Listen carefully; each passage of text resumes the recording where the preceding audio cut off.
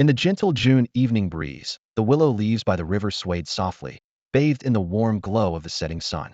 Subai walked side by side with a charming girl on the gravel path after school.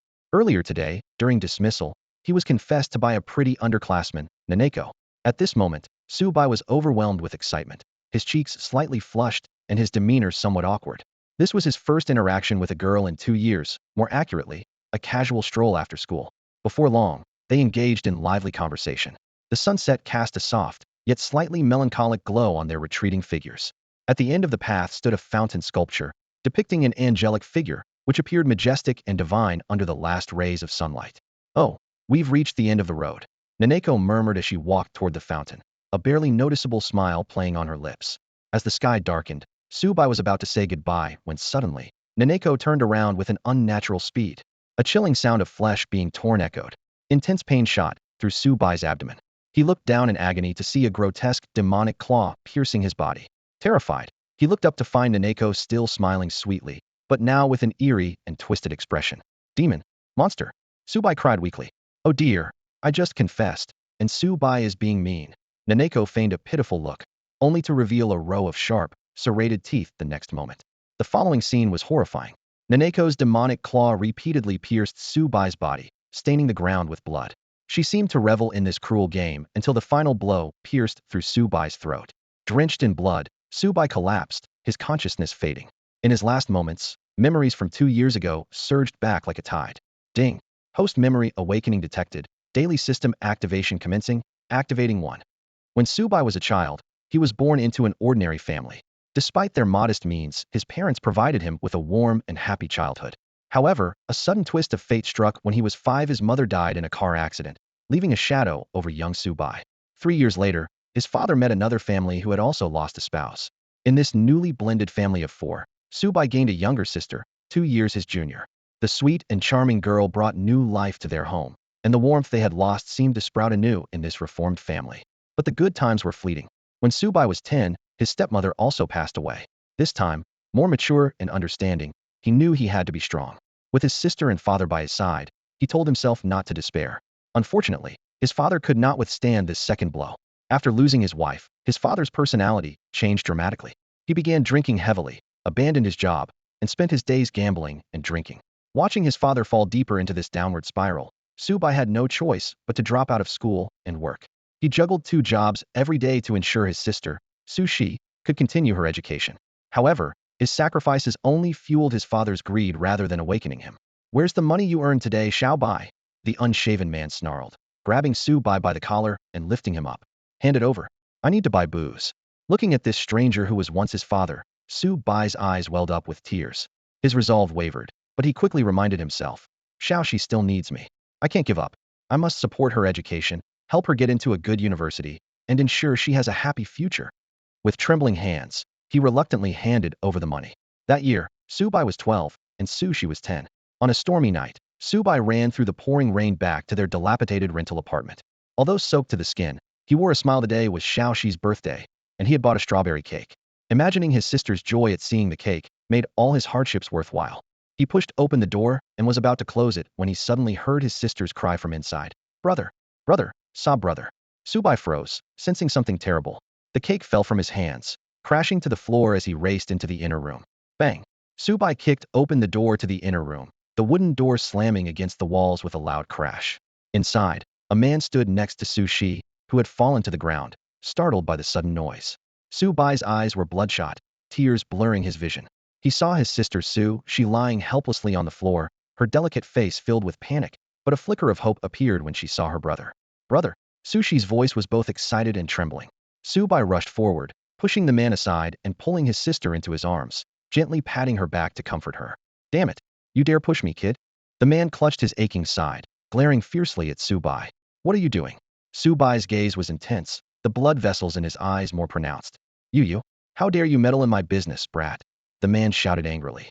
Hearing these words, the last trace of warmth in Subai's heart extinguished completely. "I'm taking Su-shi away from here." His tone was resolute and unyielding. "What? You little punk, what gives you the right to leave? You still need to." Before the man could finish his sentence, Subai grabbed an empty wine bottle nearby and smashed it over his head. The shattered green glass glinted coldly in the dim light, and the man cried out in pain. clutching his bleeding head as he stared at Subai in shock. From now on, we have nothing to do with each other. Subai's eyes were as cold as ice. He took the hand of his obedient yet anxious sister and turned to leave, the man's hysterical shouts echoing behind them. A few days later, on a rainy day under a bridge, a group of men in black found the Su siblings. Leading them was a young man with black-rimmed glasses. My name is Dr. Xie, from the Genetic Modification Company. He introduced himself politely. Seeing the siblings about to leave, Dr. Xie signaled his men to restrain them, then pulled out a contract. It was an experimental subject agreement, with Su Bai and Su Shi's names prominently displayed. This can't be.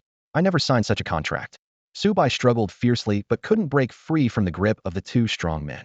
The contract is indeed real. Your drunken father came to us and signed it himself. Dr. Xie's words were like a heavy blow, shattering Su Bai's last hope. I hope you'll be good subjects, Dr. Xie said with a smile, waving his hand. Let's go. The black car carrying the Su siblings slowly disappeared into the night, shrouded by the pouring rain. Suddenly, the battered body of Su Bai on the ground underwent a dramatic transformation. Nanako, standing in front of him, widened her eyes in disbelief at the scene unfolding before her. The wounds she had inflicted were healing at a visible speed, with flesh weaving rapidly to mend each injury. Stunned, Nanako stumbled back a few steps and fell to the ground. Though she was aware of the extraordinary powers that existed in the world, this inexplicable sight left her deeply shaken. As the wounds closed, Su Bai's hair gradually turned a silvery white, as if frost had descended. Moments later, he slowly rose from the ground. Although his stance was still unsteady, the gruesome wounds had completely vanished. A suffocating aura of terror emanated from him, an intangible pressure engulfing the surroundings, the air temperature plummeting as though some ancient seal was being broken. Hey, monster! Nanako's voice trembled with fear, momentarily forgetting her own extraordinary nature. In the next instant, Su Bai's back violently erupted, blood spraying out as a sinister white dragon had emerged. He arched in pain, his face contorted, a suppressed groan escaping his throat before he unleashed a thundering roar. A colossal dragon, over 30 meters long and entirely silver-white, fully emerged from his back, coiling in midair. It resembled the mythical Chinese dragon, covered in shimmering silver scales, its tail still connected to Su Bai's back, yet seamlessly integrated. This majestic creature gazed down with a commanding presence, intimidating all around. Nanako was utterly stunned, her small hands covering her mouth, her pupils turning jet black with shock. Is that a dragon? How is there a dragon emerging from Su Bai's back? The white dragon seemed to possess its own consciousness, moving its head close to Su Bai, affectionately nuzzling his cheek with its horns. Su Bai's vacant eyes gradually regained their luster as he looked up at his long-lost companion. Xiao Bai. It really has been a long time. The white dragon let out a soft, low hum in response to its master's call. Su Bai showed a faint smile, gently stroking the dragon's head. All right, you can go back now. I have some matters to attend to. The white dragon nodded obediently and suddenly vanished into his back, a disappearance so abrupt it was startling. Nanako witnessed everything, rendered speechless by shock. Even as a monster herself, she felt a chilling fear, so intense that she lost control of her bladder. Though shame was the least of her concerns at that moment, the man before her was terrifying beyond her understanding. Me? Did something happen to me? A teasing, magnetic voice echoed. Nanako looked at Su Bai in horror, noticing the faint smile on his lips. Outwardly, he seemed like the same Su Bai, but the coldness mixed with a devilish charm in his demeanor made her unable to meet his gaze. Ignoring the frightened and disheveled Nanako, Su Bai looked up at the distant sky, his eyes narrowing slightly. Memories flooded back like a tide. He remembered everything. Time flies, it's been 2 years already. Xiaoxi. Su Bai's dark eyes focused ahead, his expression inscrutable. I was captured by the Genetic Modification Corporation for experiments, an SS-level genetic modifier, codenamed the Ultimate White Dragon Su Bai, the most outstanding and powerful subject of the 16th Genetic Modification Experiment. Before his words could settle, Su Bai's right arm trembled, flesh bursting open. A menacing giant dragon bone claw replaced his original arm, its size surpassing even his own body. Mutation, dragon bone claw. He calmly observed the over 2-meter-long giant white dragon bone claw. It's somewhat nostalgic. As his gaze shifted to the collapsed Nanako, the girl felt as if she were being stared down by a demon from hell, shivering uncontrollably. Especially the transformation ability of his dragon bone claw, far surpassing her own demonic capabilities, filled her with despair. No, please don't kill me. I'm sorry, I didn't know Master Su Bai was such a powerful entity. Nanako pleaded through tears, finally realizing that Su Bai had been hiding his true nature all along. Su Bai walked up to her with an expressionless face, finally showing a hint of change in his demeanor. Although you wanted to eat me, you unexpectedly helped me recover my memories and power. So, let me give you a little return gift. With a sickening thud, Nanako's left chest was severely injured. After Subai left, she dragged her battered body towards the forest. As a Blevel monster, the wound was excruciating but not fatal. What kind of existence did I provoke today? Nanako recalled the terror of Subai's awakening, her heart still pounding with fear. That kind of regenerative ability and aura, not even an air-level entity could possess. Wasn't it said that no monsters above S level were active in Qingfeng City? She thought, quickening her pace to escape the perilous place. As night fell, darkness replaced the day, swallowing the light in the sky completely. Subai walked slowly along the gravel path, his dragon claw and hair restored to their original state, with a deep gaze that held a hint of mystery. Having just completed the fusion of his memories, his entire demeanor underwent a drastic transformation. So that's how it is, he murmured softly. It was an ambush by that lightning element awakener that caused my amnesia. With this realization, a slight smile appeared on his lips. Although the memory loss had indeed brought many inconveniences, given the circumstances at the time, it might have been an unexpected turning point. As his memories resurfaced, the thrilling escape plan from 2 years ago came to mind. The plan had been flawless, yet it failed at the last moment. Shaking his head, Subai set these memories aside for now. At that moment, an exquisite face appeared in his mind, his sister, Su Shi, with her golden hair and charmingly cute smile. Thinking of his sister, the indifference in Subai's eyes melted away, replaced by deep tenderness and affection. Tonight, a person named Nanako, while damaging his body, inadvertently activated the dormant, white dragon of extreme evil gene within him. This not only restored his memories, but also awakened his SS level strength. For his search, this was good news. Su Shi, as a fellow gene-modified individual, possessed a unique derivative ability. As long as his genes were active, she could accurately sense his location. This ability, which she jokingly called the sixth sense for finding my brother, stemmed from a unique point in her brain's neural structure. Following the route in his memory, Subai turned a corner and headed down another path.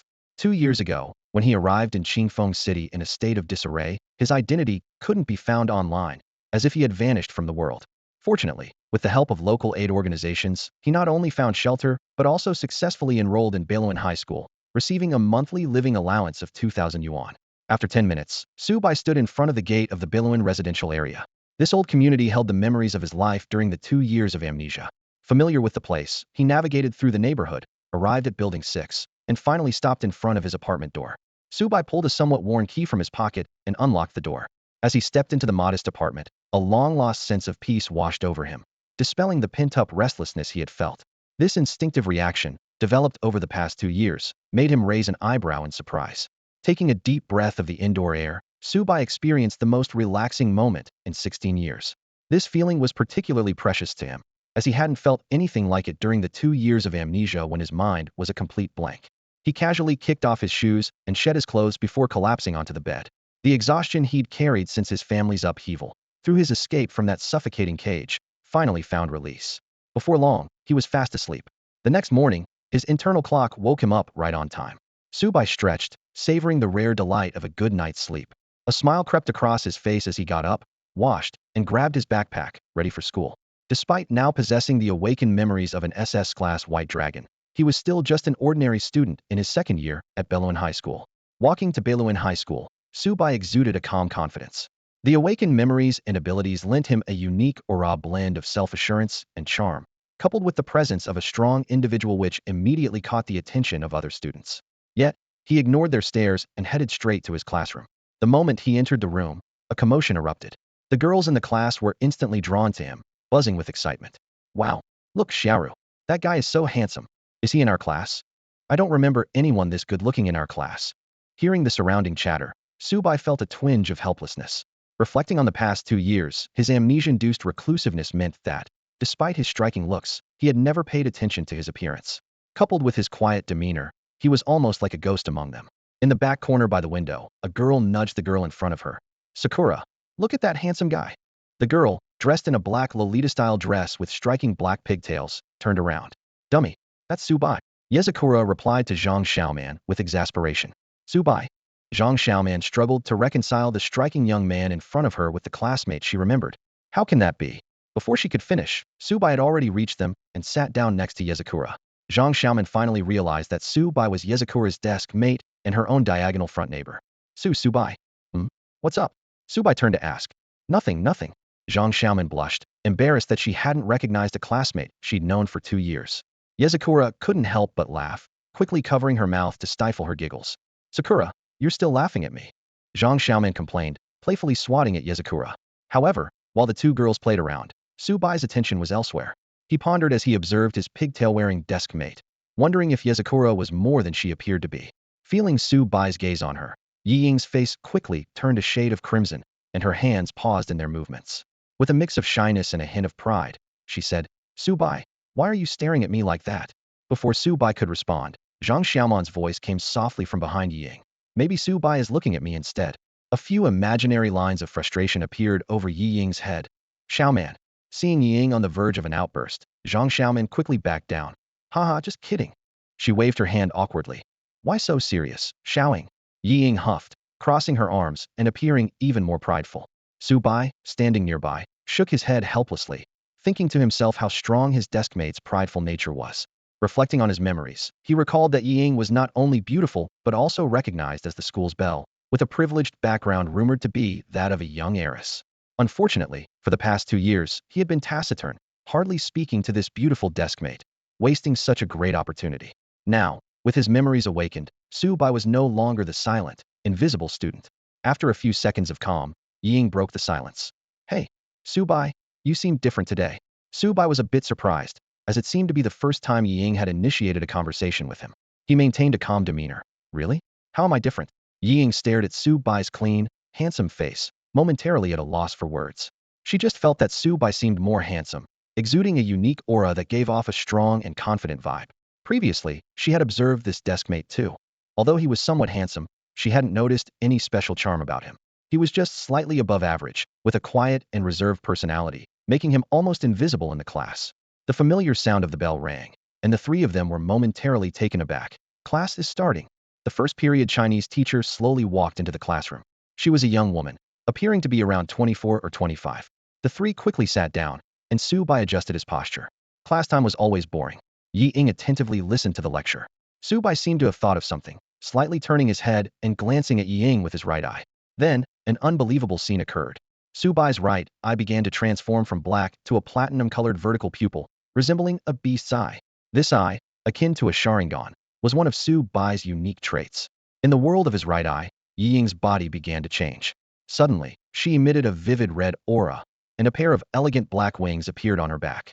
Seeing this, Su Bai's lips curled into a slight smile. A glimmer passed through Su Bai's transformed white dragon eyes, a result of the derivative skill realization, allowing him to see things in their truest form. Once he discerned Yi Ying's true nature, he quickly withdrew the power of his white dragon eyes. This world is far more complex than it appears on the surface.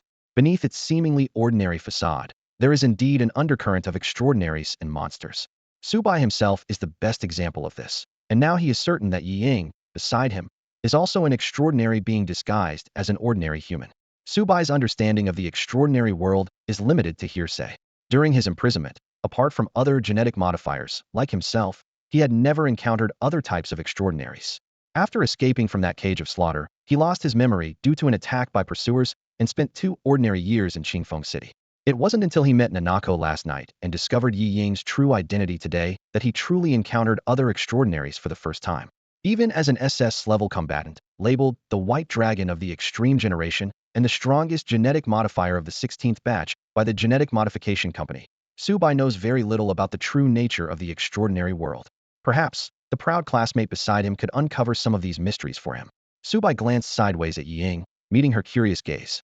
Yi Ying, like a cat caught in the act, hurriedly turned her head back, pretending to focus on the lesson, though her mind was already in turmoil. Su Bai's demeanor had subtly changed today. While he looked the same, he exuded an irresistible charm.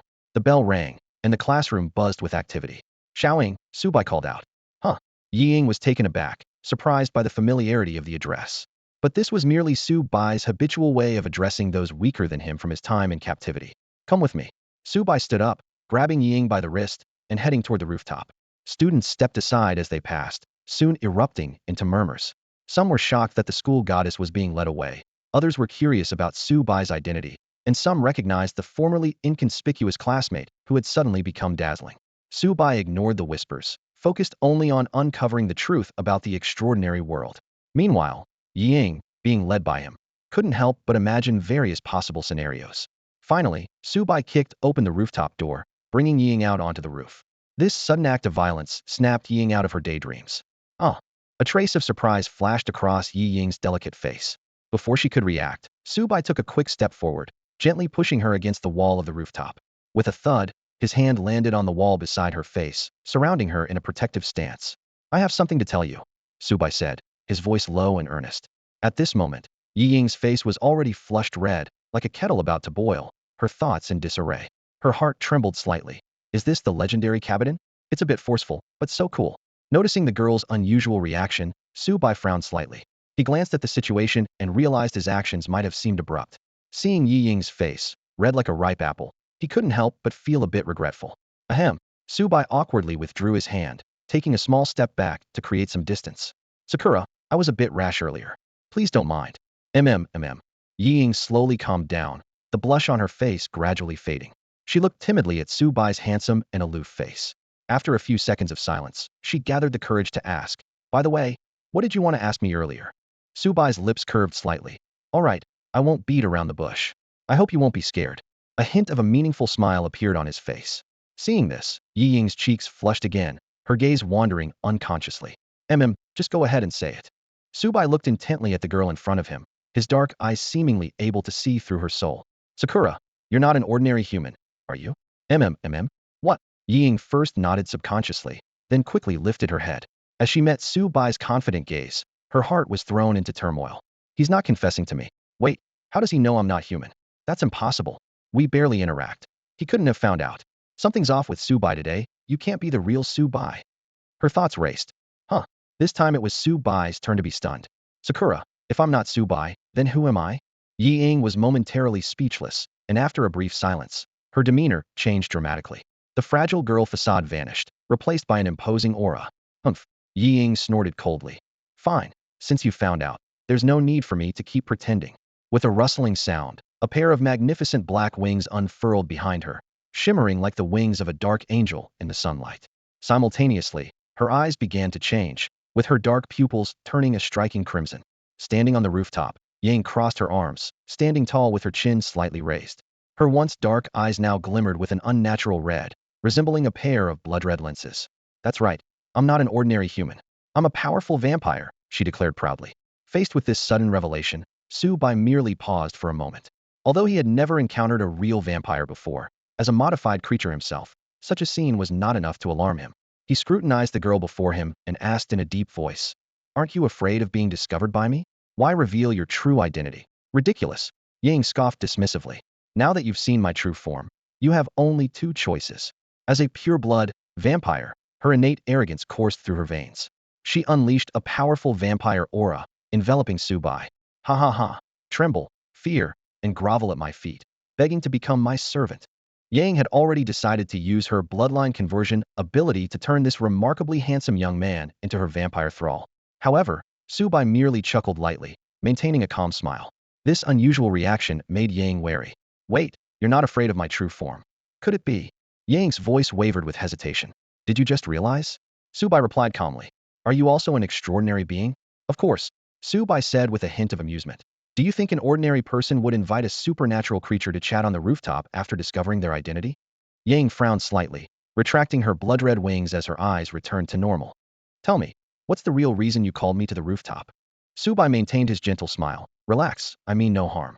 We have no conflict between us. And since we're both extraordinary beings, shouldn't we help each other? Yang found it somewhat amusing. Since we're desk mates, as long as it's not too excessive, I might consider helping you. She paused and added. And for the record, it has nothing to do with your looks. The girl stood there with a haughty expression. Although she claimed she wanted to help Su Bai, her entire demeanor exuded an air of arrogance. Watching her, Su Bai couldn't help but smile. She really reminded him of his own proud sister.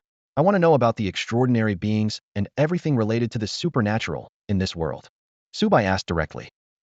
Yi Ying tilted her head, showing an adorably confused expression. Ignoring her attempt to act cute, Su Bai explained. Due to certain reasons, I've only recently discovered my identity as an extraordinary being.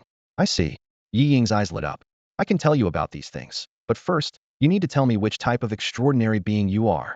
In our world, there are two main types of extraordinary beings. One is the awakened, who have special abilities that manifest on their own. The other includes special groups aside from the awakened, known as monsters, Yi Ying explained seriously. According to what people call me, I should be a genetic modifier. What? A modifier? Yi Ying's expression turned serious. Modifiers are usually created by humans and are often the dark products of some evil forces behind the scenes. This practice is forbidden in the current supernatural world. Modifiers are considered dangerous by the SOD. SOD enforcers? Subai squinted, unfamiliar with the term. Really? You don't even know about the SOD? Ying exclaimed in surprise. It's the official extraordinary organization of our country, directly under the jurisdiction of official supernatural authorities. Just as there are police in the ordinary world, SOD enforcers maintain order in the supernatural world, ensuring the normal life of ordinary people. Through Yi Ying's explanation, Subai gradually understood the nature of this organization. He continued to ask, why are modifiers defined as dangerous? Well, I'm not entirely sure of the specific reasons. Ying shook her head. I only know that modifiers are on the SOD's blacklist, and only those registered on the whitelist can avoid being hunted. What are the blacklist and whitelist? These are registration systems that the SOD established to distinguish between good and bad extraordinary groups. Ying rolled her eyes beautifully and huffed. We live in a society governed by law now, and many extraordinary beings are law-abiding citizens. Like me, I'm registered on the whitelist with the SOD in Qingfeng City. As long as I don't actively attack humans or disrupt social order, I won't be hunted. Looking at Ying, who seemed quite pleased with herself, Subai nodded thoughtfully. Suddenly, he remembered something. By the way, have you heard of the genetic modification company? Ying frowned in thought for a moment, then quickly pulled out her phone and began typing rapidly. I think I might have heard of it. She showed the lit-up phone screen to Subai. Here, is this it? Subai stared at the introduction page of the Gene Modification Corporation on the screen. This multinational giant is renowned for its biological and genetic research, boasting countless subsidiaries and brands, with financial resources that are truly staggering. However, Subai shook his head slightly, a cold glint flashing in his eyes. This company puts on a great facade, but in reality, they're conducting sinister, extraordinary experiments and research behind the scenes, Subai murmured. What? Ying turned sharply, her face full of shock. Are you saying the Gene Modification Corporation is secretly conducting genetic modification experiments? That's a complete violation of SOD regulations. Ying watched Subai's silent profile and suddenly realized something. Wait, how do you know all this? Didn't you say you only just discovered your extraordinary identity? Seems you're not entirely clueless, Subai responded coolly. You jerk, what did you say? Ying gritted her teeth, her silver teeth almost grinding together.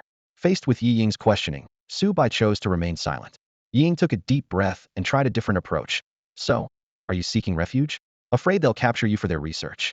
Her tone was hesitant, as opposing such a global extraordinary power could easily lead to the downfall of her entire family. Refuge? Subai couldn't help but laugh. That's unnecessary. In his memory, he was an SS-level legendary white dragon gene adapter. Although the Gene Modification Corporation indeed had many powerful extraordinaries, they weren't enough to intimidate him. The notorious escape event had been orchestrated by him, had single-handedly fought against 3 of the company's top SS-level modifiers, and managed to lead all the gene modifiers from the 16th phase out of captivity. Unfortunately, at the last moment, he was ambushed and knocked into the sea by a lightning-type awakened being who had arrived as backup, leading him to eventually end up in Qingfeng City. Thinking of this, Subai's desire for revenge burned even stronger, but he knew now wasn't the time. That company was surely still searching for him, and he needed to become stronger. By the way, Subai shifted the topic. How is power classified in this extraordinary world? For example, what level is SSS? Ying rolled her eyes. I only know about Qingfeng City. The strongest here is the SOD branch, with a level 7 orderer in charge. As for extraordinary monsters, not even its level has appeared. She paused, a hint of helplessness in her voice. As for SS level? Come on, that's legendary. Not just in Qingfeng City, but even in the entire North Province, they're rarely seen. Is that so? Subai was secretly surprised, not expecting SS level to be so rare. Of course, this is just based on what I know, Ying added. And what level is a level 7 orderer? This is the internal grading system of SOD. Orderers range from level 1 to 10, corresponding to extraordinary levels from E to SSS. The bell rang, interrupting Subai's urge to continue his questioning.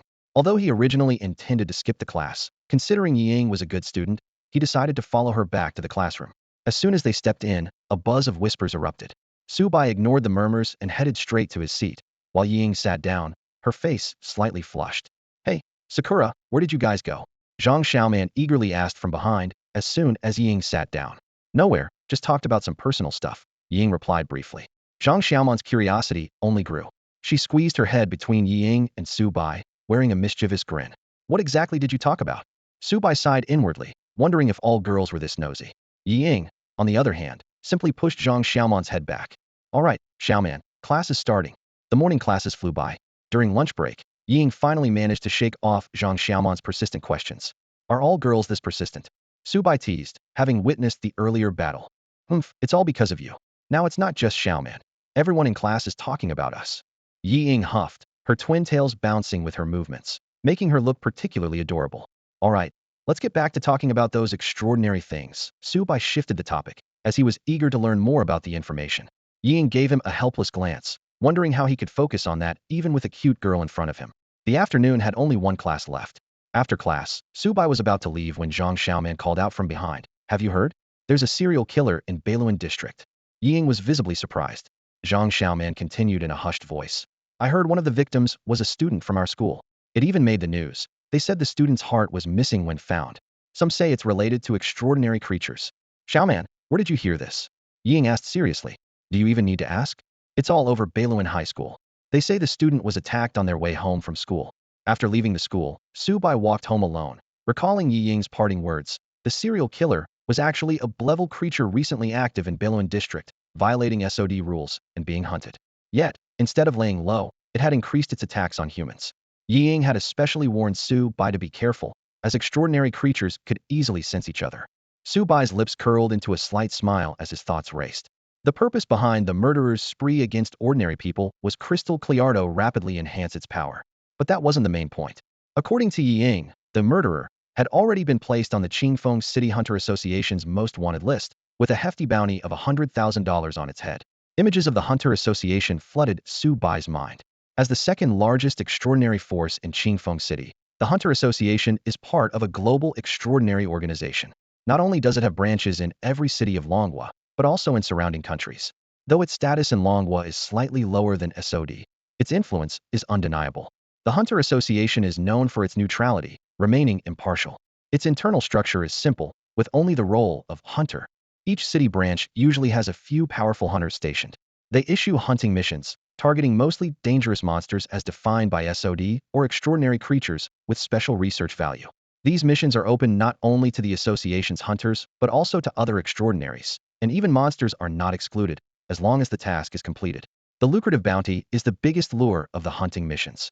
For the penniless Su Bai, this was undoubtedly an attractive opportunity. The old neighborhood he currently lived in was arranged by a relief agency, providing him with a meager monthly income of $2,000, barely enough to cover basic needs after utilities. If he could hunt extraordinary creatures for bounties, it would undoubtedly improve his living conditions. With this in mind, Su Bai decided to hunt down this murderer. He returned to his room, sat on the edge of his bed, and pulled out his battered pineapple phone with its shattered screen. Su Bai silently resolved that this time he would uphold justice. He opened WeChat and found Yi Ying's avatar, beginning their conversation. Su Bai, Xiaoying, are you there? Little Sakura here? What's up? Su Bai, do you have the Hunter Association's most wanted list? Little Sakura. Su Bai, you don't plan on hunting those dangerous monsters, do you? That murderer is a level monster. Even I might not come out unscathed against it. Little Sakura. Oh, by the way, Su Bai, you haven't told me what level your power is, have you? Curious? After a moment's thought, Su Bai replied, I'm in a level extraordinary. At this moment, in a luxurious villa in a high-end neighborhood in Beiluan district, Yi Ying was sitting on her pink bed chatting with Su Bai. When she saw the words, a level, she was taken aback. A level power was already top tier in Qingfeng City. Even her father, the strongest force in the Yi family, was only at the peak of air level as a vampire. Yi Ying suddenly understood. No wonder he could see through my disguise. His power is truly formidable. The next morning, after freshening up, Su Bai headed downstairs and encountered a man selling jianbing guozi on the roadside. Can I have a jianbing, please? Su Bai paused. What price range are you looking for? The vendor responded enthusiastically. Glancing at the price list and considering his dwindling funds, Su Bai hesitated briefly. Just a 5 yuan one, please. Soon, a simple jianbing with only guozi and youtiao was handed to him. As he walked and ate, Su Bai made a mental note. Once he found that killer and got the reward, he'd definitely try the deluxe version. By the time he arrived at Beiluan High School's classroom, most of his classmates were already there. Amidst the scattered conversations, the topic shifted to gossip about him and Yi Ying the moment he walked in. Did you hear? Su Bai made a move on Goddess Yi yesterday. What? What a jerk, I didn't even get my chance yet. Haha, you. Look in the mirror first. What do you mean? Su Bai's only slightly more handsome than me. Ignoring the chatter around him, Su Bai was solely focused on the killer issue. He sat down, where Ying and Zhang Xiaoman were already chatting and laughing. Subai, you're here, they greeted him. Yeah, Subai replied nonchalantly.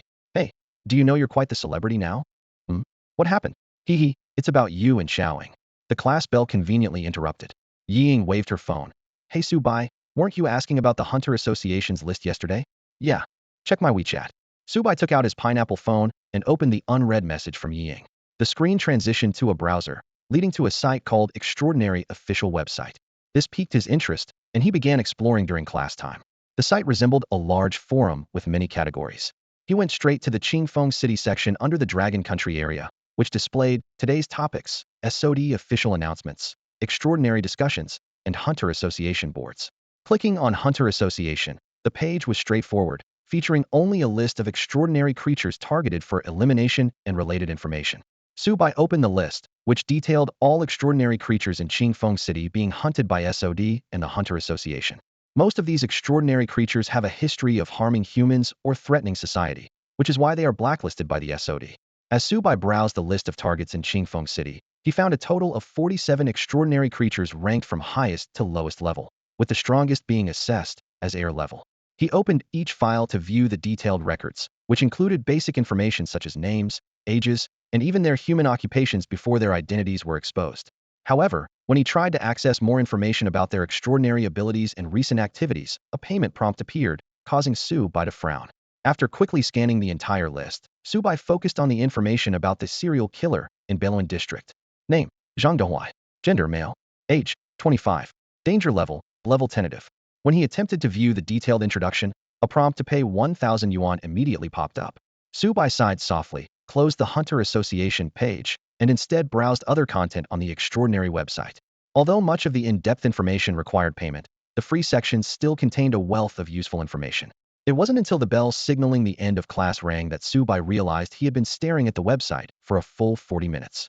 Seeing Ying finish her class, he asked, Ying, could you lend me 1,000 yuan? Seeing her puzzled expression, he added, I'll pay you back after taking down that serial killer. Ying suddenly understood. You want the specific information on the serial killer? I have it here, no need to buy it. With that, she quickly operated her phone and soon sent a detailed dossier to Subai's phone, which included the serial killer's recent activity locations and ability analysis. Thanks a lot. Subai expressed his sincere gratitude, causing Ying to blush slightly. It's no big deal. Hey, what are you two whispering about?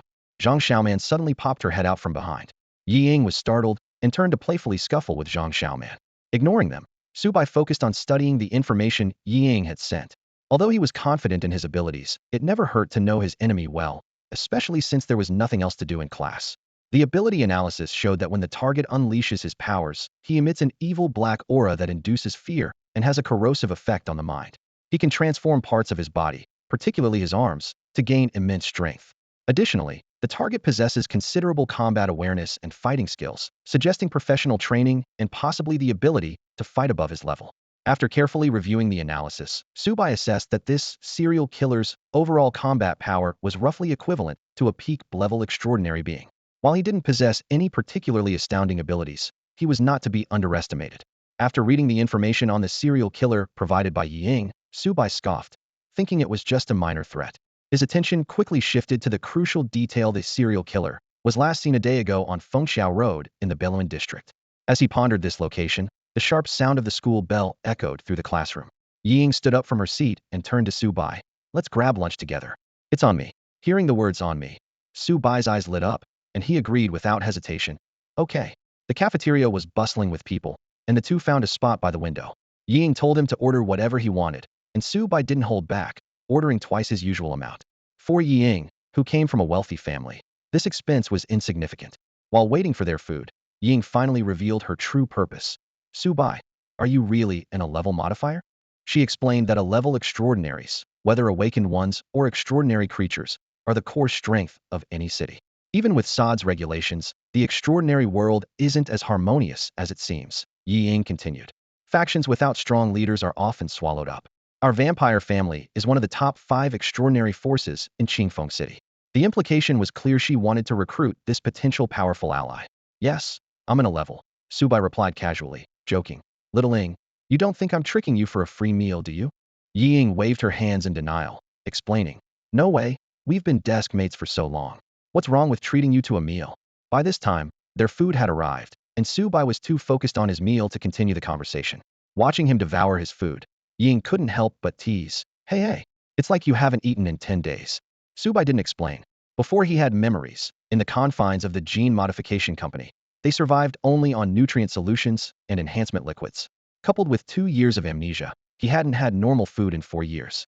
After swallowing the last bite, Subai offered Ying a grateful smile. His handsome, charming smile left Ying momentarily entranced. All right, if there's nothing else, I'll be leaving now.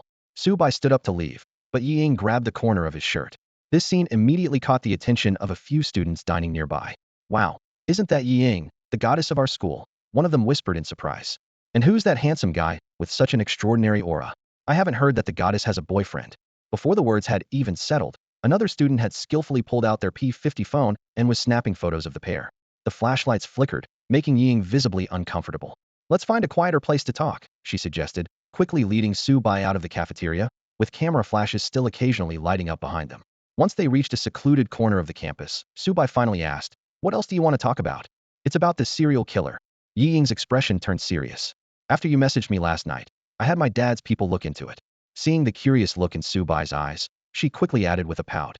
I didn't do it just for you. I'm just curious about this serial killer appearing at our school. Her gaze darted away, and her cheeks flushed, displaying a classic tsundere demeanor. Subai chuckled inwardly, touched by her concern. According to the investigation, the serial killer Zhang Dahuai has been pursued by the Hunter Association and the Order from SOD for a while now. He was chased from Gouda district to Arbeloan district, and even managed to take down several of the extraordinary individuals after him. He was originally classified as a clevel threat, but since even Blevel Awakeners have fallen by his hand, he's now been upgraded to a Blevel threat. Ying continued. It's reported that from Gouda district to Beloan district, he's killed dozens, and each victim had their heart removed, dying in a gruesome manner. Such an extraordinary individual that even SOD can't catch is surely very dangerous. She wanted to persuade Subai to give up on the hunt, but when she met his confident gaze, she swallowed her words and softly reminded him. Be careful when you take action. Yeah, don't worry. Subai waved as he left. After school, Subai didn't head home, but instead walked towards Fengxiao Road. The mission in his pocket made him eager to hunt down the serial killer and claim the 100,000 yuan bounty. Fengxiao Road. This should be the place, right? Subai looked at the navigation on his phone, which indicated that he was on Fengxiao Road. Standing by the roadside, he carefully surveyed his surroundings, a deserted street with most of the shops closed, and only a few college students hurriedly passing by. Dusk was setting in, and it was already past 5 in the afternoon. Having lost some time due to unfamiliarity with the area, Subai decided to lean against a wall and wait for Zhang Dahuai to appear. With the perception ability granted by his SS level, extremely evil white dragon, Jean, no extraordinary energy fluctuations could escape his notice. As night fully descended, the female students who had been sneaking glances at him had all left. Just as Subai was about to stretch his stiff body, a faint energy fluctuation suddenly entered his perception range. Finally, Subai murmured with a slight smile, and in an instant, he vanished from his spot. Not far away, on a small street in the neighborhood, a man wearing a black hoodie was following a girl dressed in a Sakura high school uniform. The girl walked hurriedly, occasionally glancing back at the mysterious man, growing increasingly uneasy as she recalled the recent rumors about the killer in Beloan district. At that moment, a tall figure appeared in front of the girl. It was Subai. With his hands in his pockets, he exuded a calm demeanor and a rebellious look in his eyes as he walked toward the man in the hoodie. Despite the girl's silent plea for him not to approach, Subai responded with a confident gaze and continued forward. After a brief hesitation, the girl quickly left the alley. Once the girl was out of sight, Subai's voice echoed through the quiet street. You look just like the photo. So, you must be Zhang Dahuai. The man in the hoodie calmly removed his hood, revealing a somewhat handsome face. A faint smile appeared on Zhang Dahuai's face, as if he had reunited with a long-lost brother. That's me.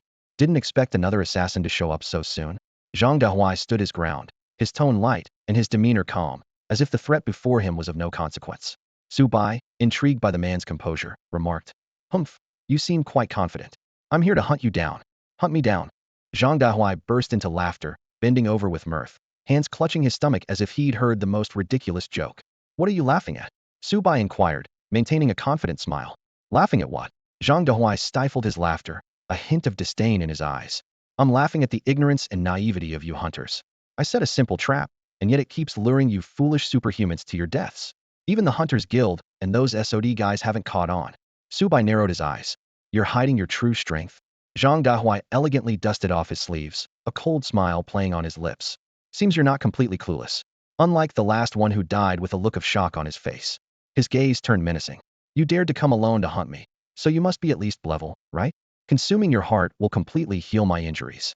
Subai quickly grasped the ploy this guy was playing the fool to lure other superhumans into a trap, only to kill them and take their hearts. Alert! Subai activated the white dragon eye. With platinum pupils emerging, he saw Zhang Dahuai shrouded in an almost tangible black mist, his arms and legs twisted demonically. Yet, under the scrutiny of the white dragon eye, Zhang Dahuai's aura only matched that of a peak air-level genetically modified human. Subai inwardly mocked. With such limited power, he dares to boast here.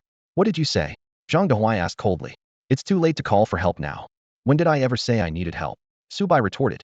Zhang Dahuai decided to dispense with words, planning to reveal his true strength and let his opponent face death in shock.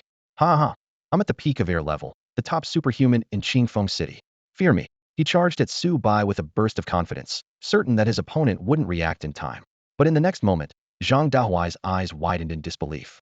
Subai's figure vanished from Zhang Dahuai's sight in an instant. A chill crept up his spine as he immediately realized his opponent might have appeared behind him. He swiftly turned around, only to find no one there. Driven by instinct, Zhang Dahuai leaped backward. He landed heavily with a thud.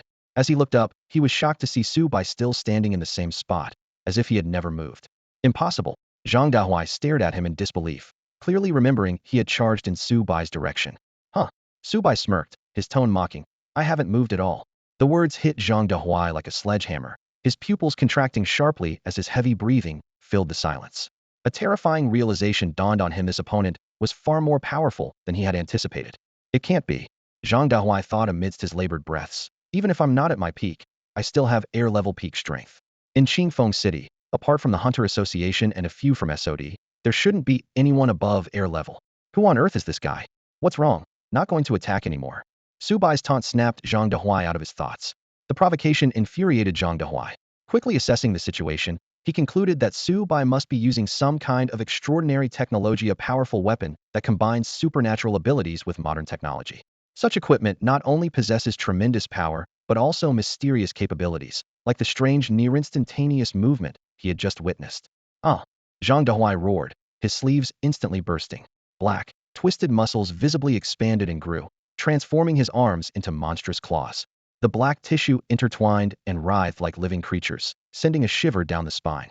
Wisps of black energy seeped from his body, enveloping his mutated arms. I'm going to tear you apart. Zhang Dahuai sneered, charging at Subai with even more ferocity than before. Those monstrous arms extended in front, like demons ready to devour. As the distance between them rapidly closed, Subai remained motionless. Zhang Dahuai let out a frenzied roar. Die. He finally reached Subai, raising his monstrous arms high. Zhang Dahuai launched himself into the air like a cannonball, hurtling fiercely towards Subai. Bang! The deafening crash reverberated, causing the surrounding space to tremble as dust was whipped up by the powerful shockwave, engulfing the area in a cloud of debris. Yet, in the next moment, Zhang Dahuai's face was etched with disbelief and shock. His massive monstrous arms had stopped just inches from Subai, unable to advance any further. To his astonishment, Subai had effortlessly halted his full power strike with just a single index finger. This can't be, Zhang Dahuai muttered, trying once more to exert his strength, but his monstrous arm remained suspended in midair, immobile. The black muscle fibers on his arms bulged, clearly pushed to their limits.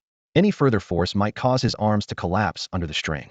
Weighing his options, Zhang Dahuai decided to retreat temporarily. He performed an impressive backflip in midair, landing smoothly, then bent over, panting heavily. Clearly, the previous attack had drained his stamina significantly. What's wrong? Is that all you've got? Subai asked in a teasing tone. Zhang Dahuai's heart tightened as he lifted his now inky black monstrous eyes to see Subai standing there with ease, a faint, almost mocking smile playing on his lips. What level of extraordinary being are you? Zhang Dahuai asked, both alarmed and panicked. To stop his full-force strike with just one finger, Subai's power was at least level. In the realm of the extraordinary, that was high-level strength, not the absolute pinnacle, but certainly rare. In a small place like Qingfeng City, to find someone as powerful as you, I miscalculated, Zhang Dahuai admitted with a bitter smile. Perhaps in his prime, he could have matched Subai, but now, with his injuries and air-level peak strength, the odds were slim. Why should I tell you what level I am? Subai replied calmly, casually slipping his hands back into his pockets, embodying the very essence of nonchalance. Zhang Dahuai could only muster a placating smile. With your strength, you can't be here just for the mere 100,000 bounty on my head, right? You've got it wrong, Subai responded evenly. I am indeed here for that 100,000. The statement hit Zhang Dehuai like a bolt from the blue, leaving him utterly stunned. And level powerhouse, needing such a small bounty? Considering that extraordinary beings of this caliber could easily join the official SOD organization and become a level 7 order keeper, earning millions annually. Zhang Dehuai's face had turned extremely grim. He forced a strained smile and raised his voice deliberately. Brother, I was once in class extraordinary being too. But I was ambushed by other extraordinary creatures, severely injured, and my strength was reduced to the current AR level. I had no choice but to hunt humans to recover my power. Keeping a sycophantic expression, he continued. If you could let me go this time, I promise I won't attack humans again, and I would even compensate you financially. Subai listened to Zhang Dehuai's plea with an expressionless face and said calmly, a financial compensation is indeed tempting. Just as Zhang Dehuai's face was about to light up with joy, Subai's next words froze him. However, I am not someone who would go against my own will for material things. As he said this, Subai's expression became distant, as if lost in memories.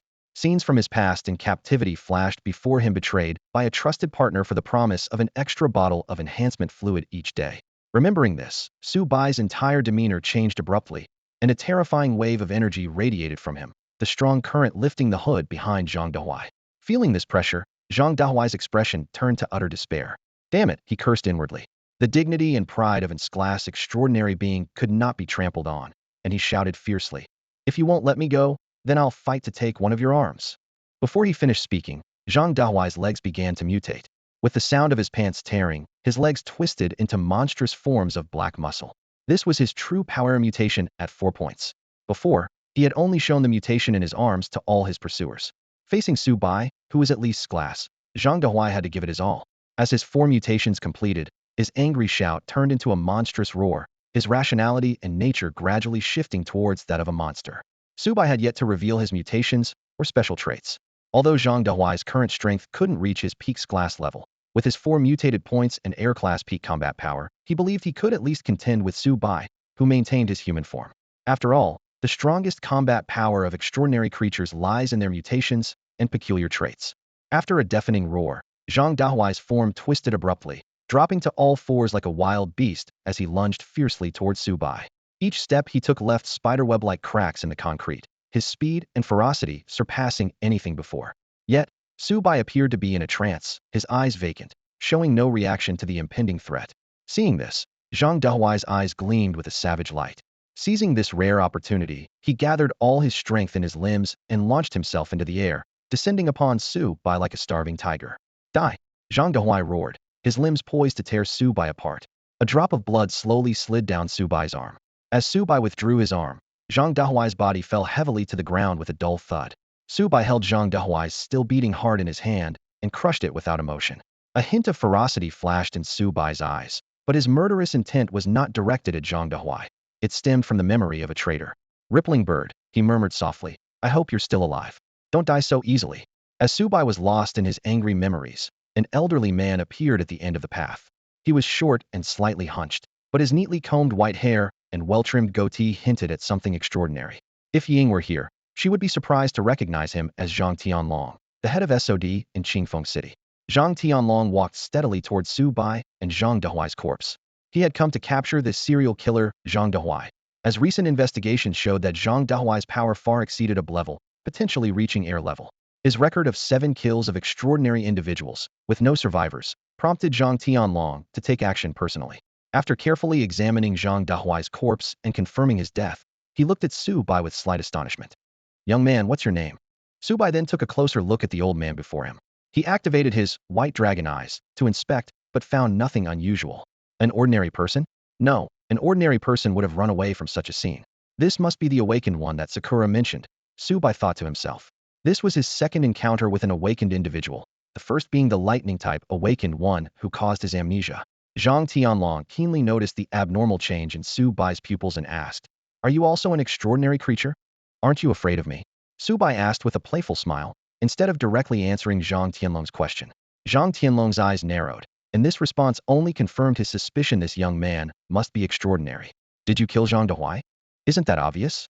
Subai replied with a hint of sarcasm, not giving a direct answer. Normally, Zhang Tianlong, as the head of the SOD in Qingfeng City, wouldn't tolerate such an attitude, but at this moment, he found Su Bai even more intriguing. As far as I know, Zhang Dehuai's strength was not just B level, but AR level. Zhang Tianlong squinted his eyes. I didn't expect someone as powerful as you to be hiding in Qingfeng City. You must have reached S level, right? Su Bai simply smirked at Zhang Tianlong's analysis and remained silent. You've got some nerve to be so disrespectful in front of me. It seems I need to teach you a lesson. Zhang Tianlong's eyes gleamed, and his entire demeanor changed. A formidable aura spread out like a tidal wave, as he aimed to test this mysterious, extraordinary individual who wasn't registered on the SOD list. Despite the overwhelming pressure, Su Bai remained calm, his hands still leisurely in his pockets. This attitude thoroughly infuriated the SOD division head, a peak level 7 awakened. Humph, stubborn kid. Zhang Tianlong's lean figure dashed towards Su Bai like an arrow, with a powerful punch aimed at his face. The air whistled sharply under the force of the punch, and even with just 70% power, it was enough to surpass a full-strength AR level peak attack. Yet, Su Bai only responded with a faint smile. Bang! Their attacks collided in midair, causing a shockwave to ripple outward. Zhang Tianlong's expression turned grim. His full-force punch had been effortlessly stopped by a single finger from Su Bai. You've got some skills. Seems I underestimated you. Zhang Tianlong lowered his gaze, speaking with a serious tone. Well, what next? Su Bai's tone remained casual. Then let me show you my own martial art. Before he finished speaking, a white aura enveloped Zhang Tianlong as he unleashed a tremendous power. In the next moment, Zhang Tianlong's figure appeared above Su Bai's head, showcasing speed far beyond his previous level. However, even this was too slow in Su Bai's eyes. Bang! Whoosh! Once again, with just a single finger, Su Bai nonchalantly blocked the powerful strike. Zhang Tianlong didn't pause, swiftly appearing behind Su Bai. Zhang Tianlong pulled back his right fist like lightning, launching a powerful punch with confidence that it would surely hit the unguarded Su Bai. To his shock, Su Bai didn't even turn around. Instead, he simply twisted his right index finger from his shoulder to effortlessly block the forceful strike. A look of disbelief flashed across Zhang Tianlong's face as he quickly leaped back several steps, landing steadily. Only then did Su Bai slowly turn to face the grave-looking Zhang Tianlong. Who are you? Zhang Tianlong demanded warily. Me? Su Bai replied with a faint smile. Just an extraordinary being looking to hunt supernatural creatures for bounties. Zhang Tianlong clearly didn't buy this explanation, his expression turning cold. If that's the case, then I'll have to use my superpower. Superpower? Su Bai was intrigued. Apart from the one who had once ambushed him with electrical powers leading to his amnesia, he hadn't encountered other supernatural abilities. Such arrogance. Zhang Tianlong sneered, seeing Su Bai's calm demeanor. His body began to undergo a remarkable transformation. His thin skin and flesh rapidly expanded, his height increased, and his graying hair turned jet black. In an instant, the short old man under 5'3" transformed into a towering figure, standing over 6'2" with bulging muscles. Noticing the surprise in Su Bai's eyes, Zhang Tianlong proudly explained, "My awakened power is called the power of time. It allows me to return to my peak state." At this moment, he resembled a beast ready to pounce, exuding an overwhelming sense of intimidation. However, to Su Bai, he still seemed as insignificant as ever. Misinterpreting Su Bai's calmness as fear, Zhang Tianlong laughed loudly. Haha, it's too late to beg for mercy now. I must teach you a lesson for your impudence. Huh? Old man, don't get it twisted. Who said I was begging for mercy? Su Bai replied in an even tone. Humph, then taste my power. Zhang Tianlong's eyes sharpened as he continued to boast. My power of time not only affects myself, but can also slow down the flow of time around me, relatively increasing my speed. Before he finished speaking, Zhang Tianlong had transformed into a blur, moving rapidly around Su Bai. An ordinary person wouldn't be able to track his movements. Witness my ultimate move, Time Fist Barrage. In an instant, countless powerful fist shadows assaulted Su Bai, each punch carrying immense force. The explosive sounds echoed around Su Bai like a series of detonations. Facing Zhang Tianlong's formidable attack, Su Bai stood motionless. Each powerful punch seemed to collide with an invisible barrier, unable to touch Su Bai at all. Is that all you've got? Su Bai's voice came through the explosive airwaves, as calm as ever. This remark completely infuriated Zhang Tianlong. As a level 7 peak awakener with the extraordinary ability of time power, he could not tolerate such blatant disdain. You asked for it, Zhang Tianlong shouted, leaping away from Su Bai. He planted his feet firmly, the white aura around him growing thicker. Now comes my ultimate Movemi lethal punch infused with time power. Zhang Tianlong gathered all his strength, reducing the flow of time around him to a crawl while his muscle density peaked. With a roar, he launched himself at Su Bai like a cannonball. The concrete ground beneath him shattered instantly, sending debris flying. Remember, kid, this move is called Ultimate Time Burst Fist. The punch broke the sound barrier, the air exploding with a deafening roar. The fierce wind blew Su Bai's hair gently, yet his expression remained calm, as if the deadly strike was of no concern to him. Bang! Boom, boom, boom. As the fist landed, the surrounding walls and ground crumbled and caved in as if crushed by an invisible force. Yet the ground under Su Bai's feet remained intact, without a single crack. As the dust slowly settled, Su Bai's indifferent voice emerged. Is that it? What? Crack! A sharp sound of bone breaking echoed. Zhang Tianlong's right arm was in unbearable pain, and he was sent flying backward as if hit by a heavy truck, spewing blood and crashing into a utility pole at the end of the road. Passers-by, witnessing the scene, were shocked, mistaking it for an ordinary brawl, and quickly hurried away. Zhang Tianlong lay beside the broken pole, gasping heavily, drenched in cold sweat. His internal organs felt displaced, and the excruciating pain twisted his face. Ugh! Zhang Tianlong tried to lift his right hand, only to discover in horror that it had gone numb and hung limply at his side. A wave of shock washed over him as he realized that the opponent before him was far more powerful than its class. Enduring the searing pain throughout his body, Zhang Tianlong slowly leaned against a battered utility pole to stand up. You're not an extraordinary being from Qingfeng City. Zhang Tianlong's voice carried a hint of awe and fear. Who are you? I know all the class extraordinary beings and awakened ones in Qingfeng City, but you, I've never heard of you. Su Bai replied with a hint of impatience. I've already told you. I'm just here today to hunt down the class murderer Zhang Dehuai for the Hunter Association bounty. He thought to himself, awakened ones aren't all that impressive. Even class ones don't seem that special to me. Su Bai turned and walked toward Zhang Dehuai's corpse, pondering. I wonder what level that lightning-type awakened one who ambushed me back then was. I have no information on him, so seeking revenge seems a bit challenging. As Su Bai dragged Zhang Dehuai's body away, Zhang Tianlong blurted out in shock. Kid, are you really just going to let me go like that? Su Bai glanced back at Zhang Tianlong's battered body and calmly said, Why would I kill you? From the start, you didn't show any intent to kill. I'm not someone who kills indiscriminately. He paused, then added, Of course, you do love to show off, so you deserved a little lesson. Zhang Tianlong's face darkened, feeling utterly defeated. He bitterly realized that he had intended to teach Su Bai a lesson, only to be thoroughly humiliated instead. Young man, Zhang Tianlong suddenly changed his tone. What's your name? Have you joined any extraordinary organization?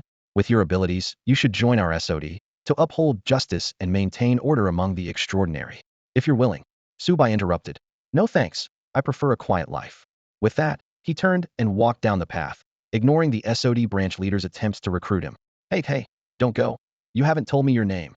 Zhang Tianlong watched as Su Bai's figure disappeared around the corner, a look of resignation on his face. He muttered to himself, I never expected Qingfeng City to have such a powerful, extraordinary being. It feels like a storm is brewing in our city's extraordinary world. Before he could finish his thought, Zhang Tianlong coughed up a mouthful of blood. He wiped the blood from his lips and chuckled bitterly. That kid didn't hold back, did he? After resting for a moment, Zhang Tianlong pulled a newly bought phone from his pocket. Relieved to find it undamaged, he dialed the number. Xiao Huang, get to the Fengxiao Road XXX intersection quickly. Zhang Tianlong's voice was urgent. On the other end, Xiao Huang tried to ask what happened, but Zhang Tianlong cut him off. Quit yapping and get here fast. A few minutes later, a black sedan pulled up beside Zhang Tianlong. A man in a black suit got out and, seeing Zhang Tianlong's disheveled state, exclaimed, Mr. Zhang, who did this to you? Zhang Tianlong looked embarrassed and remained silent. As a senior, being beaten so badly by a young man was hard to admit. Xiao Huang, understanding the situation, tactfully didn't press further and simply suggested, Mr. Zhang, let's get you in the car and back for treatment. The night was deep, and there were few pedestrians on the street. Su Bai bought a large burlap sack by the roadside, efficiently placing his target inside and avoiding the gaze of passers-by. Instead of heading straight home, he pulled out his pineapple phone and sent a message to Ying. I've taken care of the killer. How do I exchange him for the bounty with the Hunter Association? The phone quickly vibrated with 3 messages from Ying. What? That fast? Su Bai, where are you now? I'll come find you. I'm on XX Road, next to a lamppost. Okay, I'll be there soon. A few minutes later, a discreet black flying man car slowly pulled up beside Su Bai. The driver's window rolled down, revealing Yi Ying's slightly flushed face, suggesting she'd just showered. Get in. Su Bai swiftly placed the sack containing Zhang Dehuai into the trunk and then got into the front passenger seat. Is that really the killer? Of course, Su Bai replied briefly, and Yi Ying didn't ask further, starting the car and heading towards their destination. Are we going straight to the Hunter Association? Yes, they have extraordinary hunters on duty 247. After several minutes, the car entered a secluded neighborhood. Yi Ying led the way as they walked through a narrow alley to a place called Rose Bar. The Hunter Association is here? Subai raised an eyebrow. This is just a front. The Real Hunter Association is in the basement. Despite it being 6 or 7 in the evening, the bar was bustling with lively chatter. Young men and women were either drinking or laughing together. A well-dressed man approached Ying. Hey miss, care for a drink? I know a cocktail that's perfect for you. Ying flatly refused. No, thanks. Seeing Subai behind her, the man wisely stepped aside. The two made their way through the noisy bar to the entrance of the basement. Here, there were no ordinary patrons, only 2 men in suits standing guard. Please show your identification. Ying handed over a card, which the guard verified before returning it. Led by Ying, Subai walked through the rose bar and descended the metal stairs into the basement. After more than 20 steps, the space opened up before them. This was the legendary headquarters of the Hunter Association. The warm yellow lighting bathed the area, highlighting the opulent decor. Leather sofas, crystal chandeliers, and solid wood coffee tables adorned the room. The most striking feature was the bar, even more impressive than the one upstairs. Is the Hunter Association really this wealthy? Subai couldn't help but ask.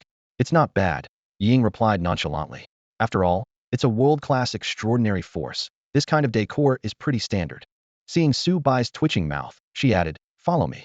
Scattered throughout the hall were a few extraordinary individuals, some reviewing commission tasks, others seemingly there to exchange bounties. Ying led Subai straight to the bar, where a blonde woman was seated. Xiaoying, long time no see. The blonde woman, Qi Xiaohua, greeted warmly, then looked at Subai with interest. Who's this handsome guy? Is he your boyfriend? Sister Hua, stop joking. Ying's cheeks flushed as she hurriedly explained. This is my classmate, Subai, and a level extraordinary. I'm here to help him submit a commission. A level? Qi Xiaohua's eyes lit up, her gaze becoming alluring. Ying quickly stepped in front of Subai. Sister Hua, let's get to business. All right, Qi Xiaohua said, dropping her teasing demeanor. What commission? The serial killer hunt mission. Qi Xiaohua was slightly taken aback. This mission had been unresolved for a long time, with previous extraordinary individuals being killed in the process, even alerting the SOD. Did you really complete it? Subai responded with decisive action. He stepped forward, tossed aside the bag on his back, and the body of the serial killer landed heavily on the ground. At the bar counter, Qi Xiaohua carefully examined Zhang Dehuai's corpse, then took out her phone to open the extraordinary website and compared the photos meticulously. Once she confirmed the identity, she waved her hand, signaling 2 burly men to swiftly drag the body away. What do you need the corpses of these extraordinary creatures for? Subai couldn't help but ask. Qi Xiaohua squinted her eyes and replied in a deliberately intimidating tone. Of course, to slice them up for research. She expected to see a look of horror on Subai's face, but instead, the young man remained unfazed, which secretly impressed her. Reward, Subai stated bluntly. Since the serial killer's body had been taken away, it was time to settle the payment. Don't be in such a hurry, Subai. Take it slow, or I can't handle it, Qi Xiaohua said with a deliberately coquettish tone. Ying frowned as she listened, but, after sneaking a glance at Subai and seeing his calm demeanor, she nodded in approval. Meanwhile, Subai was already planning how to spend the 10,000 yuan, replace his cracked phone, and indulge in the most expensive 10 yuan pancake breakfast tomorrow. Xiaoying, why have you never mentioned Subai before? Qi Xiaohua asked meaningfully while she operated her phone to transfer the payment. Ying could only respond with an awkward laugh. Ding dong. The alert for the successful transfer sounded, and Subai couldn't help but smile warmly at the sight of the numbers. This smile made both Ying and Qi Xiaohua's hearts skip a beat. So handsome. As they left, Qi Xiaohua didn't forget to throw a flirtatious wink at Subai. After leaving the Rose Bar, Ying offered to give him a ride home. 20 minutes later, Ying's scooter stopped at the entrance of Bailuan Community. Before getting off, Subai transferred 1,000 yuan to Ying as a fee for providing information. Although Ying didn't need the money, she accepted it. After a brief farewell, Subai turned and headed towards the community. Just then, an unexpected robotic female voice echoed in his mind. Ding! Daily system activation complete. The voice startled Subai. What the heck? Please do not be alarmed, host. This is the daily system, now successfully activated. We look forward to your cooperation. Subai stood there shocked. A system? Something that only existed in fantasies was real? He quickly calmed his excitement and began communicating with the system using his thoughts. Subai suddenly saw a translucent blue-green virtual screen appear before him, resembling a modern holographic projection. He paused for a moment, realizing this was the panel the system referred to. With his powerful white dragon eyes, Subai keenly detected that this panel was projected directly from his mind. System, can only I see this panel? Subai asked tentatively. That's right. The host is indeed very clever. The system's voice chimed with a hint of excitement. The panel is projected directly into the host's mind, invisible to other creatures. Subai nodded slightly, focusing his attention on the panel. However, When he saw the contents clearly, his expression froze. There were only two options: daily tasks and system lottery. System, are these the only two functions? Subai couldn't help but question, his tone filled with obvious disappointment. The system's voice immediately turned a bit haughty. Don't underestimate these two functions, host. They are very powerful. Subai sighed helplessly and decided to learn more about these functions. The system explained, daily tasks are randomly issued by the system every day, and completing them earns system points. The system lottery allows the host to use points for a draw, consuming 10 points each time. After hearing the explanation, Subai felt even more disappointed but chose to remain silent. He reached out and tapped the system lottery option, which occupied most of the screen. A large wheel appeared in the center of the panel, resembling a typical prize wheel. However, as Subai examined it closely, his eyes widened. The variety of items available for the lottery was astonishing: skills, weapons, armor, lifestyle items, medical supplies, potions, technology, knowledge. Even cultivation and transformation categories were included in the myriad of options. Subai tried to scroll through all the categories with his finger, but he found they seemed endless. Each major category had countless subcategories, seemingly infinite. His initial disappointment gradually turned into shock, and finally into disbelief. This system lottery is absolutely all-encompassing and limitless. Subai murmured to himself, unable to help but marvel at this seemingly simple yet astonishing feature. Subai looked at the enticing prizes above, feeling a surge of excitement. His eyes fell on the lottery button. Host, conducting a system lottery requires the consumption of 10 system points. Hearing the system's voice, Subai's mood plummeted, and he disappointedly exited the lottery interface, turning instead to open the system taskbar. Unfortunately, it was still blank. Why were there no tasks from the system? Host, don't worry. The system has just been activated, and daily tasks are released randomly each day, the system's voice continued. It suggested that the host move around more and interact with others, as this makes it easier to trigger daily tasks. Additionally, daily tasks are randomly released each day and can be kept for up to a week. Uncompleted tasks will be replaced by new ones. Subai nodded, understanding.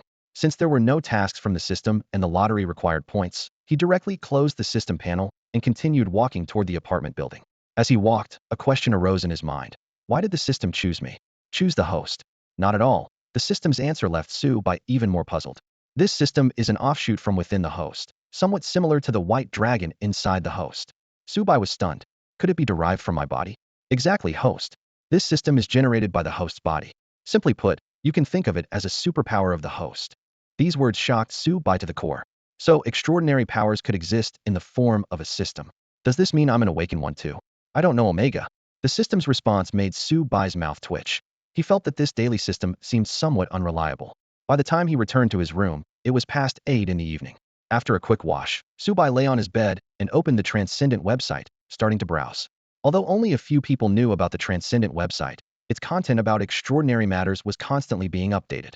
Subai thought about the gene modification company and attempted to use the search function. However, a prominent message popped up on the screen. Please spend 1,000 to unlock the search function.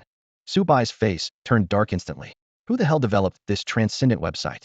Why does everything require money to unlock? Concerning the information about the gene modification company, Subai had no choice but to painfully recharge 1,000 and unlock the search function. You have successfully purchased 10 searches. Enjoy your searching. Subai was burning with anger, trying to calm himself down. After all, he now had a savings of 100,000, so what's a mere 1,000? But thinking that 1,000 only bought 10 searches, Subai still felt it was a ripoff. It boiled down to 100 per search. After adjusting his mindset, Subai began searching about the gene modification company.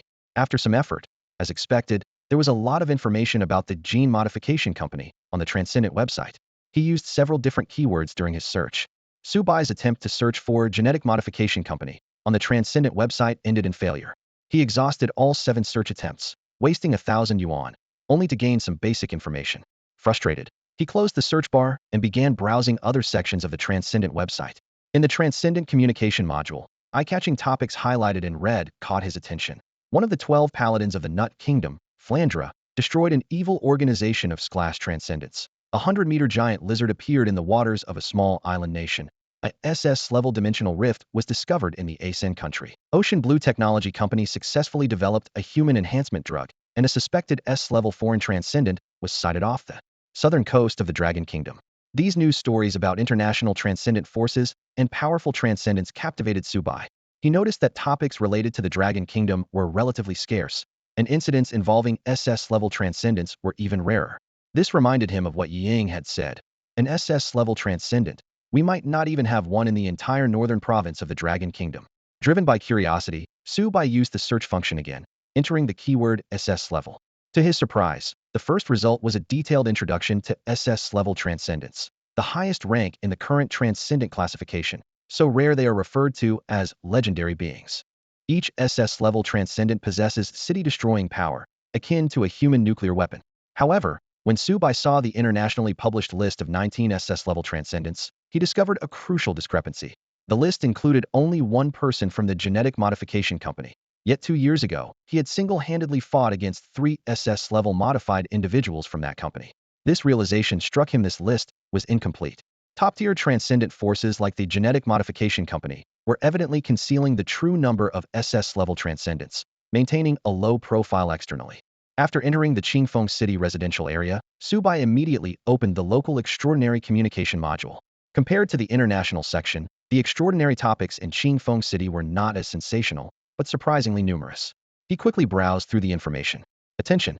There are recent reports of suspected dark creatures in Qingfeng City.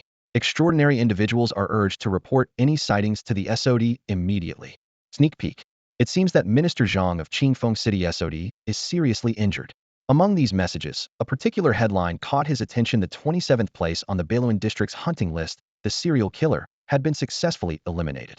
Subai chuckled softly and clicked into this topic related to him. The post detailed the serial killer's brutal acts and ended with a screenshot of the mission completion interface. The comments section was filled with unanimous cheers of "serves him right," which was understandable, as most extraordinary individuals nowadays abide by the law and naturally loathe those who indiscriminately slaughter ordinary people. After browsing through the information, Subai turned off his phone and went to sleep. The next morning, warm sunlight streamed through the window, waking him from his slumber. Opening his sleepy eyes, he remembered it was the weekend, a perfect time to get a new phone. After a quick wash, he went downstairs, greeted by the familiar aroma of breakfast. He headed straight to the pancake cart, a slight smile on his lips. "Boss, 1 pancake, please." "Sure. What price range?" "The most expensive 10 yuan set, please." Subai replied decisively. The boss gave him a surprised look, clearly remembering this young customer, and enthusiastically started chatting. While enjoying his hearty pancake, Subai made his way to the phone store he recalled on Beiluan Street. He had already decided on the model he wanted, so he didn't bother with the sales talk, paid, and left with his purchase. With the new phone in hand, Subai felt even more delighted. Riding this wave of excitement, he strolled through clothing stores, shoe stores, and even replaced his 2-year-old backpack with a new one. After the shopping spree, he had spent barely 1 or 2% of his 100,000 yuan windfall, giving him a real taste of what it felt like to be wealthy. By noon, Subai returned to his small, old apartment of a few dozen square meters. Standing in the cramped room, he couldn't help but glance at the balance displayed on his phone. For an average person, 100,000 yuan is indeed a large sum of money. Subai looked at the savings in his hand, contemplating that if he wanted to buy a nice house in Qingfeng City, this amount was far from enough. Even the Beiluan community where he currently lived was only possible due to the connections with the aid organization. Just as he was calculating how many more extraordinary creatures he needed to hunt for bounties, the voice of the system in his mind suddenly chimed in. Ding! Daily task issued. Task name: I want to make money. Task requirement: please earn at least 100,000 yuan within a week. Task reward: 1 system point. Subai paused for a moment and then slightly twitched the corner of his mouth. Was this what they called a daily task? However, on second thought, it aligned perfectly with his plan to improve his quality of life. Having previously earned 100,000, he knew the quickest way was through the hunting missions of the Hunter Association. With his newly acquired Manta phone, Subai logged into the extraordinary website and navigated directly to the Qingfeng City Hunter Association page. He began browsing the information on the hunting list for extraordinary creatures, first clicking on the target with the highest bounty. Name: Zhang Xiaowai. Gender: female. Age: 22. Danger level: tentatively AR level.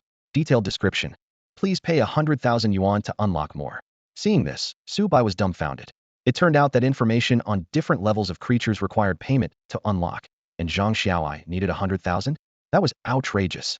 Skipping past the top 20 high bounty targets, Subai turned his attention to the 21 strength mission. Name: Li Daniu. Gender: male. Age: 24. Danger level: tentatively B level. Detailed description: please pay 3,000 yuan to unlock more. The price of 3,000 yuan was still within an acceptable range, so Subai immediately paid to unlock the detailed information. Li Daniu was once a genetic experiment subject at a certain research institute.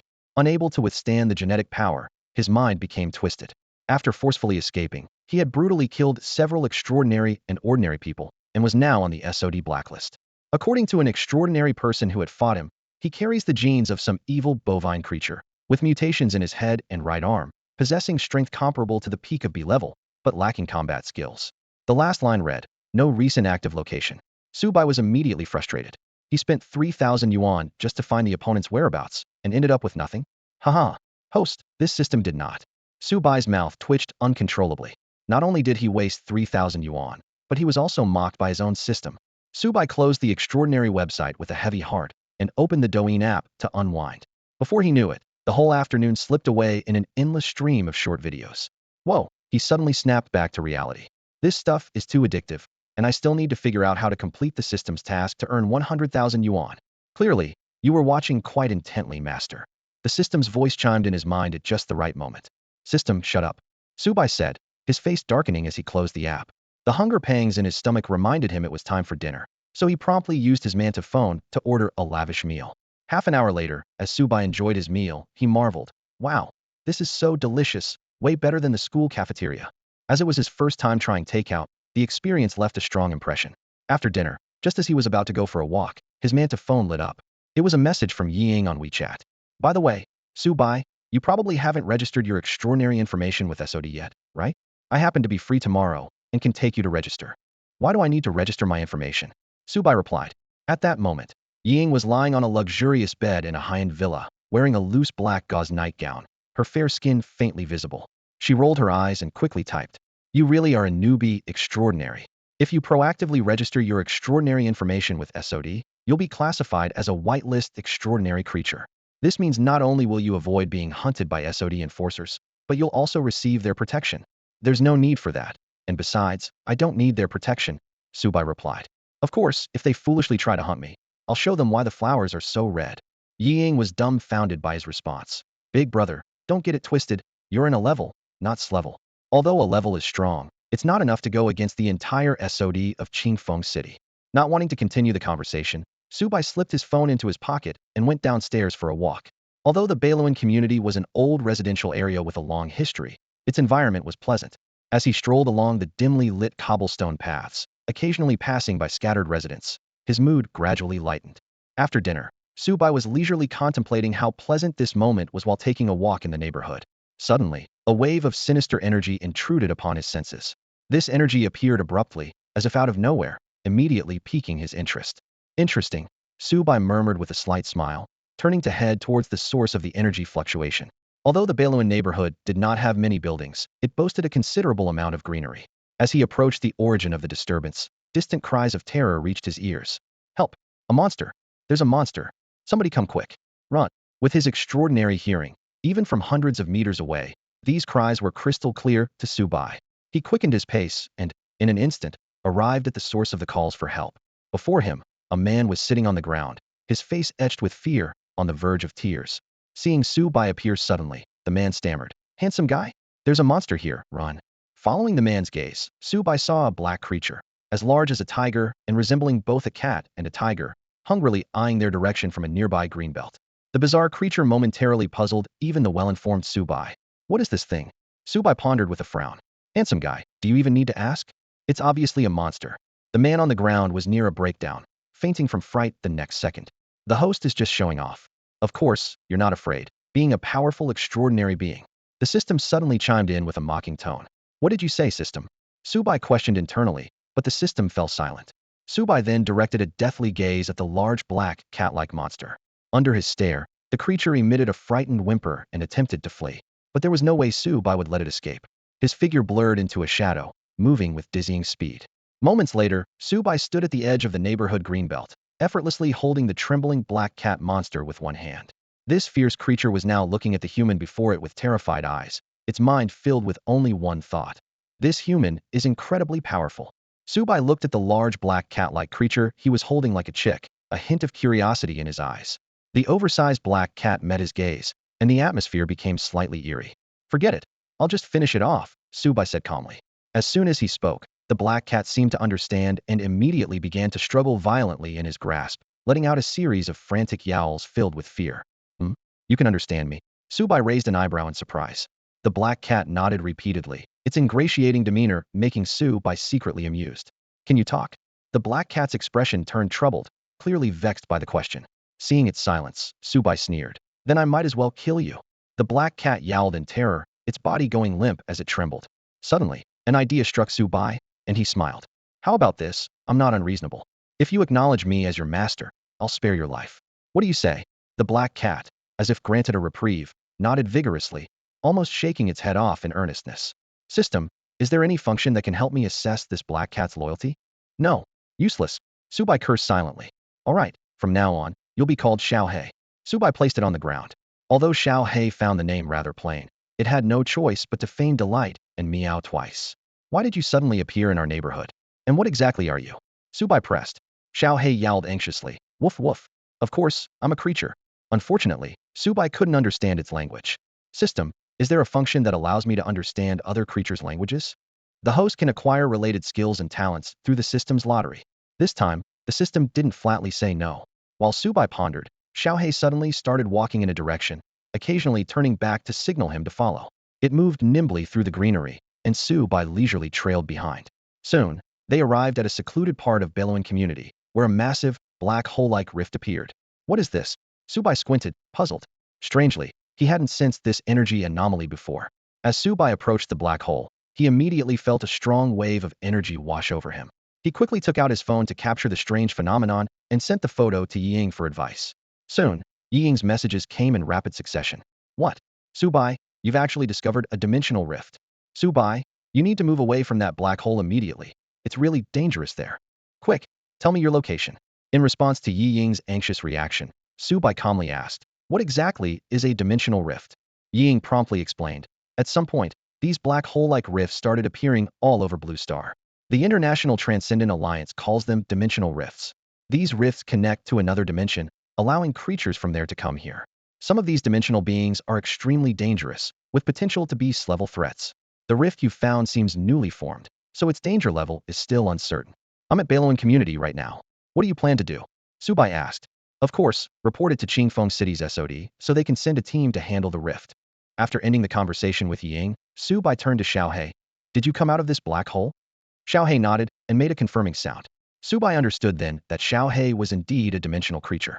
He continued to ask if any other creatures had come through. Xiao He chirped proudly, clearly narrating something, but Su-bai couldn't understand its sounds at all. Seeing Su-bai's puzzled expression, Xiao He realized it was speaking in vain. Can you find them? Su-bai inquired. Xiao He nodded, indicating it could sense the presence of its kind. Su-bai's eyes lit up, thinking that these dimensional creatures might fetch a good reward or be sold to the SOD for research, which could help him complete the system's earn 10,000 bucks task.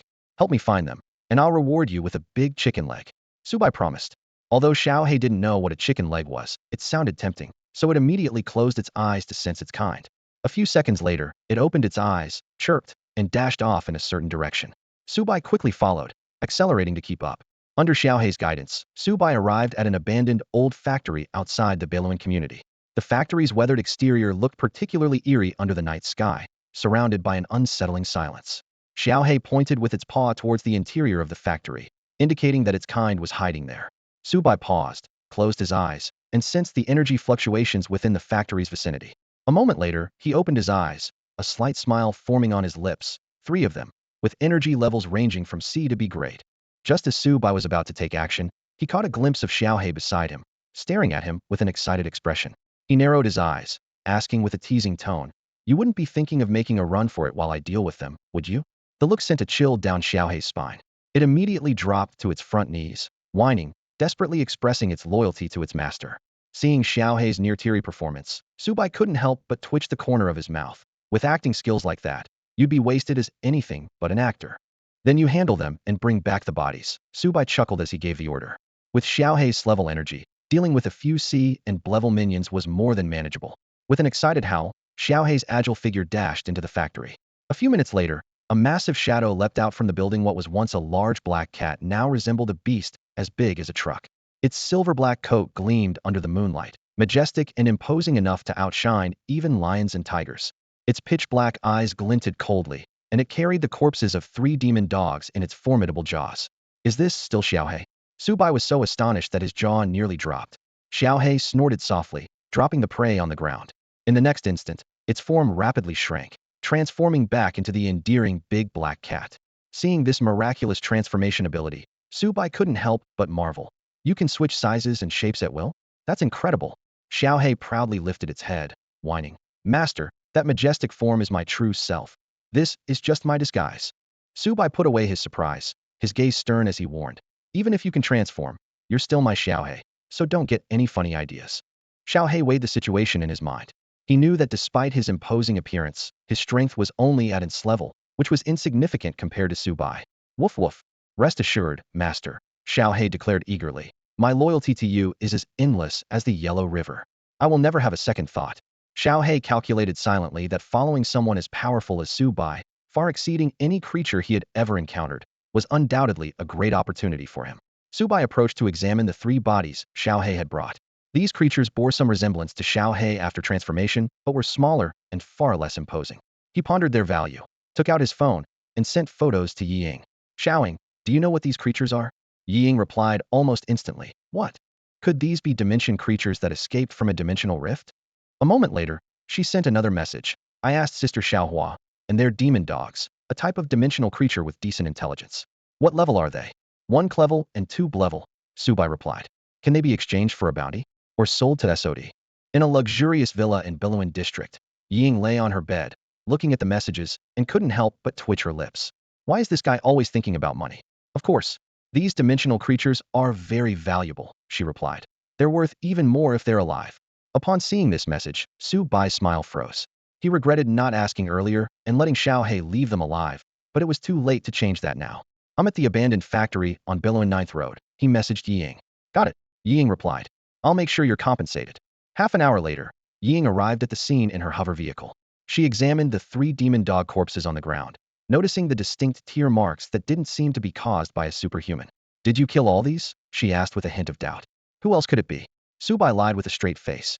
Before her arrival, he had instructed Xiaohei to leave and shrink down to the size of a regular house cat, concealing all monster features to avoid alarming passersby. These bodies are too big for my hover vehicle, Ying said. Why don't you hand them over to me, and I'll find someone to send them to the Hunters Association for processing. Okay, I'll leave it to you then. Walking down the path home, Subai leisurely held his hands behind his head, enjoying the evening breeze on his face.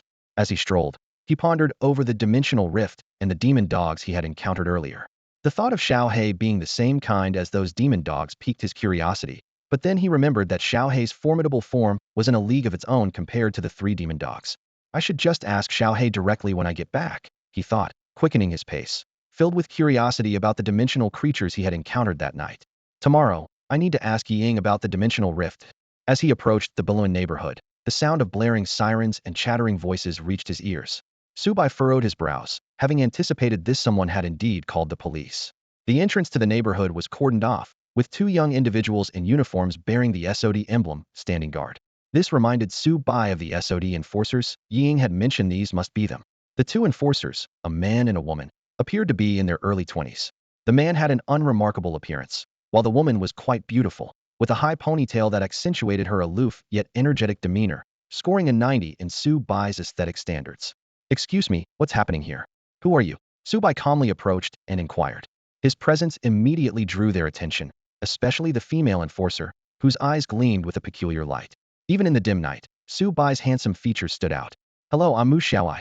The female enforcer extended her hand with a smile. We're from the Qingfeng City Special Operations Department, and the Beiluan neighborhood is currently sealed off. The male enforcer, Xiao Chao, was stunned. Mu Xiaoai, who usually kept people at arm's length, was actually offering a handshake. Is this the charm of a handsome guy? He mused with a wry smile. Subai was accustomed to such enthusiasm from Mu Xiaoai.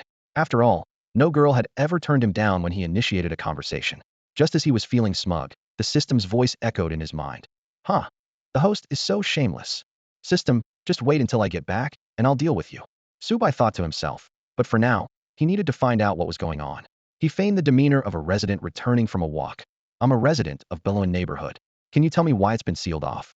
Well, we can't disclose specific reasons, but since you're a resident, you can enter. When Mu Xiao AI allowed Subai into the community, her partner, the orderly Xiao Chao, looked shocked. Sister Mu, we haven't verified his identity yet. Humph, just look at him. He doesn't seem like a bad person. How could he deceive me? Mu Xiao AI said firmly.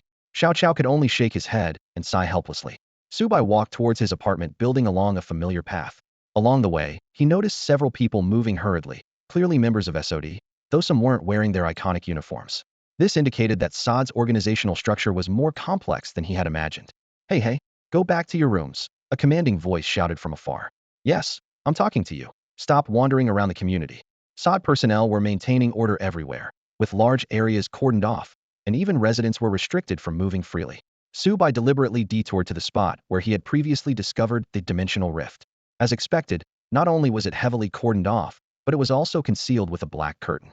Considering the SOD personnel patrolling nearby, he wisely decided not to linger. Back on his floor, Subai was surprised to find an agile black cat lying at his doorstep. It was Xiaohei, the pet he had adopted that night. Xiaohei, how did you find this place? Subai asked as he opened the door. Aren't you worried those people might spot you? Xiaohei meowed urgently, as if trying to explain something. Although Subai couldn't understand, Xiaohei's confident demeanor suggested it was certain it wouldn't be discovered. As soon as Subai entered the living room, before he could settle on the sofa, Xiaohei excitedly leaped over. Creak, crack. With a loud crash, the old sofa collapsed under the weight. Sitting on the floor, a flicker of anger crossed Subai's eyes. Xiaohei immediately realized it had caused trouble, bending its back legs and lifting its front paws in a pleading gesture. Meow meow. Seeing Xiaohei's pitiful look, Subai's anger gradually dissipated. Forget it. This sofa really needed replacing anyway. I can afford it now, so I'll buy a new one tomorrow.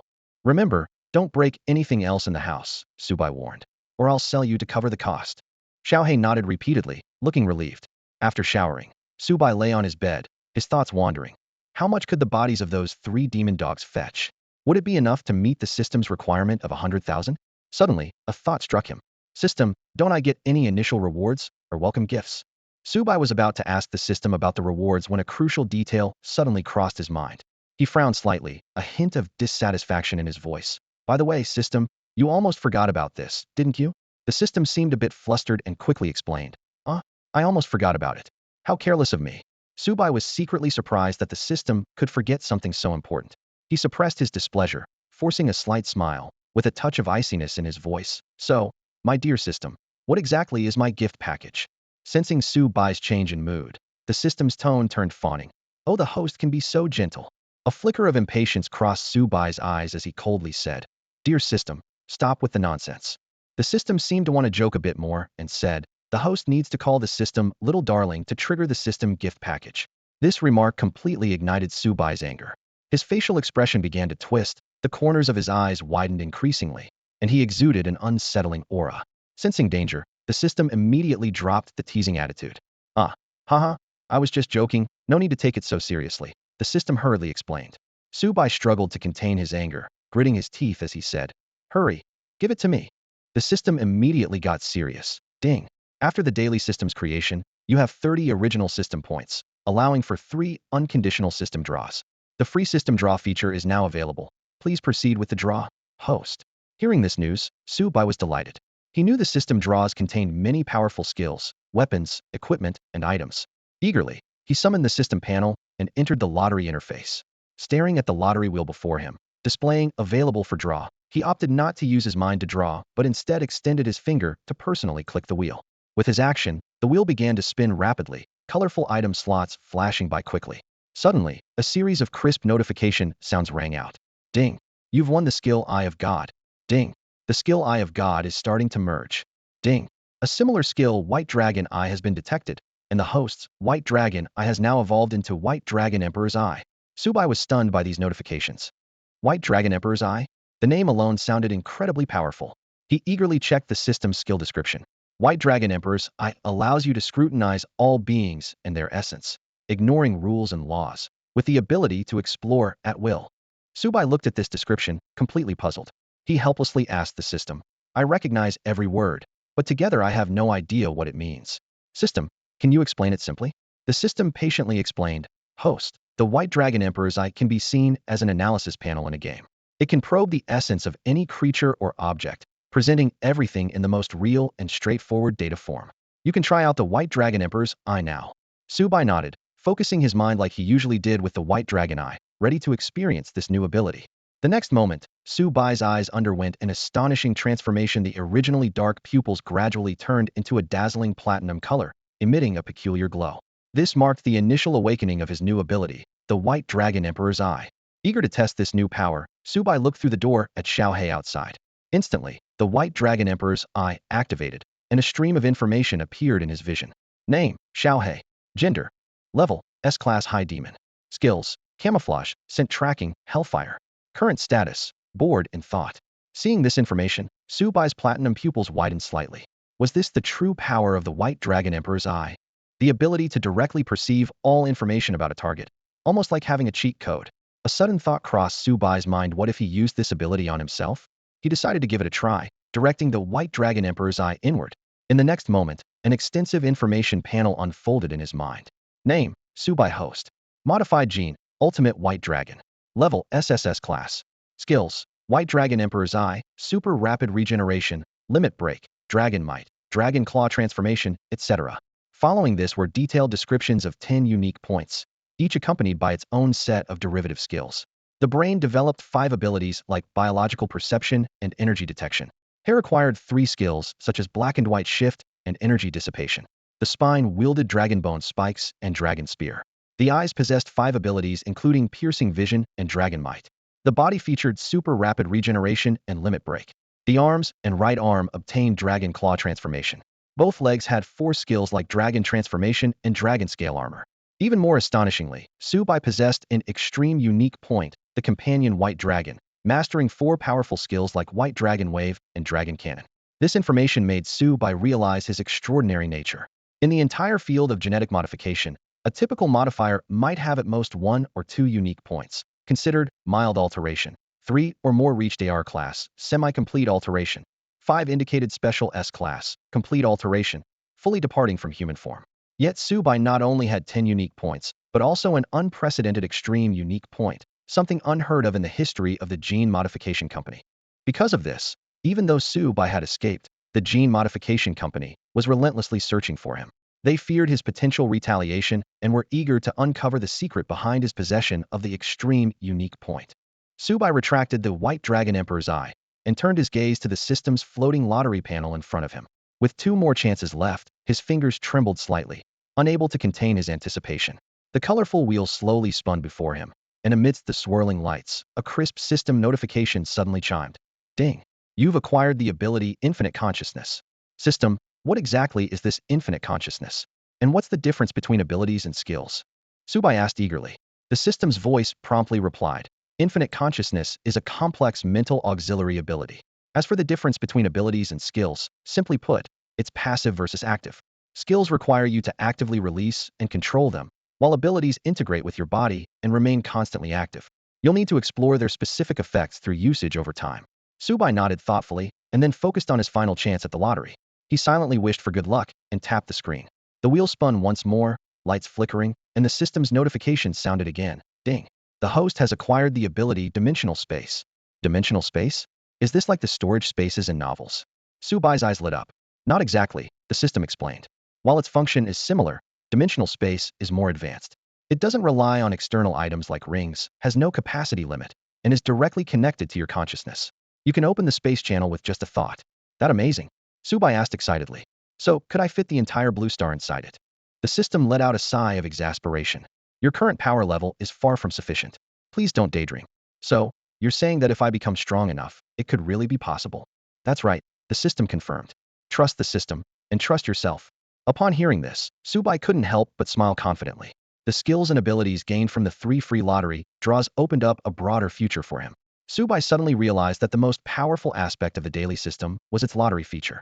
With just 3 draws, he had gained such formidable abilities. If he could draw dozens, or even hundreds of times, his strength would undoubtedly reach new heights.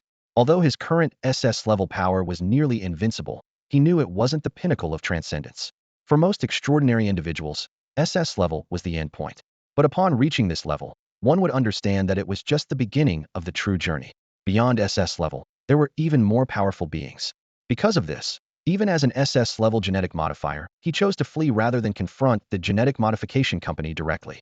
It wasn't just because of the self-destruct and control chips in his body, but also because he knew the company had hidden strengths capable of defeating SS-level extraordinary individuals. To succeed in his revenge, he needed to surpass the SS level. Subai had set his immediate goal to quietly develop in Qingfeng City, accumulate points through completing tasks for more lottery draws, and wait for his sister She to reunite with him. With the help of the daily system, he believed he could quickly become stronger and even surpass the limits of SS level. After closing the system panel, Subai began to process his newly acquired abilities. The White Dragon Emperor's Eye was a powerful reconnaissance skill, while the Infinite Consciousness elevated his awareness to a whole new level. He closed his eyes and felt the profound and complex power of this consciousness. Suddenly, a thought intruded into his mind. The master's house is so small, it's boring, and there's nothing good to eat. Subai abruptly opened his eyes, focusing on the little black cat outside the door. It was Xiao Hei's inner voice. He immediately got up, walked to the living room, and looked at the surprised Xiao Hei, asking, "Are you complaining that my house is small and uncomfortable?" Xiao Hei instinctively nodded, then quickly shook its head in denial. No, no, that's not true. However, its inner thoughts were clearly transmitted. Guided by the system, Subai attempted to communicate with Xiao Hei through consciousness. As his thoughts reached Xiao Hei's mind, the little cat was shocked to discover it could understand its master's voice. Could all my previous thoughts have been heard by the master? Xiao Hei thought in panic. Seeing its frantic look, Subai's lips curved into a smile as he walked forward slowly. Xiao Hei immediately turned and ran. "Master, don't come closer." The next morning, Subai got up early, washed up, and headed to the living room. As soon as he entered, Xiao Hei eagerly approached, greeting him with a nod and a bow. Seeing Xiao Hei's humble demeanor, a faint smile appeared on Subai's lips. Yesterday's training had evidently been effective, and Xiao Hei had completely restrained any other intentions. After getting ready, Subai planned to go out and buy some new furniture, as it was the last day of the weekend. Xiao Hei followed behind, tail wagging enthusiastically, clearly curious about this unfamiliar world. When they arrived at the Bellowing community, even though it was just after 6 in the morning, the place was already buzzing.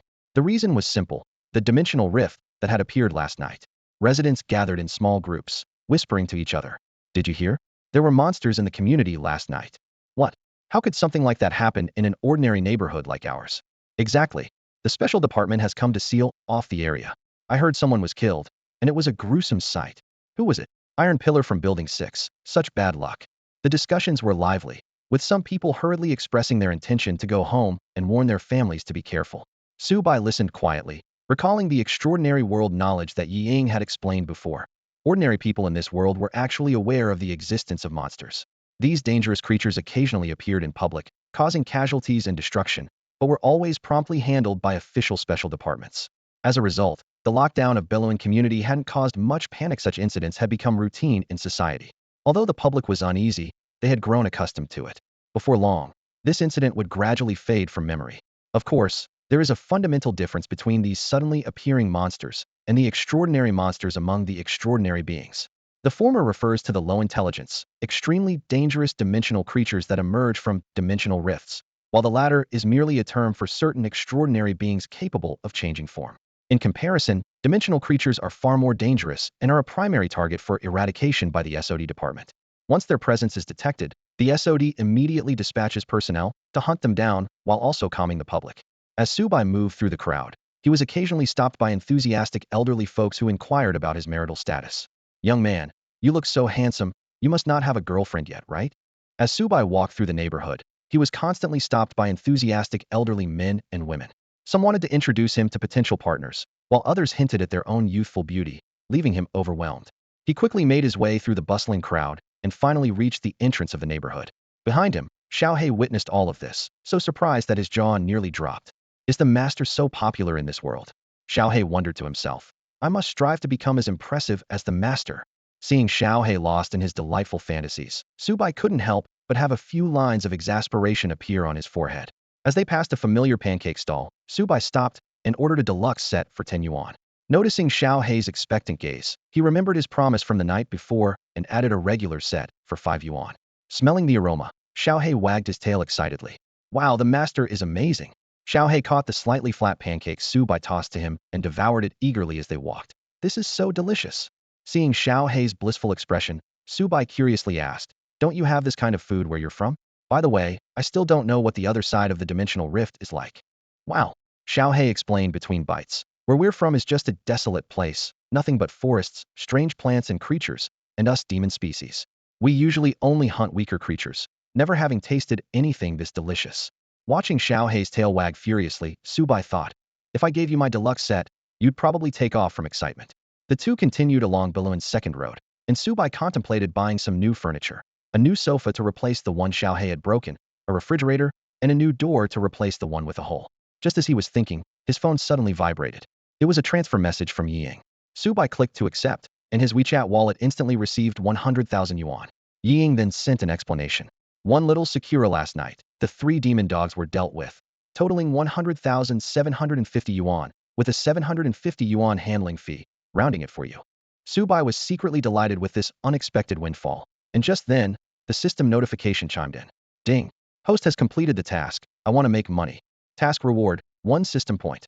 The corpses of those 3 demon dogs not only brought in a significant income, but also helped him complete a system task, a double blessing indeed.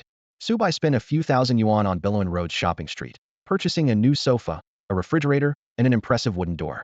After loading the items onto the delivery truck, he and Xiaohei hitched a ride back home. However, upon arriving at Billowin Community, Subai was taken aback by the sight before him a large crowd had gathered around the area. Apart from local residents and curious onlookers, the presence of staff in special uniforms was particularly notable. Among them were a few individuals bearing the SOD insignia, which puzzled Subai as these extraordinary beings made their appearance. Driven by his curiosity, Subai immediately employed his infinite awareness to delve into the mind of one of the SOD uniformed enforcers. The thoughts flowed into his mind instantly. I can't believe there's an S-level dimensional rift in Qingfeng City again. Sending someone like me, a level 2 enforcer, to guard it is a joke. The danger level of an S-level dimensional creature is enough to destroy the entire community. This kind of task should definitely be handled by a deputy minister-level enforcer. Hearing these thoughts, Subai cast a thoughtful glance at Xiaohei behind him. Could the S-level dimensional rift's rating be due to Xiaohei, an S-level dimensional creature? Noticing Subai's look, the previously nonchalant Xiaohei instantly straightened up, his sudden serious demeanor making Subai chuckle. The delivery driver spoke up hesitantly. Mr. Su, it looks like the truck can't get into the community. Then let's unload here. I'll handle the rest, Subai replied calmly. Though moving the furniture alone might attract attention, he didn't mind.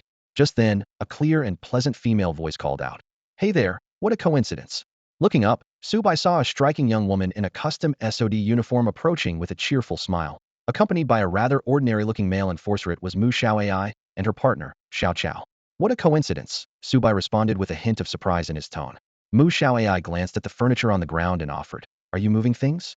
It's tough to handle all this alone, isn't it? She wore a sweet smile, but her thoughts were, Here's my chance. Catching her inner thoughts, Subai's lips twitched slightly, but he replied, Need help?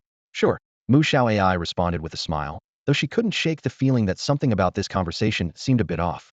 Mu Xiao brushed aside her distractions and focused on the task at hand. Subai approached the heaviest refrigerator and gestured for her to help lift it. She agreed with a faint smile of joy on her face. Xiaohei and the orderly, Xiao Chao, exchanged glances, momentarily at a loss. In the next second, Xiaohei cleverly stepped forward to lead the way. Xiao Chao stood in place, his mouth twitching with inner turmoil. Were they supposed to guard the dimensional rift, yet now they were movers? After a few seconds of thought, Xiao Chao reluctantly followed, deciding to lend a hand alongside Mu Xiao. Thanks to their extraordinary abilities, the 3 pieces of furniture were quickly set in place, the whole process taking just over 10 minutes. After moving the last large wooden door, Mu Xiao pretended to be out of breath, yet there wasn't a drop of sweat on her. Subai knew this was a piece of cake for her. With a sweet smile, Mu Xiao coyly asked, We've helped you move all the furniture, but we still don't know your name. Subai, he replied succinctly. Mu Xiao wasn't displeased by his brevity. Instead, she started chatting, completely ignoring Xiao Chao. After a few minutes, Xiao Chao couldn't help but remind her, Sister Mu, we still have other tasks to complete today. Mu Xiao suddenly remembered, nearly forgetting the important work. Almost forgot, we still need to capture those escaped dimensional creatures. She waved goodbye to Subai. See you next time, Subai? Okay, Subai replied, watching them leave, lost in thought. The dimensional rift seemed to be continuously spewing out creatures from another world, and he couldn't help but wonder how SOD planned to handle it. Back in his room, Subai used a repair app to call a door installer. Before long, a brand new, high-end wooden door was installed, enhancing the room's dignity. Before leaving, the installer remarked, I don't know what's going on with your complex, suddenly being sealed off by a special department. Almost couldn't get in. Good thing a pretty girl let me through when she heard I was here to install a door. Subai smiled subtly, thinking that Mu Xiao had indeed been helpful. He settled onto his new sofa, enjoying its soft feel. Xiaohei was rolling around excitedly beside him. Watching it, Subai couldn't help but wonder, is this really an S-class dimensional creature? It seems no different from an ordinary pet. Noticing Subai's gaze, Xiaohei explained, Woof woof. Master, This is what I call training immersion. My disguise is a pet, so I need to mimic normal pet behavior. Woof woof. Yes, just like this Sigma Sigma. A pleasant weekend always seems to fly by. On Monday morning, gentle sunlight streamed through the gaps in Su Bai's curtains, waking him from his slumber. He blinked his sleepy eyes and glanced at the alarm clock by his bed. It was just past 6. Mustering his strength, he threw off the covers and got up to start his morning routine.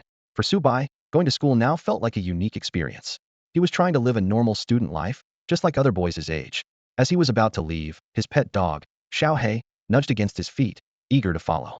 Su Bai knelt down, gently patting Xiaohei's head, and said with a mix of sternness and affection, "Stay here and guard the house, okay?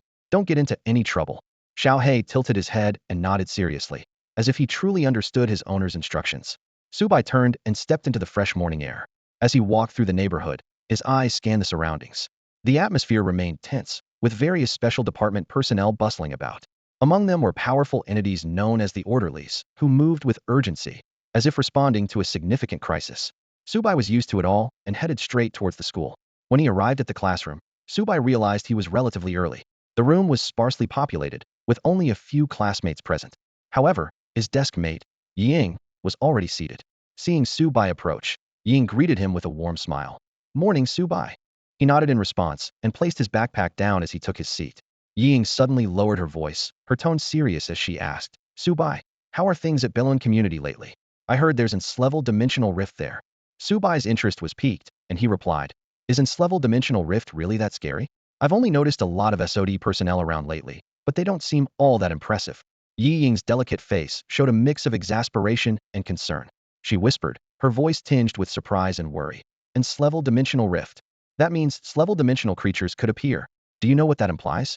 Even the strongest orderly in our Qingfeng City SOD, Deputy Director Zhang Tianlong, is only at level 7 peak. If an S-level creature shows up, it could cause chaos, potentially destroying the entire community." Amused by Yi Ying's dramatic tone, Su Bai raised a hand to calm her. All right, I get it. So, what do you think SOD will do about the dimensional rift?" Yi Ying collected her thoughts and replied, "Well, every S-level dimensional rift is extremely dangerous. SOD will likely evacuate residents from your community, enforce a complete lockdown, and then send a large number of orderlies to eliminate the dimensional creatures until the threat is neutralized." Su Bai looked slightly anxious. Hey, if that's the case, where am I supposed to live?" Seeing his worried expression, Ying couldn't help but tease him. "Don't worry, SOD won't let you sleep on the streets." Despite Yi Ying's reassurance, Su Bai still felt uneasy. Having lived in Bellowing community for nearly 2 years, he had developed a strong attachment to the place. The thought of suddenly having to leave filled him with reluctance. However, faced with a potential crisis, Su Bai understood that safety was the top priority. He fell into deep thought, pondering how to maintain his current way of life while ensuring his safety. Su Bai was just thinking about the new furniture he bought yesterday that he hadn't had a chance to really enjoy, when suddenly, the system notification chimed in. Ding. Daily task released. Task released. Defend Baloan community. Task description. As your long-term residents, how can you be forced to move out because of a mere S-glass dimensional rift? Please eliminate the S-glass dimensional rift in the community within a week to ensure you can continue living in Baloan community. Task reward. 1 system point. This task made Su Bai's heart skip a beat. Was the system perfectly aligned with his thoughts just now? This seemed to suggest that daily tasks were somehow linked to his inner thoughts. Just as he was lost in thought, Yi Ying's fair hand waved in front of him. "Hey, Su Bai, why are you spacing out all of a sudden?" Su Bai looked at those perfectly shaped hands, admired them inwardly, and then snapped back to reality, vaguely saying, "I was just thinking about something." He then asked, "By the way, do you know how to close a dimensional rift?" "There are 2 ways," Yi Ying explained seriously. "One is to directly enter the rift and hunt the creatures inside, triggering the protection mechanism to close it automatically. But that's very dangerous. SOD usually sends orderlies stronger than the rift's level to handle it. The second way is to fight a war of attrition, slowly wearing down the dimensional creatures until it closes naturally." Su Bai pondered. It seemed SOD would most likely choose the war of attrition. But to be absolutely sure, he asked again, "The creatures in S-glass rift, they shouldn't be stronger than S-glass, right?" "In theory, yes," Ying nodded. "SOD's detection devices rarely make mistakes these years. But you'd better not get close to that rift. Last time, you were lucky to encounter class and class dimensional creatures. If you run into a class, air class, or even S-glass, it would be dangerous." Seeing Yi Ying's concerned expression, Su Bai outwardly agreed, but inwardly strategized about how to act tonight. There must be a lot of SOD orderlies guarding the rift now. What method should he use to sneak in? "By the way, Sakura," he asked. How much can the corpses of other level monsters sell for? A class corpses go for between 100,000 to 300,000. Air class start at least 500,000. S-class are rarer, and they start at over 1 million. Ying explained in detail. But in our Qingfeng city, S-class are indeed very rare. Hearing this, Su Bai's eyes lit up. The rift in the community was practically a gold mine. If he could wipe out the creatures inside, the wealth would be enough to make him rich overnight. Thinking of this, he couldn't help but feel excited. The classroom quickly became lively as students gathered around, excitedly staring at their phone screens. Hey, check out the school forum, someone exclaimed. Isn't that our class's night goddess? Who's the guy next to her? Sure, keep it down. That's Su Bai. What? That invisible guy? Before the words were fully out, the speaker got a light thump on the head. Invisible? He's a total heartthrob now. Just look at the photo. The night goddess is the one making the move. The classroom erupted into chaos. The girls chattered away animatedly, while the boys looked deflated, as if they could hear their hearts breaking. Wow. Xiaoying, you guys are trending again. Zhang Xiaoman sidled up to Ying with a sweet smile. Ying blushed instantly, while Su Bai appeared indifferent, waving it off lightly. Let them be. The class bell rang just in time. With less than a month to the finals, everyone focused intently on their studies. Only Su Bai, sitting by the window, seemed uninterested, pulling out his phone to browse the Transcendence website. After school, Su Bai walked home. As he reached Billowin Community, he noticed a special patrol team and maintenance workers in the area.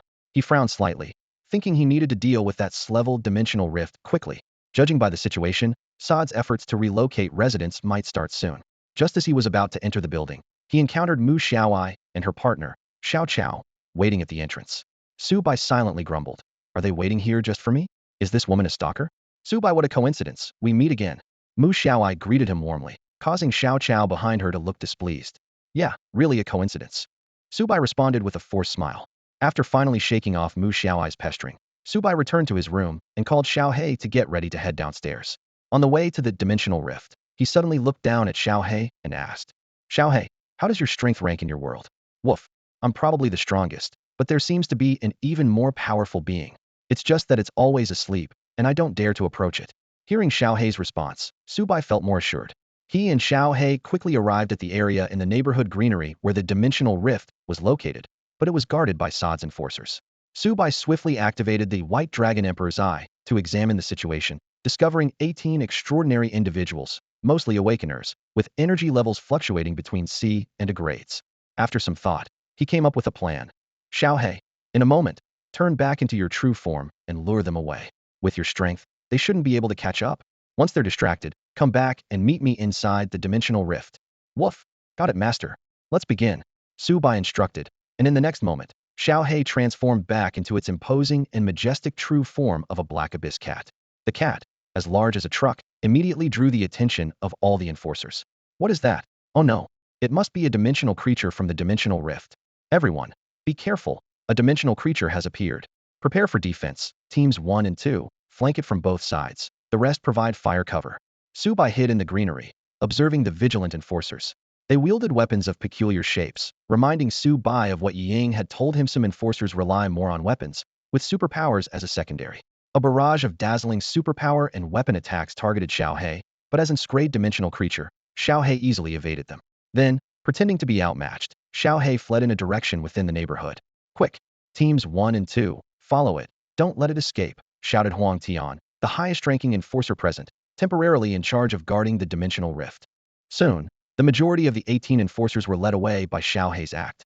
Seeing the opportunity, Su Bai dashed forward, utilizing his SS-grade strength to slip past the remaining enforcers and into the dimensional rift before they could react. As his body touched the black barrier of the dimensional rift, Su Bai felt as if he were entering a watery mirror, experiencing a momentary sense of weightlessness. In the next second, he found himself standing on a dimly lit wasteland.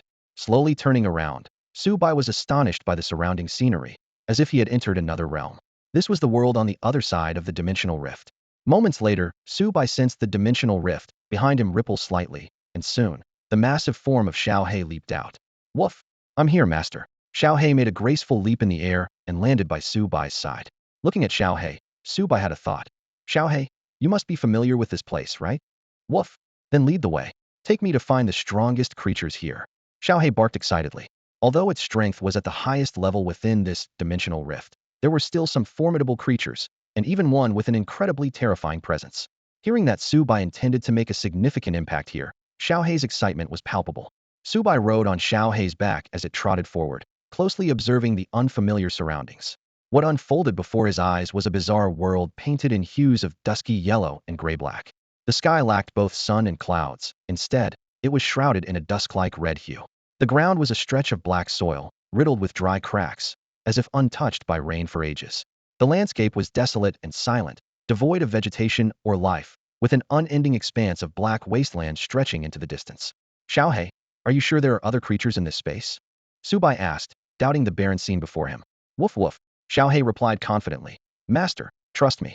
It's just that the creatures on this black land are quite sparse. Not far ahead is a black forest where many demon-like beings akin to me reside. Under Xiaohei's swift pace, a green-black outline soon emerged on the horizon. Woof woof, Master, that's the black forest I mentioned. A few minutes later, they reached the forest's edge. Subai looked up to see trees completely unlike those on Blue Star, each towering dozens of meters high, their bark covered in dry cracks, with dark, peculiar patterns winding around their deep green trunks. Suddenly, several sharp caw-caw sounds echoed. A few bizarre creatures, as large as eagles, were startled and took flight from the tree trunks, emitting calls akin to crows. Subai immediately activated the White Dragon Emperor's Eye to inspect. Name, Necrobird. Level, B level. Skills, Soul Capture, Sonic Interference. Current state, frightened. Woof woof. Master, let's go find those powerful beings. Xiaohei showed no concern for the Necrobirds circling above, knowing they posed no threat to non-flying creatures. As they ventured deeper into the forest, Xiaohei explained to Subai, this black forest is vast and serves as a gathering place for most creatures in the area.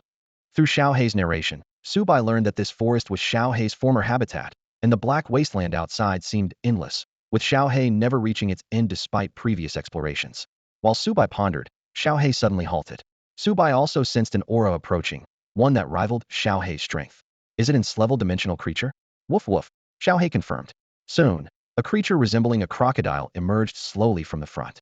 A massive creature, over 10 meters long, lay crouched on the ground, its scarlet eyes fixed intently on Subai and Xiaohei, particularly observing Xiaohei's every move. Subai immediately activated the White Dragon Emperor's Eye to investigate. Name, Abyssal Crawler. Level, S-Class. Skill, Death Boil. Current status, Alert. Master, this is one of the 5 major S-Class creatures of the Black Forest that I mentioned before the giant bug. Xiaohei urgently reminded. Giant bug. Subai's lips curled slightly, amused by the simple nickname Xiaohei had given it. Can you communicate with it? Yes, Master. We can communicate, but whenever we meet, we just end up fighting, and after both getting hurt, we part ways. Interesting. Subai couldn't help but exclaim, then asked, so, who's stronger, you or it? Seeing Xiaohei hesitate, Subai chuckled lightly. Never mind, let me stretch my muscles. He gracefully leapt off Xiaohei's back, landing with a soft thud. This movement caught the abyssal crawler's attention, but because Subai deliberately concealed his energy fluctuations, the enormous creature didn't sense any threat from him. Subai calmly walked toward the creature, which resembled a giant crocodile. Its eyes flickered with disdain as it suddenly propelled itself forward with astonishing speed, aiming to strike Subai. A faint, serene smile appeared on Subai's lips. His right arm suddenly extended, swelling rapidly and bursting through his sleeve. Accompanied by a series of cracking bones, his right arm transformed into a menacing white dragon bone claw, exuding a suffocatingly terrifying aura. Sensing this overwhelming pressure, the abyssal crawler tried to halt, but it was too late. Subai had already struck, his massive 2-meter-wide dragon bone claw piercing the creature's skull with precision, blood splattering. As Subai elegantly descended from the corpse of the abyssal crawler, retracting his dragon bone claw, Xiaohei stood by in shock. Master is so powerful. Xiaohei trembled as he approached the corpse. It's dead already? As an S-class dimensional creature himself, witnessing a peer being instantly killed elevated Xiaohei's admiration for Subai to the highest level. Subai then used the dimensional space skill, causing the abyssal crawler's body to vanish instantly. Master, the body is gone. Yes, I stored it, Subai replied casually, leaping lightly back onto Xiaohei's back. Let's find the next one. Okay. Although Xiaohei's voice was timid, he was thrilled inside. With such a powerful master, those other S-class creatures that were once evenly matched were doomed today. Thinking of the rivalries among the 5 major S-class creatures of the Black Forest, Xiaohei felt a surge of schadenfreude and quickly headed toward the territory of the next S-class dimensional creature. Xiaohei sprinted through the dark forest for over 10 minutes before encountering the second S-class dimensional creature. It was an enormous bear-like monster, towering at 6 to 7 meters tall, 3 to 4 times larger than the average brown bear on Blue Star.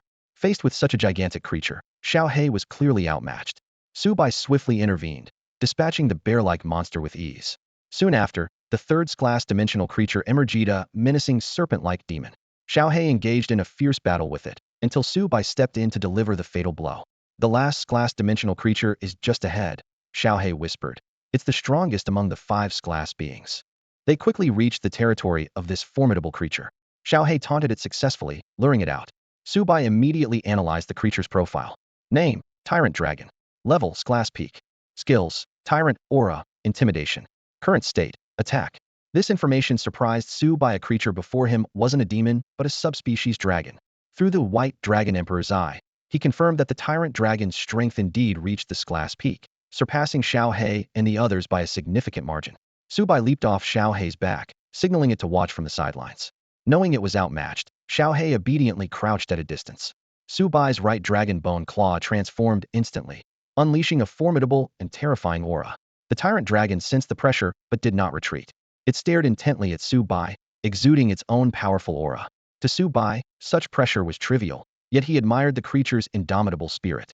Though your strength isn't enough, your presence is impressive, Su Bai softly praised. The Tyrant Dragon seemed to understand his words, letting out a thunderous roar. It stomped heavily, charging fiercely at Su Bai, its sharp claws aiming for his vital points. Your indomitable spirit is commendable, but it's also your fatal flaw. Su Bai's words barely left his lips before he moved like lightning. Squelch! The white dragon bone claw pierced through the Tyrant Dragon's side, emerging slightly on the other side. The Tyrant Dragon let out the most harrowing scream of its life, a sound so intense that Xiao He, watching from the sidelines, felt its first stand on end, a wave of unease washing over it. Will the master ever do the same to me? Xiao He couldn't help but feel a bit worried as he watched the scene unfold before him. Su Bai's right arm had completely transformed into a white dragon bone, effortlessly lifting the massive violent dragon off the ground. The dragon thrashed wildly, its limbs flailing in the air as it tried in vain to break free from the deadly dragon bone claws. Su Bai didn't hesitate. With a slight twist of his right claw inside the violent dragon, the sound of flesh being torn and bones cracking filled the air.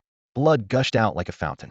He retracted his hand, now back to its normal form, and the violent dragon lay dead. Woof woof! Xiao He barked excitedly, seemingly cheering for his master's victory. Su Bai casually stored the dragon's corpse in a dimensional space. With that, the 4 most powerful class dimensional creatures in the Black Forest were all defeated. When Su Bai's gaze shifted to Xiao He, the loyal steed panicked. The master won't think I'm useless and kill me, right? Please spare me, master. I can still be a mount. I can fight weaker enemies, or I can even keep you warm at night. Through his infinite consciousness, Su Bai clearly sensed Xiao He's thoughts and couldn't help but laugh. Stop it. When did I ever say I was going to kill you? I'm not the kind of person who disposes of you once you've served your purpose. Looking at the creature as large as a truck, he was momentarily at a loss for words, then changed the subject. Let's continue hunting other dimensional creatures. Xiao He breathed a sigh of relief, realizing he had worried for nothing. He lowered his head obediently, allowing Su Bai to mount his back. Soon, they were darting through the Black Forest, where every dimensional creature they encountered met its end. In a short time, they had hunted down dozens of dimensional creatures ranging from class to air class. However, Su Bai began to notice something unusual. Why hadn't the dimensional rift closed despite slaying so many high-level creatures? Master, the strongest dimensional creature here hasn't been hunted, the system suddenly alerted him. The strongest creature? Wasn't it the violent dragon? No, it wasn't. The system has detected an even stronger energy presence, though it's more concealed. Su Bai immediately asked Xiao He beneath him. Is there something stronger than this glass here in the Black Forest? Xiao He paused, as if recalling something important. Woof! Master, there is indeed a more powerful presence, but I'm not entirely sure. All right, take me there directly. Woof! Xiao He responded, speeding off toward the unknown direction. A large black figure darted swiftly through the towering trees of the dark forest. Xiao He raced toward the heart of the forest with Su Bai on its back, but its movements gradually became more cautious. As one of the 5 class dimensional creatures, Xiao He should have been the top predator in this forest. Yet deep within the forest dwelled a presence that even it feared. It was an unexpected encounter. Xiao He had accidentally ventured into the core area, which was unlike the withered and decrepit outskirts. Instead, it was beautiful, like a hidden paradise. It was there that it encountered the figure that still haunted its memories. The terrifying aura prompted Xiao He to turn and flee without hesitation, and fortunately, that entity did not pursue. Master, we're almost there, Xiao He whimpered as it slowed down, surrounded by an eerie silence. The oppressive aura that made its first stand on end returned, causing its legs to tremble uncontrollably. Subai leaped off the trembling Xiao He and, seeing this usually mighty dimensional creature so timid, shook his head and said, "What are you afraid of? Even if it's an SS-class dimensional creature, I can take it down." Xiao He looked aggrieved, as the overwhelming pressure was beyond its control. "All right, you wait here. I'll go in alone," Subai decided, seeing Xiao He's state, and proceeded on his own. As he ventured deeper, the terrifying pressure became more pronounced. Activating the White Dragon Emperor's Eye, Subai noticed that no dimensional creatures were within miles, evidently intimidated by the oppressive aura. "System, can you gauge the opponent's power level?" Subai asked cautiously. "Based on the pressure fluctuations, if the opponent isn't concealing their strength, it should be between the peak of S-class and SS-class," the system responded. This answer made Subai's heart tighten. If the opponent was hiding their true strength, the actual level could be even higher. "If you're scared, there's still time to turn back," the system advised. "Stop talking nonsense." "I'm not turning back now," Subai retorted dismissively. "SS-class or not, it's not like I haven't taken down creatures like that in the genetic modification company's cages." The surrounding space warped from the intense aura, yet Subai pressed forward undeterred.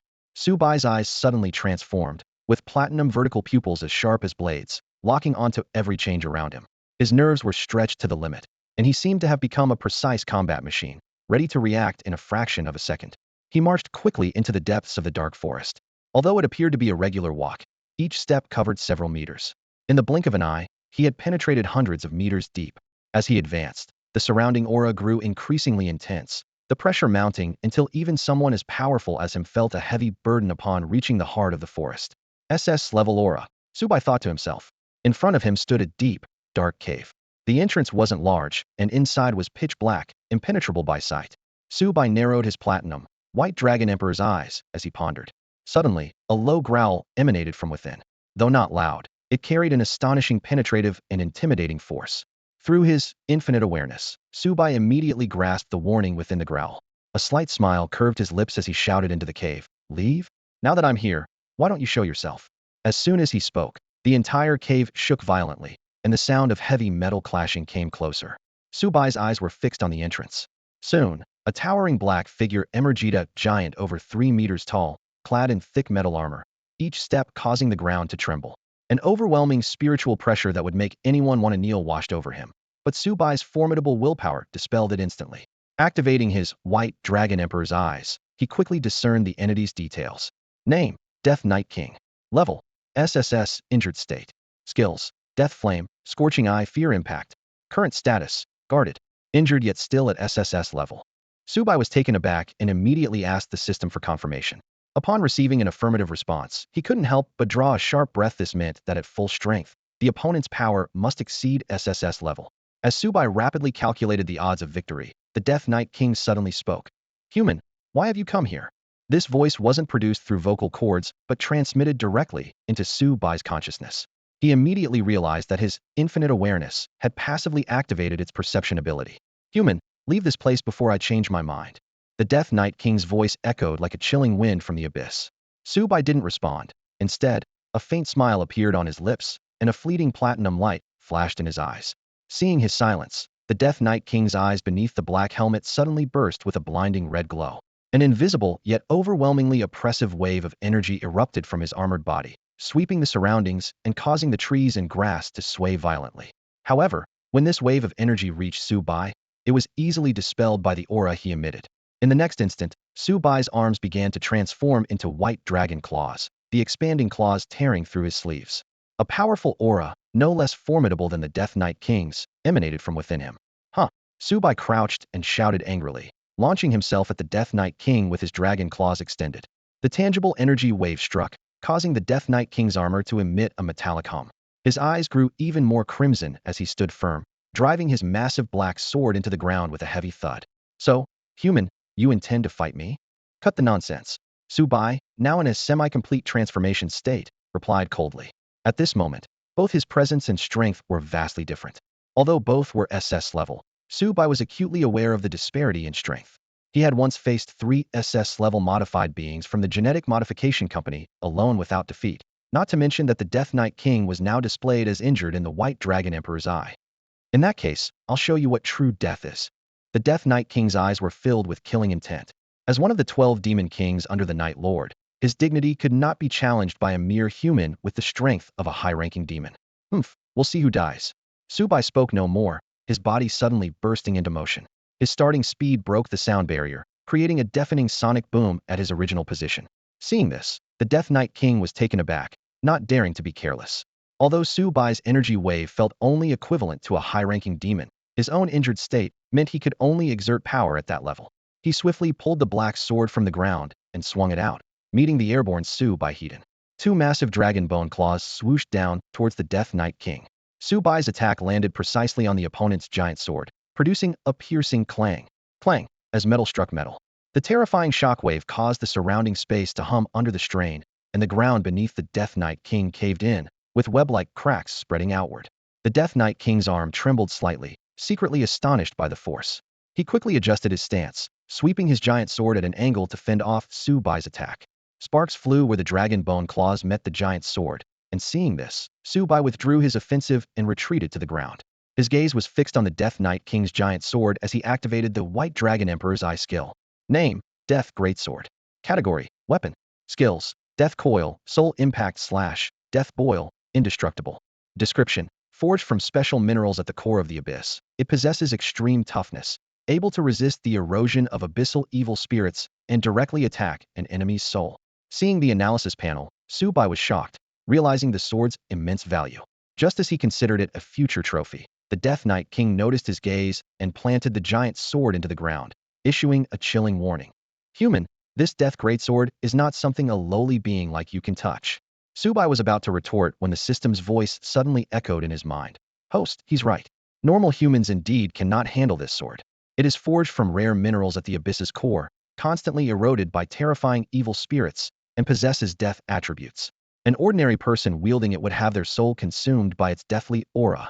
Subai felt a pang of guilt, thankful it was merely a thought. This ugly giant sword was indeed unsuitable for him. His most powerful weapon was his own mutation and unique abilities. Looks like it's time to show my true skills. Subai grinned, revealing sharp teeth as his legs began to mutate. White material grew rapidly, tearing through his pants to reveal white dragon bone legs that were twice as robust as before. Unlike his purely bony arms, his legs were covered in fine white dragon scales, emitting a silvery glow in the dark forest. Subai's dragonized feet stomped heavily on the ground, causing it to tremble and crack, with fissures spreading for kilometers. His vertical pupils had turned platinum, filled with fighting spirit as he locked eyes with the Death Knight King. Alright, mutation complete. Now, let's continue the battle. Subai's dragon-transformed legs bent suddenly, causing the ground to shatter instantly, sending debris flying everywhere. In a flash, he launched himself into the air with lightning speed, appearing right before the Death Knight King, whose speed was so astonishing it left the king secretly alarmed. Giving his opponent no time to react, Subai positioned himself midair like a predator ready to strike, with his two fierce dragon claws aiming directly for the Death Knight King's head. Just as the claws were about to hit, a pitch-black greatsword appeared out of nowhere, blocking the deadly attack with a crisp clash of metal. Humph! Subai let out a light snort, skillfully twisting his body in the air.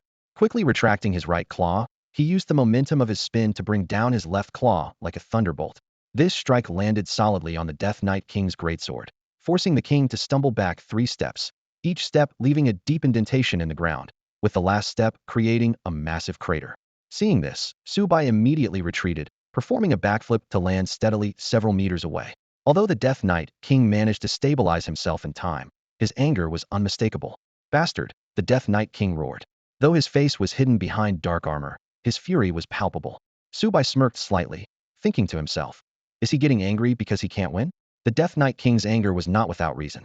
As one of the 12 demon kings under the Dark Lord of the Demon Continent, a being second only to the Lord himself, he was now being pushed back by an opponent with only the power of an upper-level demon. This humiliation nearly drove him mad. Damn it!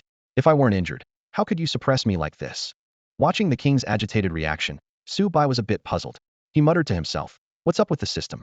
It's just a few steps back, not like I chopped off his arm or head. Why so worked up? The host should still be cautious. At his peak, the opponent's power is above SSS level, the system timely reminded. Got it, Subai replied, his platinum dragon eyes fixed on his adversary. Even injured, the Death Knight King's strength remained comparable to an SS-level extraordinary being, not to be underestimated. Alright, time to get serious, Subai murmured, his platinum eyes narrowing into sharp slits. Suddenly, Subai unleashed a terrifying wave of energy that caused the entire space to tremble. In an instant, he vanished from sight, putting the Death Knight King on high alert. The Death Knight King raised his great sword with one hand, his eyes glowing with determination beneath his helmet. No, I cannot die here. The Dark Lord still needs me, he thought to himself. I intended to recover my strength in this dark forest, but encountered such a formidable human. As the Death Knight King cautiously scanned his surroundings, a sudden clash of metal rang out. Subai appeared behind him, his dragon claw striking the black armor on the knight's shoulder. To Subai's surprise, the blow resulted only in a dull thud. He quickly vanished again to evade the counterattack from the knight's massive sword. Subai reappeared atop a withered tree, activating the White Dragon Emperor's Eye. Name: Death Armor. Category: Armament. Skills: Death Aura, Gravity Enhancement, Extreme Hardness. So that's it, Subai realized, understanding why he felt increased gravity when approaching his opponent. This was the armor's effect. His platinum eyes narrowed as he began to devise a strategy. Human, are you afraid to face me, Hedon? The Death Knight King shouted angrily. Subai stepped out from the woods with a smirk of disdain. Afraid? I was merely testing you. You! The Death Knight King roared with fury. Human, I will kill you and devour your soul to heal my wounds. Wearing the deceptively light death armor, he used the armor's death aura to amplify his speed, charging at Subai. The massive sword sliced through the air with a deafening roar, aimed directly at Subai. Subai remained calm, a tumtor-long dragon bone claw materializing to effortlessly block the fierce attack. Is that all? He taunted, flashing to the Death Knight King's rear. Sharp dragon kick. Subai bent his right leg, gathering power, as a sharp, protruding keratin spike formed on his lower leg. He spun his body, unleashing a powerful kick that erupted with a thunderous boom. A towering black figure was hurled backward. The body of the Death Knight King crashed into the forest like a cannonball, breaking through dozens of towering black trees. With a series of thunderous crashes, the thick trunks snapped one after another until the final large black tree managed to halt his momentum. Leaning against the tree trunk, the Death Knight King let out a pained groan, struggling to rise. The proud death armor on his back now bore a shocking crack, a testament to Subai's dragon-leg whip imbued with this sharp attribute. The armor, once revered as the black armor of the war god, had its defenses breached in a single strike. A searing pain radiated from his back, yet what truly shook the Death Knight King was the fear in his heart. How could a human, with energy levels equivalent only to a high-ranking demon, break through his armor with a single kick? It was beyond belief. Only now did he truly comprehend the terrifying power of Subai, far surpassing that of an ordinary high-ranking demon, who would have perished instantly. Got any last words? A cold voice echoed. Subai emerged slowly from the impact's aftermath. His arms and legs had fully transformed, taking on a monstrous form. His height, elevated to 2 meters due to the White Dragon transformation, made the altered parts of his body appear as an inherent skeletal armor, adding an air of dominance and majesty. Seeing Subai's casual demeanor, the Death Knight King felt a surge of anger. Human, don't underestimate me. I am one of the 12 demon kings under the Night Monarch, commanding countless low and mid-level demons. Stop! Subai interrupted him. Don't waste your breath on that nonsense. Night Monarch, 12 demon kings. To me, you're just a prey about to meet its end. His words dripped with disdain. The Death Knight King, both furious and frustrated, knew Subai was right. At this moment, he was nothing more than a defeated prey about to be hunted. Damn it, I refuse to accept this. His tone suddenly turned resigned, his crimson eyes calmly fixed on Subai. If it weren't for those bastards ambushing me earlier, leaving me severely injured and weakened, how could I fall to you? Human, you are strong. But if you kill me, you will bear the mark of the Night Lord's vengeance and suffer endless pursuit. Subai listened, his expression unchanged, and said calmly, Are you threatening me? No, I'm merely stating a fact, the Death Knight King coldly replied. I bear the mark of the Great Night Lord. Once my life force fades, this mark will automatically activate and target you. Then, my master, the Night Lord, will hunt you down. Subai felt a chill in his heart, unsure if the Death Knight King was bluffing, but his demeanor seemed truthful. System, is there a way to rid me of this mark? Do not worry, host. This system can block any tracking abilities for you. However, this shielding requires you to expend system points. Hearing this, Subai's initially confident smile froze. It requires system points? But on second thought, it seemed worthwhile. As long as he dealt with the Death Knight King, this dimensional rift would close. Back on Blue Star, he doubted this so-called Night Lord could reach him. If it did happen, the powerful extraordinary beings on Blue Star would surely attack the Night Lord immediately. Subai contemplated, feeling he had the situation under control. Any other last words? The Death Knight King, seeing Subai still intent on killing him, decided to say no more. You'll regret killing me. Subai realized he couldn't extract any more useful information from the Death Knight King, so he stepped forward, raising his right dragon claw arm.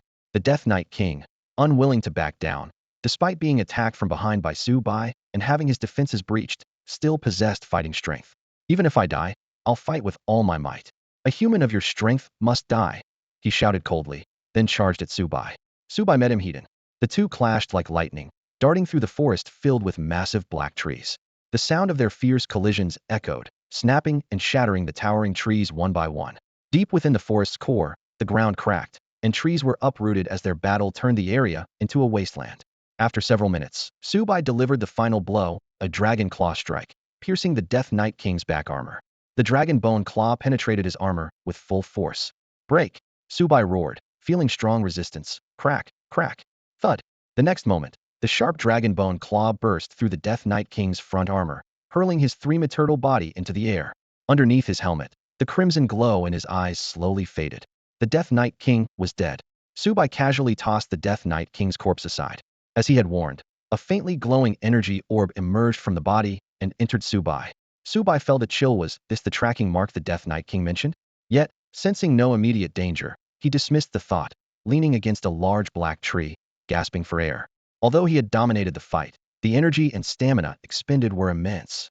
After all, a skinny camel is still bigger than a horse. Even severely injured, the Death Knight King had SS-level strength to contend with him. Subai looked at the Death Knight King's body, along with the Death Greatsword and Death Armor beside him, and a slow smile spread across his face. Host, the dimensional rift in this space has started fluctuating abnormally. The system's alert suddenly echoed in Subai's mind. Please, host, quickly pass through the dimensional rift to leave here. Otherwise, once the passage closes, you won't be able to escape. Subai instantly became alert, swiftly storing the corpse of the Death Knight King and the massive Death Sword into the dimensional space.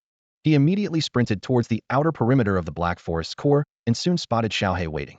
At that moment, Xiaohe was anxiously pacing back and forth among the trees, worried about the outcome of the battle with that terrifying presence deep within. Hearing Subai's call, Xiaohe let out a joyful cry, relieved to see Subai unharmed. Transform back into your kitten form right now, Subai ordered urgently. Meow meow.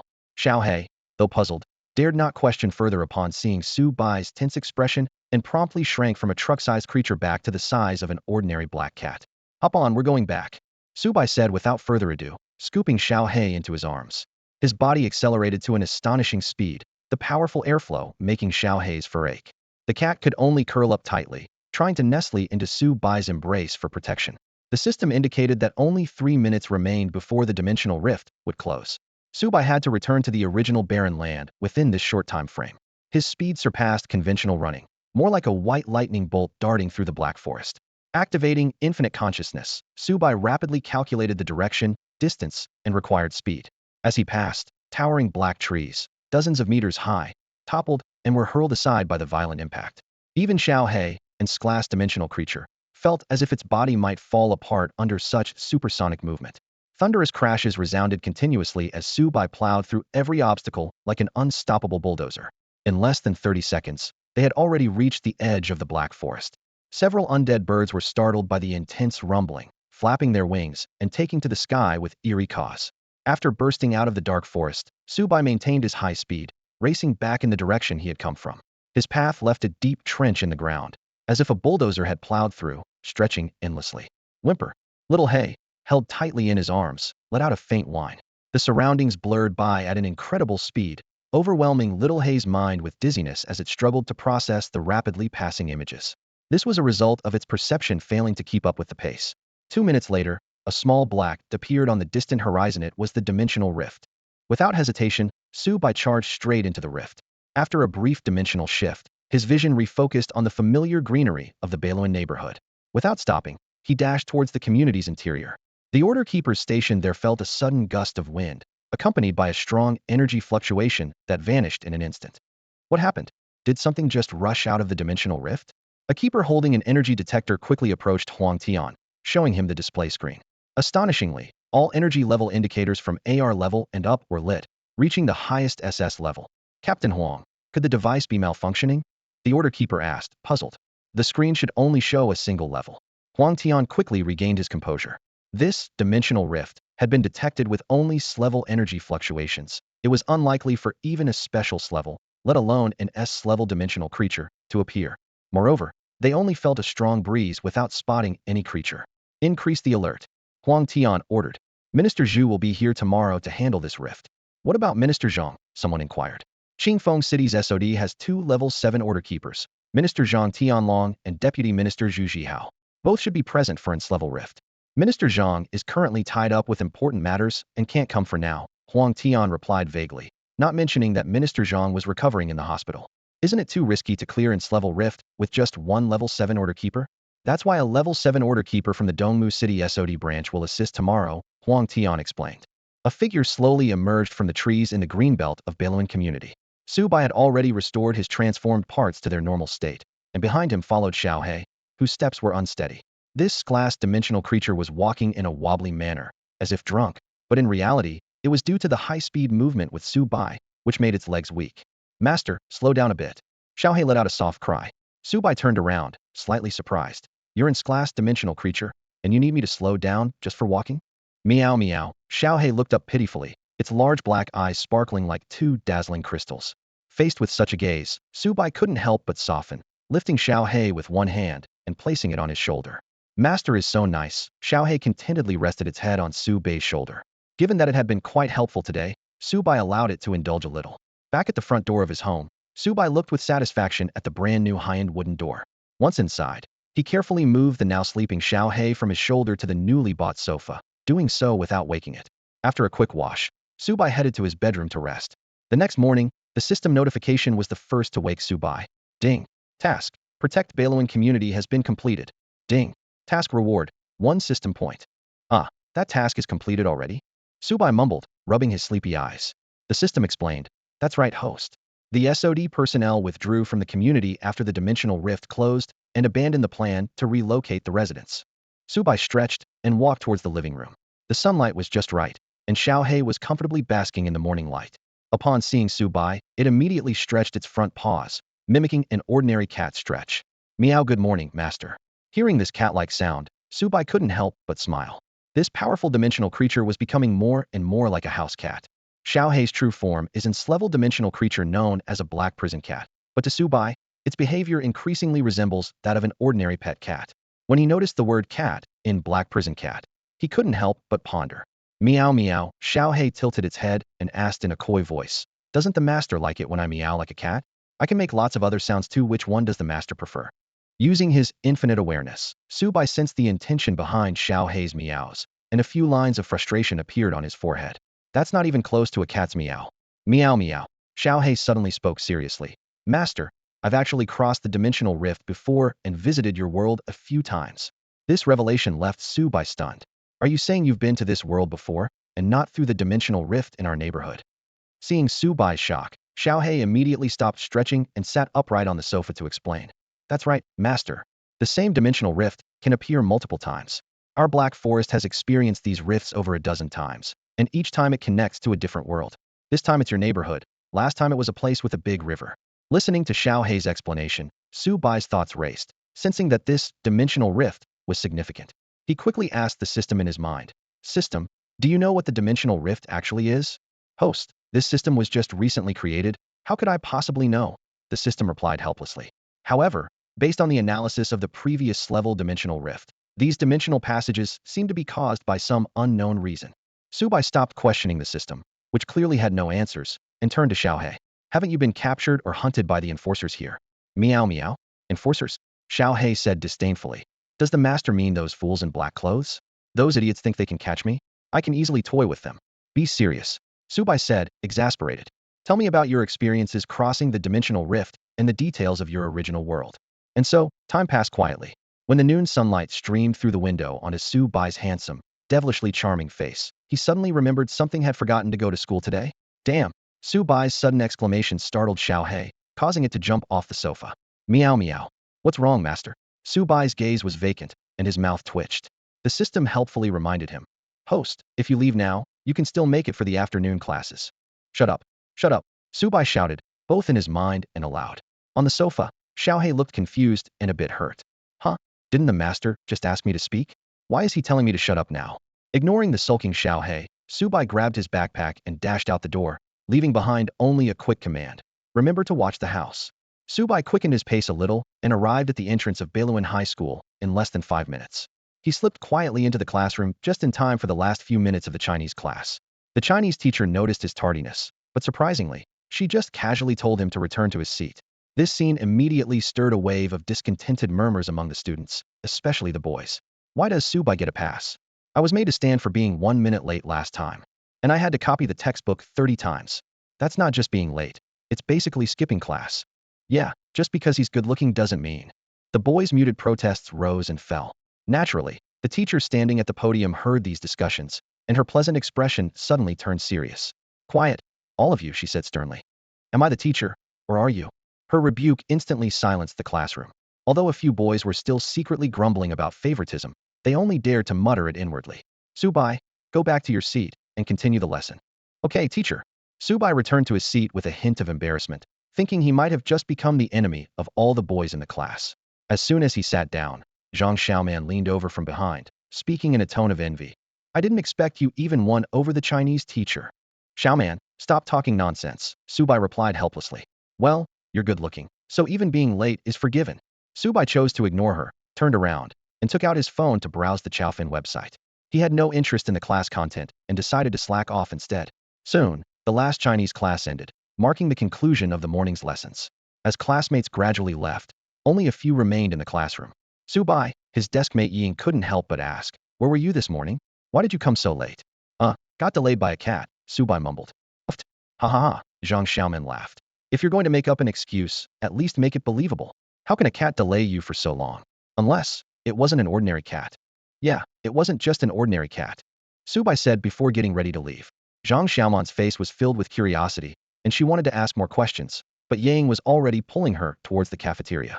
Watching Subai's figure about to disappear at the classroom door, Zhang Xiaoman had no choice but to give up. Subai wasn't planning to have lunch. As an SS grade modifier, his body had long surpassed human limits, and even going a month without eating wouldn't affect him. He decided to take this opportunity to explore the campus where he had been studying and living for over a year. Bailuan High School, one of the 3 major schools in the Bailuan district, stood alongside Linhai High School and Sakura High School, yet it reigned supreme in overall strength. Subai strolled along the gravel-paved campus paths, feeling the warmth of the midday sun on his skin. The blooming white gardenias on either side of the path added a touch of fresh elegance to the campus. A gentle breeze brought with it the rich scent of summer. With his pace, it took him over half an hour to walk around the campus.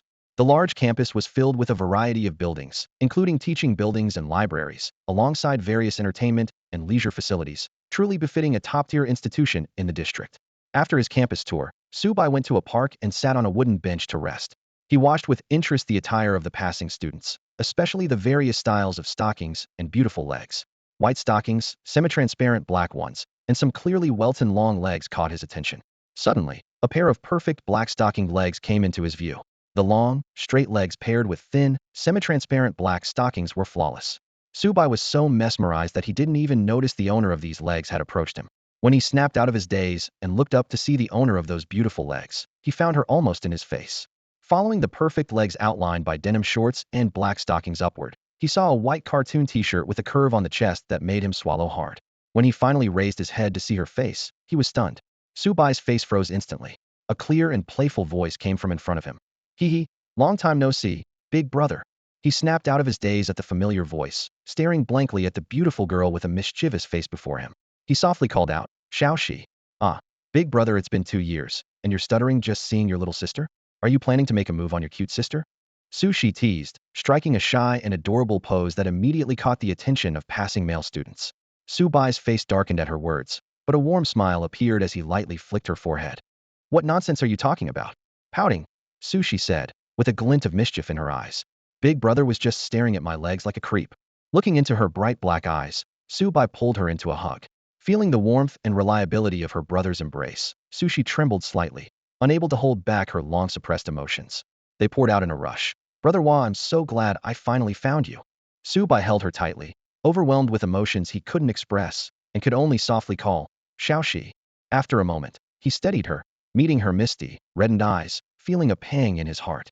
Brother Hua, do you know how I managed all this time without you around? Noticing the growing crowd of onlookers, Subai interrupted. All right, let's go home first and talk. Okay. Sushi wiped away her tears and let her brother lead her towards the gate of Belouin High School. On the way, Subai asked curiously, Xiaoxi, how did you come to my school? School? Big brother is studying here now? Hee hee, I remember you once said you didn't want me to go to school. Subai awkwardly chuckled. That was a long time ago. Haha, things are a bit complicated now. I'll explain everything once we're home. Okay, by the way, how did you get to Qingfeng City? Well, I was hiding from those nasty guys in the Magic City, and then suddenly, I sensed your white dragon gene. So I rushed over here as fast as I could. Pursuers? Subai asked, surprised. Oh, big brother, let's not talk about that now. I ran all the way from the Magic City, and my feet are all blistered. Sushi said, leaning against him, pretending to be exhausted. Why are you running over here? What's the rush? Subai asked, looking at his panting sister with a hint of affection in his voice. I just wanted to see you sooner, big brother. Sushi replied, her bright eyes sparkling as a sweet smile spread across her face. All right, hop on, I'll carry you back. Subai turned around and crouched down, signaling his sister to climb on. Without hesitation, Sushi clung to her brother's back, her slender legs naturally wrapping around his waist, and her arms gently encircling his neck. She rested her face against his back, taking a deep breath and murmuring, Ah, big brother's scent is still so comforting. Feeling the warmth on his back, Subai's face softened with a gentle smile. Xiaoxi, I'm sorry for what you've been through lately. Once we're back, we can talk it over. Okay. Sushi nodded obediently. When they reached the front door, just as Subai was about to take out the key, the door swung open on its own. Before Subai could react, Sushi, still on his back, spoke up alertly. Big brother, why is there another presence inside? She sniffed the air like a curious kitten, her demeanor endearing. Subai remembered that his sister, due to carrying the death cat gene, had an extraordinary sense of smell. I adopted a pet cat, he explained calmly. Are you replacing me, big brother? Sushi immediately put on a feigned look of heartbreak. Oh no, Xiaoxi is so sad. Shaking his head at his sister's theatrics, Subai set her down on the sofa. Meanwhile, the little black cat, who initially wanted to show off, wisely retreated to the window to bask in the sun upon sensing the strong aura of the beautiful guest. Sushi squinted her eyes, scrutinizing the cat in surprise. Big brother, this cat doesn't look ordinary. Yes, Xiaohei is Ensclass demon-type dimensional creature. Dimensional creature? Ensclass. Sushi exclaimed. You know about dimensional creatures? Isn't that basic extraordinary knowledge? Subai suddenly remembered that after escaping from the gene modification company, Sushi hadn't lost her memory and must have learned a lot about the extraordinary world over the past 2 years. Sushi looked at Subai with a puzzled expression, not understanding why he suddenly asked that question. Subai smiled wryly and patiently recounted his experience of amnesia over the past 2 years. What? Brother lost his memory for 2 years? Sushi exclaimed, jumping up from the sofa, her long black-stockinged legs flashing.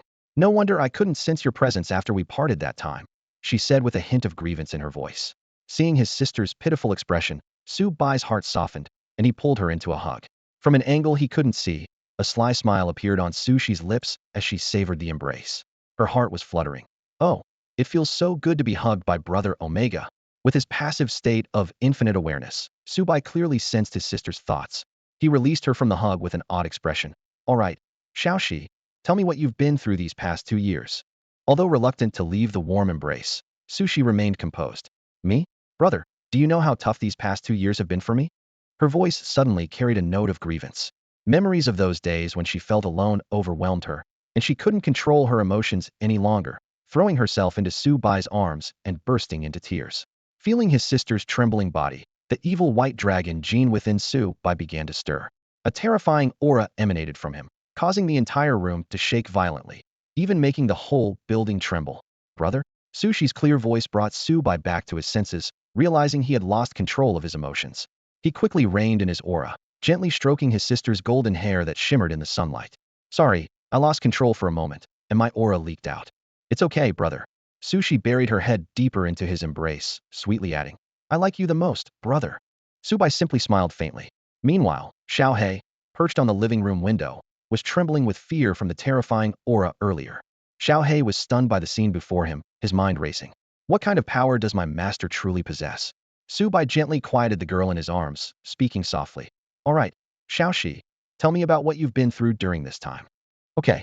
Sushi nodded and began to recount her experiences over the past 2 years since escaping the genetic modification company. Initially, she ended up in a city in the Dragon Kingdom, and after hiding out for a while, she eventually made her way to the bustling metropolis of Modu. There, she sought information about Subai while evading her pursuers. Although the assassins from the genetic modification company are formidable, They don't dare act too recklessly under the suppression of the Dragon Kingdom's extraordinary official SOD. As she spoke, a hint of killing intent appeared on Sushi's face. Those annoying people, I'll kill them sooner or later. Subai ruffled his sister's hair, his tone resolute. Don't worry, with your big brother here, anyone who comes after us will meet their end. As he finished speaking, a fierce killing intent emanated from him. It was time for those assassins to pay the price. By the way, Xiaoxi, what about the others? Subai asked about the companions who escaped with them. At that time, there were not only ordinary genetic modifiers, but also many friends and followers he had met in captivity. Ugh. Sushi was visibly upset as she spoke about it, her face full of anger, her little fangs showing. Those ungrateful people. It was you, big brother, who fought desperately to give everyone a chance to escape. But after you were ambushed and lost your memory, they ran faster than anyone. As he listened, Subai's memory drifted back to that night, the moonlight obscured by clouds, the cold wind howling. He led hundreds of the 16th batch of genetic modifiers through the darkness. When they saw the silver-gray alloy walls and the gate ahead, he shouted to the crowd behind him. There's the exit. Everyone move faster. The crowd erupted in cheers, excited at the prospect of escaping the prison that had held them for 2 years. But suddenly, a large number of fully armed soldiers emerged from underground passages, wielding high-tech energy weapons, surrounding the open space in front of the alloy gate like a tide. Yet this did not dampen the spirits of the escapees. Charge, everyone. The exit is right there, someone shouted. They're just ordinary people, but we are genetic modifiers. More voices rang out. Let them see what we're made of. Indeed, these escapees were extraordinary beings, and their leader was the strongest man of the 16th batch, the legendary White Dragon of the genetic era. Subai squinted slightly, staring at the wall of thousands of genetic modification company warriors armed with advanced weapons. The air was thick with a tension ready to explode at any moment. Suddenly, the genetic modifiers on Subai's side let out a thunderous roar and charged at the alloy gate like wild horses unleashed. The opposing warriors were instantly thrown into disarray. Even though they had undergone special modifications by the company, the power gap was immense compared to the monstrous genetic modifiers they faced. What do? They're not even afraid of our weapons. Don't panic. Headquarters has sent top genetic modifiers to support us. Fight to the death. Don't let a single one escape. Gunfire erupted, the deafening rattling of bullets interspersed with the roar of explosions. The two sides clashed immediately, plunging the battlefield into chaos. This was not just a confrontation between captives and the genetic modification company, but a desperate battle for freedom. At the battlefield's edge, an even fiercer standoff was unfolding. Dozens of the company's elite genetic modifiers blocked Subai and the other S-class and above modifiers. These elites had self-destruct and control chips implanted in them, completely loyal to the company's top brass. After a brief standoff, Subai knew persuasion was futile. Attack, he shouted, and like lightning, he charged at the opposing SSS-class modifier. Boom.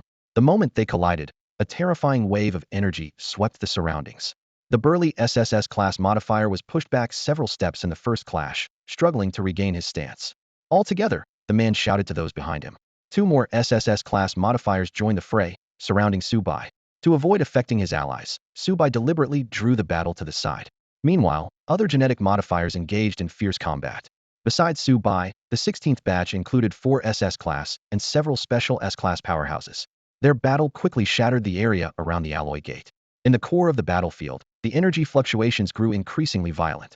This fight for freedom had only just begun. In a matter of moments, the 3 SS-level genetically modified warriors found themselves wounded in the fierce battle against Subai. Their faces were etched with shock. This extreme generation White Dragon, hailed as the most perfect creation of the Gene Modification Company's 16th training program, exhibited power far beyond expectations. The surrounding alloy doors fractured continuously amidst the intense fight, playing right into Subai's hands. When the doors finally gave way, the hearts of the 3 warriors were thrown into turmoil. Although headquarters had specifically dispatched them, 3 SS-level modifiers, to intercept him, Subai's formidable strength was terrifying, was holding his own against 3 equally ranked opponents without breaking a sweat. Damn, we completely underestimated him, one of them growled. Old Xiong, go back and request reinforcements. What about you two? We'll stay and hold him off. We can't let this White Dragon escape, or the consequences will be unimaginable. The one called Old Xiong, an SS-level memory modifier, unhesitatingly withdrew from the battlefield, racing toward the base's interior. Seeing their numbers reduced, a cruel smile played on Subai's lips. You 3 couldn't match me, and now you dare to split your forces? The remaining 2 modifiers were incensed by his words. Arrogant. Even if you're the extreme generation White Dragon, the 2 of us are more than enough to stop you. Before the words had fully left their mouths, the 2 transformed into their fully mutated forms. In an instant, two massive creatures appeared before Subai. One was an ancient mammoth, the other, a humanoid monster resembling a thousand-legged venomous centipede. Facing their full forms, Subai held nothing back. His body started to transform intensely, with his arms, legs, and torso shifting into extreme states. In a flash, he grew to over 3 meters tall, morphing into a formidable dragon man. His face was covered in platinum scales, and his silver-white hair flowed autonomously, exuding an overwhelming aura of menace. Suddenly, Su Bai's back burst open, and a colossal white dragon, over 30 meters long, emerged. The dragon's fearsome head roared to the heavens, intimidating the two opponents. This was the legendary extreme mutation, the ultimate evolution of genetic modification, a perfect fusion of modified genes with the host body. Su Bai's aura surged, far surpassing that of his adversaries. His eyes transformed into platinum vertical pupils, locking onto the two monstrous foes alongside the white dragon behind him. Heh, today marks your end. Arrogant fool. We're all SS level. Even with your extreme mutation, killing us won't be that easy. Old centipede, let's go. Alright, mammoth power. Thousand legs constriction. The two gigantic monsters roared as they charged at Subai, unleashing their most powerful derivative skills.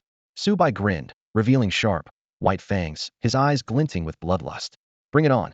It's either you or me today. Dragonized Subai and the white dragon behind him charged at the enemies, the enormous dragon's maw wide open. Boom, boom. The battle was about to erupt. The battle among the three SS-level genetic modifiers shook the entire space, with shockwaves surging and the ground cracking. Debris and dust danced in the air as the surrounding area disintegrated under their ferocious clash. Brother, a clear and urgent voice suddenly pierced through the battlefield. The gate is open, let's go. Outside the intense combat zone, Sushi's graceful figure had fully transformed into the Death Cat. Her height had increased from 1.6 meters to 1.8 meters. Yet, unlike other modifiers, her metamorphosis appeared particularly elegant, with only a pair of jet black cat ears and a tail emerging, adding an unusual charm to her appearance. Hearing her call, Subai snapped back to reality, though his face still bore the madness of battle. In front of him, the ancient mammoth and thousand-legged venomous centipede were heavily wounded, their massive bodies covered in wounds of varying sizes, blood and flesh scattered across the ground. Both SS-level modifiers were gravely injured, knowing full well that without timely reinforcements, they might meet their end today. Damn, the ancient mammoth gasped, his voice filled with shock and confusion. How can the white dragon of the extreme generation be this strong? We're all SS-level genetic modifiers, having undergone complete training cycles and super training. The thousand-legged venomous centipede responded with a bitter smile. That's why the headquarters calls him the most perfect modification adapter.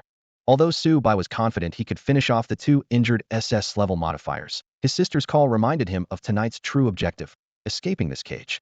He feigned launching another attack, but in an instant, turned around and flashed to Sushi's side. Grabbing his sister's hand, they sprinted towards the open alloy gate. Not good, they're escaping, the ancient mammoth instinctively shouted. The thousand-legged venomous centipede chuckled coldly. Do you want to die? In our current state, chasing them would be suicide. If he hadn't been rational, we'd already be two corpses. This realization sent a chill down the ancient mammoth's spine, making him aware of how dangerous his previous thoughts had been. The two slowly reverted to their normal forms, watching the siblings' retreating figures, able only to sigh helplessly. Just as Subai was about to carry Shi through the last alloy gate of the island's experimental base, a suffocating wave of dangerous energy suddenly surged towards them. Subai's pupils shrank, and with instinctive reflexes, he wrapped his arms around Shi and darted to the side. Boom! A thunderous dragon of lightning descended from the sky, striking precisely where they had just been standing. The blinding electric light turned the surroundings stark white, and in the deafening explosion, not only was the alloy gate vaporized instantly, but the nearby buildings and ground were also reduced to dust under this divine-like thunder. Everyone in the midst of fleeing or fighting was stunned by the terrifying power, their eyes filled with fear and unease. As the electric light faded, two figures appeared on the high platform at the gate, Old Xiong and Master Tianlei. In the distance, the ancient mammoth and thousand-legged venomous centipede recognized the newcomers and couldn't help but feel invigorated. It's Tianlei, the peak level 10 lightning awakener. Now by long has no escape. They dragged their injured bodies, struggling towards Old Xiong. Subai, protecting Shi, stood up and raised his platinum-glowing vertical pupils, staring intently at the two on the platform. One was the SS-level genetic modifier he had just fought, and the other was an old man with white hair, shrouded in a black cloak with a blurred face. Looking down, Subai felt a chill in his heart. The spot where the lightning had struck was now a ruin of flickering lightning, with the metal ground sunken by dozens of meters. and the surrounding area severely damaged. The entire gate area looked as if it had been hit by a meteor, with arcs of electricity leaping ominously within the massive metallic crater. Xiaoxi, stay back, Subai instructed, placing Sushi 100 meters away before leaping effortlessly onto the high wall platform. Brother Xiong, hold him off for me. I need time to gather my strength. Tianlei's deep voice rang out, causing old Xiong's face to darken, but he braced himself and stepped forward. Subai's lips curled into a cold smile. Dare to ambush me? Before he finished speaking, his body began to transform, his dragon-like arms and legs becoming increasingly menacing, and his height surged from 3 meters to over 5, reaching the pinnacle of his complete metamorphosis form. Roar! Subai let out a furious roar, spreading his mighty dragon arms wide, finally revealing his true power. Subai moved like lightning, instantly charging towards the old bear in front of him. Faced with this sudden onslaught, the old bear immediately activated his ultimate form, Titan Steel Bear.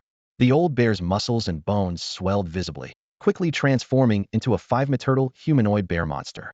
His arms crossed protectively in front of him, with his brown fur shimmering with a silvery glow, revealing his derivative skill skin, Ironification. With a thunderous crash, the two figures collided violently. The surrounding walls and platforms crumbled under the impact, and the battle shifted to the ground. Subai's attacks rained down like a storm, each strike hitting the giant bear's vital points with precision. The battle was no longer evenly matched.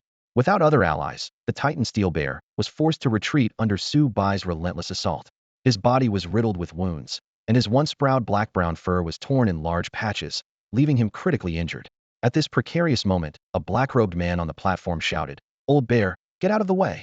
Instinctively, the old bear dodged to the side. Simultaneously, Subai assumed a defensive stance, heightening his senses to prepare for the impending attack.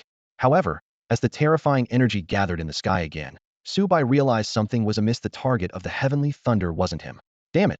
Subai's mind raced as he quickly understood their true intention. They were using Su Shi as bait. With her abilities, Su Shi had no chance of escaping such lightning-fast heavenly thunder. In a flash, Subai dashed to where Su Shi was, 100 meters away. He lifted her with one hand and unhesitatingly threw her outside the alloy gate, shouting, "Go! Don't come back!" The next moment, a purple thunder dragon roared down from the sky, violently striking the spot where Su Shi had just stood, with Subai's figure now there. 2 seconds later, Su Shi landed outside the metal walls, what should have been the place of freedom she and Subai had longed for. She stood there, stunned, her gaze unfocused, her mind blank. Su Shi's eyes were unfocused as her body instinctively rushed towards the metal wall. Suddenly, a strong figure blocked her path. "Xiaoxi, we need to go," the person shouted urgently. But my brother is still in there." Su Shi broke down, tears streaming down her face like beads from a broken string. Several gene-modified individuals, who were close to Subai, appeared around Su Shi at some point. They tried to reassure her. "Xiaoxi, you have to trust Brother Subai. He'll be all right. We need to leave and not waste the chance he gave us." Listening to her companions, Su Shi's eyes grew vacant. The next moment, her mutation points erupted, and her aura became wild. "No, I need to go back for my brother," she screamed. Bang! The tall figure stopped the rampaging Su Shi once more. This was part of Subai's plan for tonight's escape. The man recalled Subai's instructions. "If anything goes wrong, protect my sister with your life, if necessary." This strong man was the second most powerful gene-modified individual after Subai, ranked number 2 in the 16th sequence of gene modifications known as the Howling Wolf King, at the S-level peak. Without hesitation, he grabbed Su Shi and turned to the surrounding gene-modified individuals, saying in a low voice, "Let's go." The others wore expressions of sorrow and reluctance, but they understood that returning now would be suicide.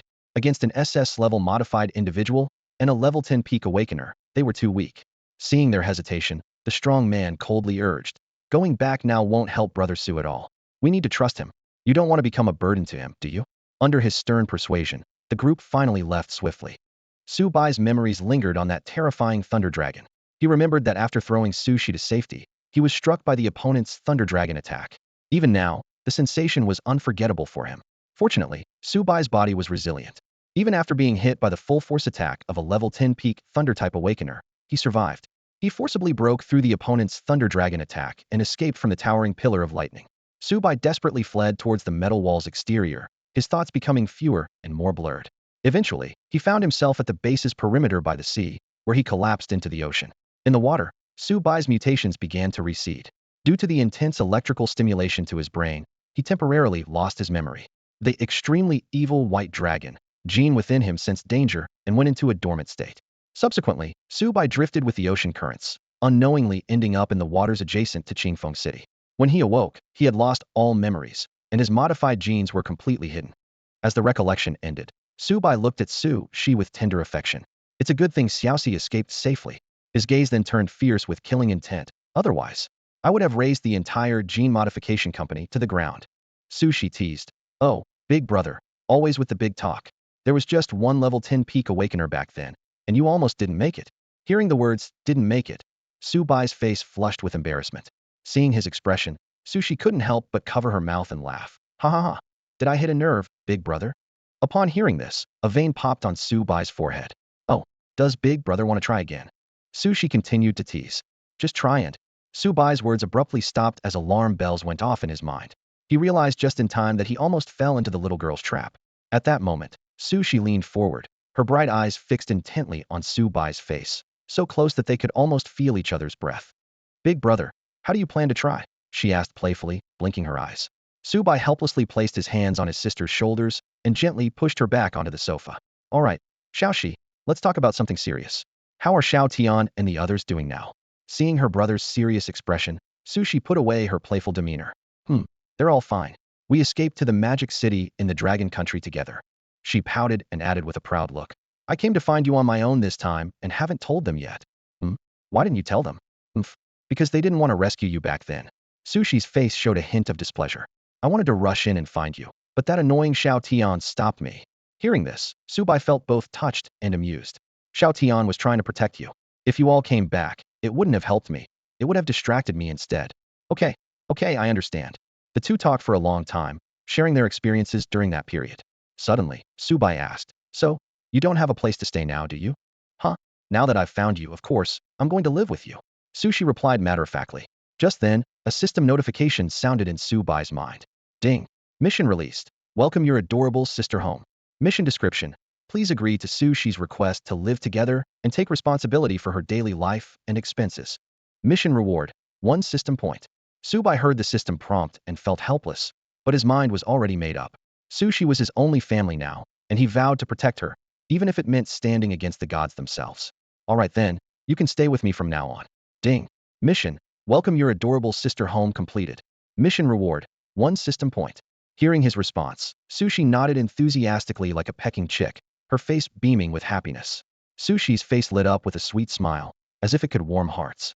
Her golden hair shimmered under the noon sun, making her look like an angel on earth, exuding a divine, radiant, and untouchable aura.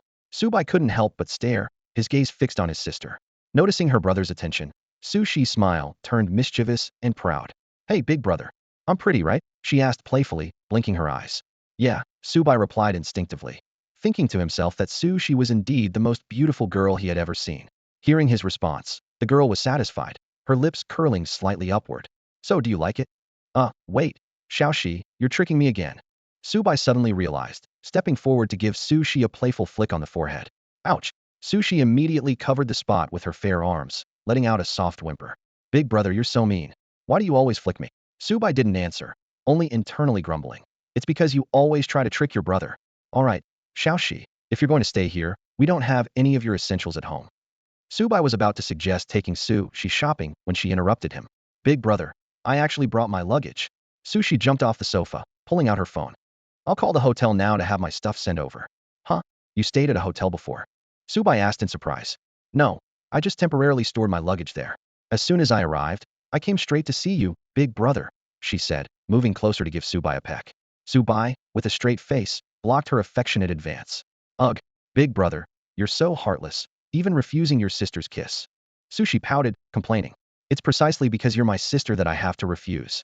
We're siblings, we can't kiss like that, Su Bai explained helplessly. Su Shi immediately countered. Why not? Big brother, we're not related by blood, so even getting married would be fine.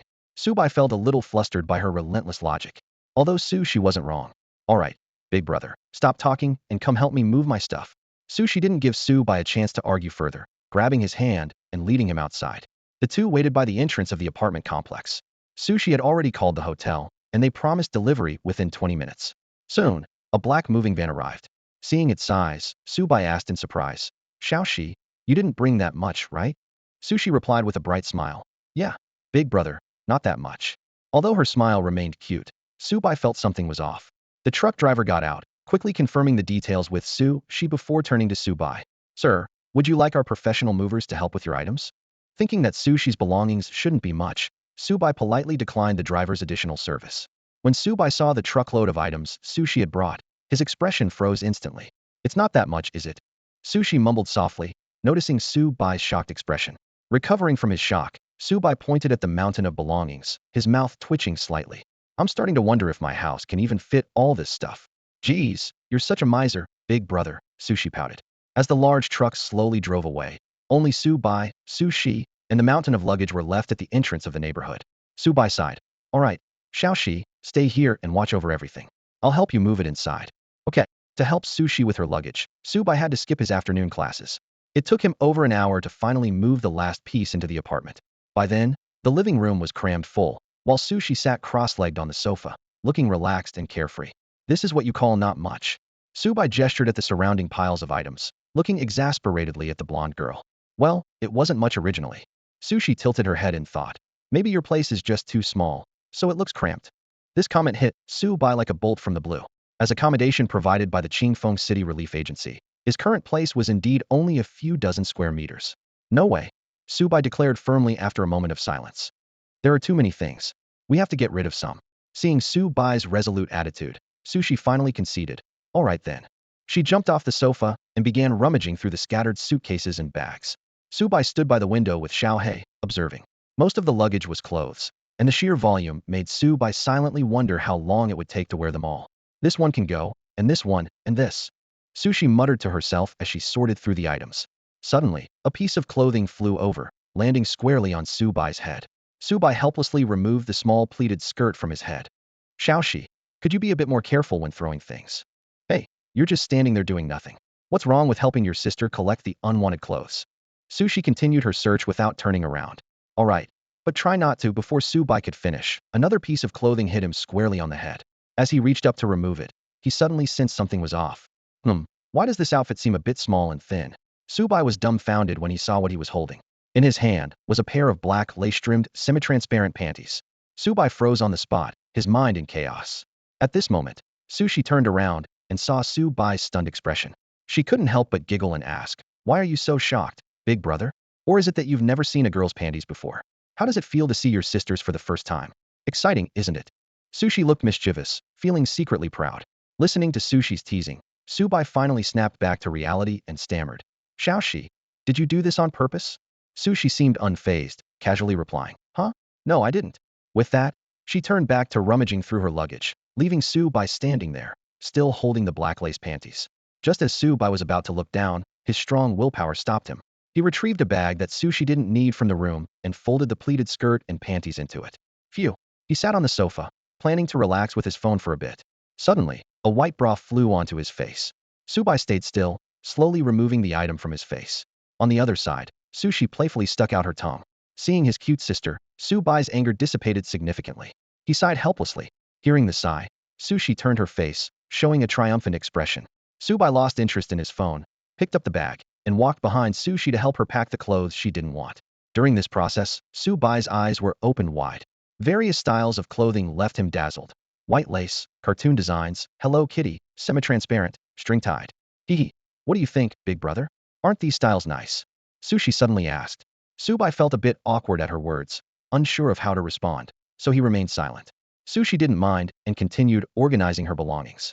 Soon, most of the unwanted clothing was sorted out, along with various bags and accessories. Subai looked at the luxurious items, secretly amazed at how well Sushi had been living. This necklace looks like it's solid gold, right? It must be worth tens of thousands, right? Subai asked in surprise. Sushi nodded. Yeah, I can't use all these things, and they just take up space. She refrained from mentioning Subai's small apartment, fearing it might hurt his pride. If Subai knew what Sushi was thinking, he would surely showcase his wealth to her. Yes, although Subai was not well off at the moment, his dimension space was filled with the corpses of dimensional creatures. Moreover, he had 4 Scrade ones and 1 SS Scrade. And Scrade dimensional creature's body was worth at least several million, and the Scrade's price was astonishingly high, starting at tens of millions or even hundreds of millions. After Sushi finished organizing, the room still looked cluttered with 10 massive bags of items waiting to be discarded. Suddenly, a mischievous grin appeared on her face as she turned to Subai and said, Big brother, What are you going to do with all these clothes of mine? You can use my underwear as you please. Subai's face immediately fell, and he protested helplessly. Xiaoxi, don't say such things. Do I look like someone who would do weird things with my sister's underwear? Sushi feigned suspicion, letting out a light huff. You never know. After all, aren't boys known for doing that kind of stuff? Ignoring his sister's teasing, Subai stood up and approached the pile of items. He took a deep breath and, under Sushi's watchful gaze, activated his dimensional space ability. In an instant, the clutter vanished into thin air, leaving the space empty. Sushi's eyes widened in shock, her mouth agape. Where did everything go, big brother? Seeing his sister's astonished expression, Subai felt a surge of pride. He walked over to Sushi with a deliberately serious demeanor and explained, "This is a powerful ability I've mastered over the past 2 years. I call it dimensional space." He then briefly explained its function and principle to Sushi, omitting the truth about the system lottery and claiming it was something he realized by chance. After listening, Sushi's eyes sparkled with admiration. Wow, big brother, that's amazing. This ability sounds so useful.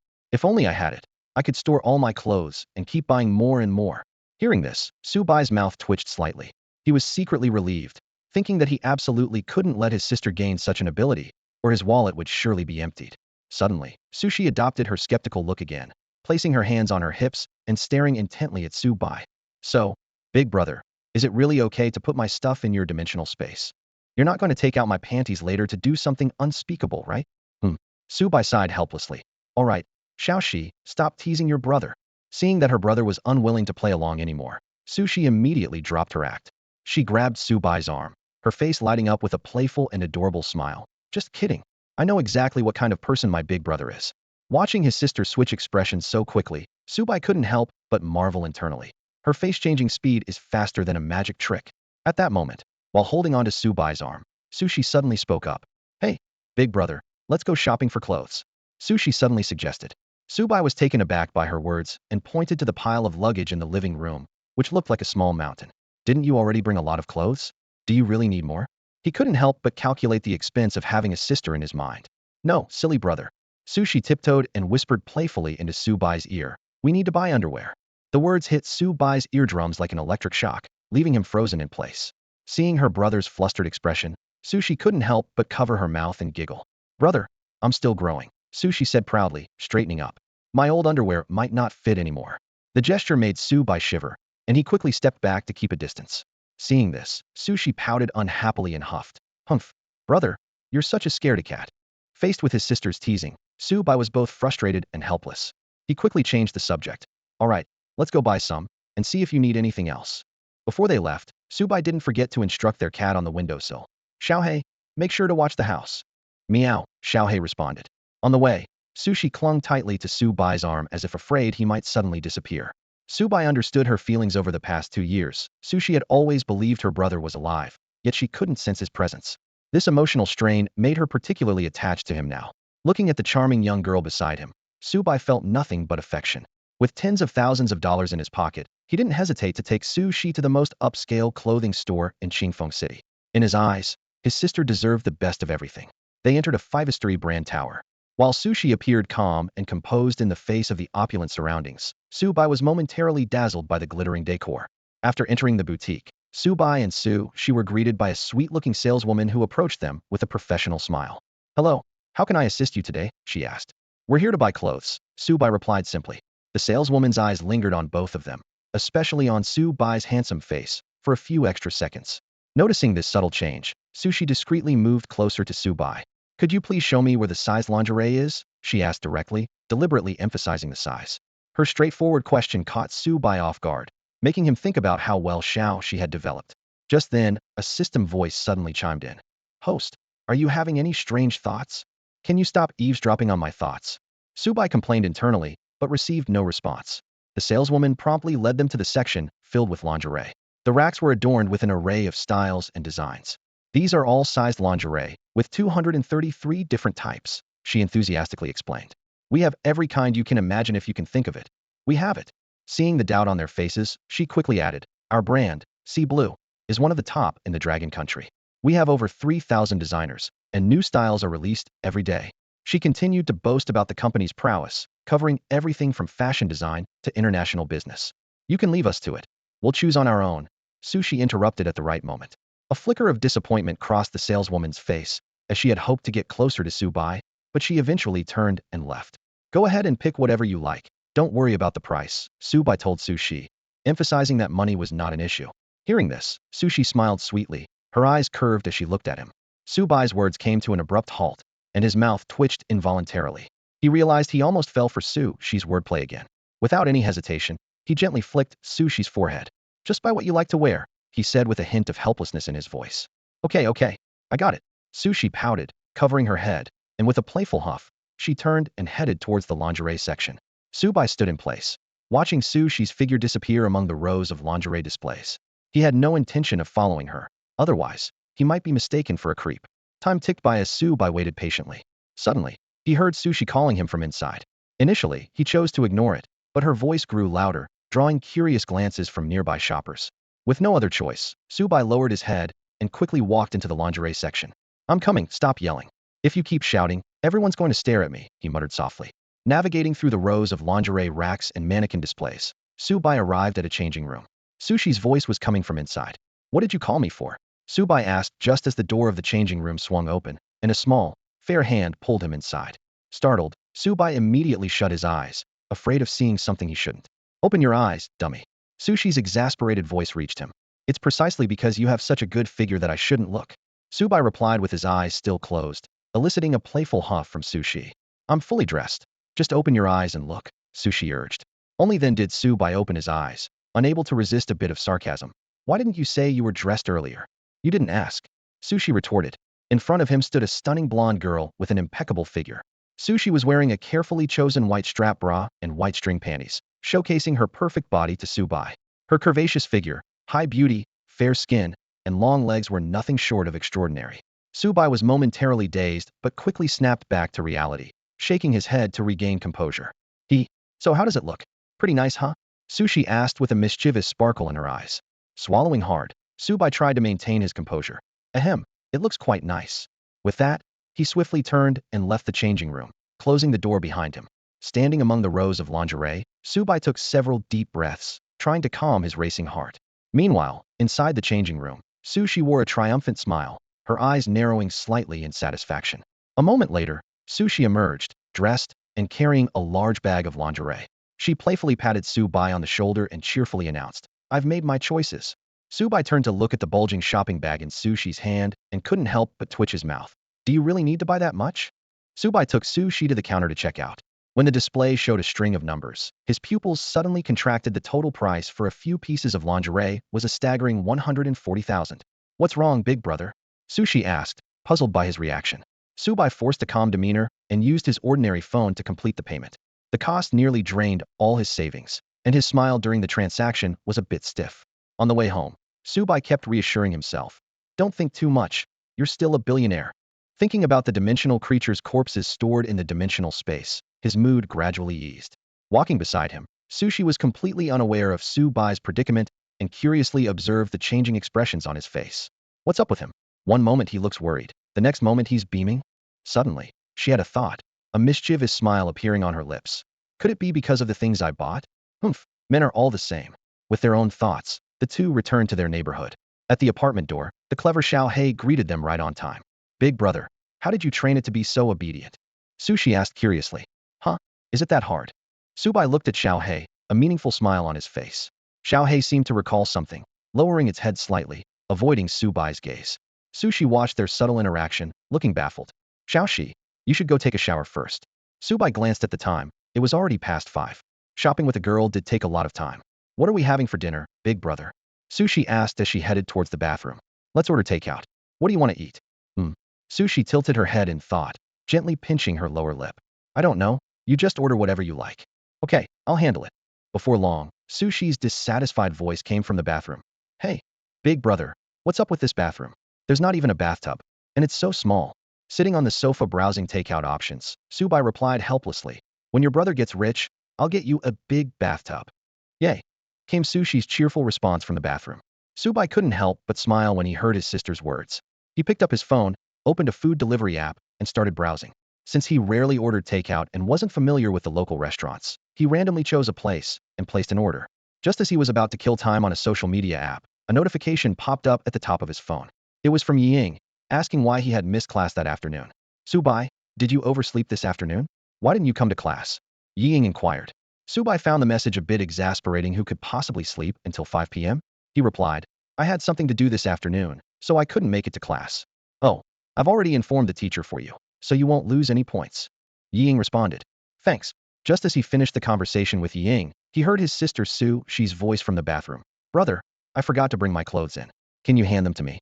Subai walked over to the bathroom and saw a light white garment on the chair, causing him to twitch his lips slightly. Did you see the little white thing on my chair? Sushi asked. Yeah, I see it.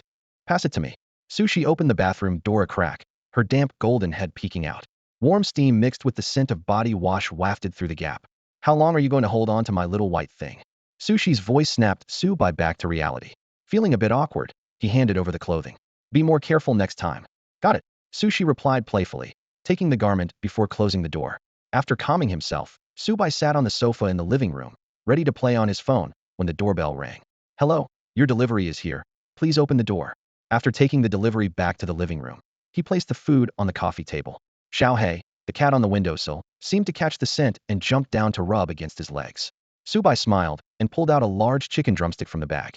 Here, this is the big drumstick I promised to reward you with. Meow, you're the best, master. Xiaohei meowed, grabbing the drumstick and running off to enjoy it. Watching Xiaohei eat, Subai pondered, is this cat becoming more like a pet cat by the day? Soon, Sushi emerged from the bathroom wearing loose pajamas. As she spotted the takeout on the coffee table, she quickened her pace and headed over. Xiaoxi, can't you at least put on some proper clothes before coming out? Subai said helplessly, looking at his disheveled sister. Blah, blah, blah. Sushi stuck out her tongue. It's fine at home. Seeing this, Subai said no more, opened the remaining takeout bags, and the two began to enjoy their dinner. After eating, Subai leaned back on the sofa to relax, while Sushi lay sprawled across him like a lazy fish. Subai's gaze fell on Xiaohei, who was lying nearby, and he called softly, Xiaohei? The black cat immediately understood, leaping onto the coffee table to neatly organize the takeout boxes into a bag, then carried it outside. Watching Xiaohei's thoughtful actions, Subai couldn't help but think to himself that having Xiaohei was truly a blessing. Moments later, Xiaohei returned, but with a look of urgency on its face. Meow meow. Master, I just sensed a powerful energy wave in the neighborhood. What's up, big brother? Asked Sushi, noticing Subai's unusual expression.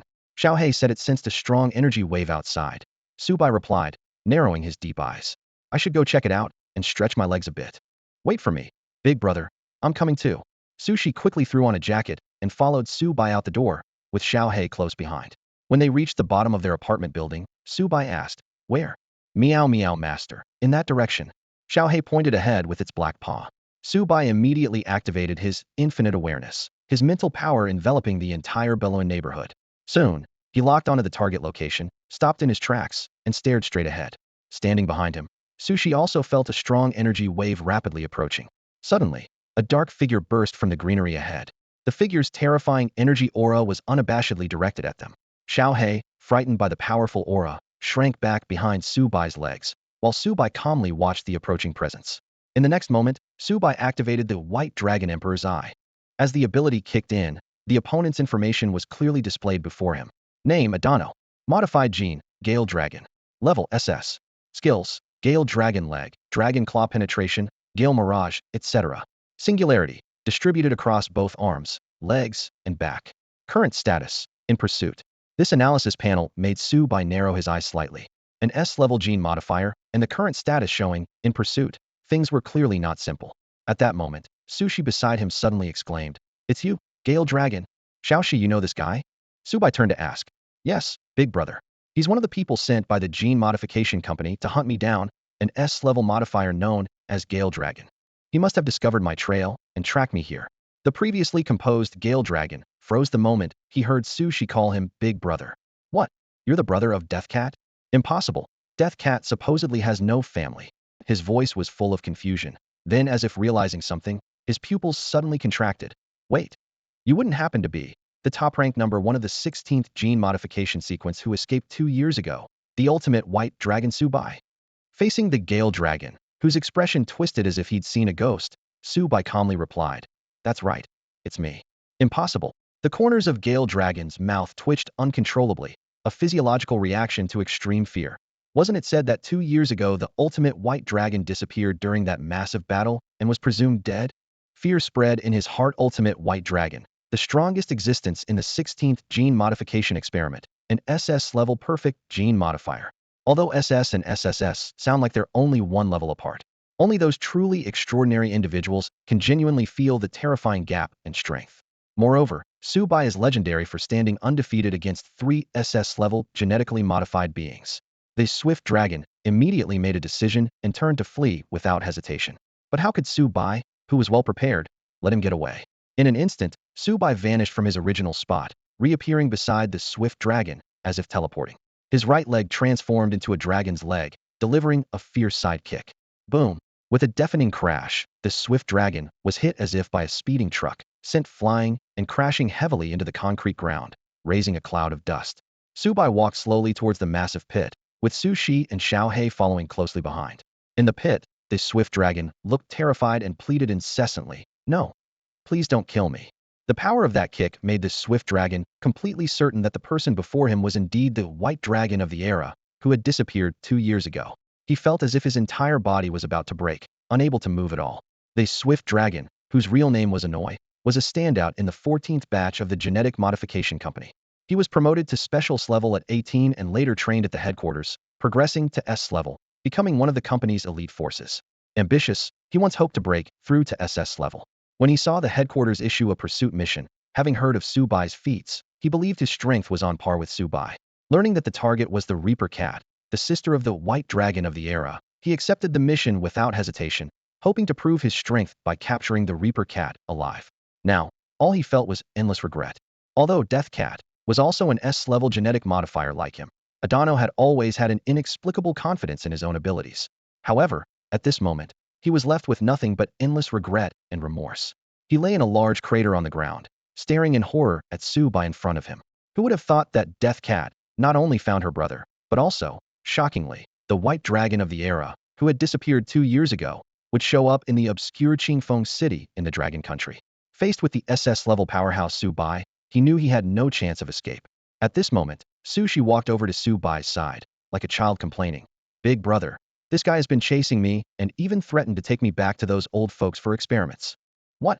Subai's black eyes instantly flared with sharp killing intent, and the terrifying aura of an SS-level fighter spread out like a tidal wave.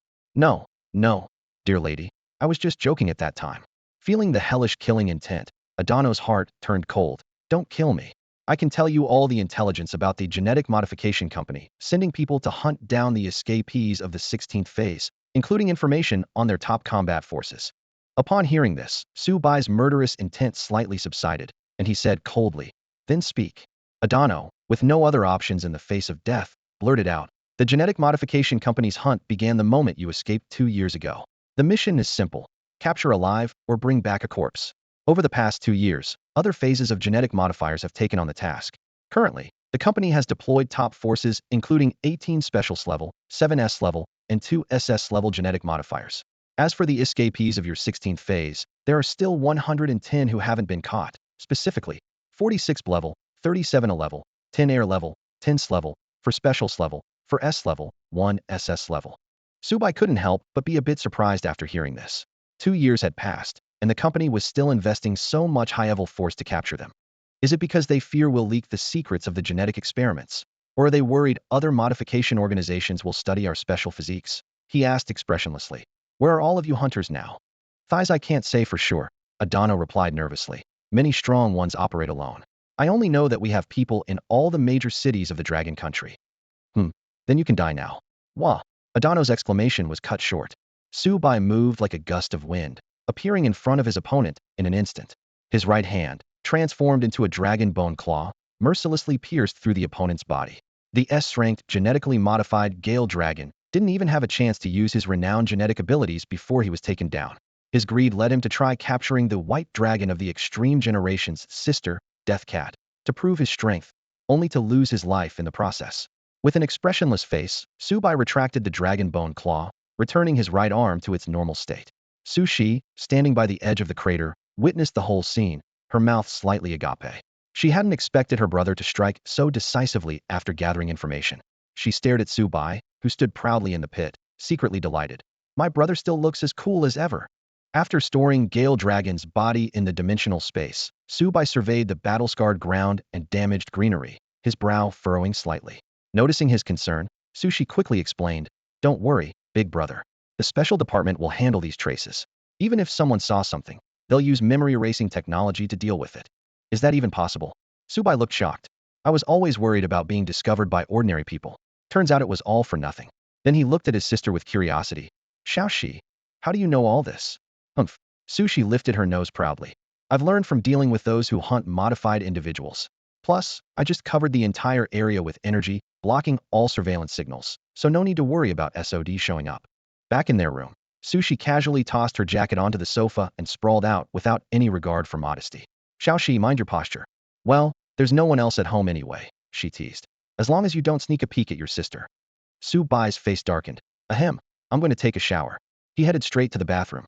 Once he left, Sushi sat up properly and started playing on her phone. Around 8 o'clock, Su Bai emerged from the bathroom in a casual white t-shirt and beach shorts. Sushi was sitting cross-legged on the sofa, engrossed in a hero battle game. Her pajamas had slipped slightly, revealing a bare shoulder and a hint of a strap. After spending over 2 hours relaxing on the living room sofa, Subai realized it was getting late and time to rest. He got up and looked at Sushi, suddenly aware of a pressing issue. His place only had one master bedroom with a single bed. Subai led Sushi to the bedroom, deciding that she should take the bed while he would sleep on a makeshift bed on the floor. As he bent down to make his bed, Sushi's sweet voice came from behind him. Can we sleep together?" Subai's mouth twitched slightly, and he firmly replied, "You sleep on the bed tonight, and I'll be on the floor." "Humph, big brother is such a coward." Sushi pouted, clearly displeased with the arrangement. Subai chose to ignore his sister's odd suggestion and continued focusing on setting up his bedding. Meanwhile, Sushi lightly jumped onto the bed, playfully rolling around on the freshly changed sheets, her small nose twitching as if she could still sense her brother's lingering scent. Before long, they settled into their respective spots. Sushi lay on the bed, pulling out her phone to watch a show, while Subai lay on the floor, gently reminding her, "Xiaoxi, it's good for your health to sleep early." Sushi gave a perfunctory, "Oh," and continued to focus on her phone screen. Subai shook his head helplessly and got up to turn off the bedroom light. In the darkness, only the faint glow from Sushi's phone illuminated the room. By this light, Subai could just make out his sister's delicate features, blooming like a flower even in the night. He glanced at her briefly before trying to fall asleep. However, 10 minutes later, Subai felt something strange. He turned to look at Sushi on the bed, exasperatedly asking, "Xiaoxi, could you please stop putting your feet on me?" It turned out that Sushi had, at some point, placed her fair little foot on Subai's blanket, rhythmically moving it. Hearing him, she giggled, "Oh, sorry, big bro, I just find it comfortable to rest my foot on the blanket while watching a show." Despite her apology, Sushi didn't retract her foot, continuing its playful motion. Subai sat up, looking directly at his sister. They locked eyes for a moment, and just as Subai was about to speak again, Sushi reluctantly moved her foot off his blanket. Only then did Subai lie back down, quickly drifting off to sleep. The next morning, Subai woke up groggily, feeling unusually heavy. He wondered if it was due to sleeping on the floor for the first time. Opening his eyes, he noticed his blanket seemed oddly raised. With a swift motion, Subai lifted the blanket, finding a seam that made him chuckle at some point. Sushi had quietly crawled onto his makeshift bed and was now sleeping soundly on top of him. Despite this, the young girl's weight was surprisingly light, hardly noticeable at all. Subai awoke from his slumber, his mind gradually becoming clear. He sensed something amiss but couldn't quite pinpoint the cause. Suddenly, a startling realization snapped him awake. Sushi's pajamas from last night were missing. His heart raced as he quickly turned to look beside the bed. He breathed a sigh of relief upon seeing Su's pajamas hanging there safely. Thankfully, the bed held only the pajamas. His movement disturbed the blonde girl beside him. Sushi groggily opened her eyes, giving Subai a sleepy glance. She mumbled a few incoherent words before burying her face into the pillow to continue sleeping. Subai was both amused and exasperated. Judging by Sushi's state, she must have stayed up late last night. But now wasn't the time to dwell on that. He immediately got up and gently shook Su's shoulder, trying to wake her. "Xiaoxi, weren't you supposed to sleep in your own bed last night? How did you end up under my blanket?" Grumbling with dissatisfaction at being shaken awake, Sushi muttered, "Stop shaking, or my underwear will fall off." Only then did Subai realize the awkward situation and quickly stopped. Sushi lazily explained, "It was too cold on the bed last night, so I thought I'd warm up a bit." Subai looked at her speechlessly. It was the height of summer. How could it possibly be cold at night? Suddenly, a mischievous smile appeared on Sushi's face. She said mysteriously, "Brother, I heard that guys have a morning energy boost, you know?" Subai was immediately embarrassed, fully aware of the reaction Sushi mentioned. He quickly got out of bed, moved aside to get dressed, leaving Sushi alone under the covers. Watching Su-bai's retreating back, Sushi suddenly felt playful. She feigned a pouty tone. Oh no, is my brother really leaving just like that? Hearing her theatrics, Su-bai felt a headache coming on. He walked back to the bed and tapped Su-shi lightly on the head to quiet her down. If you want to sleep more, go ahead. There's breakfast for sale downstairs. Get it yourself if you're hungry, Su-bai said, preparing to leave. Where are you going, brother? Sushi asked curiously. To study, Su-bai replied curtly. Hearing this, Sushi froze for a moment. She recalled how, when they were younger, Su-bai had sacrificed his own education to support hers, working 2 jobs and enduring their father's demands and insults. All of it was to ensure she could attend a good university. Thinking of this, tears welled in the corners of her eyes, blurring her view of Su-bai's departing figure. Make sure to study hard, brother, she said softly. Yeah, came Su-bai's response from the doorway, followed by the sound of the door closing. When Su-bai arrived at the classroom, the bell was about to ring. Just as he settled into his seat, Ying leaned in close, her twin ponytails swaying gently with her movement. Have you heard the news, Su-bai? Ying asked in a hushed voice. Seeing Su-bai's puzzled expression, Ying sighed. You don't keep up with Qingfeng City's extraordinary website, do you? Recently, a lot of extraordinary people have come here from Dongmu City. These newcomers don't have good intentions, Ying continued quietly. There have been more incidents of extraordinary people hurting others in Qingfeng City, and the SOD has increased patrols. Be careful when you're out and about. Yeah, got it, Su-bai replied nonchalantly, showing little interest. Seeing this, Ying didn't press further, and just then, the class bell rang. The morning classes ended quickly. When Ying and Zhang Xiaoman invited Su-bai to join them at the cafeteria, he thought of Sushi at home and politely declined. Walking home alone, Su-bai recalled last night's awkward moment and resolved to buy a bed first. He planned to take Sushi with him once he got home. Upon arriving, it was Xiao Hei who greeted him first. Meow, welcome home, master. Yeah, Su-bai nodded with a smile, glancing around the living room but not seeing Sushi. His heart skipped a beat, and he quickly headed towards the bedroom. As he opened the door, a fair figure came into view. Su-bai immediately shut the door, the sound echoing in the hallway. Brother, you're peeking. Sushi's playful voice came from inside. Standing outside, Su-bai felt embarrassed, not expecting to catch his sister changing. A moment later, Sushi emerged from the room. She wore a knee-length blue princess dress, her golden hair cascading down her back with slight curls at the ends. On her feet were brown cartoon-themed knee-high boots, making her look like a fairy tale princess, sweet and charming with a hint of playfulness. Her small red lips curved into a smile, adding to her enchanting presence. So how do I look, big brother? Sushi asked, lifting her skirt slightly and twirling in front of Su-bai. You look great. Su-bai genuinely praised. Hee. Sushi laughed happily. Perfect timing. I was just about to take you out. Where are we going? To buy a bed. Buy a bed. Sushi's suggestion caught Su-bai's attention. Yeah, unless you want your brother to keep sleeping on the floor. After tidying up, Su-bai and Su-shi prepared to head out.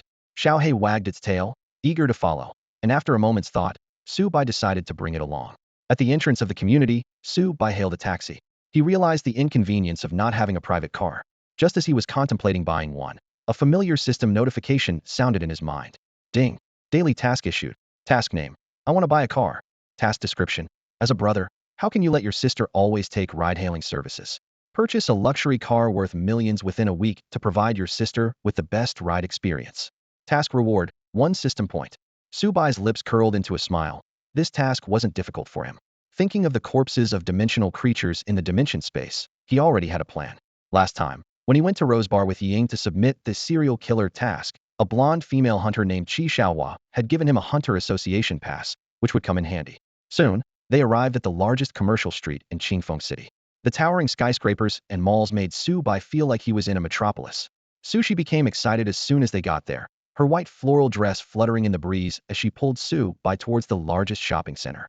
Xiao Hei followed silently, seemingly a bit downcast. After careful selection, they arrived at the Blue Ocean brand furniture store. This brand surprised Su-bai had bought lingerie here last time, so the sales lady's recommendation seemed reliable. What sales lady? Sushi asked, suspicious. Nothing. Let's look at beds first. Su-bai quickly changed the subject, leading his sister to the bed they had previously considered. It was a solid wood bed priced at 28,888, crafted from precious wood with exquisite workmanship and ample size. Just as Su-bai was about to pay, an arrogant voice suddenly interrupted. I want this bed. Looking over, Su-bai saw a young man with an attractive female companion striding over with a haughty expression. The sales lady hurriedly explained. Sir, this bed has already been reserved.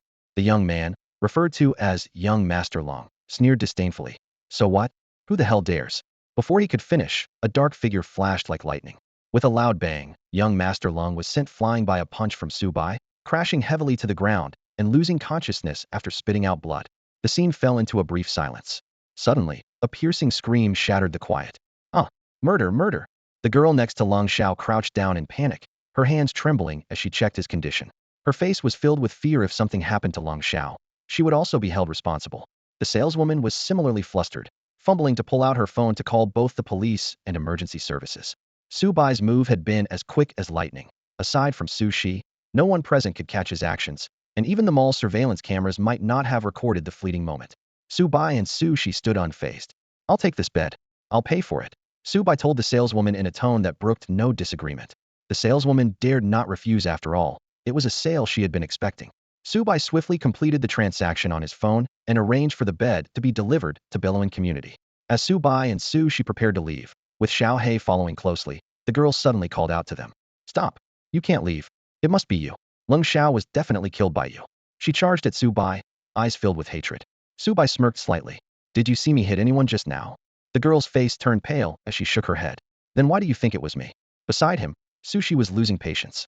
In that cage, anyone who dared to obstruct them had only one fate. Move. Her voice was icy and filled with menace. The girl felt as though she had fallen into an ice cave, her legs giving way as she collapsed to the ground, muttering shakily. So terrifying. Su Bai and Su Shi left directly, while the saleswoman could only stand helplessly, waiting for the authorities to arrive and handle the incident. As the pair reached the mall's exit, Su Bai suddenly turned to Xiao He. He had sensed a faint energy fluctuation from Lung Xiao, indicating a complex, extraordinary power behind him. Xiao He, follow that girl and investigate their supernatural background. If they want to die, let them die thoroughly. This was his instinct from surviving 2 years in the cage. Eliminate all potential threats before they could grow. Understanding the task, Xiao He left, while Su Bai sighed softly. This place really doesn't feel like a cage. Su Bai said coldly, a hint of danger flashing in his eyes. TCH, since there are no legal restrictions, let's just kill anyone who provokes us, just like in the cage. Su Shi stood beside Su Bai, her tone filled with disdain. Su Bai's lips twitched slightly at her words. Xiaoxi, you can't just kill people here. What are you afraid of? Big brother, you're an SS-level genetic modifier. Even if the entire SOD from Qingfeng City came, you wouldn't have to worry. Su Shi said proudly, her head held high. Su Bai gently patted his sister's head. You're too naive. Even as an SS-level genetic modifier, I can't do whatever I want in a society of ordinary people. Otherwise, stronger extraordinary beings will eventually come after us. Meh. Su Shi playfully stuck out her tongue. Her experiences in big cities like the Dragon Kingdom's Magic City over the past 2 years had given her a deep understanding of Sod's strength. Then why did you kill that Lung guy just now, big brother? Su Bai fell into deep thought. He didn't want to cause trouble, but Lung's provoking words had indeed angered him. As the strongest experimental subject of the 16th batch of the Genetic Modification Company, he had survived 2 years of brutal combat on the island cage. There, the strong ruled, and the weak had no rights. Due to his amnesia, his mindset was still stuck in the state it was when he first escaped the cage. I need to control my emotions better, Su Bai thought to himself. After buying a bed, Su Bai didn't go straight home, but took Su Shi to the Qingfeng City Hunter Association's base, the Rose Bar. Why are we going to a bar, big brother? Su Shi asked curiously, her cheeks slightly flushed. Don't overthink it. Su Bai flicked her forehead. This is the Qingfeng City Hunter Association branch. Hearing this explanation, Su Shi suddenly understood. As an S-level genetic modifier, she had visited the local Hunter Association when she was in Magic City. The two walked into the bar, with Su Bai heading straight for the basement, while Su Shi curiously observed her surroundings. Suddenly, a young man with a roguish look at the bar noticed Su Shi. Hey, little sister, want a drink? The young man approached flirtatiously, ignoring Su Bai's warning glance. Bang! Boom! Before the young man could get within 3 meters, a powerful force sent him flying, crashing heavily into the bar counter. Onlookers gathered around, while Su Bai and Su Shi continued towards the basement. Humph! A mere level extraordinary being dares to ignore my brother, Su Shi muttered under her breath. Su Bai didn't say much, leading Su Shi to the basement passage. He handed the access card given by Qi Xiaohua to the 2 security guards in suits. Moments later, they were granted entry. Su Bai led Su Shi into the Hunters Association beneath the Rose Bar. As they ventured further in, the warm, golden lights gradually dispelled the darkness, revealing a lavishly decorated interior. The air was intermittently charged with subtle energy waves, hinting at the presence of numerous formidable individuals. They made their way directly to the familiar bar counter, but before they could settle, a charmingly seductive voice drifted over. It was Qi Xiaohua, the well-known female hunter. Su Bai smiled gently, just about to speak, when Qi Xiaohua's gaze bypassed him and landed on Su Shi. Well, Su Bai, you sure know how to make an entrance. Qi Xiaohua squinted with a hint of displeasure in her voice. Last time it was Xiaoying, and now you've switched companions? Before Su Bai could respond, Su Shi couldn't hold back any longer. Hey, what do you mean by saying my brother is such a ladies' man? Her energy began to stir, but Su Bai quickly placed a calming hand on her shoulder, whispering, Xiao Shi, let's not cause a scene here. Brother? Qi Xiaohua caught the keyword. You're his sister? That's right. Su Shi puffed out her chest proudly. Hearing this, Qi Xiaohua's annoyance dissipated instantly. Haha, Su Bai, you should have said so earlier. I thought you were some kind of playboy. TCH, with a cute sister like me, how could my brother possibly be a flirt? Su Shi retorted confidently. All right, enough. Su Bai cut the strange conversation short, gently nudging Su Shi aside. Xiao Shi, let's focus on business. He turned to Qi Xiaohua. I'm here to trade some dimensional creature corpses. Sure, show me what you've got, and I'll get someone to assess the price, Qi Xiaohua replied. Seeing Su Bai hesitate, she raised an inquisitive eyebrow. Su Bai glanced around and lowered his voice. These corpses are quite exceptional in both grade and quantity. We should discuss this in a more private setting. Though intrigued, Qi Xiaohua remained cautious. Give me a hint first. Su Bai didn't say more. Instead, he used his infinite consciousness to transmit his thoughts directly to Qi Xiaohua. This direct mental communication startled Qi Xiaohua. A powerful mental ability was indeed rare. As she processed this, Su Bai's message had already reached her consciousness. 4 class dimensional creature corpses, 3 air class, 15 a class, 21 class, and a few of even lower rank. As these numbers left Su Bai's mouth, Qi Xiaohua's golden eyes narrowed sharply, a flicker of disbelief crossing her pupils. Instinctively, she clenched her fists, her mind swirling with countless questions. How could an extraordinary being, reportedly only at a class strength, possibly hunt class dimensional creatures? And 4 of them, no less. Let's find a quiet place to discuss this in detail, Su Bai suggested with a slight smile, noticing her changing expression. Qi Xiaohua cautiously scrutinized the man before her, then nodded after a moment. Follow me. She led Su Bai through a side door of the bar, heading deeper into the underground hunter association. Soon, the 3 of them arrived at an elegantly furnished private room. This is the highest level transaction room of the Qingfeng City Hunter Association, Qi Xiaohua explained. It's equipped with top-tier barrier and isolation technology, so there's no need to worry about information leaks. She paused, then asked, Can I see the corpses of those dimensional creatures? Of course. Without any hesitation, Su Bai retrieved and glass abyss crawler's corpse from the dimensional space, right in front of Qi Xiaohua. The massive 10-meter-long body instantly filled most of the transaction room, the intense aura of an glass monster enveloping the space, sending chills down one's spine. The other corpses might not fit, so I won't display them, Su Bai said calmly. This one is indeed glass, isn't it? Qi Xiaohua's gaze became unfocused for a few moments before she squinted her eyes, her tone laced with evident caution. Who exactly are you? In response to her hostility, Su Bai chuckled lightly. All right, I'll lay my cards on the table. I'm not just a class extraordinary being. I'm an SS class extraordinary reformer, codenamed White Dragon of the Ultimate Generation Su Bai. This revelation struck Qi Xiaohua like a bolt of lightning. What? You're the White Dragon of the Ultimate Generation who escaped from the genetic modification company 2 years ago? The number 1 of the 16th genetic modification sequence. Her voice trembled slightly with shock. The next moment, a powerful pressure emanated from Su Bai, locking onto Qi Xiaohua. This suffocating sense of oppression reminded her of the SS-class old minister from the southern district of the Dragon Nation's Hunter Association. Confronted with Su Bai's sudden revelation of his identity, Qi Xiaohua was left bewildered, unsure of his true intentions in doing so. Since I've revealed my identity, there's no need for you to hide yours. Su Bai's voice pierced through the silence. Qi Xiaohua visibly trembled, a trace of fear and surprise crossing her delicate face as she hesitantly spoke. What? What do you mean? Huh? Su Bai smirked at the feigned panic on her face. You're not just any ordinary hunter. How could a mere branch of the Qingfeng City's Hunter Association assign an S-class hunter to guard it? The statement hit Qi Xiaohua like a hammer, her eyes widening in shock, even more so than when she discovered Su Bai was the SS-class White Dragon of the Extreme Era. Her mind raced.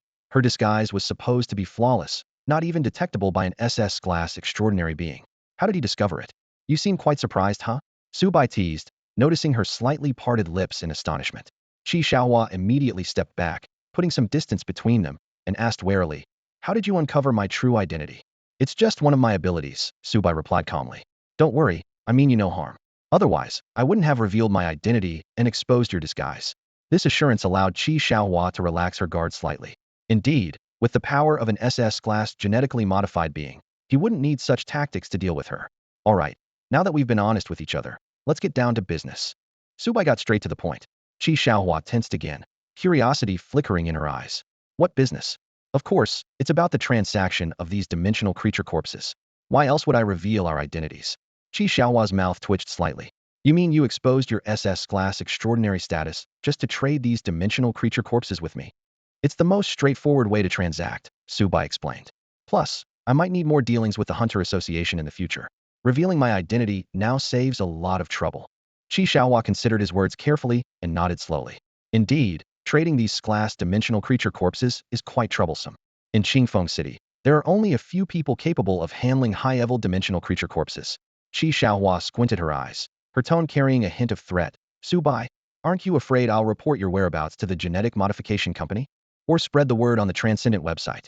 The genetic modification company is currently going all out to hunt down your batch of 16th period fugitives, especially you, the White Dragon of the Extreme Generation. Her voice rose a few notches. You're the main culprit behind exposing the 16th period modification experiment of the genetic modification company. On the monster hunting leaderboard of the Transcendent website, the White Dragon of the Extreme Generation is ranked 8th, with a bounty as high as 5 billion. Subai was taken aback by this, clearly surprised by the number, that much. Seeing his shocked expression, Qi Xiaohua continued, Did you not know? Just capturing you or bringing back your corpse can earn that bounty. At that moment, a voice echoed in Subai's mind. The host is only 8th? Seems a bit low, huh? Subai resisted the urge to retort and instead asked, If capturing me is the only way to get the bounty, why choose to provide information? Qi Xiaohua shook her head helplessly. Come on, for a target like you on the leaderboard, even providing useful information is quite rewarding. Subai suddenly understood, silently thinking to himself that he might even consider turning himself in. He then asked, Why is the genetic modification company so obsessed with hunting us down, even going as far as posting a huge bounty on the website and deploying top-tier transcendent forces? This time, it was Su Shi who answered first. Big brother, do you really not understand, or are you just pretending to be clueless? Our escape from the 16th period genetic modification experiment base was a sensation in the entire international transcendent community on Blue Star. This was the first time the genetic modification company's genetic modification experiment was exposed. She continued to explain, originally, the genetic modification company was just a low-key neutral force in the transcendent world. But after we escaped, many 16th period modifiers spread the truth about the base being controlled, forced to fight, subjected to enforced training and genetic mutations. This led to the entire international transcendent community learning about their secret experiments, almost sparking an international transcendent coalition crusade, which was somehow suppressed later. Qi Xiaohua added, That's right. Now even some SS-level hunters at our Hunter Association headquarters are eyeing you greedily, just for that bounty. The genetic modification company is hunting you not only to prevent further leaks, but also to demonstrate their power to the transcendent world and other periods of modifiers. Subai finally realized. So our escape has caused such a huge impact. I trust you won't reveal my identity, Subai said confidently, locking eyes with Qi Xiaohua. Qi Xiaohua narrowed her eyes, tapping her fingers gently on the table. How can you be so sure? Those bounties are no small amount. I could easily sell your information to the genetic modification company. An S-level top hunter wouldn't come to a small place like Qingfeng City without a reason, Subai said with a slight smile. You must have your own agenda. If my identity gets exposed and other extraordinary forces get involved, it would only disrupt your plans. He paused, his gaze suddenly turning sharp. Besides, even if you dare to spread the word, I'm not afraid of those people.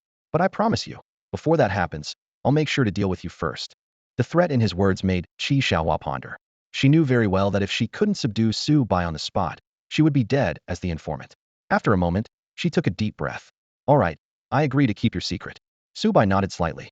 This was within his expectations. There was no personal grudge between them, and Qi Xiaohua even seemed to have a favorable impression of him due to his appearance. It was clearly unwise to offend an SS-level powerhouse for a bit of profit. Moreover, he had already used unlimited consciousness to probe her inner thoughts. If he had sensed any malicious intent, he wouldn't have hesitated to end her life. Now that we've cleared that up, let's continue discussing the transaction, Subai said, steering the conversation back to the sale of the dimensional creature corpses. Qi Xiaohua looked at him with slight exasperation, surprised that his enthusiasm for the corpse trade exceeded that for the life and death matter they had just discussed. According to the rules, an S-level transaction requires approval from a branch minister-level hunter. However, I have special permissions to handle it directly. She began calculating carefully. Force level, 3 air level, 15 a level, 21 B level. Total price, 30 million. Hearing the figure, Su Bai's heart raced slightly, but he maintained a calm demeanor and nodded. Deal. The two then headed to the storage warehouse of the Hunter Association in Qingfeng City. Su Bai retrieved the corpses from the dimensional space, one by one, neatly arranging them on the ground. Once finished, he stared intently at Qi Xiaohua, who rolled her eyes. She thought to herself that he hadn't shown this kind of look even when she had tried to seduce him earlier. Quickly, they both took out their phones, ready to complete the transaction. Qi Xiaohua transferred 30 million directly to Su Bai's bank account. Immediately, a notification popped up on his phone screen. Ding! Your bank account has received 30 million. Seeing those striking numbers, a rush of excitement surged through Su Bai at the thought of sudden wealth. Before he could process it, his sister, Su Shi, had already come over, standing on tiptoe to peek at the screen. She exclaimed excitedly, "Wow, big brother, we're rich now. We can buy those expensive clothes and bags." Hearing his sister's spendthrift remarks, Su Bai felt a few metaphorical lines form on his forehead. Ahem. We'll talk about it when we get back. He turned to Qi Xiaohua, a shrewd glint in his eyes. So, we've agreed. You help us keep our identities hidden, and I'll keep yours a secret. Plus, we'll be collaborating more often in the future. Got it. Qi Xiaohua quickly regained her charming demeanor and gave Su Bai a flirtatious wink. I won't spill your secret. And even if there's nothing going on, you're always welcome to visit Xiaohua. Hey, my brother won't come here without a reason. Su Shi immediately stepped between them, shielding Su Bai and glaring at Qi Xiaohua like a protective little wildcat. Seeing this, Qi Xiaohua toned down her teasing. She knew very well that the blonde girl before her was no ordinary person, the sister of the white dragon of the extreme generation, an S-rank genetic modifier from the 16th phase of the genetic modification company, ranked number 4 in the genetic sequence, known as the Reaper Cat. Alright then, I won't disturb brother Xiao Bai and his beloved sister, Qi Xiaohua said with a bright smile. Su Bai smiled slightly. See you next time. With that, he left with Su Shi. Watching their retreating figures, Qi Xiaohua softly murmured, Xiaoying, it looks like you've met your match. The siblings climbed the steps to the upper level of the Rose Bar. By the bar, a crowd had gathered, attracted by the commotion caused by the previously half-beaten Brank extraordinary individual. Su Bai ignored it and led his sister out of the bar. They hailed a rideshare and headed to a large car dealership in Qingfeng City. With time to spare and 30 million in hand, Su Bai planned to complete the system's car-buying task and treat himself to a luxury car worth millions. Hey, is big brother going to buy a car? Su Shi asked curiously. Su Bai, with a hint of pride, replied, Yes, your brother is so wealthy now, I can't let my sister keep taking rideshares. Although his main goal was to complete the system task, seeing the smile on Su Shi's face softened his heart. You're the best, big brother, Su Shi exclaimed, playfully snuggling into Su Bai's arms. Upon entering the Pegasus car dealership, Su Bai immediately approached a sales representative and confidently selected a high-end model. He paid the full amount in cash without hesitation, leaving the saleswoman utterly astonished. After completing the paperwork, Su Bai and Su Shi drove away in their brand-new Pegasus. Just then, the system chimed in crisply. Ding. Task, I want to buy a car completed. Reward, 1 system point. Su Bai smiled slightly, feeling pleased. Back at the Bailuan community, Su Bai parked the new car in a nearby garage and walked with Su Shi towards Building 6. However, as they reached their door, a faint metallic scent of blood wafted through the air. Did you smell that, big brother? Su Shi, having been genetically modified with death cat traits, immediately detected the unusual scent with her heightened sense of smell. Yes, Su Bai replied calmly, approaching the door. The smell was emanating from inside. He unlocked the door to find Xiao He lying on the living room floor. Xiao He? Su Shi exclaimed curiously. Xiao He, are you hurt? Su Bai immediately noticed something was wrong with Xiao He. Meow. Xiao He responded weakly, attempting to stand but failing and collapsing back onto the floor. Su Bai gently picked up Xiao He and said, I asked you to follow that human girl. With your level combat abilities, not many in Qingfeng City could harm you. A glint of anger flashed in his eyes, as Xiao He was his pet, and this operation was under his orders.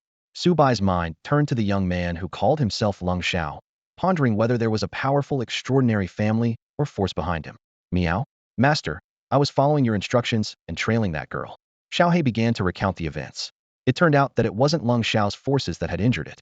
Instead, while trailing the girl to Lung Xiao's family's upscale villa district, Xiao He discovered they were investigating Lung Xiao's death. Recalling Su Bai's instructions to strike first and leave no one alive if they intended to attack, Xiao He revealed its true form as the Black Prison Cat, ready to eliminate this extraordinary family preemptively. Although they were an extraordinary family, Xiao He had observed that their strongest member was only of air-level strength. Xiao He could have easily defeated all of his opponents, but just as he was about to make his move, an S-class extraordinary individual suddenly appeared.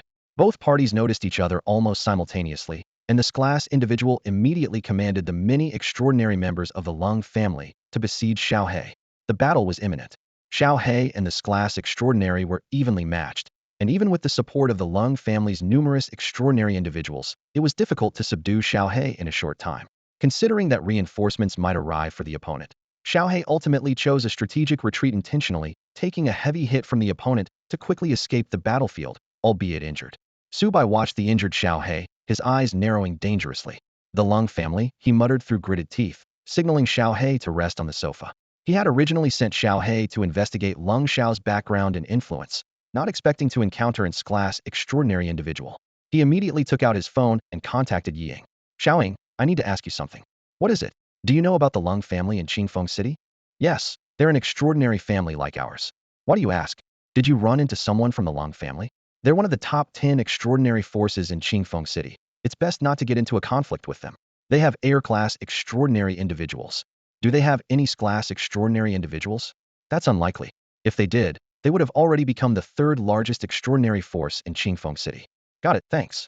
After ending the conversation, Subai had already made up his mind this class extraordinary individual was definitely not from the Lung family. A cold smile appeared on his lips, and a glint of cold light flashed in his eyes. Xiaohe, how long will it take for your injuries to heal? About half a day. Good. Once you're almost healed, we'll go get your revenge tonight, Subai said firmly. Daring to harm my pet, they're finished. And they likely won't easily figure out who took down Long Xiao. Meow. Xiaohe felt a warmth in his heart upon hearing his master's strong words. I knew I chose the right master. Meanwhile, in a high-end villa area in Qingfeng City, members of the Lung family gathered in a square. As a major real estate controller and one of the top 10 extraordinary families in Qingfeng City, the Lung family members all wore solemn expressions. In front of them, a few bodies covered with white cloth were starkly conspicuous. Patriarch, we cannot let that creature go. It killed so many of our clan members. Why did its glass monster suddenly appear in Qingfeng City? How did it enter our villa area? We should notify the SOD to hunt down such a terrifying existence.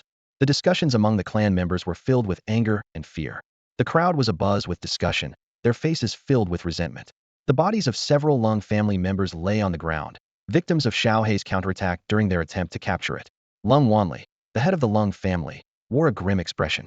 Beside him stood a languid young man, the very class extraordinary individual who had previously injured Xiaohe. After briefly attending to the fallen family members, Lung Wanli dismissed the crowd to repair the damage caused by the creature's assault.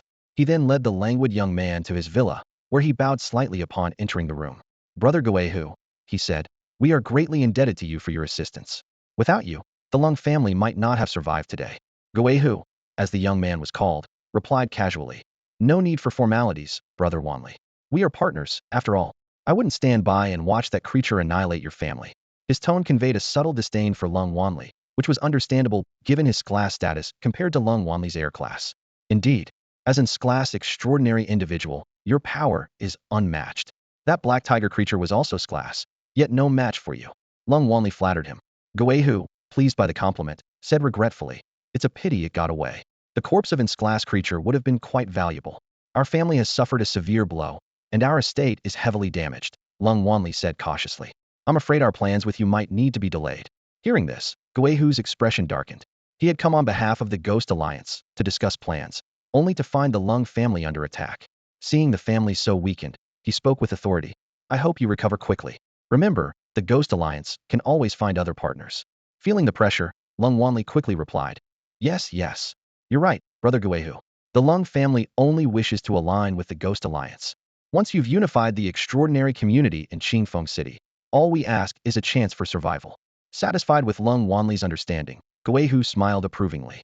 Good, I'm glad you see it that way. But remember, the plan will commence in no more than 3 days. Understood. After seeing Guehu off, the fake smile on Lung Wanli's face vanished, replaced by a somber look as he silently returned to his room. A member of the Lung family hurriedly entered the room.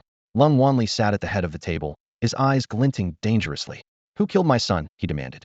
By now, Guehu had left, and Lung Wanli no longer needed to suppress his rage. His authoritative presence erupted, causing the Lung family members' knees to buckle as he fell to the ground. Master Long, the person reported shakily. At the time of the incident, young Master Long was shopping at the Blue Ocean Mall with his girlfriend. It was his girlfriend who called to say he was attacked. Lung Wanli's eyes grew colder, his voice filled with fury. Who did it? Have you found out? The respect he showed towards this glass creature vanished. replaced by anger directed at his son's killer. Master Long. The surveillance didn't capture the assailant. It was as if young Master Long was struck down out of nowhere. The person cautiously continued. However, upon further investigation, we suspect it might have been a young, extraordinary individual. They seem to have had some conflict, but we lack concrete evidence. Enough, Lung Wanli interrupted sharply. Whether it's him or not, eliminate all suspects. Even if we make a mistake, the real culprit must not escape. The Lung family member shuddered. Yais. Go, Lung Wanli said coldly. Deploy a class family member this time, and ensure the perpetrator is dealt with. After the subordinate left, Lung Wanli picked up his phone and dialed a number. His tone instantly became respectful. Hello, is this Minister Zhu? Isn't this the head of the Lung family? What can I do for you? Came the voice of Zhu Zhihao, Deputy Minister of SOD in Qingfeng City, from the other end of the line. Lung Wanli detailed the invasion of the Lung family villa by this glass creature. Zhu Zhihao listened intently, his expression grave. This is likely a creature that escaped from the dimensional rift in Belun district. The rift unexpectedly closed last time, but we didn't expect its glass being to remain. Rest assured, Master Long, SOD will do everything to track it down. Such a threat cannot remain in Qingfeng City. I'll send someone to record the details, and we ask for your cooperation. No problem. After ending the call, Lung Wanli returned to his room. Though the pain of losing his son was unbearable, it was not the time for grief. He recalled the deadline given by Gui Hu and muttered to himself, 3 days left. In 3 days, he planned to incite conflict among other extraordinary forces in Qingfeng City.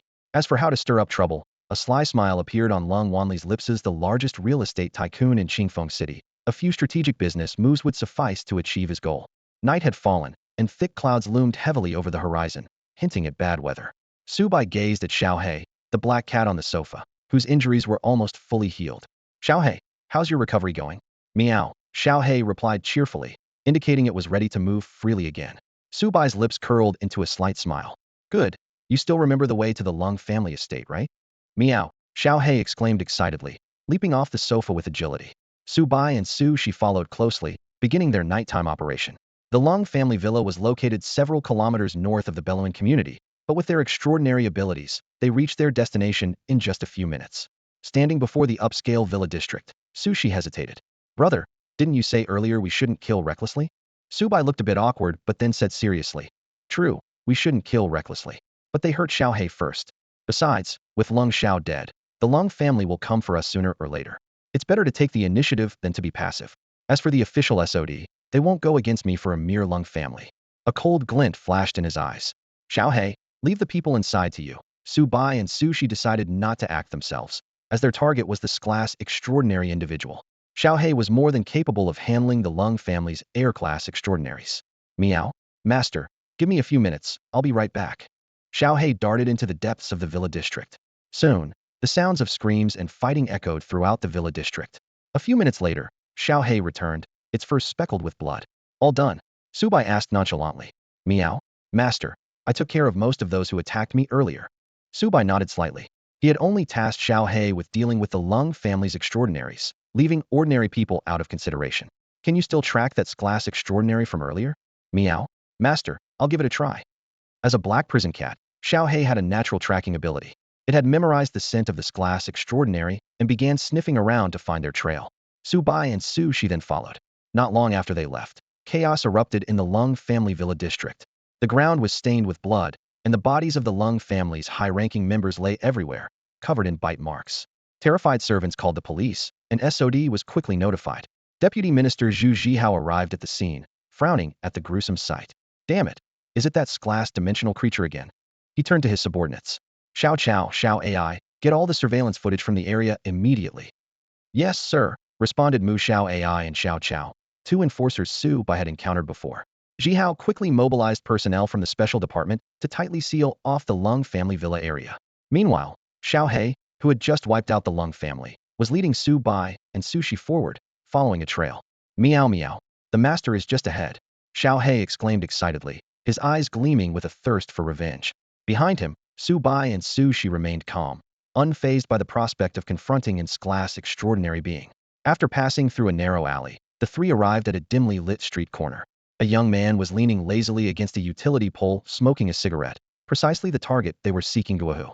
Sensing Xiao He's presence, Guihu stood upright, a flicker of surprise in his eyes. You're that glass creature from earlier today? His expression quickly turned to excitement. Umph. Even though you've turned into a black cat, your aura doesn't lie. So, you ran away earlier and now you want revenge. As Goehu arrogantly approached Xiaohei, Subai and Sushi revealed themselves from around the corner. Goehu paused, releasing his mental energy to probe them, but due to the vast difference in power, he couldn't detect any energy waves from the two. Just a couple of ordinary people. Goehu sneered dismissively. Hey, the guy can get lost, but the girl can stay. Haha. This remark instantly touched Subai's nerve. You're courting death. Before the words were fully out, Subai had already appeared in front of Goehu, gripping his throat with one hand and lifting him off the ground. Brother, let's talk this over. Goehu was terrified, cold sweat pouring down his face. He hadn't even seen how Subai moved. I was going to ask you some questions, but you deserve to die. Subai squeezed slightly, and Goehu's neck snapped with a crack. The Sklass core member of the Ghost Alliance was thus vanquished. Meow meow. Master, can I have his body? Xiaohei approached. You want to eat the body of an extraordinary being? Meow meow. Consuming the flesh and blood of extraordinary creatures can rapidly boost my power. After a brief consideration, Subai agreed. After all, such extraordinary beings weren't on the Hunter Association's kill list, and the body had no other value. Xiaohei eagerly transformed back into his original form and devoured Goehu's corpse in one bite. Xiaohei, crunchy and delicious. Xiaohei let out a satisfied burp and transformed back into his black cat form. After dealing with the ghost tiger, Subai and his group set off on their journey home. Along the way, he received a call from Blue Ocean Furniture Store, informing him that the bed he ordered had been delivered to the entrance of his residential complex. When Subai returned to Billowing Community, the delivery staff had already left, and he collected the bed, worth 28,888 yuan, from the security office. However, as he tried to move it to his apartment, he encountered an unexpected problem. The bed seemed too large to fit through the doorway. Fortunately, Subai quickly came up with a solution. He would store the bed in his dimensional space, and then retrieve it once inside. Thanks to this ability, he wouldn't have to sleep on the floor again tonight. He swiftly used this method to successfully place the new bed in the bedroom. Since there was only one bedroom, he and Sushi had to share the room. Sushi seemed quite happy about this arrangement, but Subai quietly considered getting a bigger place in the future. After all, with nearly 30 million in savings, he was quite well off in Qingfeng City. Unexpectedly, his thoughts displeased Sushi. When we have a bigger house and extra bedrooms, my brother won't sleep with me anymore. Humph, what's so great about a big house? I prefer my brother's cozy little place. Subai just took it as his sister comforting him and didn't say much. All right, let me help you make the bed, Subai said, effortlessly lifting the luxurious large bed with one hand. It was indeed impressive, with a surface twice the size of the old one. He placed the new bed by the window and the old one against the inner wall, leaving a passage in between. After about 10 minutes, Subai finally finished making Sushi's bed with her sheets, blanket, and pillow, feeling like a dutiful brother. Exhausted, he lay down on his own bed, only to see Sushi approaching with a mischievous grin. Thanks for your hard work, big brother, she said, plopping down on Subai's back. Feeling the soft sensation on his back, Subai was at a loss for words. Hey, Xiaoxi, what are you doing? Of course, I'm rewarding my big brother, she replied, gently stepping on Subai's back. How does it feel, big brother? Does my little foot massage feel good? Subai didn't reply, burying his face into the bed with a look of enjoyment. Sushi was light as a feather, and her stepping on his back felt as soft as a cloud. Sushi's soft feet pressed against Subai's back, making him feel exceptionally comfortable. After more than an hour, Sushi walked downstairs with slightly unsteady steps, her feet a bit sore from the continuous massage. Meanwhile, Subai felt completely refreshed, experiencing an indescribable sense of relief. I'm going to take a shower now, Subai said, getting up and heading to the bathroom. Okay, Sushi replied briefly. That night, Subai finally didn't have to sleep on the floor. Lying in his warm bed, he remarked, Tonight, I can finally get a good night's sleep. Good night, Xiaoxi. Good night, Sushi responded casually, focused on her drama on the large bed. The next morning, Subai instinctively stretched, only for his arm to brush against something unexpected. After a few seconds of confusion, he jumped out of bed. The curled-up Sushi drowsily looked at him. What's wrong, big brother? What do you think? I bought you a new bed, so why are you here again? Subai looked at his sister helplessly. I just don't feel safe sleeping alone, Sushi mumbled, turning over to continue sleeping. Shaking his head, Subai got dressed and prepared for school. Xiaohei, who was on the sofa, also woke up. As in Sklass dimensional creature, it didn't actually need sleep, it only did so out of boredom. Meow, good morning, master. Yeah, I'm off. Remember to watch the house. Passing by a pancake stall at the community entrance, Subai bought a 10 yuan deluxe set and ate as he walked to Billowin High School. Along the way, several girls approached him, but he politely declined their advances. Hey Subai, a familiar voice called from behind.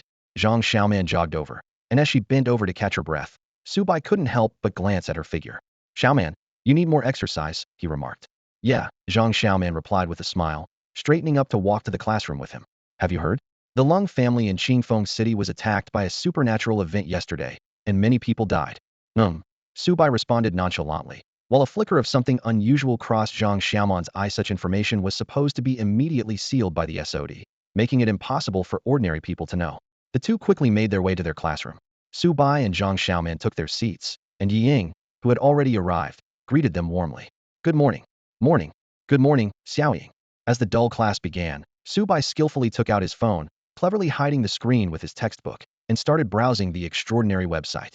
When he switched to the local section for Qingfeng City, the sight before him made him pause slightly. The entire discussion area was dominated by posts marked in red. Shocking. The Lung family, one of the top 10 extraordinary forces in Qingfeng City, wiped out overnight. Terrifying. Class extraordinary creature suspected to have appeared in Qingfeng City. Everyone be careful. Qingfeng City SOD official statement. Su Bai scanned these posts, chuckling to himself. Most of them were discussing the incident of the Lung family being slaughtered by glass creature, and he knew very well that it was all the work of Xiaohe. As he continued browsing, a post suddenly caught his attention. Core member of the Ghost Alliance, Gui Hu, suspected to be spotted on Qingfeng 4th Road. The post included a picture of this glass extraordinary individual he personally dealt with last night. Su Bai's eyes narrowed as he clicked on the post to see more details. The content was simple, a candid photo of Gui Hu's side profile and a brief caption. Whoa, this guy looks like Gui Hu from the Ghost Alliance, the strongest extraordinary force in neighboring Dongmu City, right? From the photo angle, Gui Hu seemed to be approaching the photographer. The comments were filled with concern for the poster's safety, but the original poster never appeared again. Su Bai could easily guess that the photographer might have met an unfortunate fate. In this world, while it appears to be a society governed by law, it is actually an era dominated by extraordinary individuals.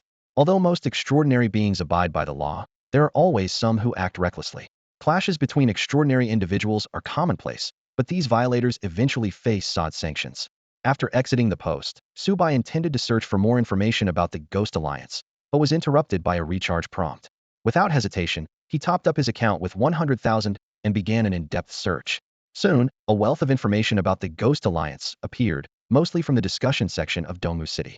As a neighboring metropolis to Qingfeng City, Dongmu City surpasses Qingfeng in both size and economic strength, naturally boasting stronger extraordinary forces.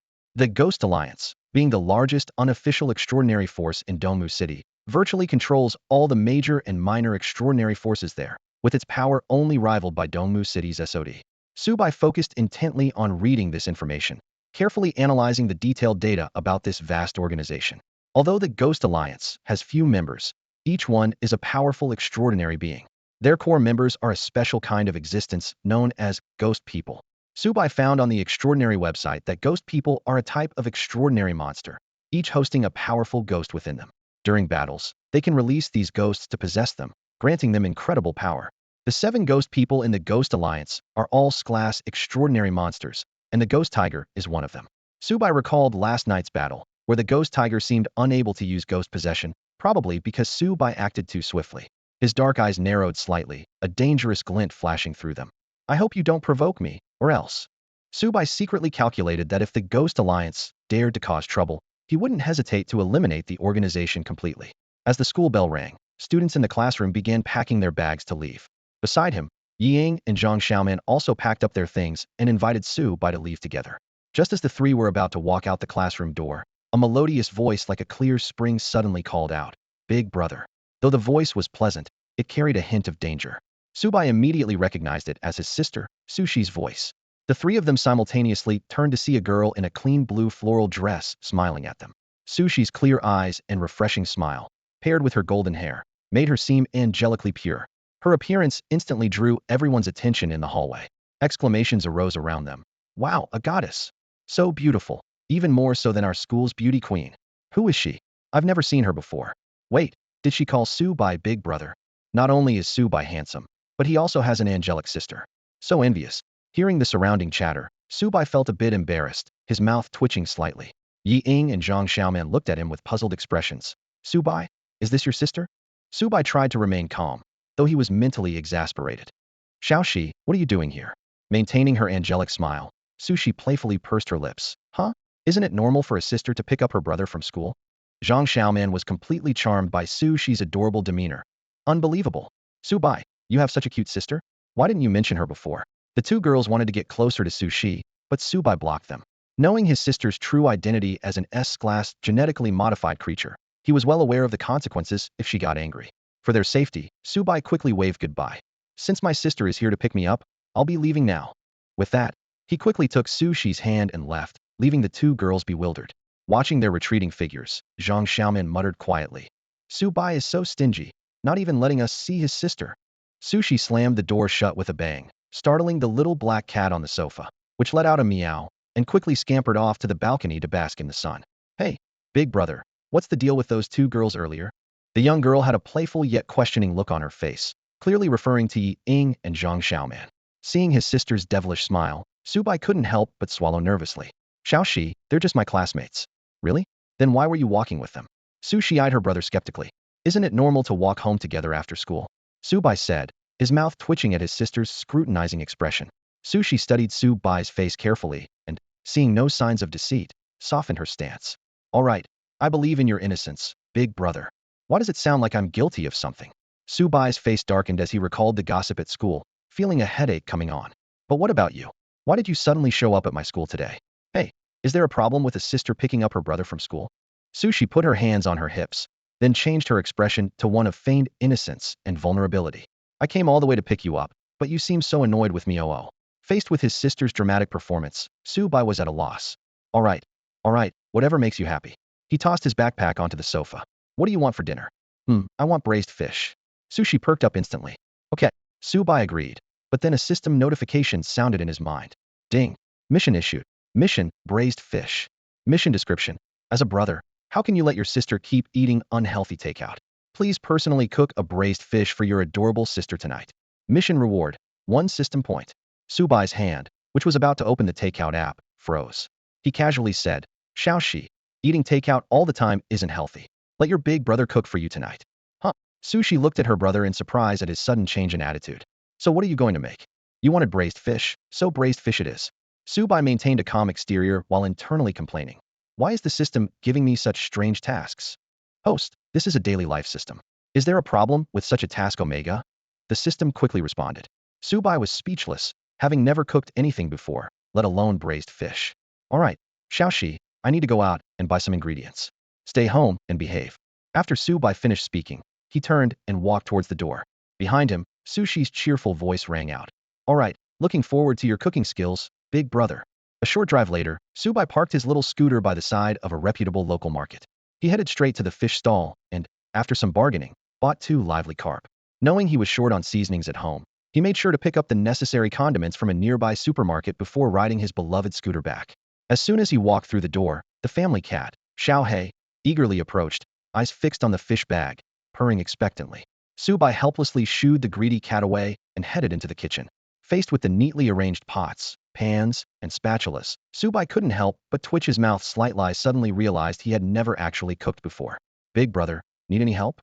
Sushi called out from the living room. Just as Subai was about to answer, a system prompt echoed in his mind. This task must be completed alone. Suppressing the urge to lash out at the system, Subai declined his sister's offer, instead pulling out his phone to look up how to make braised fish. After a chaotic few dozen minutes, only one of the 2 carp was barely presentable, albeit with an oddly dark color. Subai, feigning confidence, placed the dish on the dining table. Big brother, are you sure this is braised fish? It looks more like braised black fish, Sushi mercilessly teased. Subai felt imaginary lines of frustration appear on his forehead, but determined to complete the task, he forced a smile and joined Sushi. All right, Xiaoxi, give it a try. Feed me, big brother, Sushi grinned mischievously. A vein throbbed on Subai's forehead, but he gritted his teeth and agreed. Fine. Sushi opened her mouth like a kitten waiting to be fed, and Subai placed a small piece of the dark fish into her mouth. The next second, Sushi's smile froze. Big brother, are you sure you were cooking and not poisoning? After all the fuss, the system finally chimed in. Ding. Task, braised fish completed. Task reward, 1 system point. Subai dumped the barely touched culinary disaster into the trash.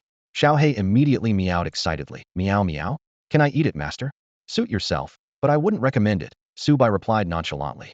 Ignoring the warning, Xiaohei dove into the trash can. Moments later, a ghostly cat figure slowly floated up from the trash, its face showing a underscore expression. In the early morning, Subai opened his eyes and found that She had unconsciously touched places she shouldn't have again. He sighed softly and carefully carried his still sleeping sister back to her own bed. She murmured a few times in her sleep, turned over, and continued to sleep. After settling his sister, Subai quickly completed his morning routine. As he walked into the living room, he heard a weak meow from Xiaohei. The cat was staring at him with a resentful look, clearly a result of last night's braised fish incident. Subai's mouth twitched slightly. He had warned Xiaohei at the time. Upon arriving in the classroom, Subai noticed that his classmates were, as expected, buzzing about his angelic sister. He quietly took his seat, trying to ignore the surrounding chatter. However, Ying and Zhang Xiaoman beside him couldn't contain their curiosity. Hey, Subai, was that really your sister yesterday? Ying asked skeptically. Why do you two have different hair colors? But you both look really good. Zhang Xiaoman added. Faced with their questions, Subai chose to remain silent. Fortunately, the school bell rang, granting him a moment of peace. During the break, Subai habitually browsed the extraordinary website on his phone. Apart from the topic of the Lung family's downfall, there wasn't much new. However, he found it strange that the SOD suddenly stopped their investigation after the Lung family incident. Soon, feeling bored, he leaned back in his chair and dozed off. Meanwhile, at the SOD headquarters in the outskirts of Qingfeng City, an important investigation was underway. In the minister's office on the top floor, a gray-haired elder sat with a serious demeanor with Zhang Tianlong, the branch minister of Qingfeng City's SOD. Having just been discharged from the hospital the previous night, he immediately received the report of the Lung family's complete annihilation, which heightened his vigilance. The Lung family was among the top 10 extraordinary forces in Qingfeng City, with its head, Lung Wanli, ranked as an air-level extraordinary powerhouse. Zhang Tianlong promptly contacted the deputy minister in charge of the case, Zhu Zhihao. Through surveillance investigation, they discovered that an escalates dimensional creature was responsible for the Lung family's demise. However, with their extensive experience, they realized the situation was far from simple.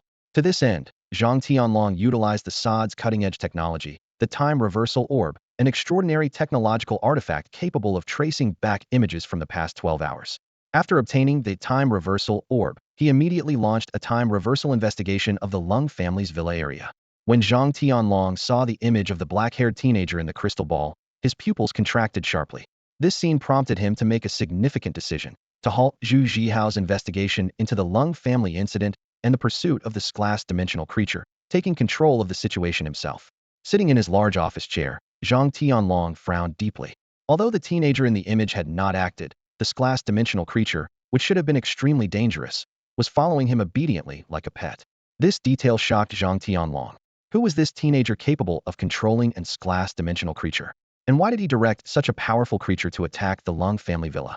After some thought, Zhang Tianlong decided not to report to his superiors just yet. Perhaps I should talk to this teenager first. He likely doesn't know who I am, he muttered softly, then called out, Xiao Huang. Huang Tian quickly entered the office.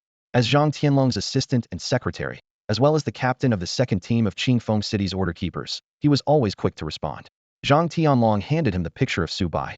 Find out about this teenager. That afternoon, as Beloan High School let out, Subai noticed a discreet sedan slowly stopping beside him on his way home. The car door opened, and a young man in formal attire stepped out. Hello, Mr. Su. I am Huang Tian, captain of the second team of Qingfeng City's SOD order keepers and a level 5 order keeper. Huang Tian introduced himself politely. Subai raised an eyebrow, understanding the situation. Had SOD found him so quickly? Huang Tian got straight to the point. Our Minister Zhang would like to invite you to SOD for a chat. His tone was particularly respectful, as per Zhang Tianlong's instructions. How did you find me? Subai suddenly asked. Faced with this question, Huang Tian looked puzzled, clearly unaware of the specifics. After some consideration, Subai decided to accept the invitation. Led by Huang Tian, they arrived at SOD headquarters in the outskirts of Qingfeng City. It was a heavily fortified steel fortress, with thick metal walls and armed guards at each entrance, resembling a small military base. With the guidance of the level 5 order keeper Huang Tian, they passed through security without issue and reached the top floor of the office building. Seeing the sign reading SOD Minister's Office, Subai pushed open the door. When he saw who was inside the office, a look of surprise flickered across his face. It's you? Subai entered the office and immediately recognized the elderly man sitting in the office chair. It was the same person he had beaten up before. Zhang Tianlong greeted Subai with a composed smile. We meet again. Subai remained calm and took a seat on the sofa, with a hint of surprise in his voice. So, you're the head of the SOD in Qingfeng City? Surprised? Zhang Tianlong asked. Unexpected, but it makes sense, Subai replied without hesitation, then analyzed. Your combat level was around the peak of strength at that time, and there are very few people in Qingfeng City who can reach that level. It makes sense that you're the deputy head of Qingfeng City's SOD. Zhang Tianlong's eyes lit up with admiration. Impressive, Mr. Su. Truly a young hero. Unfazed by the compliment, Su Bai got straight to the point. You must have called me here because of the Lung family, right?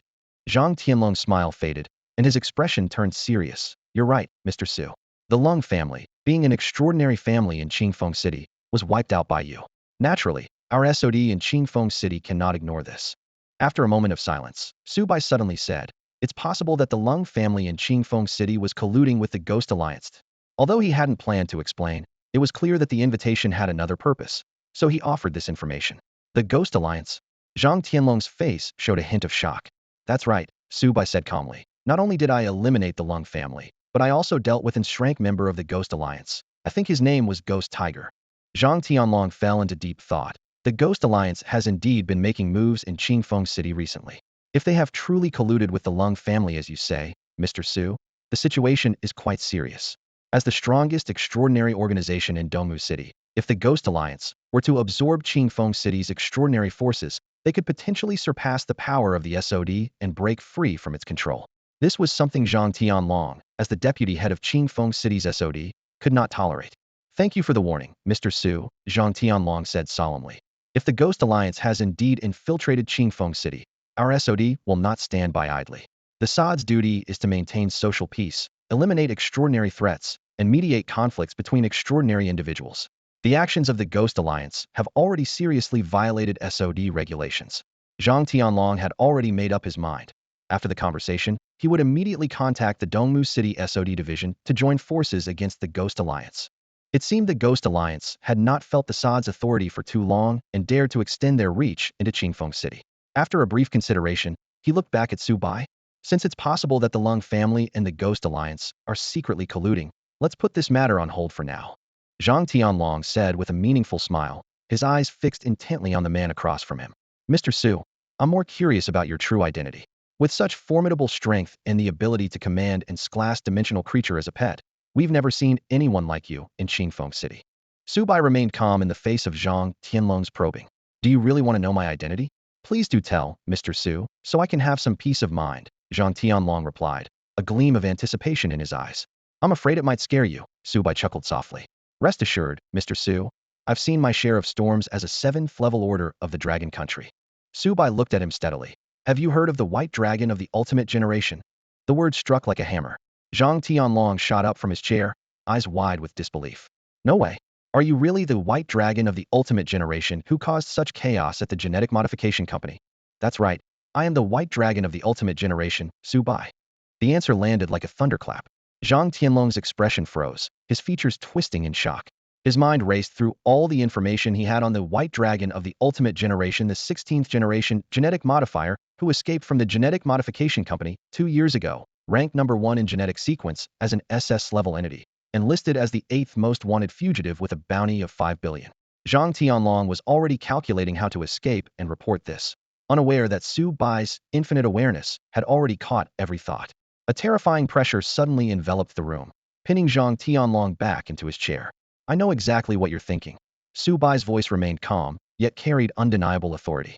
Don't even think about relaying any information from here because it's simply impossible in my presence. Seeing Zhang Tianlong's uncertain expression, Su Bai's tone softened slightly. Don't worry, I won't kill you. We genetic modifiers aren't some kind of evil extraordinary beings. Su Bai always had a lingering doubt in his mind. Why did hearing he was the White Dragon of the Extreme Generation cause such a reaction? Under the overwhelming pressure from Su Bai, a hint of shock appeared on Zhang Tianlong's face as he explained. Because all the gene-modified individuals from your gene modification company who escaped during the 16th phase are currently on SOD's blacklist. Why is that? Su Bai asked, puzzled. I don't know the specifics. It's a direct order from headquarters, Zhang Tianlong replied, shaking his head. Su Bai narrowed his eyes in thought for a moment, then suddenly said, how about we make a deal? A deal? Zhang Tianlong asked, surprised. What kind of deal do you want to make with me? A confident smile appeared on Su Bai's lips. I know what you're thinking, but have you considered that even if you report my information to the higher-ups at SOD, what will you gain? You're just an informant. What rewards can you expect? Moreover, you'd still have to deal with the repercussions from me and my companions. Zhang Tianlong's expression shifted unpredictably at that. Do you think I would go on a killing spree in Qingfeng City? Su Bai continued. I can assure you that I will abide by the rules of SOD in Qingfeng City. What about the Lung family incident? Zhang Tianlong questioned. Su Bai's expression froze. He knew he was in the wrong. The killing of the Lung family was purely out of spite. That was an accident. Not all gene-modified individuals are bloodthirsty. When we join human society, we naturally follow the rules. Suddenly, Su Bai changed the subject. You're aware of the SSS dimensional rift in our Biluan district, right? What about it? Zhang Tianlong was taken aback, then surprised. Are you saying you closed that SSS dimensional rift? That's right, Su Bai said calmly. Not only that, but I also killed an SS-class dimensional creature inside it. What? Zhang Tianlong was so shocked he wanted to stand up, but Su Bai's pressure kept him in place, leaving him trembling. That's impossible. Our advanced technology's danger assessment can't be wrong. There are always exceptions, Su Bai said, pulling the corpse of the Death Knight King and its armor from dimensional space and throwing them in front of Zhang Tianlong. This is the SS-class entity I killed in that dimensional rift. Zhang Tianlong stared at the corpse on the ground, feeling the terrifying energy still emanating from it, and his heart trembled. At this moment, he was convinced of Su Bai's words. After giving Zhang Tianlong a few seconds to process, Su Bai lifted the pressure. Now, can we talk about the deal? Zhang Tianlong fell into deep thought and looked up at Su Bai. What kind of deal do you want to make with me? Su Bai stood in Zhang Tianlong's office, his gaze resting on the corpse of the Death Knight King beside him, a confident smile playing on his lips. The deal is simple. You help me keep my identity a secret, and in return, I'll protect Qingfeng City.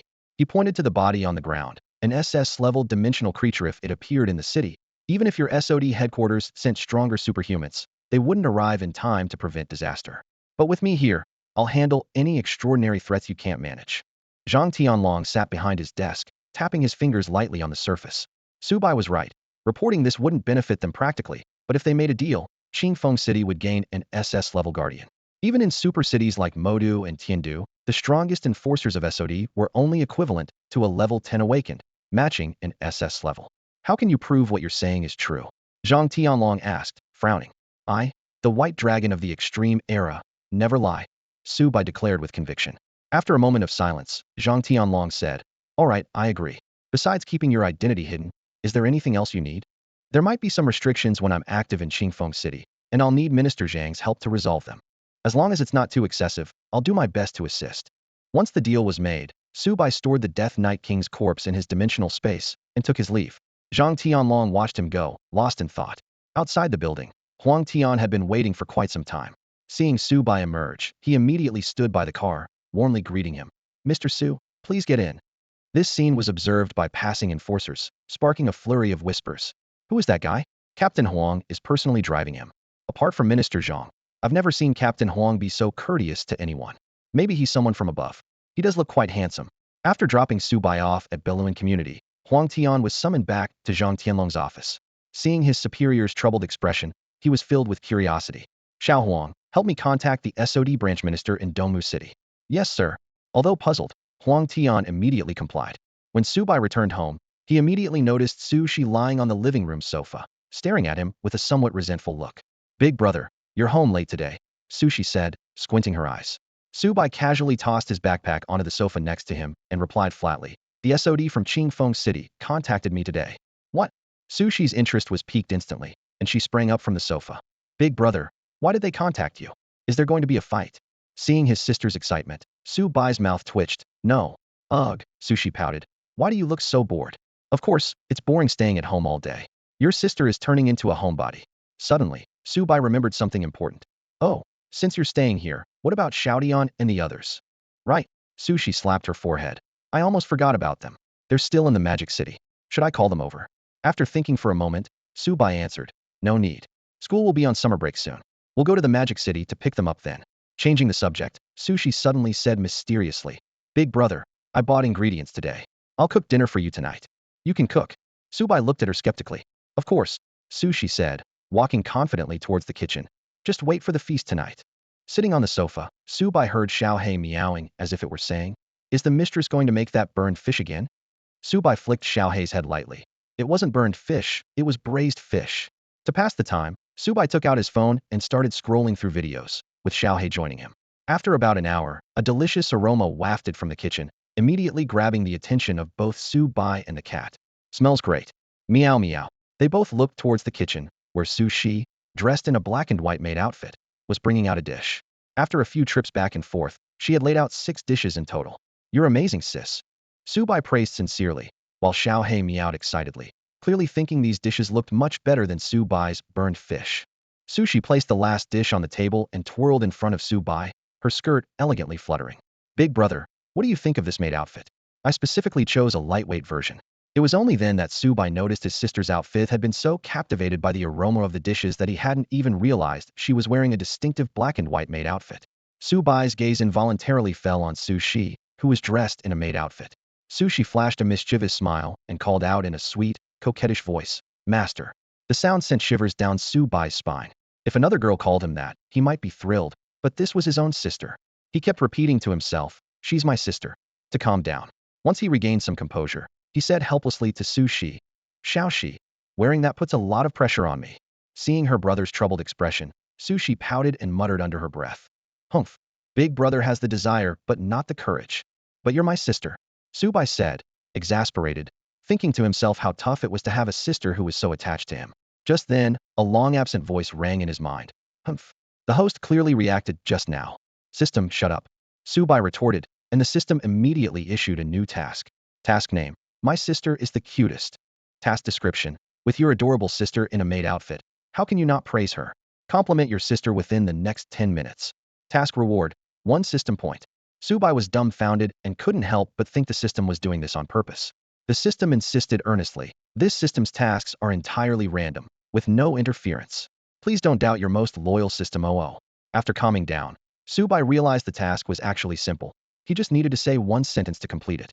He looked at Sushi, who was eating in small bites, and had to admit the black and white maid outfit didn't diminish her charm. It actually added a touch of approachability. He swallowed hard. "Hey, why are you staring at me like that, big brother?" Sushi asked suspiciously, noticing his gaze. Xiaoxi, I actually think you look pretty good in a maid outfit," Subai said awkwardly. After a brief silence, Sushi's cheeks flushed with excitement as she said, "Really? If you like it, I'll wear it for you more often." "No, please. I'm afraid I won't be able to resist," Subai lamented internally. Afterward, the two of them, along with the cat, quietly enjoyed their dinner.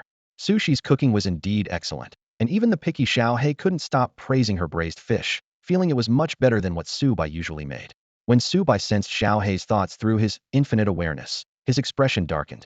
Xiaohei quickly meowed in explanation, remembering that Subai could understand its thoughts, while Sushi watched their interaction with great interest. In the end, the dinner table was filled with a warm and harmonious atmosphere. The morning was bright and sunny. Subai walked along the path to school, with osmanthus blossoms and various other unknown flowers blooming by the roadside. A gentle breeze carried their subtle fragrance. As he crossed the street, he was momentarily distracted. Suddenly, a car sped towards him like a bullet, traveling at least 250 miles per hour. Subai reacted instantly, his body flickering as he seemingly teleported to the other side of the road. Immediately after, a series of loud crashes and explosions could be heard as the speeding car, which had run a red light, collided and exploded violently. Subai continued on his way as if nothing had happened, while a crowd of onlookers gathered behind him. Under a nearby tree, a man dressed in tight black clothing watched Subai's retreating figure intently. This man was named Li Jika, an S-ranked peak awakened extraordinary being. His ability, extreme speed, allowed him to push his speed to the utmost limits. For years, he had roamed the major cities of Longhua, seeking the chance to break through to SSS rank. Although he had encountered several SS and even SS-ranked extraordinaries, the key to his breakthrough remained elusive. At this moment, Li Jika's eyes shone with a peculiar light. He realized that Subai hadn't used any teleportation ability. Rather, he had achieved that seemingly impossible move through sheer speed. In this small city, there was such a powerful extraordinary, and he appeared to be just a high school student. Li Jika stared intently in the direction Subai had disappeared, thinking that this might be the breakthrough he had been searching for. When Subai arrived in the classroom, he found his deskmate and the class goddess, Ying, resting her head on the desk with a troubled expression. "What's wrong, Xiaoying? You seem upset," Subai asked with concern. Ying's mood improved slightly upon seeing Subai. She leaned in and whispered, "It's about the Ghost Alliance." This name immediately caught Subai's attention. Recently, the extraordinary circles in Qingfeng City had been abuzz with talk of the Ghost Alliance, and even Minister Zhang from the SOD had mentioned it during his visit yesterday. Clearly, this organization's influence was not to be underestimated. Subai settled into his seat and continued to ask Ying for more details. The situation with the Ghost Alliance made Ying particularly cautious. After ensuring no one was around, she lowered her voice and explained to Subai, The Ghost Alliance, as the largest extraordinary force in Dongmu City, has recently started infiltrating our Qingfeng City and is aggressively targeting local extraordinary individuals. The girl frowned slightly, her tone tinged with worry. My dad specifically warned me to be careful, and now I have extraordinary bodyguards from home accompanying me to and from school. How can they just kill extraordinary people in the city without SOD intervening? Subai asked with a frown. There are only 2 level 7 order keepers in Qingfeng City's SOD, while each of the 7 core members of the Ghost Alliance is in class powerhouse, Ying explained. They act extremely cautiously, and by the time the SOD arrives at the scene, they're long gone. Seeing Subai deep in thought, Ying reminded him, you should also get home early these days and avoid lingering outside. Why are they targeting Qingfeng City? According to my dad, the Ghost Alliance wants to expand their territory. Also, Ying paused slightly. One of their core members, Gui Hu, went missing in our Qingfeng City. The school bell rang, interrupting their conversation. After bidding farewell to Ying, Subai walked along the dimly lit streets, recalling the demon girl Nanako in a black Lolita dress. It was because of her that he awakened his memories and powers. However, since he gave her a chilling blow last time, he hadn't seen her at school. As Subai hummed a tune and walked down the riverside path, he suddenly stopped. A cold-looking man stood in his way, the setting sun making it hard for Subai to see his face clearly. Who are you? Are you with the Ghost Alliance? Subai asked calmly. My name is Li Jika, the man said, striking a cool pose. I'm a lone extraordinary awakener, known for my speed. I asked if you're with the Ghost Alliance. No, I've never even heard of the Ghost Alliance. Hearing this, Subai continued walking, brushing past Li Jika as if he didn't exist. Hey, why are you leaving? Li Jika called out, turning around, only to find that Subai had already vanished. It was the first time he had been so blatantly ignored, and the first time someone had slipped away right under his nose. Despite his surprise and anger, his interest in Subai only grew stronger. Subai turned and walked away, knowing that Li Jika had no intention of killing him and feeling disinterested in engaging further. He didn't want to waste time there. Not far along the path home, another figure blocked his way. What is it today? Why do people keep stopping me? Subai thought irritably, his mouth twitching slightly. The energy radiating from this new person was clearly hostile, prompting him to be on guard. He narrowed his eyes, and his right pupil instantly transformed into a platinum vertical slit. The White Dragon Emperor's eye was activated. System information appeared. Name, Yu Qiushui. Possessed Spirit, Moon Ghost. Level S Class. Skills, Shadow Under the Moon, Stealth, Shadow Possession, Ghost Blade. Current status, Interested. Seeing that the other was a ghostly being, Subai raised an eyebrow. Are you a member of the Ghost Alliance? You're a smart little brother, aren't you? Yu Qiushui smiled charmingly. Not only am I a member of the Ghost Alliance, but I'm also one of the 7 ghosts, the Moon Ghost. Subai was a bit surprised, thinking, she just revealed her identity so easily? Yu Qiushui seemed oblivious to Subai's strange look. She had originally planned to ambush some extraordinary individuals from Qingfeng City in this area, but unexpectedly encountered Subai returning from school. Seeing the young man's handsome face, a peculiar light shone in her eyes. Such a handsome little brother. Do you not have a girlfriend yet? Yu Qiushui's eyes were seductive. Want to take a walk with this big sister? Subai immediately saw through her intention. She wanted to use her identity as one of the 7 ghosts of the Ghost Alliance to intimidate him. He deactivated the White Dragon Emperor's eye and calmly assessed the fair-skinned, beautiful long-legged woman before him. Although her looks could rank her in the top 10 among many girls, she was still a notch below Ying and his sister. I refuse, Subai replied decisively. Moon Ghost was momentarily stunned, then became angry. As a dignified Core S-class member of the Ghost Alliance, with top-tier looks, this was the first time she had taken an interest in someone, only to be rejected. She withdrew the charm from her face, releasing an invisible aura of pressure. Her tone, though still soft and charming, now carried a hint of coldness. Little brother, I'll give you one more chance. Get out of my way now, and I might spare your life. Subai retorted coldly. The Moon Ghost, clearly enraged, breathed heavily as she looked at Subai, who showed no gratitude. So, you're choosing the hard way. Before her words could fully land, her curvaceous figure vanished from sight. The twilight cast a long shadow of Subai on the ground. As soon as the Moon Ghost disappeared, Subai sharply turned to look at the shadow behind him, a slight smile playing on his lips. The next moment, the Moon Ghost, with a look of surprise, leapt out of Subai's shadow and landed on the trunk of a roadside tree. How did you know I was in your shadow? She asked incredulously. Subai, seeing through her skills so effortlessly, was clearly not an ordinary extraordinary being. In response to her question, Subai replied coldly, why should I tell you? You. The Moon Ghost trembled with anger, feeling more provoked today than in the entire past year. You're asking for it. She no longer cared for Subai's appearance, her body erupting with a terrifying killing intent. A mist-like blue energy surged from within her, enveloping her completely. This was the moon ghost's ghost transformation, and Skla's powerful energy wave radiating from her. Subai sensed that the intensity of the moon ghost's aura had increased by about 60. This transformation was somewhat similar to the mutation of a gene modifier, though visually distinct. Little brother, the real fun is just beginning. Despite her words, her heart was set on torturing Subai to death. Before Subai could finish speaking, the ghost-transformed moon ghost lunged at him, extending two sharp, slender ghost claws. As she wondered why Subai wasn't dodging, there was a sudden squelch, and blood blossomed in the sunset. The moon ghost's body hung in midair, blood spurting from her mouth. She looked at Subai in disbelief, trying to lift her hand but finding herself powerless, as the chill of death enveloped her. Why? Her voice weakened, her pupils began to lose focus, and the ghostly possession faded away. Subai looked impassively at the corpse before him. I told you. You had your chance. On the riverside path of Balluin Road, Subai stood with the beautiful woman impaled on his white dragon claw, their silhouettes forming a poignant scene against the vast sunset. Unfortunately, the pretty girl on the dragon claw had already departed this world. A few seconds later, Subai reverted his right arm from the dragon claw transformation and stored the moon ghost's corpse in a dimensional space. I'll save it as a midnight snack for little Hay, he murmured softly. On a nearby rooftop, Li Jika was intently observing everything. This guy's arm transformation, could he be a modifier? He had been secretly watching since Yu Qiushui's transformation into a ghost. Witnessing Subai instantly defeat a formidable extraordinary being. Even with his keen eyes, he struggled to track the attack trajectory during the dragon claw transformation. No. How can I, the mighty Sonic Li Jika, hesitate? He shook his head vigorously, dispelling his inner doubts. This boy is my only hope for a breakthrough. I must fight him. Yet, when he looked again at the path across the river, Subai was nowhere to be seen. Damn it, that guy slipped away again. Li Jika shouted, attracting the attention of passers-by below. What's going on, man?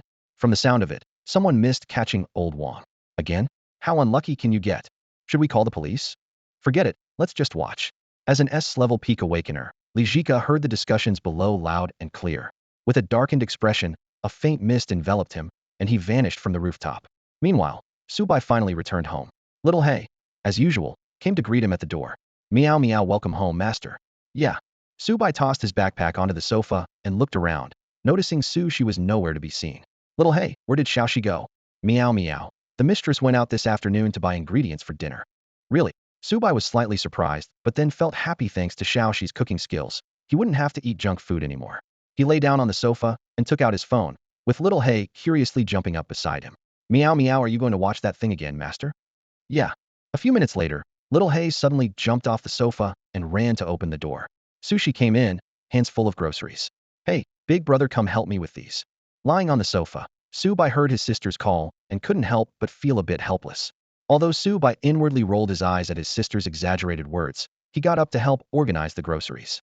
In the kitchen, the two worked seamlessly together to sort and store the ingredients she had bought into the new refrigerator. Good thing your brother here had the foresight to buy a fridge in advance, Subai said proudly, patting the fridge door. Yeah, you're the best, big brother. Sushi winked playfully and blew him a kiss. Here's a reward. Subai skillfully dodged his sister's attack, clearing his throat. Ahem, why don't you start cooking first? He then escaped to the living room sofa to continue his lazy leisure. Watching her brother's flustered retreat, Sushi's lips curled into a sly smile. Big brother, make sweet and sour fish tonight. Sushi's voice came from the kitchen. Lying on the sofa, Subai couldn't help but grumble internally at the dish's name. We had braised fish yesterday, and now it's fish again today? Meanwhile, the little cat beside him perked up and meowed excitedly at the mention of fish. An hour later, the aroma of 4 dishes and a soup filled the air as they were set on the dining table. Just as the siblings were about to start eating, Sushi suddenly said, Big brother, I encountered an extraordinary attacker this afternoon. What? Subai looked up sharply, concern evident in his voice. Xiaoxi, are you hurt? Touched by her brother's worry, Sushi puffed out her chest proudly. He was just some trashy Slevel guy. I took care of him in one move. Slevel? Subai mused. Did he have a faint energy mist around him? Huh? How did you know that, big brother? Subai's expression turned serious. Then there's no mistake. He must be an extraordinary member of the Ghost Alliance. Subai then explained the recent situation with the Ghost Alliance to his sister. After hearing him out, Sushi scoffed. TCH, an extraordinary group whose strongest member is only Slevel, and they think they can invade our Qingfeng city? Seeing his sister's confident demeanor, Subai smiled slightly. Given Sushi's abilities, she indeed had the right to critique the Ghost Alliance. Alright, let's continue eating before the food gets cold. Meow meow, I'm starving. Little Black's cries reminded Subai. Oh, by the way, Little Black, I've got a special feast prepared for you tonight, Subai said as he retrieved the corpse of a moon ghost from a dimensional space. Little Black was immediately drawn to the lingering powerful energy on the body, abandoning the sweet and sour fish on the table to excitedly meow atop the corpse. Meow meow. I love you, master. Remember to transform and eat in the kitchen, Subai reminded. After Little Black left, Sushi curiously looked at Subai. Upon learning that her brother had also taken down a core member of the Ghost Alliance that evening, she teasingly blinked. Big brother, that Ghost Alliance member was a real beauty, right? You didn't do anything weird to her, did you? Omega. Subai rolled his eyes helplessly. Do you really think your brother is that kind of person? The next morning, as soon as Subai arrived at school, he received a WeChat message from Zhang Tianlong. Mr. Su, according to our informants, several core members of the Ghost Alliance have entered Qingfeng City in the past few days. Please be careful. Subai glanced at the message and simply replied with an okay before closing WeChat. He wasn't too concerned about this news after all. The Ghost Alliance had already lost a member, Ghost Tiger, and last night, he and Sushi had taken down 2 more core members. The remaining force-level core members of the Ghost Alliance didn't pose much of a threat to him. No matter how many came, he could handle them all. As he walked into the classroom, Subai habitually turned to look at the seat next to him, only to find Yi Ying's seat empty. This was unusual. Hey, Subai, do you know why Xiaoying hasn't come yet? Came the curious voice of Zhang Xiaoman from behind him. She rested her chin in her hands, blinking her big eyes as she asked. Class is about to start. Xiaoying usually arrives very early. This reminder was indeed timely. Subai recalled that Ying had mentioned her concerns about the Ghost Alliance yesterday, and now she was absent from school, which seemed too coincidental. As her seatmate, and considering she had helped him before, Subai decided to send her a message to inquire. Xiaoying, why aren't you at school today? A moment later, Ying replied. Subai, my family is having some trouble right now, so I can't come to school for a while. Just as Subai was about to ask further, a system notification sounded in his mind. Ding. Task released. Task name. Eliminate the Ghost Alliance. Task description. Your adorable twin-tailed seatmate is unable to attend school due to the evil supernatural force, the Ghost Alliance. As her seatmate, you must demonstrate the excellent virtue of helping your classmates. Please eliminate the Ghost Alliance members who have invaded Qingfeng City within 7 days, and bring your adorable seatmate back to school. Task reward, 1 system point. Subai's lips curled into a slight smile. He had already intended to help Ying, and now he could complete a task as well. Xiaoying, be extra careful these days. Subai messaged. I believe our Qingfeng City's SOD can quickly eliminate the threat of the Ghost Alliance. Subai, you be careful too. After ending the conversation with Ying, Subai opened his WeChat chat with Zhang Tianlong. Subai picked up his phone and sent 2 brief messages to Zhang Tianlong. Old Zhang, send me the address of the Yi family in Qingfeng City. Also, send the locations of the core members of the Ghost League who are active in Qingfeng City. Zhang Tianlong was a bit puzzled. Why is Mr. Su suddenly asking about the Yi family and the Ghost League? Despite his doubts, he quickly sent the detailed address of the Yi family and the location information of the Ghost League core members. After reading the information, Su Bai coldly replied, the Ghost League has messed with the wrong person. Make sure to collect their corpses. With that, he turned off his phone and stood up from his seat. Hey, class is about to start. Where are you going? Zhang Xiaoman asked urgently. I have something to take care of. I won't be attending the morning classes. Let the teacher know for me. Without looking back, Su Bai walked out of the classroom, leaving Zhang Xiaoman in shock. Meanwhile, in a high-level conference room at the SOD headquarters in Qingfeng City, Zhang Tianlong slowly put down his phone and looked around. Besides Qingfeng City's SOD Deputy Minister Zhu Zhihao, there were also 3 deputy ministers specially invited from Dongmu City, all of whom were level 7 order keepers. They had gathered to discuss countermeasures against the Ghost League's intrusion into Qingfeng City. What puzzled the 4 present was that Zhang Tianlong's previously serious expression suddenly turned relaxed. Minister Zhang, why are you so happy after checking your phone? One of the deputy ministers from Dongmu City couldn't help but ask. Zhang Tianlong stood up and laughed heartily. Gentlemen, today's meeting can end early. Minister Zhang, what's going on? Old Zhang, don't keep us in suspense. What exactly happened? Facing their questions, Zhang Tianlong decided to reveal the truth. Gentlemen, someone is already planning to take action against the Ghost League. This news took the 4 deputy ministers by surprise. Besides the SOD from our 2 cities, who else can stand against the Ghost League?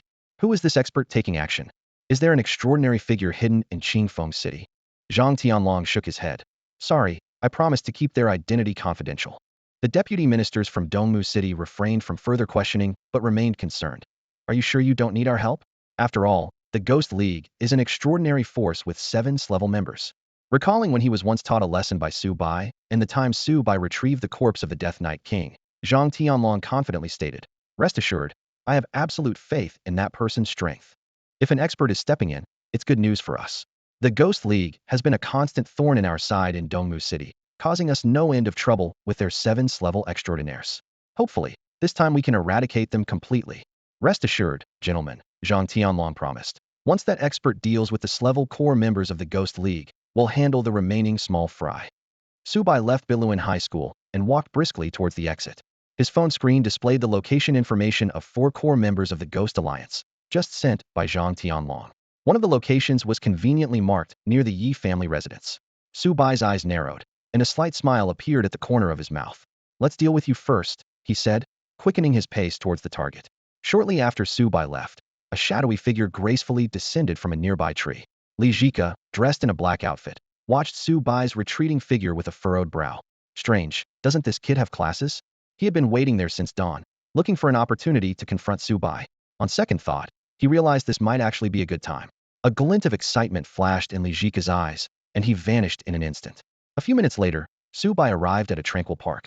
The area was shaded by lush trees, filled with the fragrance of flowers, and warm sunlight filtered through the leaves, casting a dappled pattern on the ground. The idyllic scenery lifted Su Bai's spirits, but he quickly refocused, his expression turning vigilant. Within his perception range, an S-level energy fluctuation suddenly appeared. That must be Qin Gui, a core member of the Ghost Alliance. Su Bai confirmed the location information on his phone once more and swiftly moved towards the source of the energy fluctuation.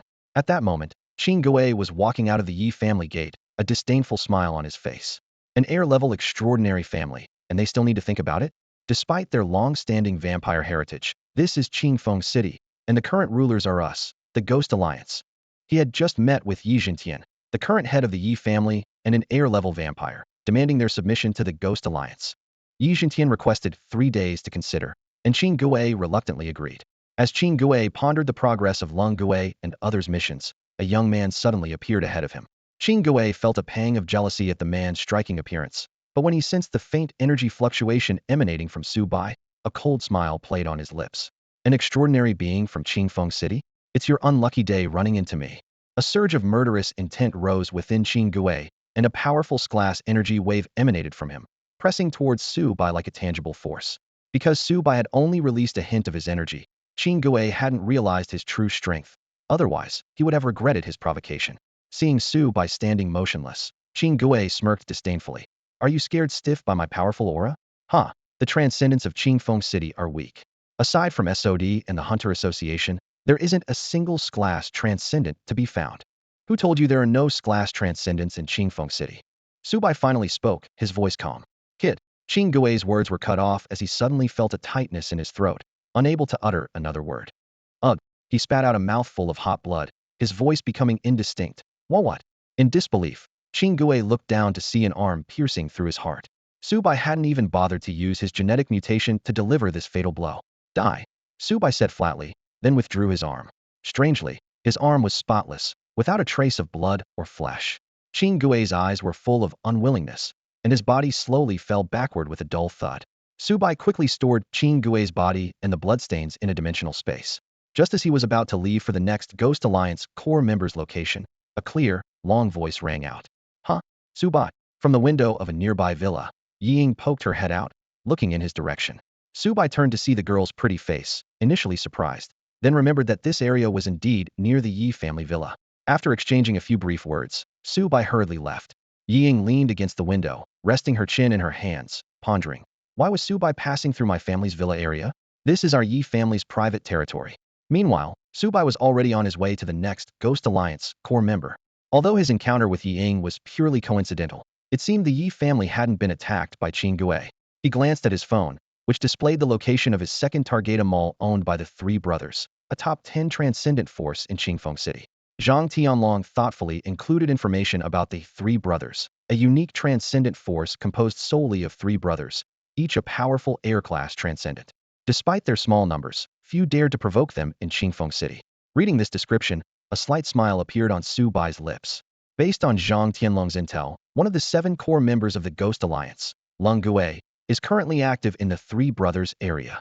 Just as Su Bai was about to investigate, An unexpected encounter disrupted his plans. Youth, let's have a duel. A cool male voice suddenly echoed down the street. Subai turned his head to see Li Jika standing confidently in the middle of the road, dressed in black from head to toe.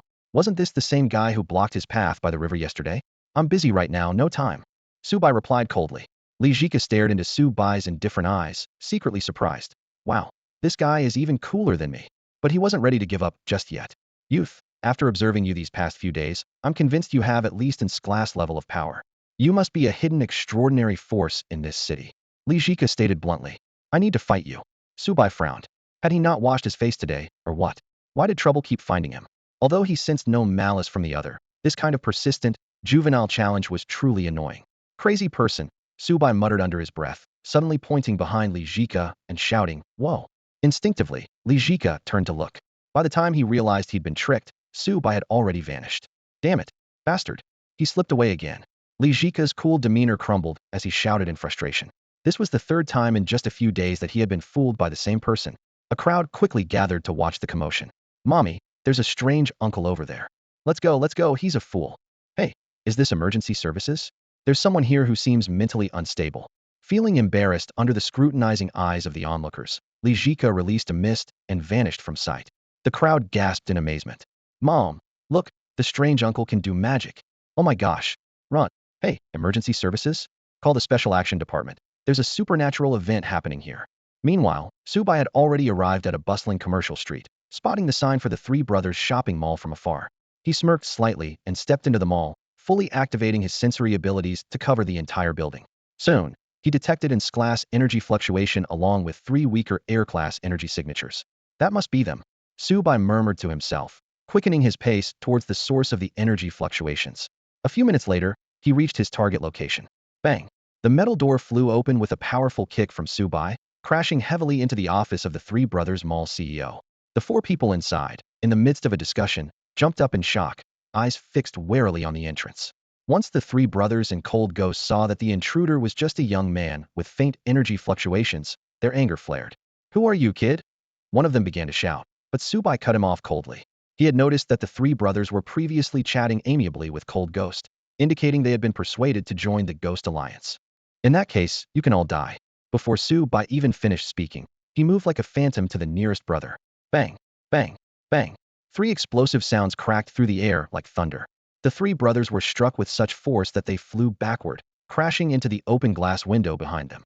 The glass shattered, and their bodies plummeted to the ground amidst a shower of glass shards. Outside the mall, a crowd quickly gathered, voices filled with shock and urgency. Someone's dead. Call the police. Oh my god, could those be the bosses of the Three Brothers Mall? Aren't those the bosses? The news swiftly reached the SOD Special Action Department.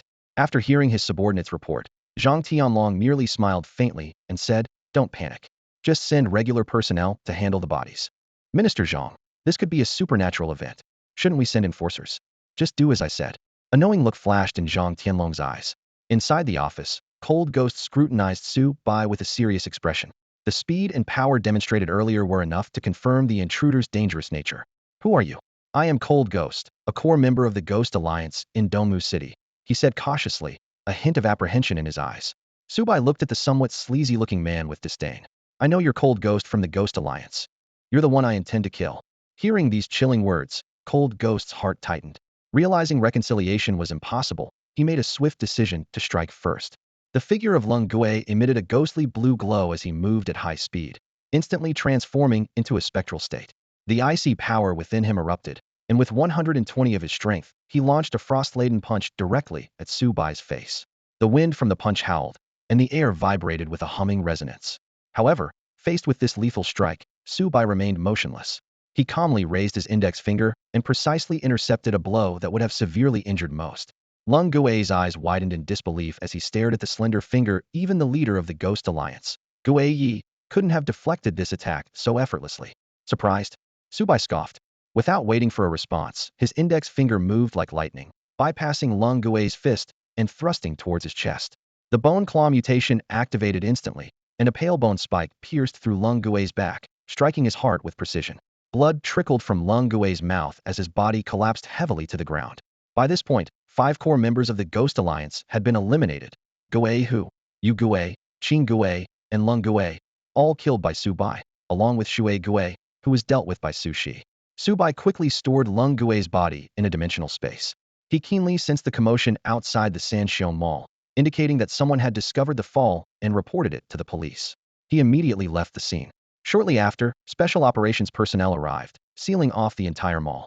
Among the onlookers were many extraordinary individuals from Qingfeng City, and it was likely that news of the Sanxiong downfall would soon spread throughout the city's supernatural community. After all, the collapse of a top 10 extraordinary force would undoubtedly cause a stir in Qingfeng City. Walking through the bustling streets, Su Bai checked the information on his phone about the last two core members of the Ghost Alliance. The strength Gue was currently at the Yage territory on Dongxiao Road, while the strongest leader, Gue Yin's rank peak extraordinary, was spotted near a small shop by Sakura High School. This unusual location made Su Bai frown slightly, but he continued on without further thought. Su Bai looked at the last two locations and made a quick decision. Let's deal with Oni Knight at the Sakura High School shop first. He quickly analyzed two reasons. Not only was the shop closer to him, but he was also curious why the formidable leader of the Oni Alliance would be in such an ordinary place. A few minutes later, Su Bai arrived at the entrance of Sakura High School. His phone showed that Oni Knight was at the shop, but just as he was about to walk through the gate, an elderly security guard stepped out of the booth. "Student, please scan the code to enter," the guard said, pointing to a scanner nearby. Su Bai felt a bit awkward since he wasn't a student there. Just as he was about to turn around and find a way to climb over the wall, a clear voice suddenly called out, "Su Bai." The call made Su Bai turn around in surprise. A girl wearing Sakura High School's uniform was walking quickly towards him. Her blue skirt paired with white socks, and a black ponytail swayed gently with her steps. Her bright smile instantly drew the attention of everyone around. "Mu Xiaoai?" Su Bai recognized the familiar face. "It's me," Mu Xiaoai said with a radiant smile. "I didn't expect to see you here. Are you a student at Sakura High School?" Su Bai recalled seeing her in the SOD order uniform before, and was surprised to find out she was a high school student. "What surprised?" Mu Xiaoai asked playfully. After learning that Su Bai was a student at Beluan High School, Mu Xiaoai took the initiative to help him gain entry. She easily persuaded the security guard, and then eagerly offered to show Su Bai around the campus. "Xiaoai, I have something to take care of right now." Su Bai politely declined her offer. "All right then." Mu Xiaoai remained enthusiastic. "Come find me when you have time. There are lots of interesting places here." "By the way, where are you headed?" she asked curiously. "To your school's Sakura shop." "Sakura shop?" Mu Xiaoai repeated the name softly, her eyes suddenly distant. "The boss over there." Mu Xiaoai's voice trailed off as she turned to find that Su Bai had already quietly left. Frustrated, she stomped her foot, a scene that caught the attention of passing male classmates. "Look, it's the school beauty from class 3. Why does Goddess Mu look so angry? Wasn't there a guy with her just now?" The whispers around her only fueled Mu Xiaoai's frustration.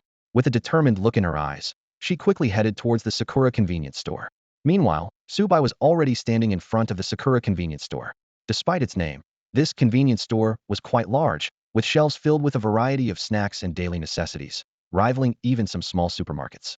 As soon as he stepped inside, Su Bai sensed two powerful energy fluctuations. One was clearly from Gue Yi, the leader of the Ghost Alliance. At the peak of its level, the other equally strong presence was unexpected. Hidden within this convenience store was someone whose strength rivaled that of Zhang Tianlong, the SOD minister of Qingfeng City. With a slight smile, Su Bai followed the direction of the energy waves. Soon, he spotted two individuals by the counter, a young man with a handsome but sinister and cold demeanor, and an ordinary-looking old man, who was the store owner. Silently, Su Bai extended his infinite awareness, capturing their conversation. "Li Haihua, I hope you won't interfere with the affairs of our Ghost Alliance," the young man warned, his tone laced with threat. The old man, Li Haihua, remained nonchalant. "I don't care what your Ghost Alliance is up to, but if you dare to mess with Sakura High School or my store, don't blame me for being impolite."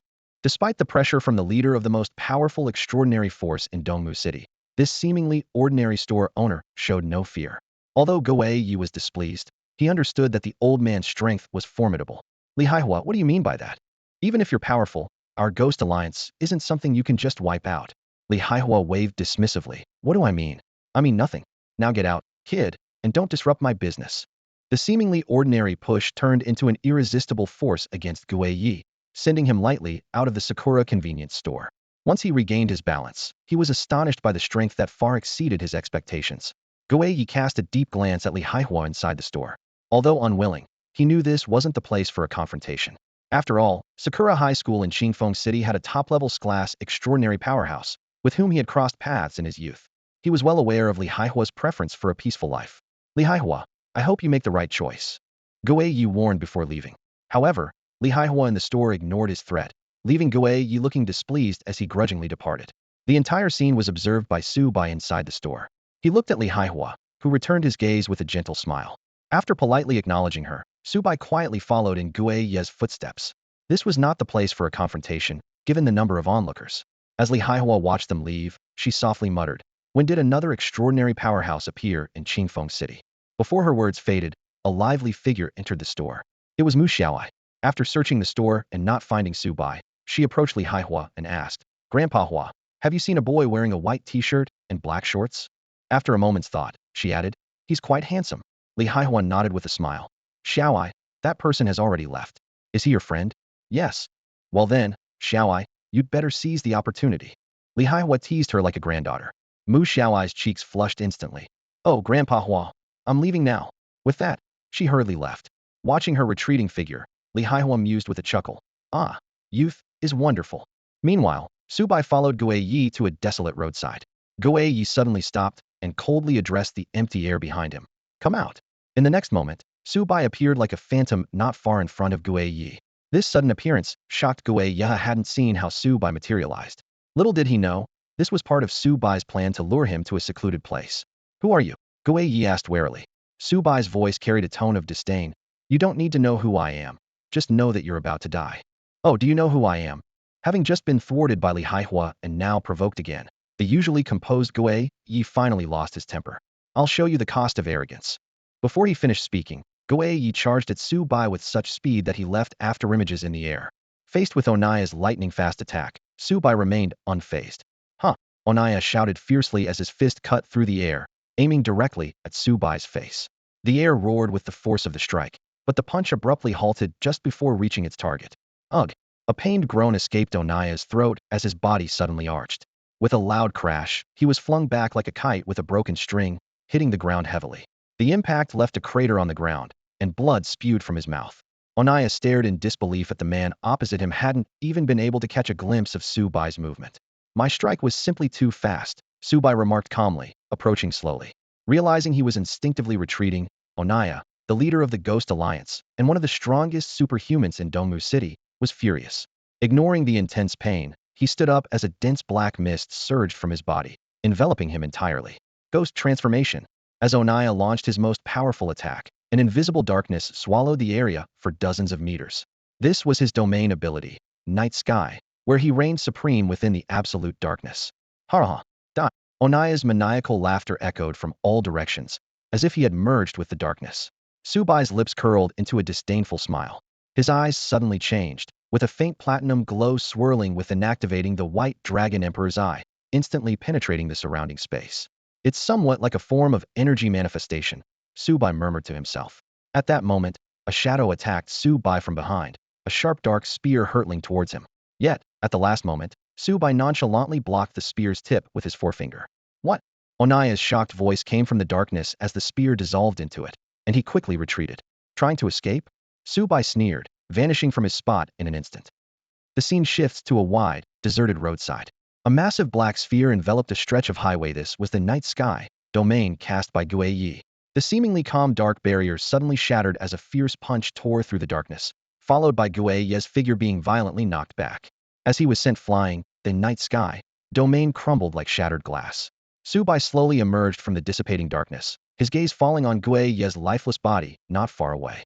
"The ability is quite impressive, but the user's strength is lacking," he remarked calmly, stepping towards Gue Yi's corpse to collect it into his dimensional space. At that moment, Su Bai's footsteps came to an abrupt halt. He sensed someone approaching from behind. Li Jika had appeared there, seemingly out of nowhere. "You've been quite elusive, young man," Li Jika said with a hint of teasing as he walked towards Su Bai. Su Bai remained motionless until Li Jika stood before him, then turned to face the man in the black suit. "I didn't want to bother with you before, just didn't have the time," Su Bai said calmly. Li Jika was momentarily taken aback, but then a fervent expression appeared on his face. "Ha ha ha, I've known for a while that you're strong. Are you finally willing to fight me?" His eyes burned with intense battle spirit as he crouched slightly, assuming a combat stance. "I've been waiting for this moment for so long. Come on, fight me, and make me use my full strength."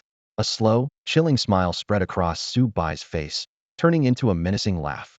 "I'm going to show you the consequences of constantly bothering me." In the next instant, a terrifying aura erupted from him. akin to that of a demonic god, and the powerful energy waves caused his hair to flutter without wind. For the first time, a ferocious expression appeared on Su Bai's face as an invisible, yet suffocatingly terrifying energy erupted from within him, shooting skyward. The sheer power of this energy caused the surrounding space to tremble continuously, emitting mournful cries. He suddenly stepped forward with his left foot, and the ground beneath him shattered instantly. A massive crater spread out from him as the center, with rubble and dust surging like waves. The impact of this step was astounding, causing the entire stretch of road to crack, with fissures extending like a spider web for several kilometers. Almost simultaneously, Su Bai shifted his stance, drawing his right arm back as if pulling a fully drawn bow. During the forward thrust, his arm underwent an astonishing transformation, as menacing white bone claws rapidly emerged, covered, and reassembled, transforming in an instant into a white dragon claw over 2 meters long. All of this happened so quickly that it seemed as if time had frozen. Su Bai's unstoppable strike hurtled towards Li Jika's chest in 0.001 seconds. At that moment, Li Jika's face had just begun to show a look of fear, with no time even for a cry of alarm. Boom, boom, boom. The air between them exploded with a sound like a detonation, and the power of the strike was comparable to a missile blast. As the shockwave surged, Li Jika's body was hit by the terrifying force of the white dragon claw, sent flying backward like a kite with a broken string. The aftershock of the punch reverberated through the surrounding air, whipping up a violent gale that even scattered the clouds high above. From the starting point of Su Bai's right dragon claw, a menacing trajectory of a punch-induced airwave stretched for kilometers across the sky. When the dust finally settled, Li Jika's figure had vanished without a trace from the stretch of road. Su Bai wasn't sure if that punch had killed Li Jika. He had used 80% of his strength. If Li Jika had ever shown any malice towards him, that punch might have been at full force. Watching the air ripple from the punch's impact, Su Bai gradually calmed his breath as the transformation of the white dragon claw on his right hand faded away. He turned and walked towards the body of Gue Yi, storing it in a dimensional space. With this, he had taken care of 6 out of the 7 core members of the Ghost Alliance. Su Bai took out his phone to check the location information sent by Zhang Tianlong. The last core member was called Fire Ghost, who hosted a fire-type spirit within him and also possessed level strength. After confirming the direction, Su Bai quickly left the highway, heading swiftly towards his target. A few minutes later, Su Bai found Fire Ghost at the entrance of a secluded alley. From deep within the alley came the cries and pleas for help of a young girl. Passers-by occasionally walked by, but they only called the police, not daring to intervene. Su Bai's eyes turned cold as he strode into the alley. Fire Ghost, in the midst of his misdeeds, heard footsteps and impatiently paused, cursing as he looked up. When he saw Su Bai's face, which he found particularly annoying, he flew into a rage. "Are you looking to die, kid? Daring to meddle in my affairs?" Fire Ghost roughly shoved aside the disheveled girl in front of him, ignoring his own disheveled state, and walked straight towards Su Bai. "Kid, I'm going to teach you a lesson for sticking your nose where it doesn't belong." Facing Fire Ghost's taunts and approach, Su Bai remained motionless. Fire Ghost assumed Su Bai was intimidated by his presence and was about to continue mocking him, but suddenly Su Bai's fist was already crashing towards his face. Bang! With a loud crash, Fire Ghost's teeth scattered from the forceful punch. "Ah!" He screamed as he flew back like a kite with a broken string, slamming heavily against the wall. The girl behind him quickly gathered her clothes and fled in panic.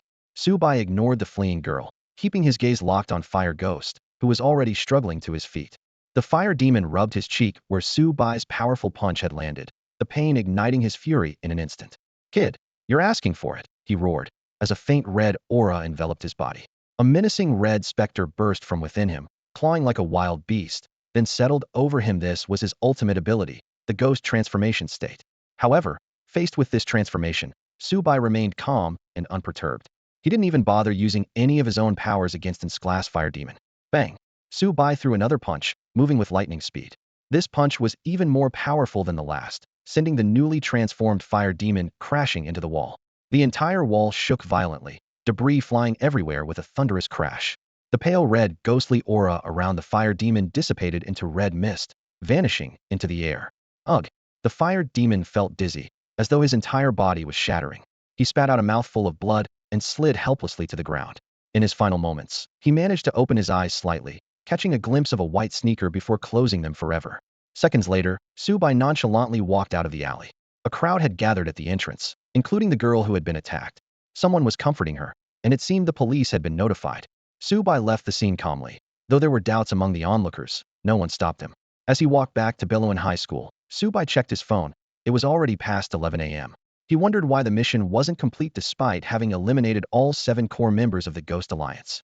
The system explained, Host, the mission requires the elimination of all Ghost Alliance members in Qingfeng City, including the weaker, ordinary members. Realizing this, Su Bai messaged Zhang Tianlong, Minister Zhang, the core members of the Ghost Alliance have been dealt with. The remaining small fry is for SOD to handle. Zhang Tianlong replied instantly. As expected, your strength is unparalleled, Su. Don't worry, we at SOD will eradicate the remaining Ghost Alliance members in Qingfeng City. Feeling relieved after the conversation, Su Bai continued on his way. Although Qingfeng City was just an average small to medium-sized city in Longhua, its development and environmental efforts were commendable. He strolled along a tranquil riverside path, enjoying the gentle river breeze, and awaited the good news of Sod's cleanup of the remaining Ghost Alliance members. After school in the afternoon, as soon as Su Bai stepped into the house, Xiaohei eagerly opened the door for him. Seeing his diligent pet, Su Bai's lips curled into a smile as he retrieved the bodies of Gue Yi and 3 others from the dimensional space. Meow meow, are these for me to eat, master? Xiaohei drooled at the sight of the 4 glass, extraordinary corpses. Yes, since you've been so hard-working these past few days, Su Bai nodded in agreement. Meow meow, thank you, master, you're the best. Xiaohei was overjoyed, clinging to Su Bai's pant leg affectionately, then dragged the 4 bodies outside. As per their agreement, special meals were to be consumed outside the house. Su Bai walked into the living room and casually tossed his backpack onto the sofa. Su Shi, who was sitting cross-legged on the sofa scrolling through Douyin, immediately stood up and gave him a warm hug upon his return. You're all grown up, yet still act like a child, Su Bai remarked dismissively, though he didn't push away his sister who clung to him like a koala. What do you want for dinner, big brother? Su Shi asked with eager eyes. I'm going to be your personal little chef from now on. Anything is fine, Su Bai replied with a slight cough, watching his sister's cute gestures. Su Shi acknowledged and went out to buy ingredients, while Su Bai started scrolling through Douyin on the sofa. Before long, Xiaohei returned, looking satisfied. Meow meow, master. I feel like I'm about to break through. Xiaohei exclaimed excitedly. As a dimensional creature, it increased its strength by devouring the bodies of powerful beings. Having consumed so many glass extraordinaries, and especially after digesting the Peak's glass Gue Yi, it felt on the verge of reaching Peak's glass itself. All right, go to the bedroom to digest, Su Bai said, pleased at the prospect of having a Peak's glass pet. Not long after, Sushi returned with a bag full of seafood ingredients and headed straight to the kitchen to prepare dinner. Soon, the rich aroma of seafood wafted from the kitchen, making Su Bai involuntarily swallow. Before long, Sushi emerged with 2 large bowls of seafood noodles. The bowls were filled with various shells, prawns, and fish slices, with the cost of ingredients alone exceeding 100 yuan. She pushed one bowl in front of Su Bai, crossing her hands on the table with a happy smile on her face. Hey, big brother, try the noodles I made. Sushi eagerly watched Su Bai. Su Bai took the steaming bowl of seafood noodles, which was generously topped with various types of seafood, making it look incredibly appetizing. He blew on them gently and took a bite. It's delicious. Su Bai genuinely praised. Hearing the compliment, Sushi's face lit up with a radiant smile. Hee, if you like it, I'll make noodles for you every day. Su Bai paused for a moment, feeling that there was something odd about that statement. He coughed lightly and changed the subject. All right, Xiaoxi, you should eat while it's still warm. It won't taste as good once it cools down. Okay. The next morning, Su Bai awoke to a damp sensation on his face. Besides the familiar soft touch, there was something strange about the feeling. He opened his eyes in confusion, only to see Xiaohei's excited, cute facete was licking his face. Su Bai's mouth twitched uncontrollably. Have you had enough? Hearing the unusually calm, yet intimidating tone of its owner, Xiaohei realized how inappropriate its actions were. It shuddered, its big, jewel-like eyes full of fear. It had gotten overly excited after reaching the peak of S-level and lost control for a moment. You reached the peak of S-level? To Xiaohei's surprise, Su Bai's voice was filled with delight.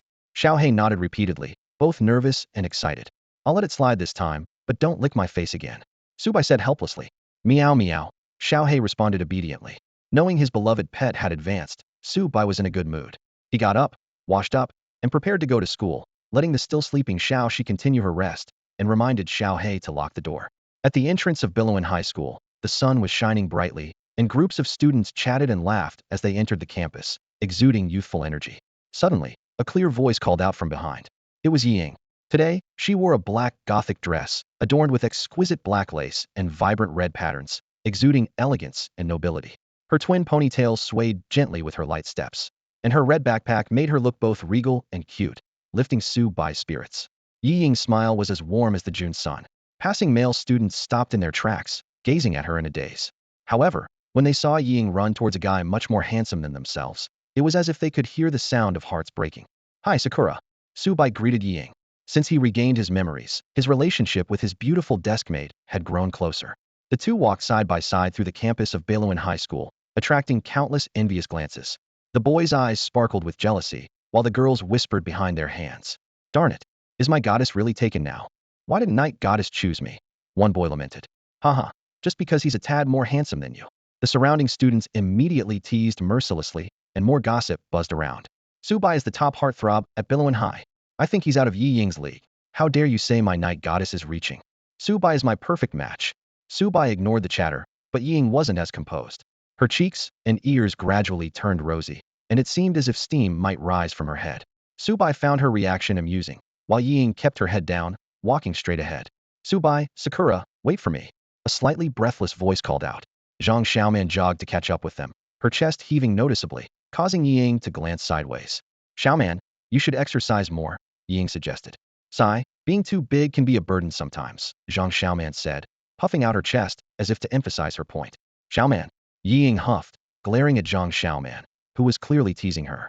Just as the two were about to bicker, Subai cleared his throat to remind them it was time for class. The three quickly entered the classroom and settled into their seats. Sakura, why weren't you in class yesterday? Zhang Xiaoman asked. There was something at home, Yi Ying replied vaguely. Sakura, everything's sorted out now, right? Subai chimed in. Yeah, the ghosts, they've all been dealt with.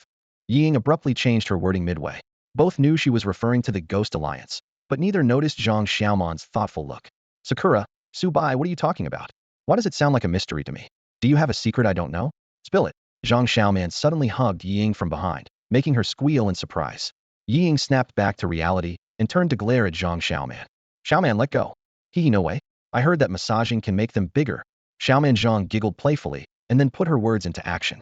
The unexpected touch sent a shiver down Yang's spine, leaving her feeling weak and only able to make a faint, whimper sound. The school bell rang just in time, and the teacher walked into the classroom, putting an end to their morning mischief.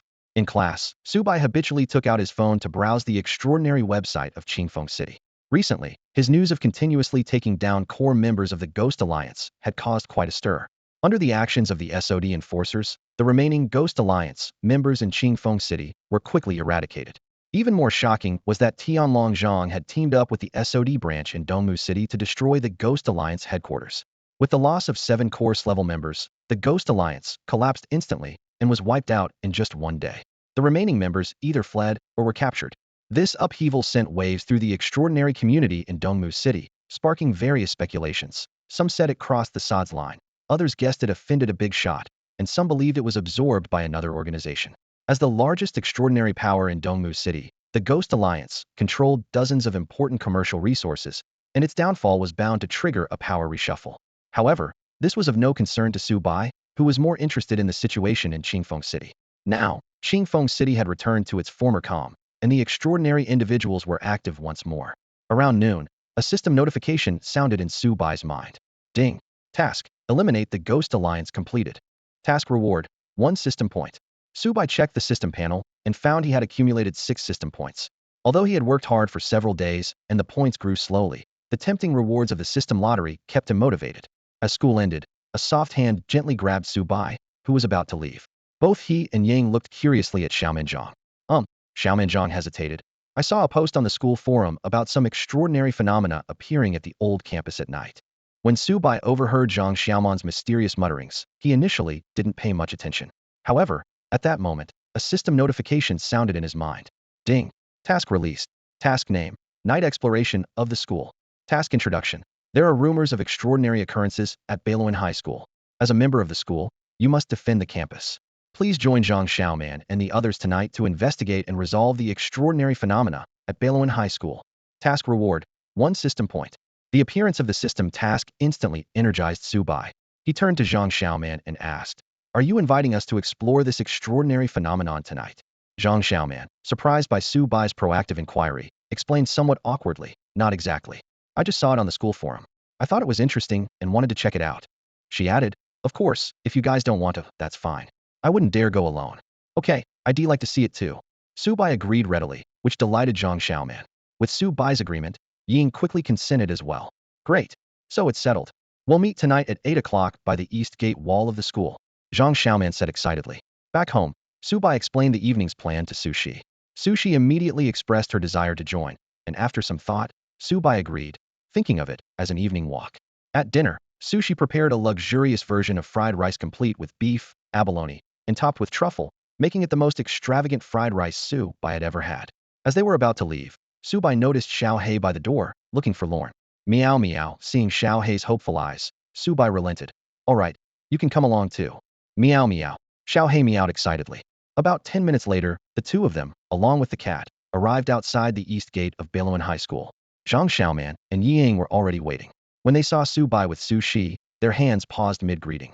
Subai explained, my sister was bored tonight, so I brought her along. Her name is Su Shi. Hearing this, Yi Ying and Zhang Xiaoman warmly introduced themselves to Su Shi. Subai's classmates, Yi Ying and Zhang Xiaoman, quickly became acquainted. Although each girl had her own thoughts, they got along well on the surface. Just then, Zhang Xiaoman and Ying noticed a small black cat hiding behind Subai's legs. This little black cat is adorable. Ying couldn't resist crouching down to pet it, but the cat skillfully dodged her touch. The little black cat clung to Subai's other pant leg, looking quite wary of strangers. His name is Xiao Hei, and he's my cat, Subai explained briefly. By the way, Subai, is this the cat you mentioned before? Zhang Xiaoman suddenly asked. Subai nodded gently in confirmation. After a brief conversation, the four of them, along with the cat, began their evening's adventure. As they walked along the path, Zhang Xiaoman explained, the school doesn't allow students to come and go freely at night, so we have to climb over the wall through the small grove on the west side. Climb the wall. Yi Ying looked at Zhang Xiaoman in surprise. Although she and Subai had extraordinary abilities, they couldn't reveal them in front of Zhang Xiaoman, who was just an ordinary person. Moreover, the school wall was over 2 meters high. But we have Subai. Zhang Xiaoman looked at Subai with hopeful eyes. He can help lift us over, right Subai? Seeing Zhang Xiaoman's pleading gaze, Subai agreed with a nod. After all, if he refused, they wouldn't be able to complete their task for the night. Although She was displeased with other girls getting close to her brother, she had to silently accept it. Soon, the group reached the small grove on the west side of the school. The greenery by the roadside provided perfect cover for their wall-climbing endeavor. The three girls looked at Subai expectantly, waiting for his assistance. Subai first approached Zhang Xiaoman, placing his hands on her slender waist. Zhang Xiaoman's figure was well-proportioned and felt soft to the touch. As Subai lifted her, she let out a startled yelp but quickly covered her mouth. Being discovered was not an option. Her cheeks flushed a delicate shade of red, making her look especially charming. With his height of 1.8 meters and extraordinary strength, Subai easily hoisted her onto the wall. Next was Ying. Although she could easily climb over by herself, she had to rely on Subai's help to keep her identity secret. When Subai's hands settled on her waist, as soft as cotton, and lifted her gently, Yi Ying's heartbeat quickened a little. Finally, it was Sushi's turn. Although she had been slightly annoyed by Subai helping the other girls, when it was her turn, her face lit up with an excited blush. Especially tonight, as she had specifically worn a blue and white floral dress. In anticipation, Sushi felt Subai's strong hands around her waist as he began to lift her up slowly. She could clearly feel the warmth from her brother's firm grip, and her heart started to race involuntarily. Halfway through the lift, Subai suddenly realized that his sister was wearing a skirt today, causing him to hesitate for a moment. Hurry up, Subai! Yi Ying urged from the top of the wall. The security guards could come by any minute. Hearing this, Subai didn't hesitate any longer and continued lifting. Soon, all three girls had safely climbed onto the wall. With a nimble move, Subai easily vaulted over to the other side. Wow, Subai, you're amazing! Zhang Xiaoman exclaimed, her eyes shining with admiration. Yi Ying and Su Shi, already accustomed to Subai's skills, simply watched silently. All right, jump down now. Subai called from below, ready to catch them. Zhang Xiaoman looked at the 2-meter drop and pretended to be scared. You better catch me. Though Subai knew the height wasn't much to worry about, he gave her a reassuring nod. Zhang Xiaoman jumped down and was caught securely by Subai. Next was Yi Ying, who, despite her shyness, jumped down as well. Her light frame carried a faint fragrance, and as Subai momentarily lost focus, Sushi's displeased voice came from above. Hey, stop daydreaming, big brother. Your sister is still up here. Subai quickly set Ying down and positioned himself beneath Sushi. With a mischievous grin, Sushi made a clever leap and landed right on top of Subai's head. Her skirt instantly obscured his vision as her legs wrapped tightly around his waist, and her arms hugged his head. Whoa, hold me steady, big bro. Sushi exclaimed in mock panic. Subai sighed, knowing his sister was just pretending, but he couldn't reveal her antics in front of Yi Ying and Zhang Xiaoman. He took a deep breath, trying to pry his playful sister off his head. Hey, are you still sniffing, big brother? Sushi's exclamation broke the night's silence. Both Yi Ying and Zhang Xiaoman widened their eyes in shock. Zhang Xiaoman couldn't help but whisper, "Sniffing your own sister? Su Bai, are you some kind of pervert?" Upon hearing this, Yi Ying's face flushed a deep red. Su Bai, observing the girl's animated expressions, was momentarily speechless. He could feel Su Shi's legs nervously tightening, which made a vein pop on his forehead in frustration. Quickly, Su Bai put Su Shi down, awkwardly looking at her as she innocently glanced around. Just as the atmosphere became unbearably awkward, a clear meow broke the silence. A sleek black figure, Xiao He, leapt gracefully over the wall, its fur glinting under the moonlight, landing lightly on the ground. Wow, Xiao He is amazing. It can jump over the school wall so easily, Zhang Xiaoman exclaimed, a hint of intrigue flashing in her eyes. Xiao He lightly landed by Su Bai's feet, meowing softly. The four of them were ready to begin their nighttime exploration. So, Xiaoman, what exactly is this supernatural phenomenon you mentioned? Ying asked curiously. Zhang Xiaoman stepped closer, lowering her voice to explain. According to the forum post, our school often has a white shadow appearing at night, like a ghost. It moves incredibly fast and vanishes in the blink of an eye. It also makes eerie sounds, which is really creepy. After hearing this, Ying fell into deep thought, seemingly contemplating something. Meanwhile, Su Bai and Su Shi appeared uninterested. Su Bai was focused on completing his system task, and Su Shi was simply there to accompany her brother on a walk. Xiao He, however, seemed intrigued by the ghost, its gem-like black eyes glinting mysteriously in the darkness. According to the forum, this ghost frequently appeared in the old, abandoned school area on the side of Biluan High School, near the mountain. That area was supposed to undergo renovation but was postponed due to funding issues, leaving it mostly deserted. The four headed towards the old school area. Initially, the path was easy, with well-lit campus paths and the occasional teacher or student passing by. But as they ventured deeper into the old school zone, people became scarce, and streetlights were fewer and far between, with only one every few dozen meters. In this dim, quiet environment, the three girls unconsciously drew closer to Su Bai. As a chilly breeze swept through, Zhang Xiaoman nervously suggested, "Maybe we should just head back." "No, we can't. Absolutely not." Three firm voices chimed in unison. Yi Ying was determined to investigate the supernatural phenomenon. Su Bai needed to complete his system task, and Su Shi relished the chance to stay close to her brother in this atmosphere. Each with their own reasons, they continued their exploration deeper into the deserted school area. Su Bai and the three girls continued to venture deeper into the old campus, where the light gradually dimmed. The three girls instinctively moved closer to Su Bai, pressing against his sides. Su Bai could distinctly feel 3 different degrees of softness. Zhang Xiaoman's was the most noticeable, followed by his sister Su Shi, with Yi Ying's being slightly less pronounced. Based on his understanding of Su Shi's cup size, he could even accurately guess the sizes of the other two. Unlike the others, Xiao He was unfazed by the darkness and instead eagerly surveyed the surroundings as if he'd discovered a new playground. At this moment, Su Bai had activated his infinite perception, keenly detecting a subtle energy fluctuation in the area, akin to an invisible creature moving around. This discovery piqued Su Bai's curiosity. Eventually, they reached the old campus's cluster of teaching buildings. Before them stood several dilapidated structures, with large patches of paint peeling off the weathered walls. Just then, Zhang Xiaoman suddenly spoke in a trembling voice. "Why? Why does it feel so chilly here?" Almost as soon as she spoke, Su Bai sensed a faint energy wave behind them. The three quickly turned around, catching a glimpse of a white figure behind Zhang Xiaoman that vanished in an instant. Seeing the surprise on her companions' faces, Zhang Xiaoman screamed in fright and lunged towards Su Bai. Yi Ying and Su Shi immediately went on alert, scanning their surroundings warily. While comforting the clinging Zhang Xiaoman, Su Bai analyzed the situation. Just before the white figure disappeared, he had activated the White Dragon Emperor's Eye, capturing the entity's complete information. Name, White Mist Spirit. Gender, none. Level, S-Class. Abilities, Concealment, Intangibility, Illusion, Stealth. Current state, Bored, Guarding. Although it was just an S-Class supernatural being, likely not as strong as Xiao He, its ability to vanish before his eyes was indeed surprising. "Big brother, did you see what that was?" Su Shi asked, her voice tinged with shock. As an SS-class genetic modifier, she couldn't make out the entity's appearance. Yi Ying and Zhang Xiaoman also looked at Su Bai expectantly. Su Bai calmly replied, "Yeah, it seemed like a white ghost, resembling a girl's form." This answer left the three of them stunned.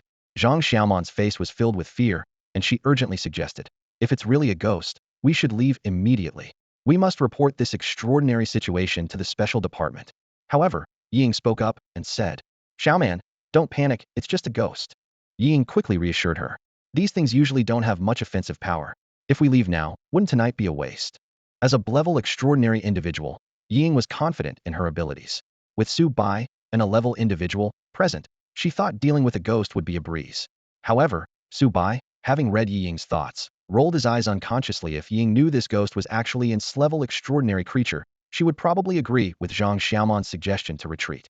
But Su Bai, who had a mission to complete, was not about to give up easily. Yi Ying is right, he said. The ghost didn't attack us just now, so it shouldn't be too dangerous. If things get out of hand, we can always report to the special department.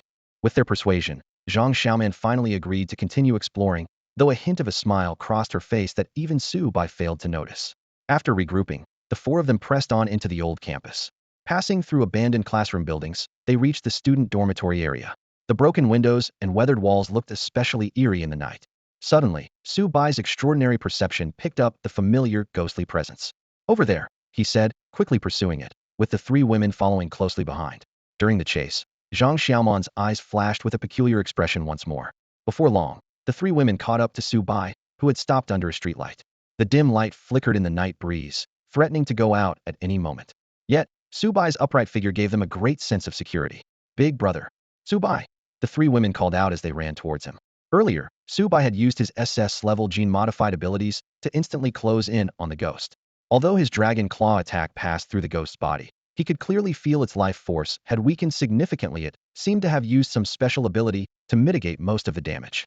As the ghost vanished, a system notification sounded in Su Bai's mind. Ding. Mission Night Exploration of the School completed. Mission reward, 1 system point. Su Bai was a bit surprised. Had the ghost been eliminated? The system quickly provided an explanation. Please trust in your own strength, host. A mere S-level ghost, even with physical damage reduction abilities, couldn't survive a full force attack from an SS-level extraordinary individual. Just as Su Bai was lost in thought, Su Shi's voice interrupted his contemplation. Big brother, what are you spacing out about? Su Shi and her two friends came jogging over with youthful energy, their cheeks flushed from exercise, adding a touch of cuteness.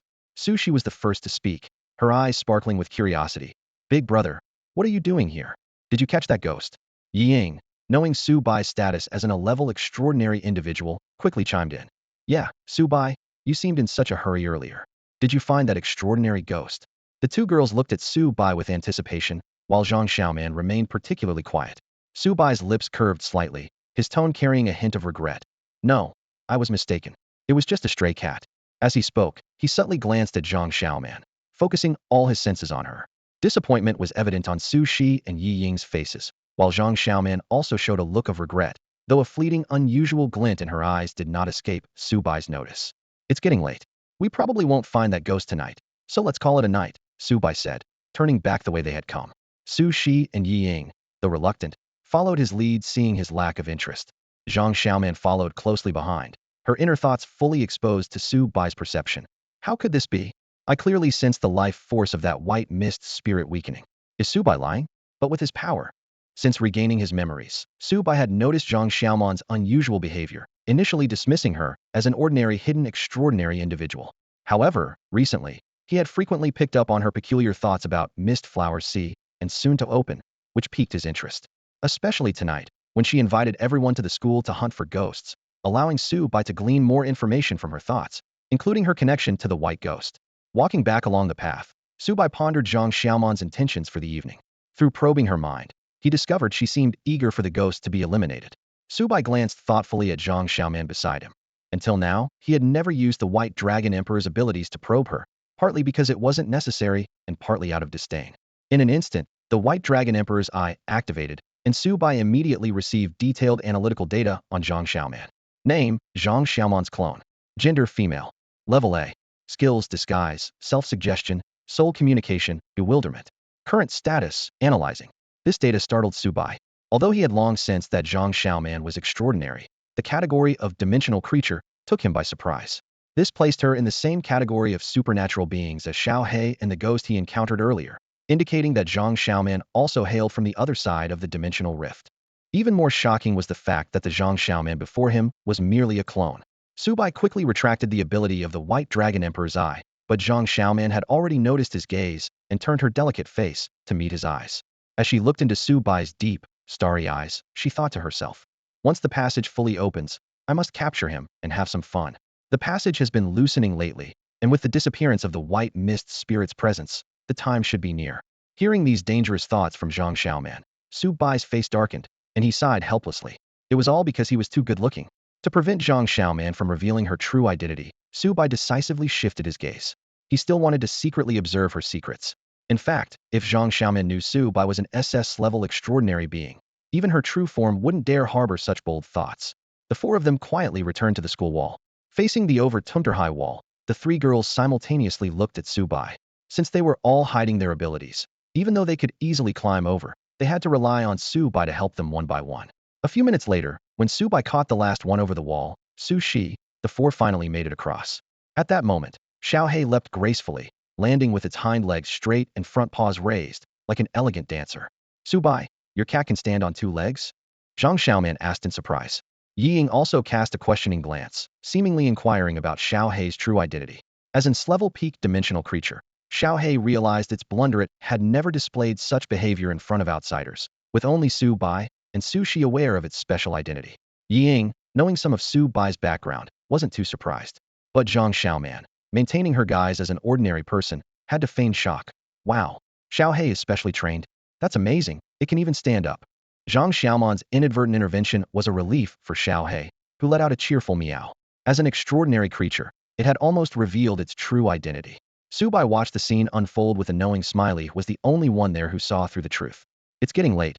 We should head back, Su Bai said to Yi Ying and Zhang Xiaoman. After receiving their agreement, the group parted ways at the crossroads. On the way home, Su Shi couldn't contain her curiosity. She ran up to Su Bai, pointing at him with one hand. Big brother, you must have caught that ghost, right? Why did you lie? What's the real story? Su Bai reluctantly stopped and patiently began to explain. Xiao He, nearby, perked up its black ears, listening intently like a diligent class representative. A few minutes later, after Su Bai finished explaining about Zhang Xiaoman and the school ghost, Su Shi's mouth dropped open in surprise. But big brother, why couldn't I sense any energy fluctuations from Zhang Xiaoman? Su Shi, an S-class extraordinary being, asked in confusion. I should be able to detect in a class energy fluctuation easily. She might be using some kind of disguise ability, or carrying extraordinary technology that can block perception, Su Bai explained.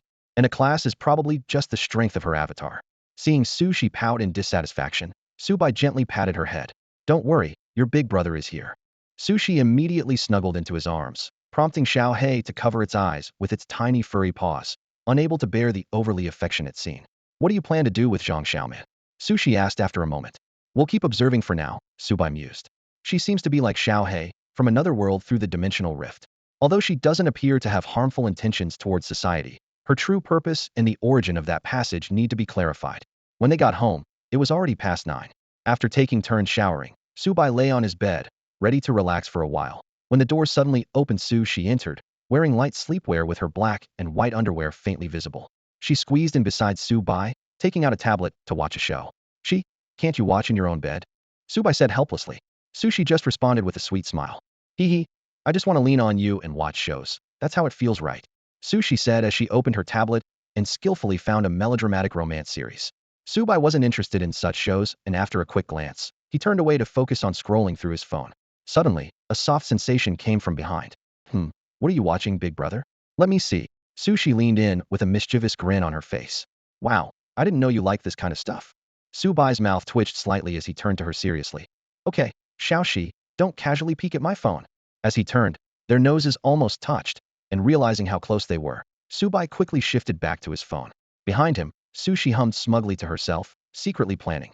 I've discovered my brother's little secret. If he likes this style, I'll wear something like that next time. Since Su Bai hadn't used his infinite awareness ability to read Su Shi's thoughts, he was completely unaware of what she was thinking. As it neared 11, Su Bai turned off his phone and said to Su Shi, All right, Xiao Shi, your brother needs to sleep now. Go back to your own bed. Despite Su Shi's playful protests, she was eventually sent back to her bed. Lying in his somewhat spacious bed, Su Bai cheerfully said good night and casually turned off the bedroom light.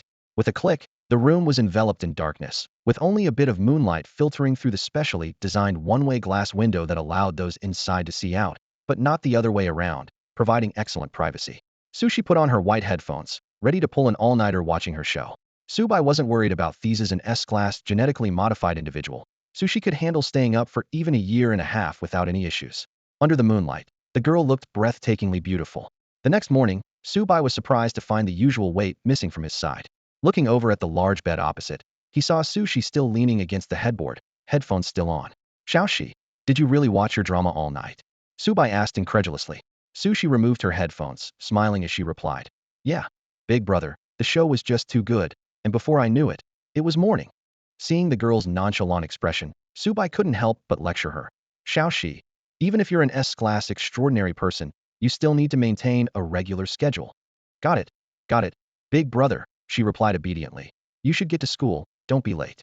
Subai finished his morning routine and prepared to head out. On the living room sofa, Xiaohei was dutifully lying there, guarding the house. As he walked to school, his phone suddenly vibrated. Subai opened WeChat and saw a message from Zhang Tianlong. Mr. Su, in recent days, we've joined forces with the SOD of Dongmu City and completely eradicated the entire Ghost Alliance. There's something I'd like to ask you. Go ahead, Subai replied. We're wondering if the bodies of those core Ghost Alliance members you dealt with are still available. Subai frowned at the message. Why do you need their bodies? Zhang Tianlong explained. To be honest, the class core members of the Ghost Alliance have powerful spirits residing within them. It's a peculiar kind of supernatural phenomenon, and we've been researching this at SOD. Seeing Subai hadn't responded, he added, of course, if you're willing to provide them, SOD will offer a suitable reward. Subai sighed inwardly. Those bodies were of no use to him, but they had all been fed to Xiaohei. I've already taken care of those bodies, so I'm afraid that's not possible this time. In that case, never mind. Sorry to bother you, Mr. Su. Putting away his phone, Subai continued on to Beiluan High School. As he entered the classroom, he heard his classmates enthusiastically discussing. Have you heard?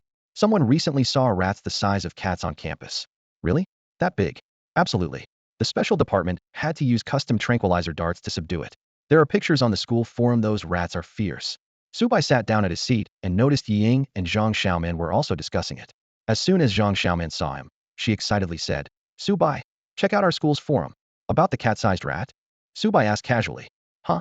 You already know. The two girls looked surprised. In response to their reaction, Subai seemed indifferent. It's just a bigger rat. What's so surprising? It's not that simple. Zhang Xiaoman quickly explained. Besides the cat-sized rat, there are cockroaches the size of rats and lizards the size of wolf dogs. Listening to Zhang Xiaoman excitedly recount various supernatural phenomena on the school forum, Subai realized the situation was unusual. The sudden appearance of a dozen unusually large creatures at Beiluan High School put Subai on alert. These creatures emerged overnight, coinciding precisely with the time they had explored the school the previous night. This coincidence made him think of Zhang Xiaoman and the ghost. These creatures are definitely not normal. Ying said. The special department came to the school to investigate this morning. Maybe we'll get a few days off because of it. As the class bell rang, Subai discreetly pulled out his phone from under a pile of books and opened the extraordinary website of Qingfeng City. What he saw was a series of highlighted posts. Attention! Giant creatures have appeared in several areas of Qingfeng City. Extraordinary individuals are urged to report sightings to SOD immediately. Suspected unknown energy leak. The city is experiencing a phenomenon of creatures enlarging. By reading these posts, Subai gradually pieced together the situation. This enlargement phenomenon wasn't unique to Beiluan High School, but was occurring throughout Qingfeng City. Small insects and plants had not only grown several times their size, but some had also developed aggressive behavior, posing a threat to ordinary citizens. Qingfeng City's SOD had dispatched numerous peacekeepers for clearance operations and had partnered with the Hunters Association to issue bounty tasks. However, most of these mutated creatures were rated between E and D levels, and the bounty wasn't enticing enough for Subai at this point. With the added insight from infinite awareness, Subai astutely linked this to the incident of eliminating this level ghost the previous night. Although it could be a coincidence, he felt that the situation was far more complex than it appeared.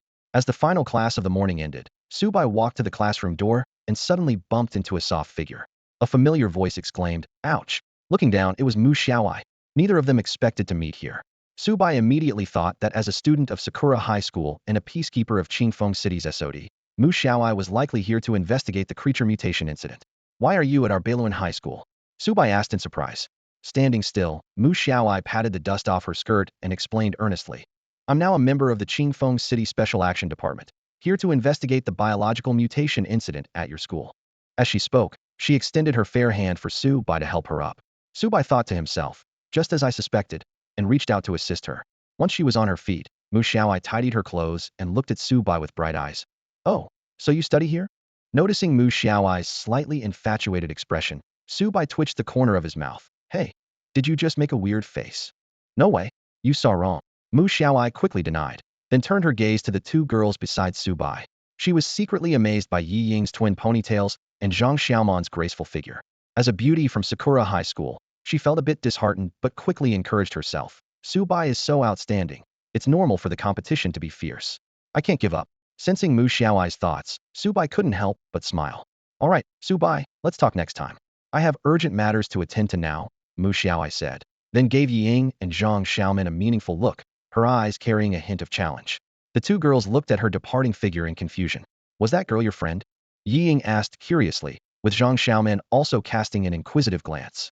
Yeah, sort of, Subai replied nonchalantly. The three of them headed to the cafeteria. It was Subai's second time eating there. Just as they sat down to enjoy lunch, a sudden scream erupted from afar. They looked over to see students on the other side of the cafeteria, frantically dodging something. The three of them immediately stood up to check the situation. Subai expanded his sensing ability, enveloping the entire cafeteria. His eyes narrowed as he detected a few faint energy fluctuations, approximately at an level. Suddenly, a commotion erupted in the cafeteria as screams and the sound of panicked footsteps filled the air. Run! There are cockroaches in the cafeteria. A piercing scream cut through the noise. Oh my gosh! It's terrifying, someone shouted in fear. A few students in the distance looked unimpressed. It's just a cockroach. The ones in the south are scarier, you know? Just step on them. That's no ordinary cockroach, someone said, trembling. A skeptical student pushed through the crowd to take a look, only to widen his eyes in shock the next second. Oh my goodness! What kind of cockroach is the size of a wash basin? That's a monster. Run!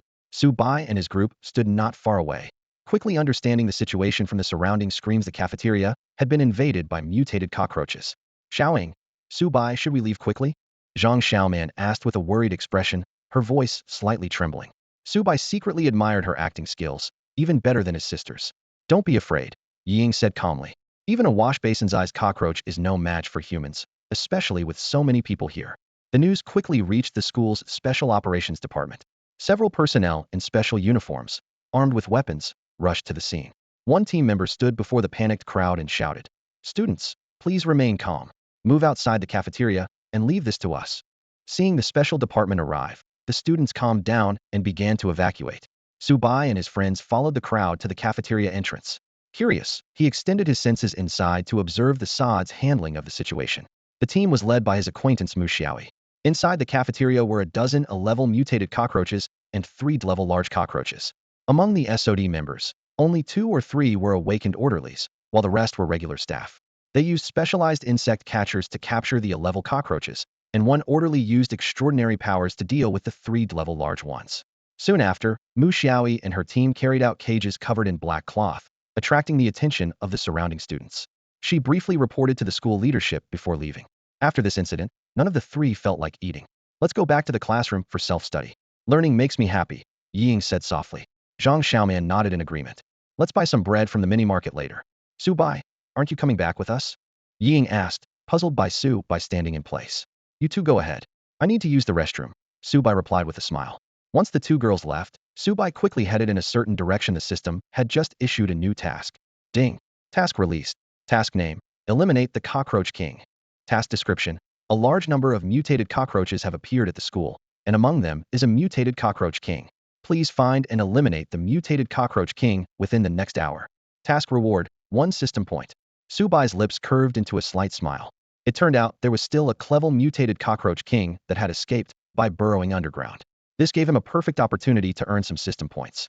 For him, dealing with a clever mutated cockroach king was as easy as squashing an ant. In the next moment, Subai's infinite consciousness spread out like a tide, instantly covering the entire Billowin High School. In his perception, he not only detected the energy fluctuations of the mutated cockroach king, but also discovered traces of several other mutated creatures scattered around the campus. When he pinpointed the exact location of the cockroach king, his brow furrowed deeply. It was in the direction of the girls' dormitory area. Following the guidance of his perception, Subai quickly made his way to the female dormitory area of Billowin High School. This area mainly housed students from outside the city, while he, Ying, and other locals from Qingfeng City chose to commute. Standing in front of the prominent "No Entry for Male" sign, Subai found himself in a dilemma. Huh? Subai? A clear voice came from behind him. Turning around, he saw Mu Xiaoai in the standard SOD uniform, accompanied by several fully armed team members. Xiaoai, Subai began, noticing her expression turning curious. Subai, what are you doing in front of the girls' dormitory? She asked, scrutinizing him with suspicion. Seeing a misunderstanding about to arise, Subai decided to be straightforward. I just saw a mutated cockroach run in there. I was about to inform the special department, but then you all showed up. What? Mu Xiao AI exclaimed. Could it be the one that escaped from the cafeteria? She quickly regained her composure and turned to her team, issuing orders. Let's go. Taking advantage of Mu Xiao AI leading her team into the female dormitory area, Su Bai followed them inside. Once the team was inside, he immediately used his super speed to break away from the group and headed straight for the location of the Cockroach King, as indicated by his senses. It was lunchtime, and many girls were resting in their rooms. Seeing Mu Xiao AI and her team in special uniforms patrolling, they crowded around the windows to watch. One girl spotted the stealthy Su Bai and initially thought of reporting him to the dorm supervisor, but upon seeing his handsome profile, the thought of reporting vanished instantly. Wow, what a handsome guy! Her exclamation immediately drew the attention of the surrounding dormitory girls. In the dormitory building, more and more girls gathered at the windows, eagerly watching the tall figure below. He's so handsome, one girl couldn't help but exclaim. Way better than those male celebrities, another girl agreed. Someone suddenly remembered the rules. Wait, aren't boys not allowed in the girls' dorm area? Who cares about that? If anyone reports him, I'll be mad at them. Quick-witted girls dashed out of their dorms. Let's go and get his WeChat. Don't run so fast. Wait for me. At this moment, Su Bai was unaware of the commotion he had caused. He was focused on following the energy waves of the mutated Cockroach King, leading him to the first floor of the girls' dormitory, in front of the restroom. Seeing the women's restroom sign, Su Bai paused.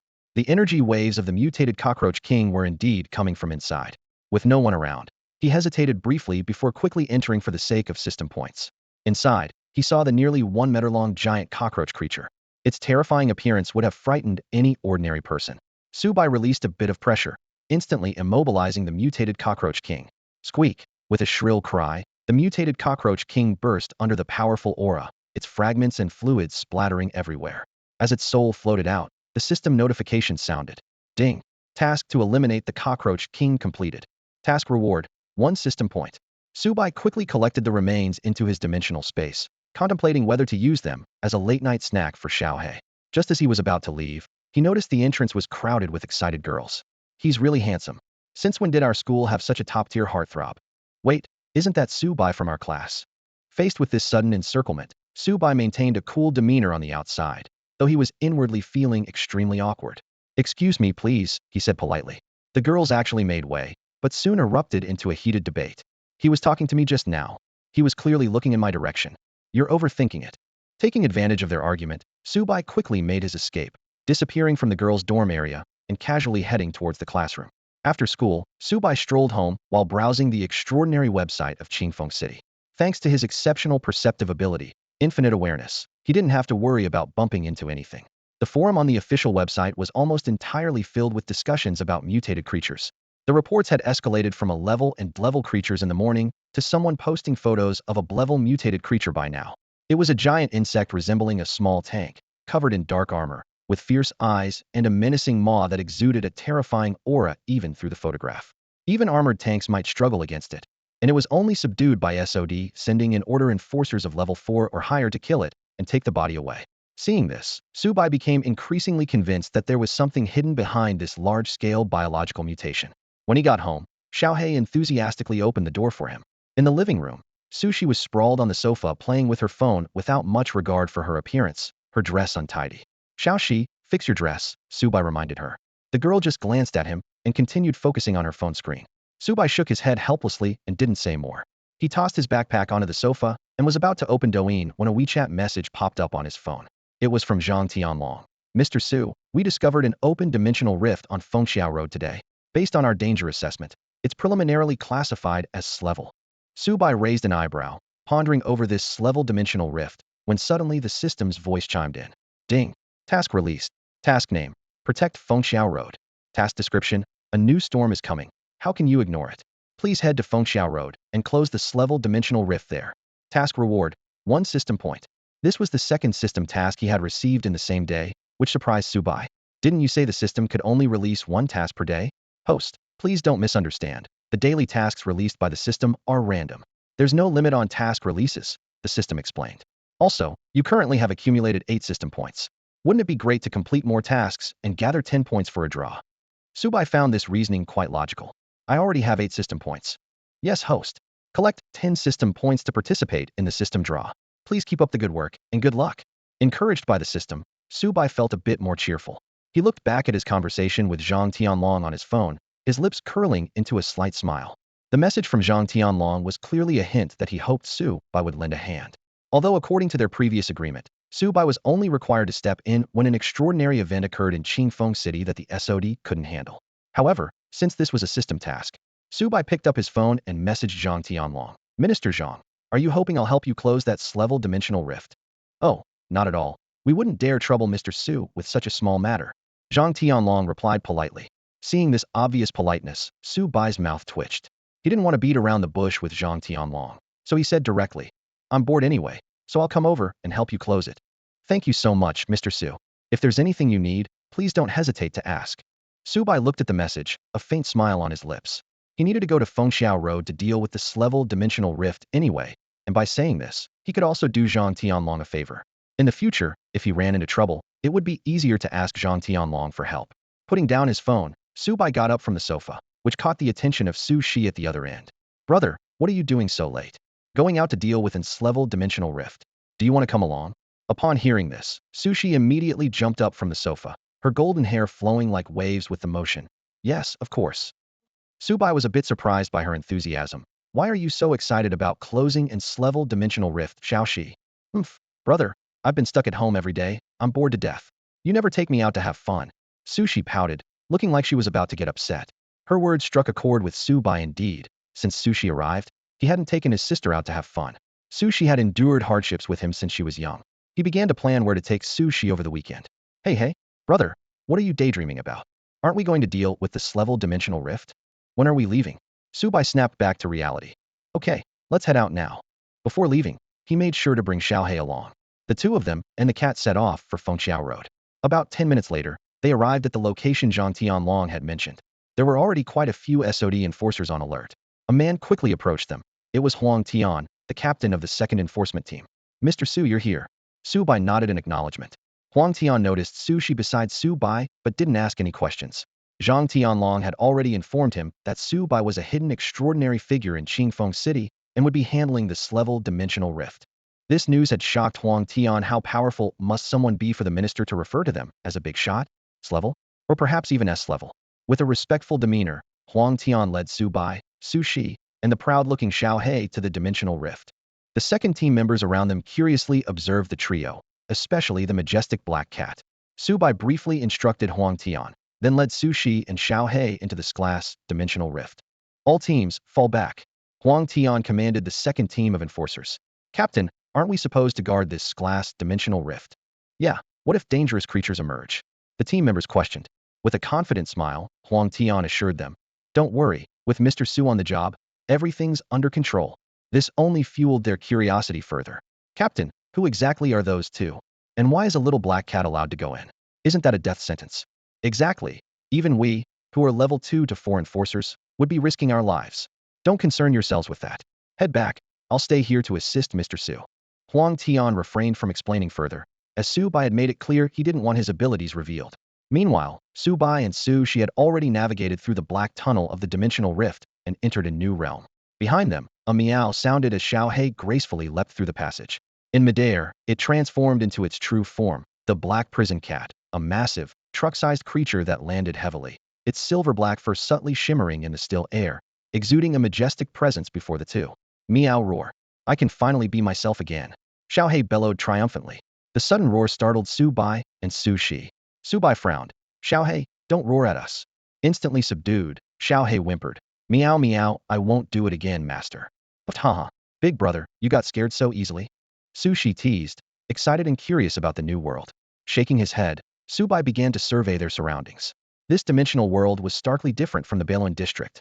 Dominated by shades of gray and white, the sky was filled with dense white mist that obscured the sun. A similar but thinner mist lingered in the air, reminiscent of urban smog. The unfamiliar environment piqued Su Bai's interest, and even Xiao Hei curiously emitted soft calls as it looked around. Meow meow, Xiao Hei exclaimed in surprise. I've never seen anything like this before. Hearing this, Su Bai was taken aback. This discovery confirmed his suspicion that the dimension they were in was different from the one Xiao Hei had been in before. Let's get started, big brother, came the excited voice of Su Shi beside him. My claws are itching for action, meow. That playful meow made Su Bai turn his head. Su Shi had fully transformed into her semi-complete metamorphosis, catgirl form. Her height had shot up from 1.6 meters to 1.8 meters, with two black furry cat ears on her head and a graceful black cat tail swaying behind her. Her once golden hair had turned jet black. As a carrier of the Reaper cat genes, she was surrounded by an aura of dangerous energy, with two faint death marks on her cheeks that looked like cute stickers. This transformation not only didn't diminish her charm, but enhanced her beauty. Looking at Sushi like this, Subai couldn't help but recall memories of the past. He quickly snapped back to the present and helplessly asked, Xiaoxi, how did you activate your Reaper cat form so quickly? Sushi tugged at the corners of her rosy lips, giving a smile that was both sassy and cute. Big brother, it's been so long since I last transformed into this form. She playfully stuck out her tongue, licking her lips provocatively as she looked at Subai. By this time, Xiaohei was cowering on the ground, trembling. As a Reaper cat, Sushi's genetic modification level far surpassed that of Xiaohei's black prison cat, exerting a complete dominance in both aura and strength. All right, Xiaoxi, ease up on your energy aura. You're scaring Xiaohei. Subai pointed to the curled-up Xiaohei. Only then did Sushi notice Xiaohei's state, and she laughed sheepishly. Haha, it's been so long since I entered semi-complete metamorphosis that I couldn't control the aura pressure. Sorry, Xiaohei. With that, she retracted her overflowing energy aura. With the pressure gone, Xiaohei could finally breathe normally and gasped for air. All right, let's move forward, Subai said to the pair. Okay. Meow. An hour later, the trio moved swiftly through the increasingly dense white mist. During this time, they had gained a preliminary understanding of this dimensional world, encountering dimensional creatures ranging from level to air level, but no S-level beings yet. As they ventured deeper, the surrounding mist thickened from a once high-visibility pale white to a denser fog. Subai and Sushi rode Xiaohei through the world of white mist, surrounded by thick fog. Along the way, dimensional creatures they encountered fell one by one to Sushi, who was in a semi-transformed state of the death cat. Subai collected all the corpses into a dimensional space, planning to use them later to replenish Xiaohei's energy. As Xiaohei continued steadily, Subai suddenly sensed a distinctively stronger energy fluctuation. An S-class dimensional creature, he said quietly, a smile forming at the corner of his mouth. This was their true objective. Only by defeating an S-class dimensional creature could they close the same level dimensional rift. Let me handle this, brother. Sushi, who was clinging to Subai's back, said as she leaped off. Xiaohei came to a halt, watching the front with caution. Seconds later, a powerful energy wave approached. Xiaohei lowered its head, growling menacingly at the mist. Xiaohei, quiet down, you're too loud, Subai commanded. Meow meow omega, Xiaohei immediately fell silent. In the mist, a white figure slowly emerged. When they could finally see it clearly, Subai and his companions were stunned. It was identical to the white ghost they had encountered at school. Subai activated the Eye of the White Dragon Emperor. Name, Mist Spirit. Gender, level S-class. Skills, stealth, illusion, camouflage, levitation. Current status, wandering. By comparing the data, Subai confirmed that this was indeed the same type of extraordinary creature. One was a ghost, and the other a mist spirit. Could the one at school have come through a dimensional rift from this misty world? Subai pondered aloud. I think so too, brother. That's right, Meow. With Sushi and Xiaohei's agreement, Subai's infinite consciousness began to operate at high speed, analyzing the connections between these events. Sushi could no longer hold back her excitement and eagerly shouted, Big brother, I'm going in first. Before she finished speaking, she darted forward like a gust of wind, heading straight for the glass white mist spirit that was wandering nearby. The white mist spirit hadn't even reacted before it sensed an intense surge of energy approaching. As it attempted to evade, a dark figure appeared before it. Sushi, wielding a scythe-like weapon nearly a meter long, sliced through the ethereal body of the spirit, tearing it into two. The spirit let out a mournful wail as its body began to dissolve into mist, gradually merging with the surrounding fog. This unexpected turn of events left Subai, Sushi, and their companion Xiaohei surprised. Subai, in particular, was taken aback, recalling how previous spirits he had fought could absorb most physical damage, yet this one showed no such resistance and dissolved upon death. Subai jumped off Xiaohei's back and approached the spot where the spirit had vanished. Although the body had nearly completely dissolved, a white crystal remained. He immediately used the White Dragon Emperor's Eye to scan it. Name, White Mist Spirit Crystal. Category, Extraordinary Item. Description, this crystal contains pure energy, formed from the life force of the White Mist Spirit after its death. It can be directly absorbed and used. Big brother, what is this thing? Sushi asked curiously. With a slight smile, Subai said nothing and placed the crystal into Sushi's mouth. Initially, she resisted, but realizing it was from Subai, she accepted it. You'll find out once you eat it, Subai said, smiling at her. Moments later, Sushi's eyes lit up with excitement. Big brother, I feel like that crystal is beneficial to me, she exclaimed. gesturing animatedly about the slight enhancement she felt. Even a small improvement was significant for someone at her level. Nearby, Xiaohei listened to their conversation, its eyes gleaming with a desire for the white mist spirit crystal. Subai noticed this and chuckled. If you want one, you'll have to hunt a spirit yourself. Xiaohei hesitated briefly before resolving. Meow. With my master and mistress here, what do I have to fear? Let's do this. It enthusiastically declared its intention to challenge the next white mist spirit. After more than 20 minutes, Glass white mist spirit appeared in everyone's sight once again. Xiaohei was immediately eager to act, indicating that it intended to handle this prey on its own. Seeing this, Sushi stepped back in understanding, while Subai could only watch the competitive black cat with resignation. Xiaohei quickly approached the white mist spirit, unleashing a terrifying aura at the peak of Glass, causing the surrounding white mist to tremble. The white mist spirit, clearly unprepared for such a formidable opponent, let out a wary whimper, attempting to avoid a fight. However, having long coveted the white mist spirit's crystal, Xiaohei was not about to let it go. It glanced back at its owners, seemingly drawing strength from them. Meow roar. Xiaohei emitted a menacing growl and pounced towards the white mist spirit without hesitation. A powerful wave of energy surged towards the target like a tide, yet the white mist spirit remained unflustered.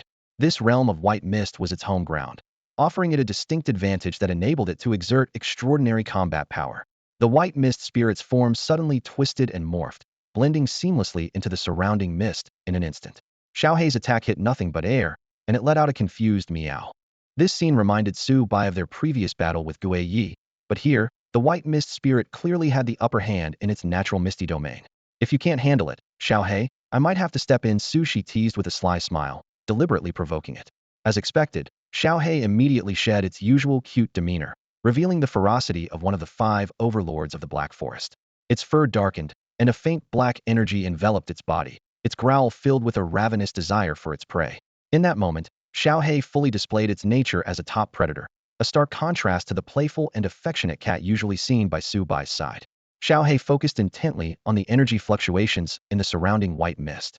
Suddenly, sensing something amiss, it darted like lightning in one direction. With a thud, a semi-transparent white figure was pinned firmly under Xiaohei's sharp claws. It was the Glass white mist spirit from earlier. The white mist spirit let out a panicked whimper, clearly not expecting Xiaohei to see through its mist-forming ability. Excited, Xiaohei held its opponent down with one paw, ready to strike with the other. Just then, the surrounding mist churned violently, as if stirred by an invisible giant hand, and rushed madly toward Xiaohei. The howling white mist enveloped Xiaohei, allowing the restrained spirit to escape and quickly merge back into the surrounding mist. Su Bai and Su Shi stood calmly watching from a distance, confident in Xiaohei and showing no intention of intervening. The white mist spirit ignored them completely, unable to detect any energy fluctuations from their presence. Seconds later, the white mist spirit manipulating the mist suddenly trembled. A powerful black silhouette burst from the compressed mist, tearing a large hole through it. Xiaohei appeared in front of the white mist spirit in an instant, delivering a fierce claw strike that forced it out of hiding. The spirit let out a shriek as it hit the ground heavily. Xiaohei showed no mercy, launching a relentless barrage of claw strikes like a downpour. Amidst the muffled sounds, the white mist spirit quickly lost its ability to resist, but Xiaohei continued its assault. Watching this, Su Bai and Su Shi couldn't help but twitch at the corners of their mouths. Xiaohei, you can stop now. It's already dead. Su Bai reminded. Xiaohei snapped back to reality, looking down at the mangled corpse of the white mist spirit. The body gradually dissipated into mist, leaving behind a shiny milky white crystal. Xiaohei eagerly swallowed the crystal, chewing with a satisfied expression as if to say, crunchy and delicious. Being only at the peak of Glass strength, not nearly as powerful as Sushi's S-Glass, it took Xiaohei until the next day to fully absorb the Glass spirit crystal. Over the next couple of hours, they encountered 7 more Glass white mist spirits in this misty dimension. Of the 7 crystals obtained, Sushi consumed 5, while Su Bai and Xiaohei each took 1.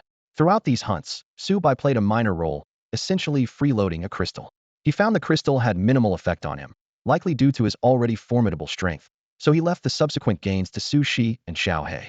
However, Xiaohei, limited by its strength, had not even fully digested the initial crystal, so the remaining 5 went to Su Shi.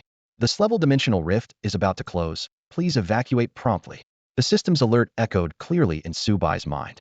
A slight smile appeared on Su Bai's lips. This was the moment he had been waiting for. All right, Xiaohei. At his call, the cat-sized Xiaohei, who was as large as a truck, immediately understood. With a nimble leap, it transformed into an adorable little black cat, and, with a soft meow, jumped straight into Su-bai's arms. Watching this, Sushi couldn't help but show a look of envy, biting her lip. She wished she could shrink too, but it was clearly beyond her capability. Noticing her expression, Su-bai chuckled helplessly. Xiaohei is just a cat. All right, this place is about to close. Let's leave quickly. Yes, yes. Sushi knew well that hunting a large number of powerful dimensional creatures in the dimensional world would lead to the closing of the rift. She responded immediately. Without delay, the two of them swiftly headed back the way they came. A few minutes later, the surrounding white mist gradually dissipated, revealing the black vortex passage ahead. Let's go. Su-bai grabbed Sushi's hand, and together they leaped into the dimensional rift. In the next moment, they emerged on Fengxiao Road in Qingfeng City, with Sushi no longer in her semi-transformed state. Huang Tian, who had been waiting for a long time, immediately approached them. Mr. Su, you made it out. Yes. Su-bai took a deep breath of fresh air, responding softly. Sushi also remarked, the air outside is so refreshing. Indeed, the oxygen level in the misty world was extremely low, and an ordinary person venturing too far and could easily suffocate. After a brief exchange with Huang Tian, Su-bai left the scene with Sushi and Xiaohei. Moments later, the Slevel dimensional rift completely closed, leaving Huang Tian in shock. It was known that even Zhang Tianlong, the head of the Qingfeng City SOD, struggled to close an Slevel rift quickly. Such a feat required someone of a higher extraordinary level than the rift's danger assessment. This experience deepened Huang Tian's respect for Su-bai. As Su-bai walked down the dimly lit path home, he heard the system's notification. Ding! Mission Defend Fengxiao Road completed. Mission reward, 1 system point. Feeling pleased, Su-bai confirmed in his mind. Is that right, system? With this, he had accumulated 9 system points. Indeed, indeed. The host has such a great memory, Epsilon Omega. The system cheerfully responded. System, why do I feel like there's something slightly off about your Tony I_? Ha. Host, don't overthink it. The system is just sincerely praising you. Su-bai was somewhat speechless with this unreliable system. He stopped paying attention to it and looked ahead at the dark road. After a day of hunting in the misty world, night had quietly fallen, and it was around 7 or 8 in the evening.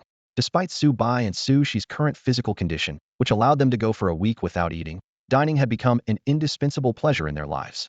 Su-bai turned to the girl beside him and asked softly, Xiaoxi, are you hungry? How about we go for some barbecue? Yes, please. Sushi's eyes lit up. The little black cat lying nearby perked up its ears and curiously asked, Meow meow? What's barbecue? It sounds delicious. Soon, the three of them arrived at a bustling roadside barbecue stall. Su-bai ordered a table full of barbecue dishes, and the aroma was mouth-watering. Su-bai and Sushi sat at the table, while the little black cat lay at their feet, creating a harmonious scene.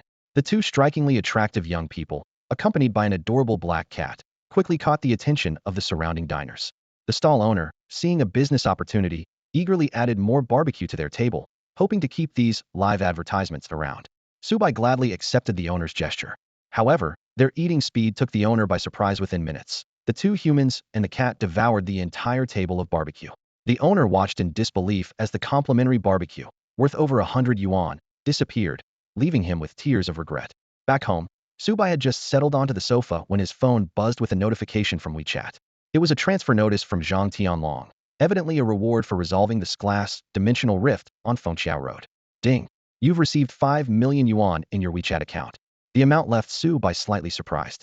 Although he knew the payment wouldn't be small, 5 million was beyond his expectations. However, considering that the corpse of a single glass dimensional creature was worth at least 1 million, not to mention the crystals produced by the misty spirits, the figure seemed reasonable. Just then, Sushi emerged from the bathroom, her damp golden hair cascading down, carrying a faint, elegant fragrance. Her delicate collarbone was just visible, and she exuded a fresh aura. Noticing Su-bai subconsciously taking in the scent, she leaned closer with a teasing smile. How do I smell, big brother? Isn't it nice?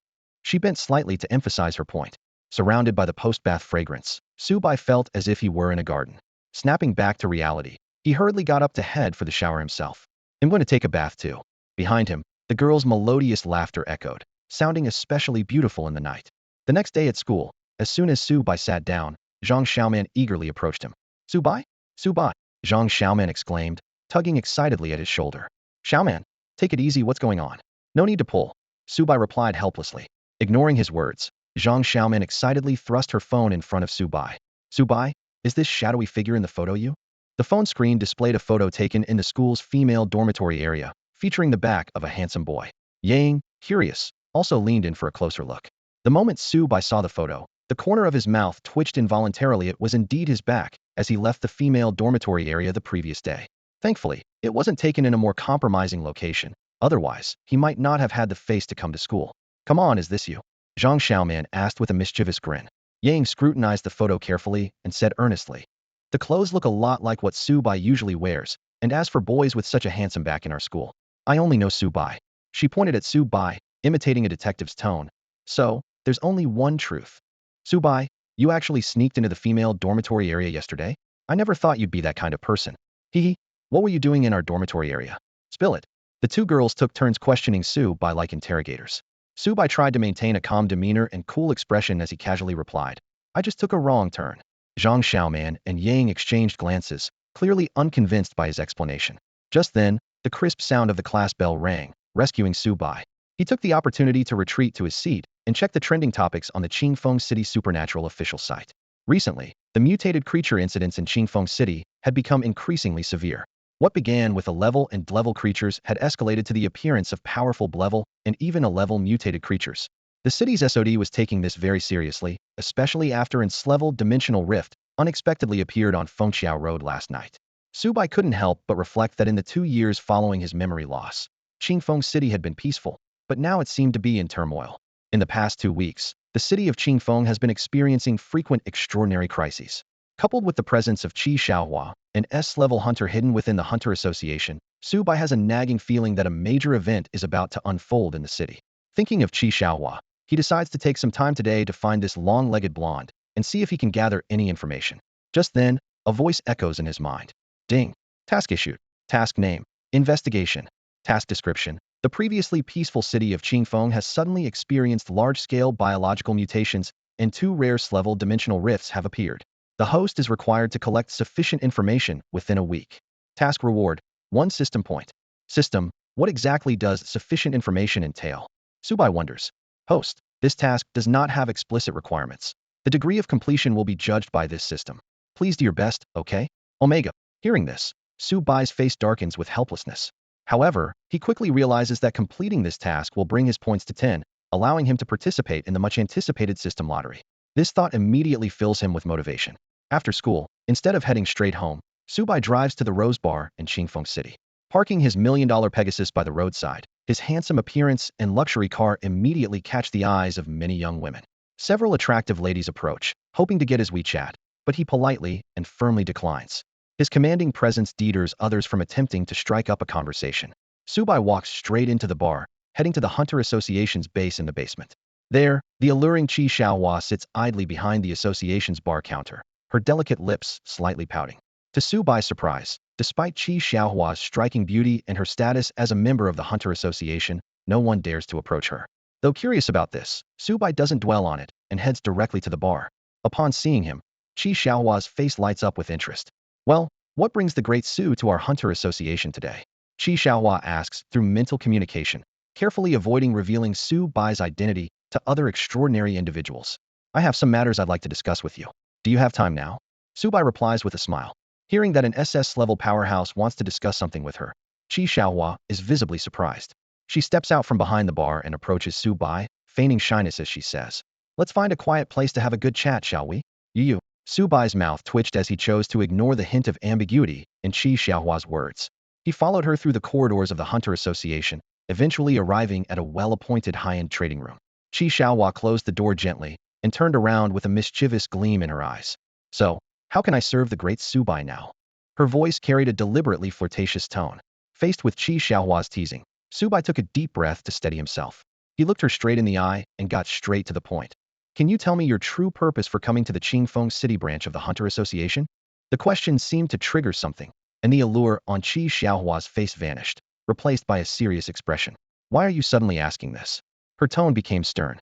Indeed, given Qi Xiaohua's status as an S-level hunter, she should have been stationed at the association branches in large or mega cities, not in a medium-sized city like Qingfeng that only required an S-level hunter. She pondered for a moment, looked at Su Bai's handsome face, and sighed. "All right, since you're so handsome, I'll tell you." Su Bai was invigorated, not expecting things to go so smoothly. "It's not exactly a big secret," Qi Xiaohua began. "About 2 years ago, I was assigned by the head of the Southern District Association to come to Qingfeng City. Back then, our Southern District's extraordinary technology, the Dimensional Detective, detected that Qingfeng City might experience SS or even SS-level dimensional rifts in the coming years. Dimensional detective? Subai inquired further.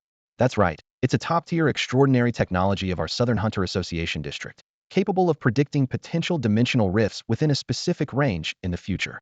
Subai quickly pieced things together. So, you're stationed here because you're worried about high-level dimensional rifts appearing in Qingfeng City. Qi Xiaohua shook her head solemnly. No, the situation is more serious than that. If it were just an S-level dimensional rift, it would be manageable, but an SS-level dimensional rift would have unimaginable consequences if it appeared. Seeing her grave expression, Subai couldn't help but ask, why do you say that? In response, Qi Xiaohua gave him a playful, coquettish glance. The presence of an SS-level dimensional rift implies the potential emergence of an SS-level dimensional creature. Qi Xiaohua's eyes narrowed slightly, her tone heavy. Even a single special level dimensional creature could destroy Qingfeng City without external support. She paused briefly before continuing. Every SS-level dimensional rift is a treasure trove, filled with high-level dimensional creatures and rare extraordinary items and treasures that can enhance the abilities of the extraordinary.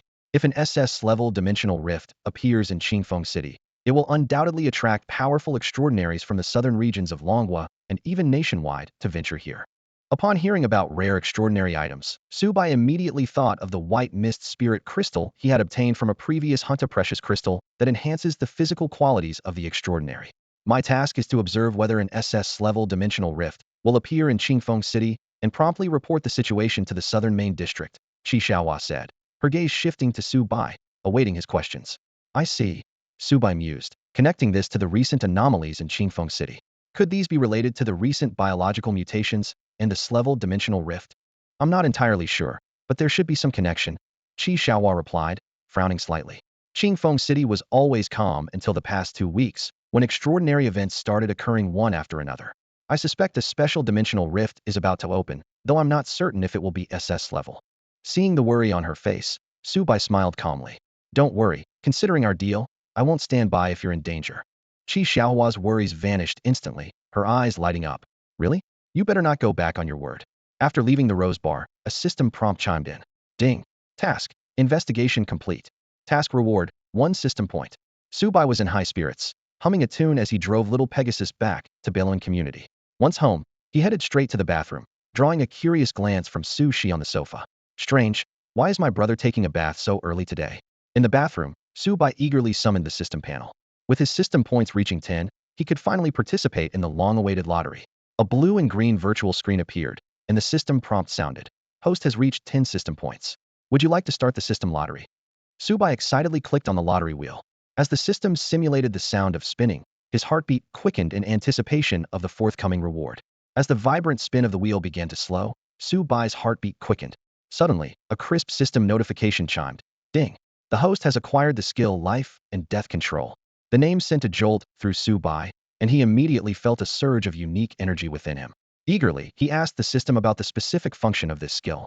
Life and Death Control allows the host to resurrect slain creatures, and those revived will be 100 loyal to the host, the system explained. Holy crap, Subai exclaimed involuntarily, his voice carrying through the bathroom door and catching the attention of his sister, Su Shi, who was sitting on the living room sofa. What's up, bro? Su Shi asked, puzzled. Nothing, just forgot to use shampoo, Subai replied casually. Su Shi rolled her eyes in response, her golden eyes filled with exasperation. As Subai reveled in excitement over this powerful skill, the system's voice chimed in timely. The host should not be overly excited. Life and Death Control has its limitations. Subai frowned. What do you mean? Is there a limit to how many I can resurrect? Indeed. Currently, you can control up to 3 deceased beings at a time, and those resurrected cannot exceed your current level. This response was like a cold splash of water on Subai. He had initially thought he could resurrect an unlimited number of the dead and build an undead army. However, he quickly calmed down, contemplating the value of this skill. Despite the limit of 3 and the level restriction, it was still an extraordinary ability. Suddenly, Subai remembered the corpse of the Death Knight King he had previously obtained. Without hesitation, he summoned the over 3 turtle corpse in the cramped bathroom. The pitch-black armor nearly filled the entire space. Subai immediately used Life and Death Control on the corpse. A white mist of energy flowed from his palm, infusing into the body of the Death Knight King. Moments later, he sensed an intriguing connection with the deceased. Then, the pitch-black armor began to tremble. The Death Knight King slowly rose, his towering figure brushing against the ceiling, dislodging pieces of white plaster. This scene left Subai, an SS-class extraordinary being, wide-eyed in astonishment, far beyond his comprehension. The resurrected Death Knight King stood motionless before Subai, as if awaiting his command. A prompt from the system sounded. You can use your mental power to communicate with the creatures you control. Subai immediately activated his infinite awareness, attempting to establish a connection with the Death Knight King. I'm here. The response from the Death Knight King brought a spontaneous smile to Subai's lips, his face lighting up with excitement. He quickly opened the White Dragon Emperor's eye to examine the data of the Death Knight King closely. Name: Death Knight King. Level: SSS. Skills: Death Flame, Burning Eye, Fear Shock. Current status: None. Seeing that the Death Knight King still retained its SS level combat power, Subai was overjoyed. However, when he noticed that the status bar read, None, he frowned slightly. Observing the somewhat dazed appearance of the Death Knight King, he began to ponder. The system then explained, You guessed correctly. Due to the prolonged time since death, the original memories and consciousness have completely dissipated. Although you revived it, the current Death Knight King has a completely new consciousness. Subai realized this, feeling a bit regretful, but considering he had gained a 100 loyal SS level fighter, he was quite satisfied. System: If I use life and death control in time to revive, can I preserve the target's consciousness and memories? In theory, it's possible, but you will need to test it in practice, the system replied. Looking at the Death Knight King before him, Subai knew he couldn't continue his bath. All right, you go out first. Yes. The Death Knight King turned and directly smashed through a wall, making Subai's mouth twitch. Several minutes later, freshly bathed, Subai sat on the sofa with Su Shi, both observing the Death Knight King sitting cross-legged in front of them. Xiaohei, lying next to Subai, curiously asked, Meow meow? Didn't you kill this big guy before, master? Su Shi also looked puzzled. Brother, why did this guy come out of your bathroom? Since the Death Knight King had suppressed its aura, Su Shi hadn't noticed its SS level strength. Subai patiently explained the whole situation. After listening, Su Shi leapt into Subai's arms in shock. What? Brother, this guy is actually an SS level dimensional creature. Subai comforted the stunned blonde girl in his arms. Calm down, Xiaoxi. It's now under my command. Indeed, everything I have belongs to my master, the Death Knight King declared solemnly. Meow meow. Xiaohei, hearing this, suddenly felt its position as Subai's top pet cat was threatened. Seeing the situation, Subai quickly changed the subject. Looking at the Death Knight King in front of him, he said, Since you're now under my command, you need a name. Calling you Death Knight King all the time feels awkward. I'll call you Xiao Wang. Ew bro, that's such a lame name. Sushi couldn't help but tease him. Beside them, Xiaohei also meowed in agreement, as if complaining about its own unoriginal name. Hearing this, a knowing smile flashed in Subai's dark eyes as he glanced at Xiaohei. Xiaohei immediately fell silent, not daring to make another sound. Thank you for the name, master. Xiao Wang likes it, the Death Knight King said, unbothered by these details. After all, his consciousness had only awakened when Subai revived him. Good. Subai nodded in satisfaction at the dignified and solemn figure of the Death Knight King before him. By the way, bro, where will Xiao Wang live? Sushi suddenly brought up this important question. Only then did Subai realize the seriousness of the issue. His room was too small, with only one bedroom, and it definitely couldn't accommodate the over 3-meter Death Knight King. After thinking for a moment, he made a decision. It looks like it's time to buy a big villa. With over $3,000 at his disposal, he could easily afford a mid-to-high-end standalone villa in Qingfeng City. Besides, with his ability to control life and death, he could recruit 2 more followers, so the number of beings in his home would only increase. Does that mean I won't be able to sleep with you anymore when we move to the villa? Sushi asked pitifully. Looking at his sister's forlorn expression, Subai sighed softly. We can't share a bed. The implication being that they could still share a bedroom. Really? Sushi's face lit up with a smile. Seeing her happiness warmed Subai's heart. After all, his sister was his only family now, and he had to cherish her. That evening, Subai let the Death Knight King stay in the living room temporarily. Being an undead, he didn't need sleep. As for the bathroom wall and door that had been damaged, Subai didn't bother to repair them, since they'd be moving soon anyway. The next morning, Subai woke up early to find that Sushi had somehow crawled into his bed again. He was used to this. Every night, she'd sleep in her own bed, yet magically appear beside him by morning. Carefully, he moved her leg off him and got up to wash up. In the living room, the Death Knight King remained in the same sitting position as the night before, like a meditating master. His serene demeanor contrasted sharply with his massive, imposing frame and menacing death armor, which amused Subai. But considering the Death Knight King's newly awakened consciousness, Subai didn't say much more. Once ready, he headed out. As Subai walked along the path to school, his mind was completely occupied by yesterday's significant discovery. The information about the SS-level dimensional rift revealed by Qi Xiaohua was like a bombshell, echoing in his mind. The impact of this news was far greater than he could have imagined once an SS-level dimensional rift opened in Qingfeng City. It would undoubtedly cause a sensation throughout the extraordinary community in the southern region and even the entire Long country, attracting strong individuals from all over. Even as the SS-level Supreme White Dragon, Su Bai had to acknowledge the impending arrival of these extraordinary beings. However, thinking of the little undead at home brought a slight smile to his lips. The system reward, life and death control he obtained last night was undoubtedly a powerful trump card. The Death Knight King, who was an SS-level dimensional creature in life, was now reborn through Su Bai, becoming a valuable assistant, which meant he had another SS-level ace up his sleeve. Initially worried about the opening of the dimensional rift, Su Bai now felt a sense of anticipation. After all, life and death control could convert defeated creatures into allies, turning the impending SS-level dimensional creatures into potential assets. System lottery, system lottery. Su Bai muttered to himself, eager to accumulate enough points for a second draw. As if responding to his thoughts, the system's prompt sounded at the right moment. Ding. Task released. Task name. I want to live in a villa. Task description. As an SS-level powerhouse, how can you continue living in an old, small apartment? Please move into a luxurious villa worth at least 30 million within a week, giving yourself and your sister the most lavish experience. Task reward, 1 system point. This task caught Su Bai's attention, perfectly aligning with his idea of moving to a villa from the night before. Does the system really understand me so well? Hey, please don't misinterpret me, oh. Su Bai shook his head helplessly, thinking, give you an inch, and you take a mile, huh? He took out his phone and contacted Zhang Tianlong directly.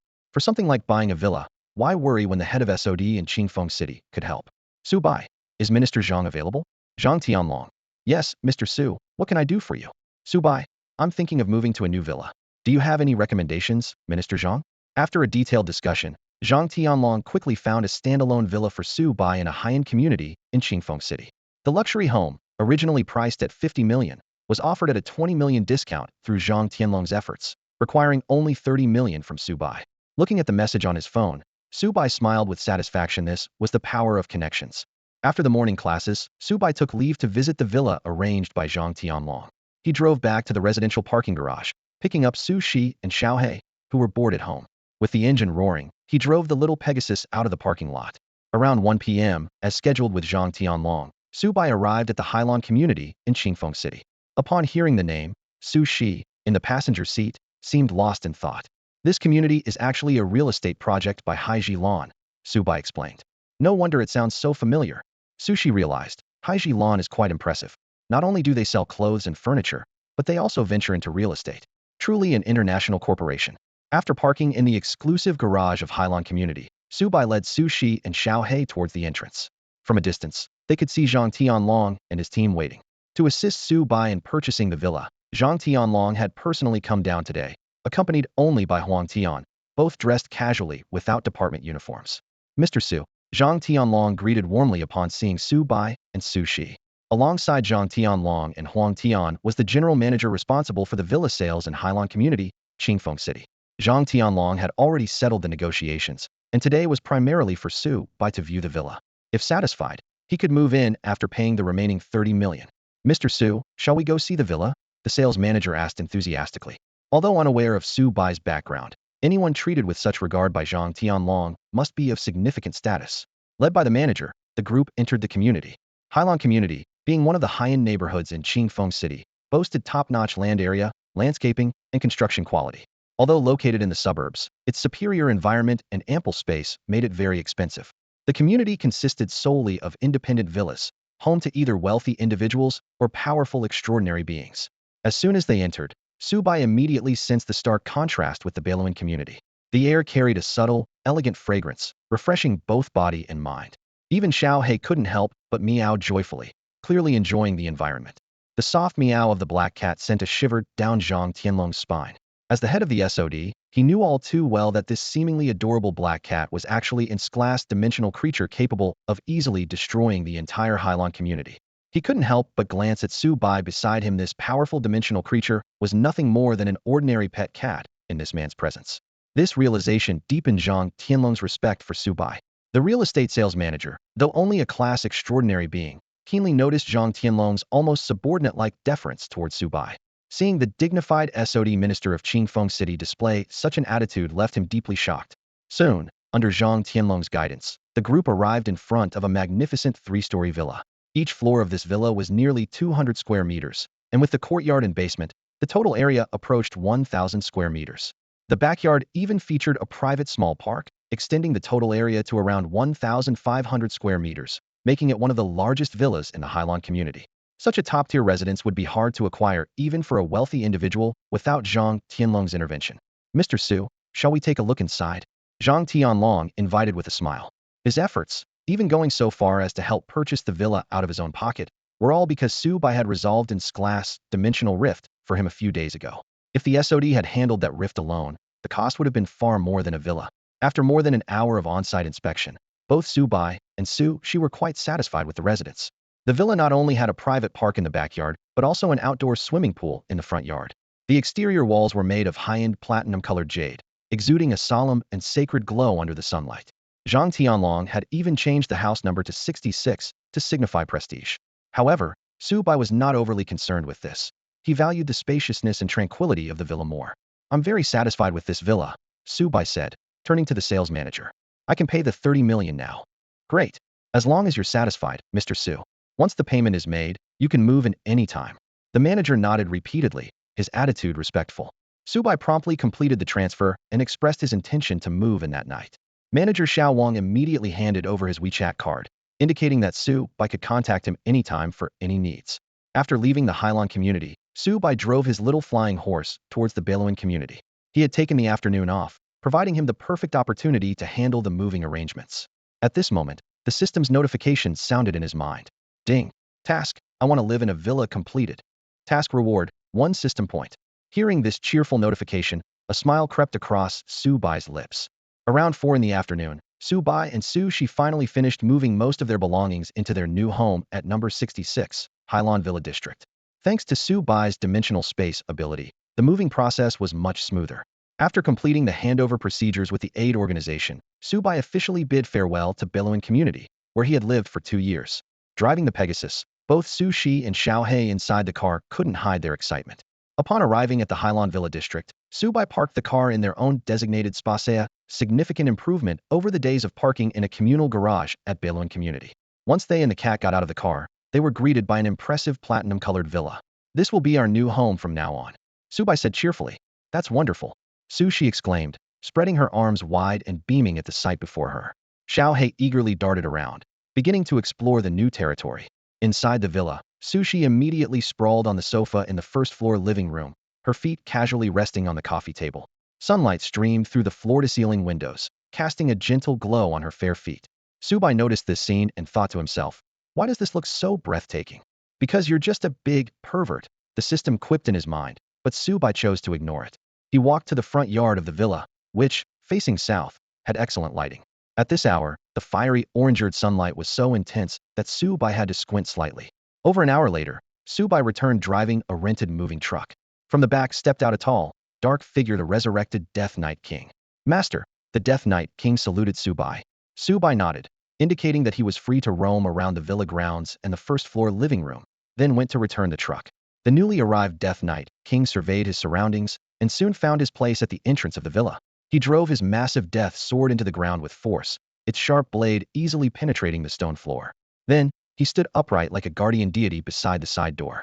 The sound of the sword striking the ground startled Su Shi on the sofa. The blonde girl appeared at the door in an instant, her eyes widening at the imposing figure of the Death Knight King and the giant sword embedded in the floor.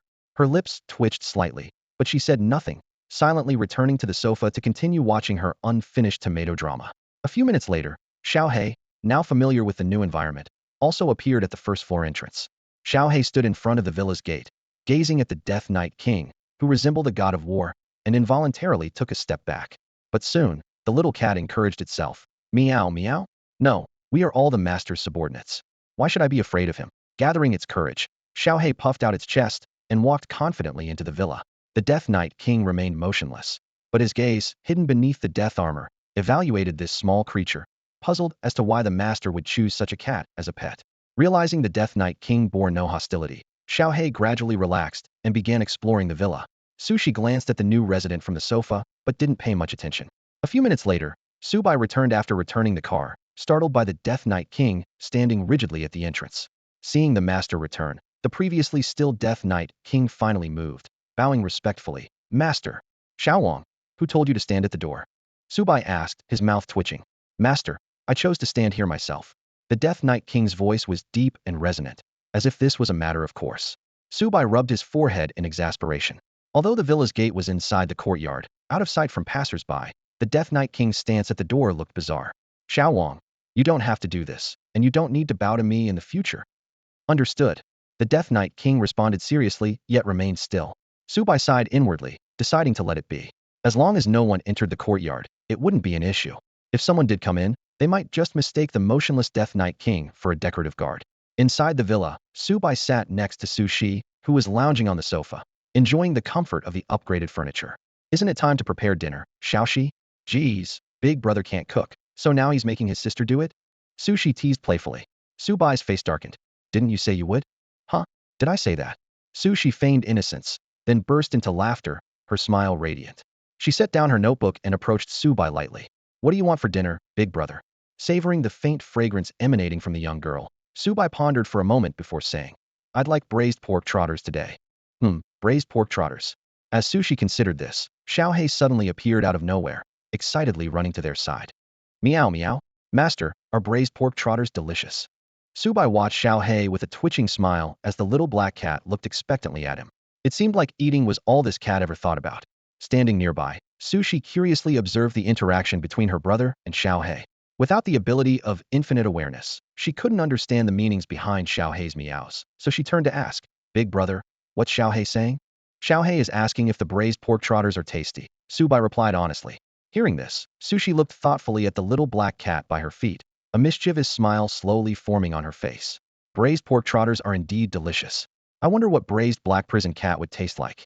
She flashed a grin, her eyes gleaming as she stared at Xiaohei. Terrified by the sudden menacing atmosphere, Xiaohei trembled all over, its fur standing on end, and it collapsed onto the floor. Seeing Sushi approach, it immediately leapt into Subai's lap on the sofa. Meow meow. Master, save me. I'm not tasty meow. Sushi dropped her threatening act and returned to her usual playful demeanor. Haha, just kidding.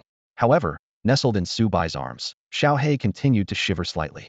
Sensing something was off, Sushi picked it up, only to find that Xiaohei's face showed no fear at all. It was clearly enjoying itself. When removed from Subai's embrace, it even looked reluctant to leave. Arg, you sneaky little cat. Sushi realized she had been tricked. Xiaohei had pretended to be scared just to snuggle into Subai's arms. She pouted angrily while Xiaohei, hanging from her hand, looked at her with an innocent expression. Subai watched the antics between the human and the cat, his lips curling into a small smile. A few minutes later, after instructing the Death Knight King to watch the house, Subai took Sushi and Xiaohei and boarded the little Pegasus. The Death Knight King had wanted to join them, but its size made it impossible. After leaving the Hylon Villa district, they headed straight for the nearest shopping mall to buy ingredients needed for dinner. Once they finished shopping and were about to return to the little Pegasus, suddenly, a figure flew across the scene. Subai witnessed the entire event, the person's face contorted in pain, their body spiraling out of control. With a loud crash, the person collided heavily with Subai's newly purchased little flying horse. The immense impact sent the vehicle flying 7 or 8 meters away, its body instantly dented and deformed, cracks spreading across it. The person slid off the car onto the ground, spitting a stream of blood from their mouth before falling unconscious. The crowd around them immediately erupted into chaos, with bystanders stopping to watch. Did someone die? Call an ambulance. Notify the police. What just happened? I only saw a dark blur. Is this a superhuman attack? Qingfeng City has been so restless lately. People murmured amongst themselves, some hastily leaving the scene in fear. Subai walked towards his beloved car with a grim expression, followed closely by Su Shi and Xiaohei. Brother, how dare he wreck our car like this? I want to make him pay. Sushi fumed. Meow meow. Xiaohei chimed in angrily. Subai raised a hand to calm their impulsiveness. Through his sensory abilities, he had already identified the fallen man as a clever superhuman. Such destructive impact clearly stemmed from a conflict between superhumans. As the crowd continued to grow, Subai decided to act swiftly.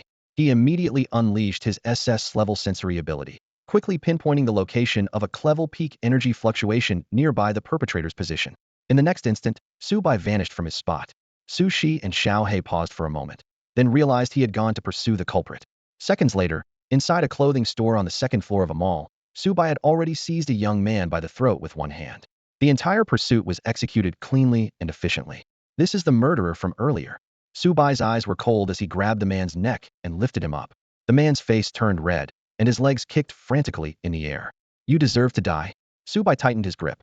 The man misunderstood, thinking Su Bai was a companion of the Clevel Transcendent, and immediately began to beg for mercy. Brother, I'm sorry, I was wrong.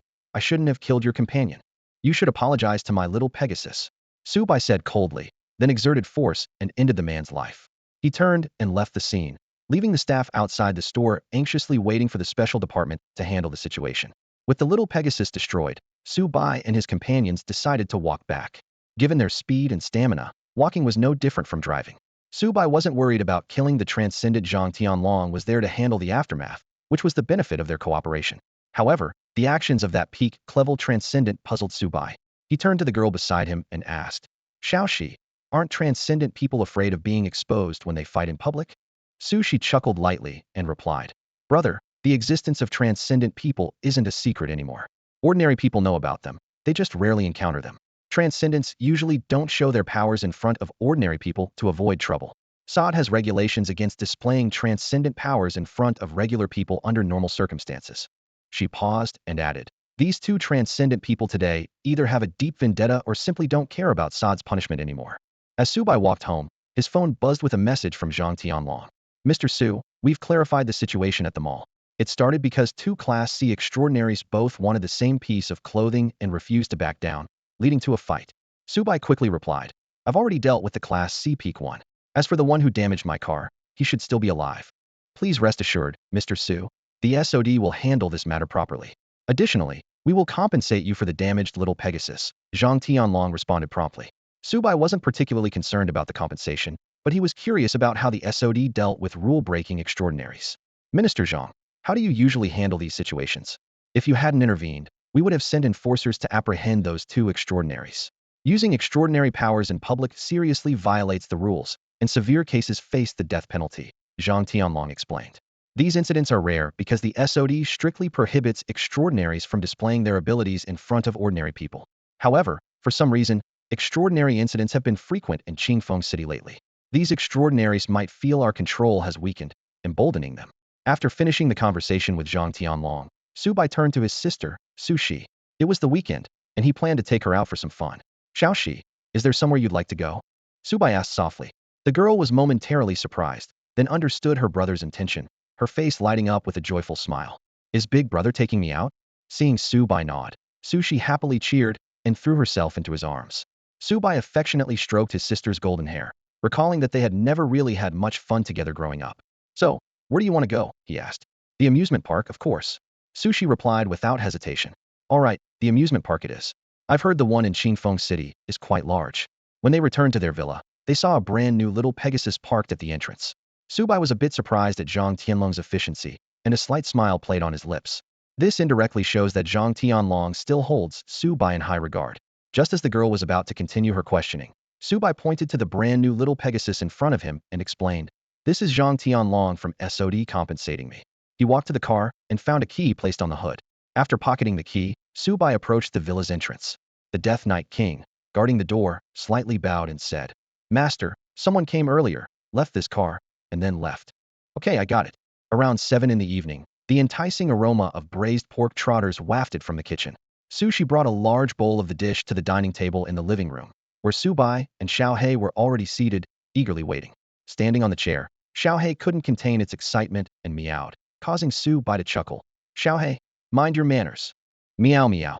Xiao He continued to meow excitedly. Humph, that just proves how amazing my cooking is. Su Shi proudly placed the pork trotters on the table. Indeed, Xiaoxi is really talented in cooking, Su Bai praised sincerely. Hee. I learned from a very skilled lady back when I was in the Magic City. Oh, Su Bai was intrigued. Did Xiaoxi make other friends in the Magic City besides Xiao Tian and the others? Well, not exactly friends. As they ate, they chatted about Su Shi's past in the Magic City, and Su Bai learned that she had specifically taken time to learn cooking. Suddenly, Su Shi remembered something and asked, should we invite Xiao Wang in to eat too? Su Bai then remembered the Death Knight King still guarding the door. I totally forgot about Xiao Wang. He immediately communicated with the Death Knight King through infinite consciousness. Xiao Wang, do you want to come in for some braised pork trotters? Master, Xiao Wang does not need to eat. Really? Then never mind.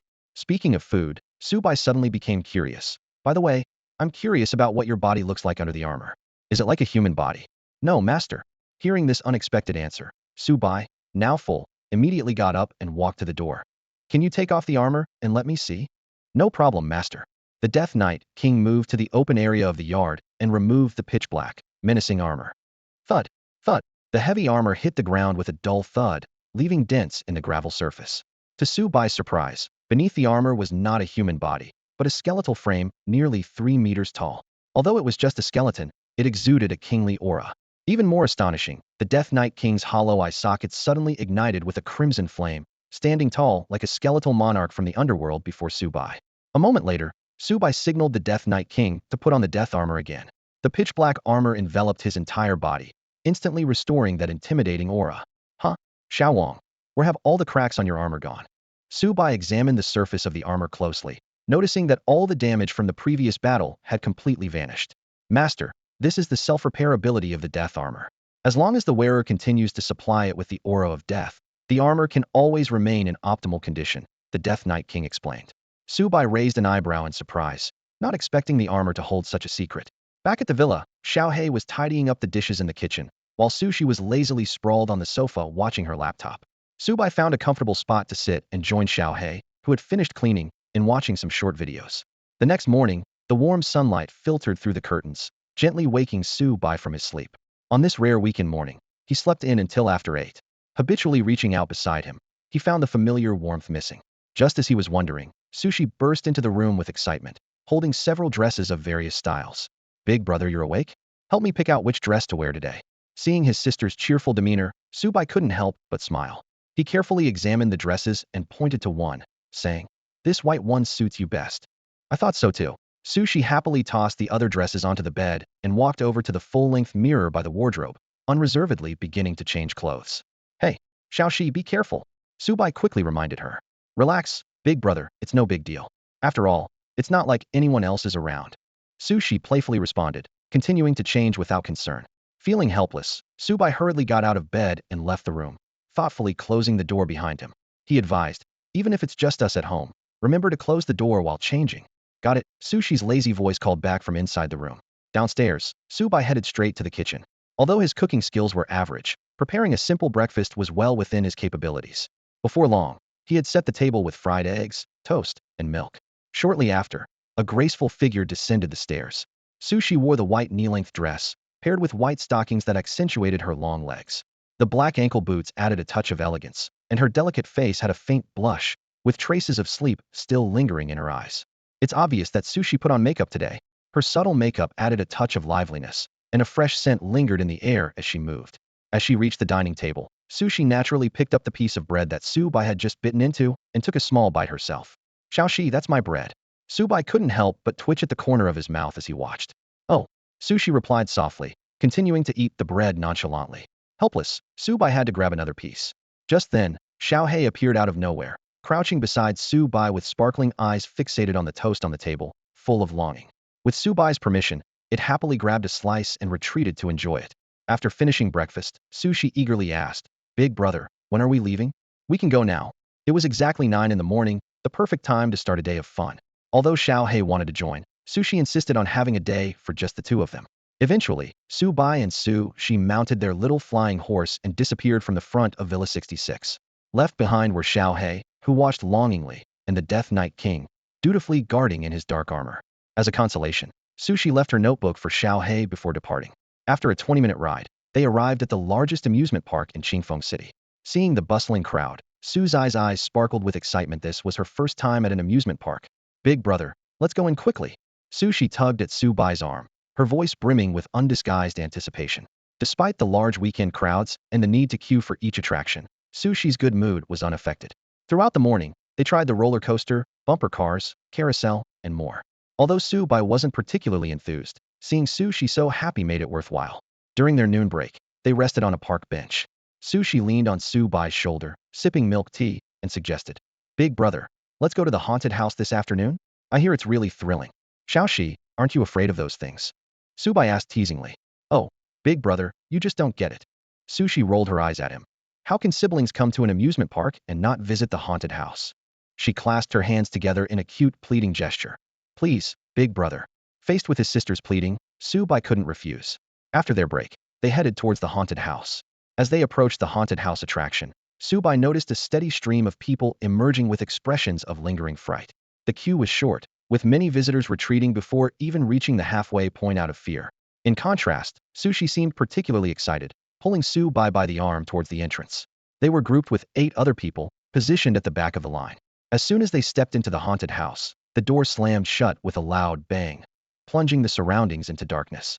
The abrupt noise elicited screams from those ahead, regardless of gender. Subai shook his head discreetly, while Sushi took the opportunity to leap into his arms with an exaggerated eek. As they ventured further, eerie background music began to play, heightening the tension among the 8 people in front. Sushi clung tightly to Subai, feigning fear. Suddenly, a staff member dressed as a ghost leapt out amidst blinding red lights, scaring a boy in front so much that he fell to the ground. The 2 couples leading the group quickened their pace to escape, while the 3 girls instinctively backed away.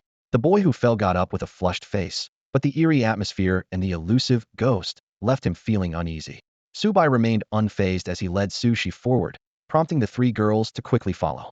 The boy at the back tried to catch up, but was startled by another sudden appearance of a staff member, causing him to call out shakily, "Hey, wait for me."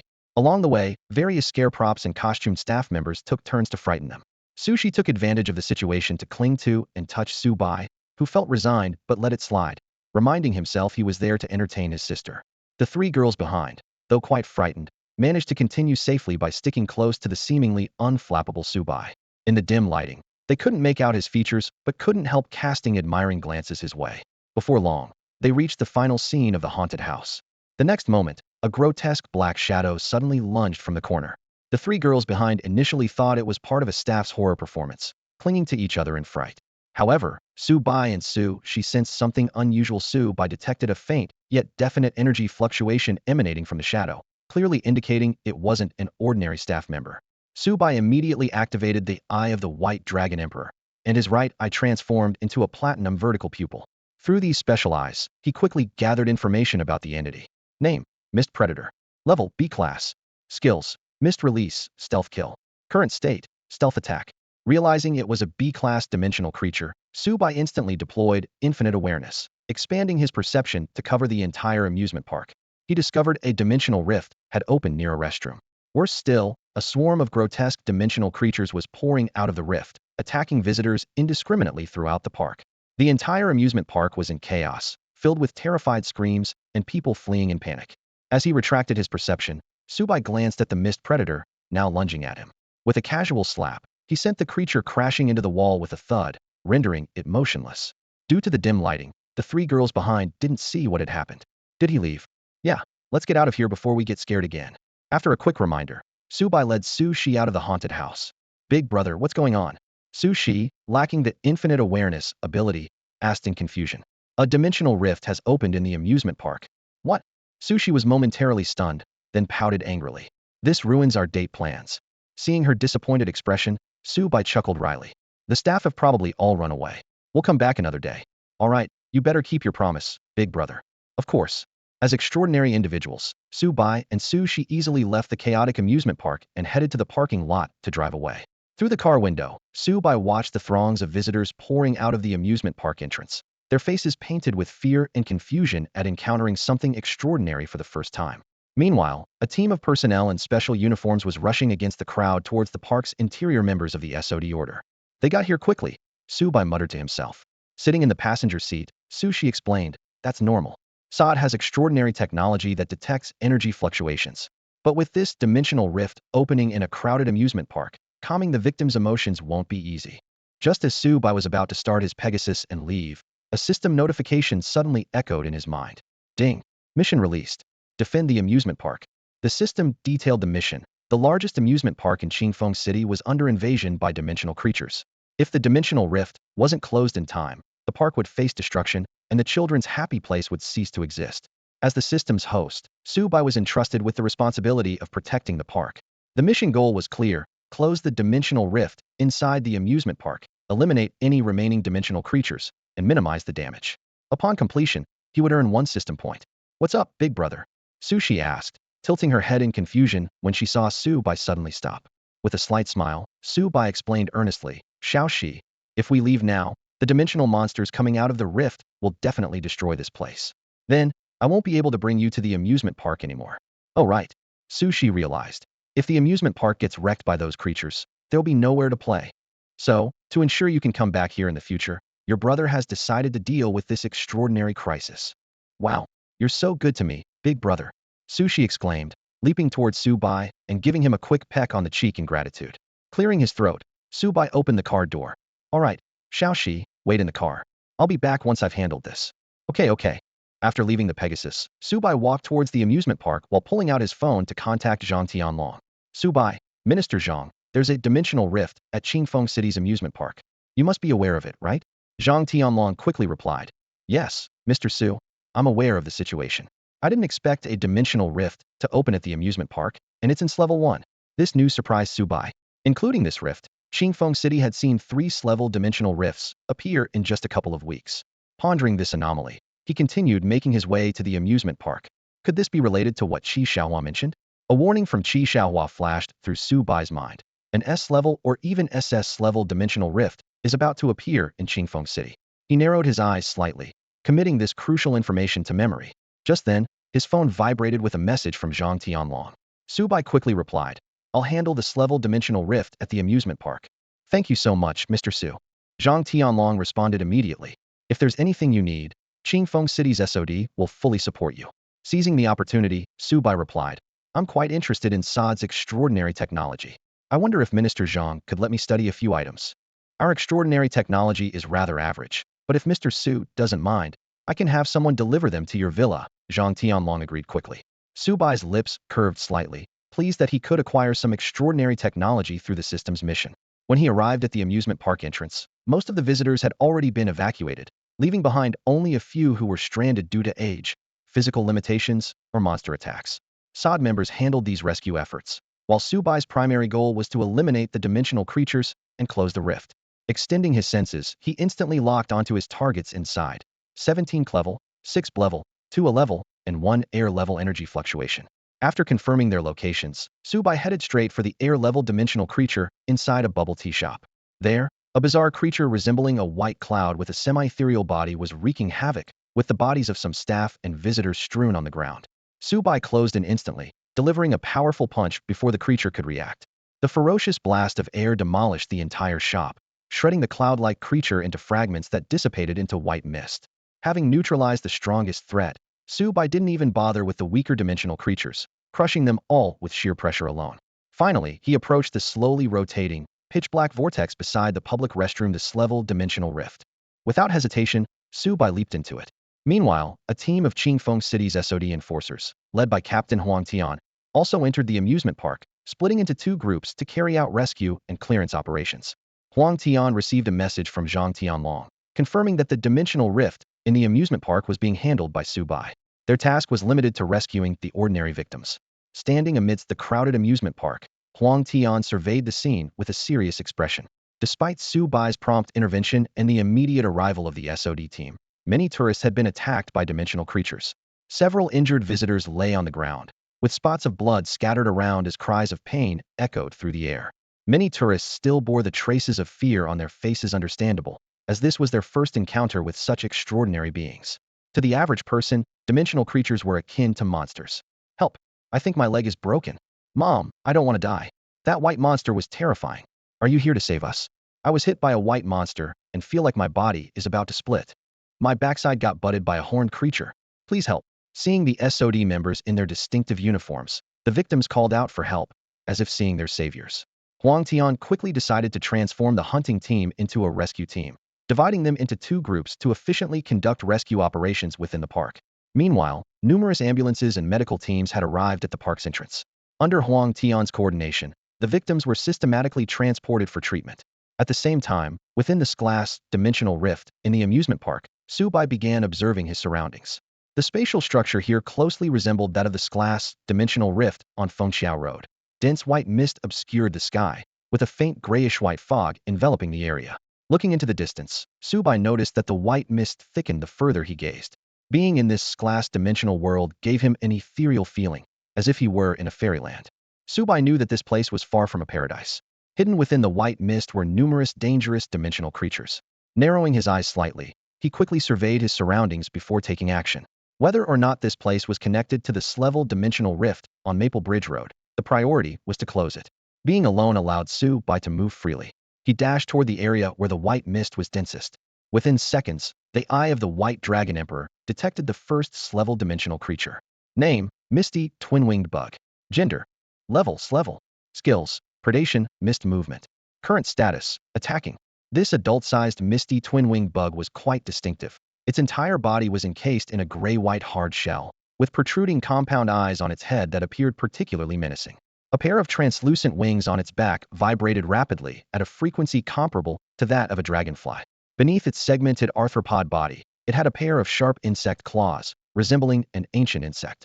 Upon spotting Su-bai, the bug immediately launched an attack, but Su-bai was faster. He closed the distance in a flash, precisely placing a hand on the creature's head. With a crisp sound of cracking shell, Su-bai's hand pierced through the bug's head, causing viscous body fluids to gush out. He quickly shielded himself with energy to block the fluids, simultaneously using his dimensional space ability to store the corpse. Although the Slevel creature's corpse wasn't of much use to him, it could be traded with the Hunter Association or SOD, or even serve as a nutritious meal for Xiaohe. The entire hunting process took less than a second, and Su-bai continued moving forward without missing a step.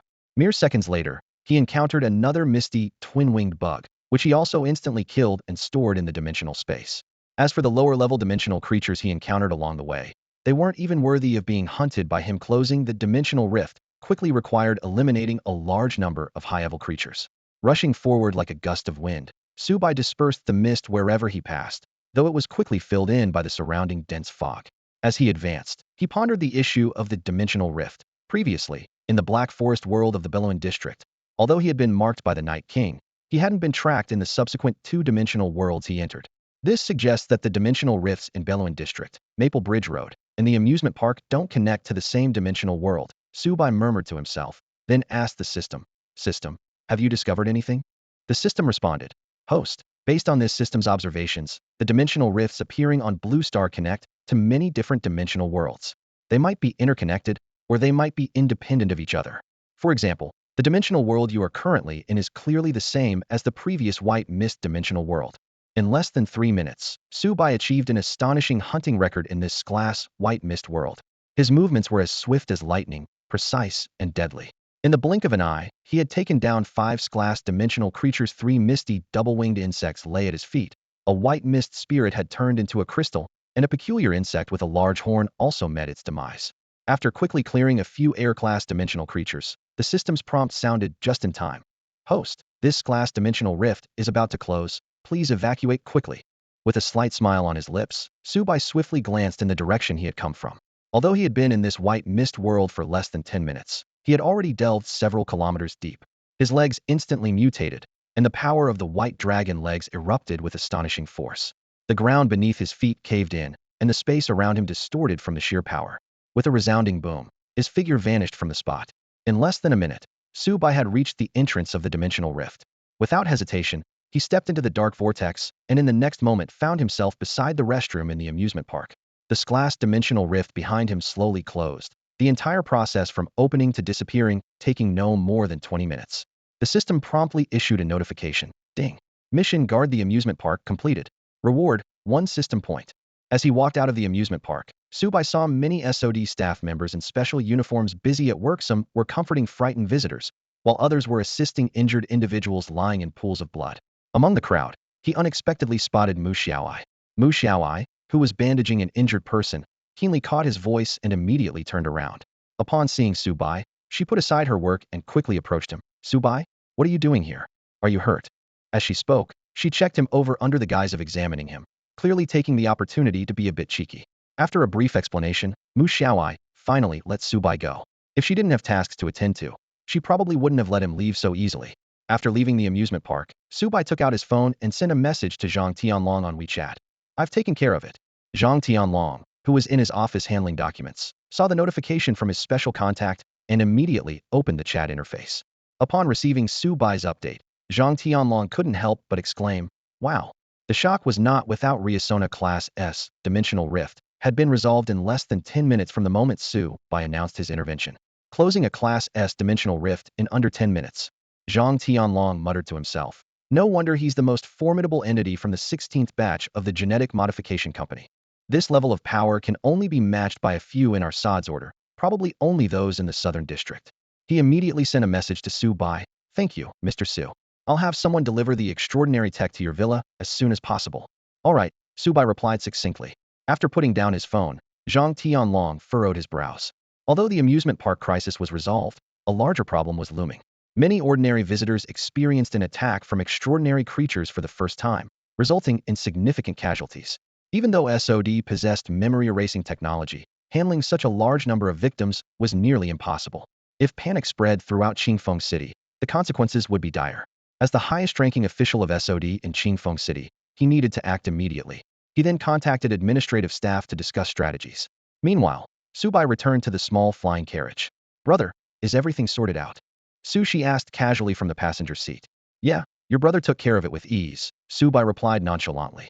Sushi pouted, as if to say, I knew you'd show off in front of me. Seeing his sister's adorable expression, Subai couldn't help but smile. All right, let's head back. Back at the villa district, Subai parked the car in the front yard. At that moment, two men in black suits were standing at the villa's entrance. Brother, who are they? Sushi asked, puzzled. They're probably here to deliver the extraordinary tech, Subai explained briefly before getting out of the car and approaching the men. Seeing him, the two SOD members quickly stepped forward. One of them said, Mr. Su, we've been sent by Minister Zhang to deliver the extraordinary tech. They opened the three black briefcases they had brought. The first case contained a white spherical object. Mr. Su, this is the self-circulating absorption sphere, the man explained. It can absorb harmful gases and negative energy from the surrounding space. However, its main function is to purify various toxic energies, including those that can distort human bioenergy and create hallucinations. It's a piece of auxiliary extraordinary technology. The two individuals moved to the second suitcase, where one of the enforcers pointed to the intricate instruments inside and explained, this is the energy reactor, a crucial device we use at SOD to detect the levels of extraordinary beings. It not only determines their levels, but also senses surrounding energy fluctuations. It's one of the most commonly used extraordinary technologies by us enforcers. Then, when they opened the third suitcase, Su Bai's eyes lit up at the sight of a beautifully crafted bracelet resting inside. This is the space bracelet, the enforcer said with a hint of reverence in his voice. It's similar to the space rings in novels, with an internal folded space of 10 cubic meters for storage. The two enforcers couldn't hide their envy as they spoke. The first two extraordinary technologies were common equipment in SOD, but this space bracelet was extremely rare and advanced, with only a few pieces available even in Qingfeng City's SOD. The fact that Minister Zhang was willing to give one to this young man piqued their curiosity about Su Bai's identity. As Su Bai examined the bracelet closely, he heard Sushi's excited voice from behind him. Wow, this bracelet is so beautiful. Indeed, the design of the space bracelet was a work of art. Its smooth surface was engraved with two elegant strands, and the bright silver metal shimmered softly in the sunlight, surpassing even high-end jewelry.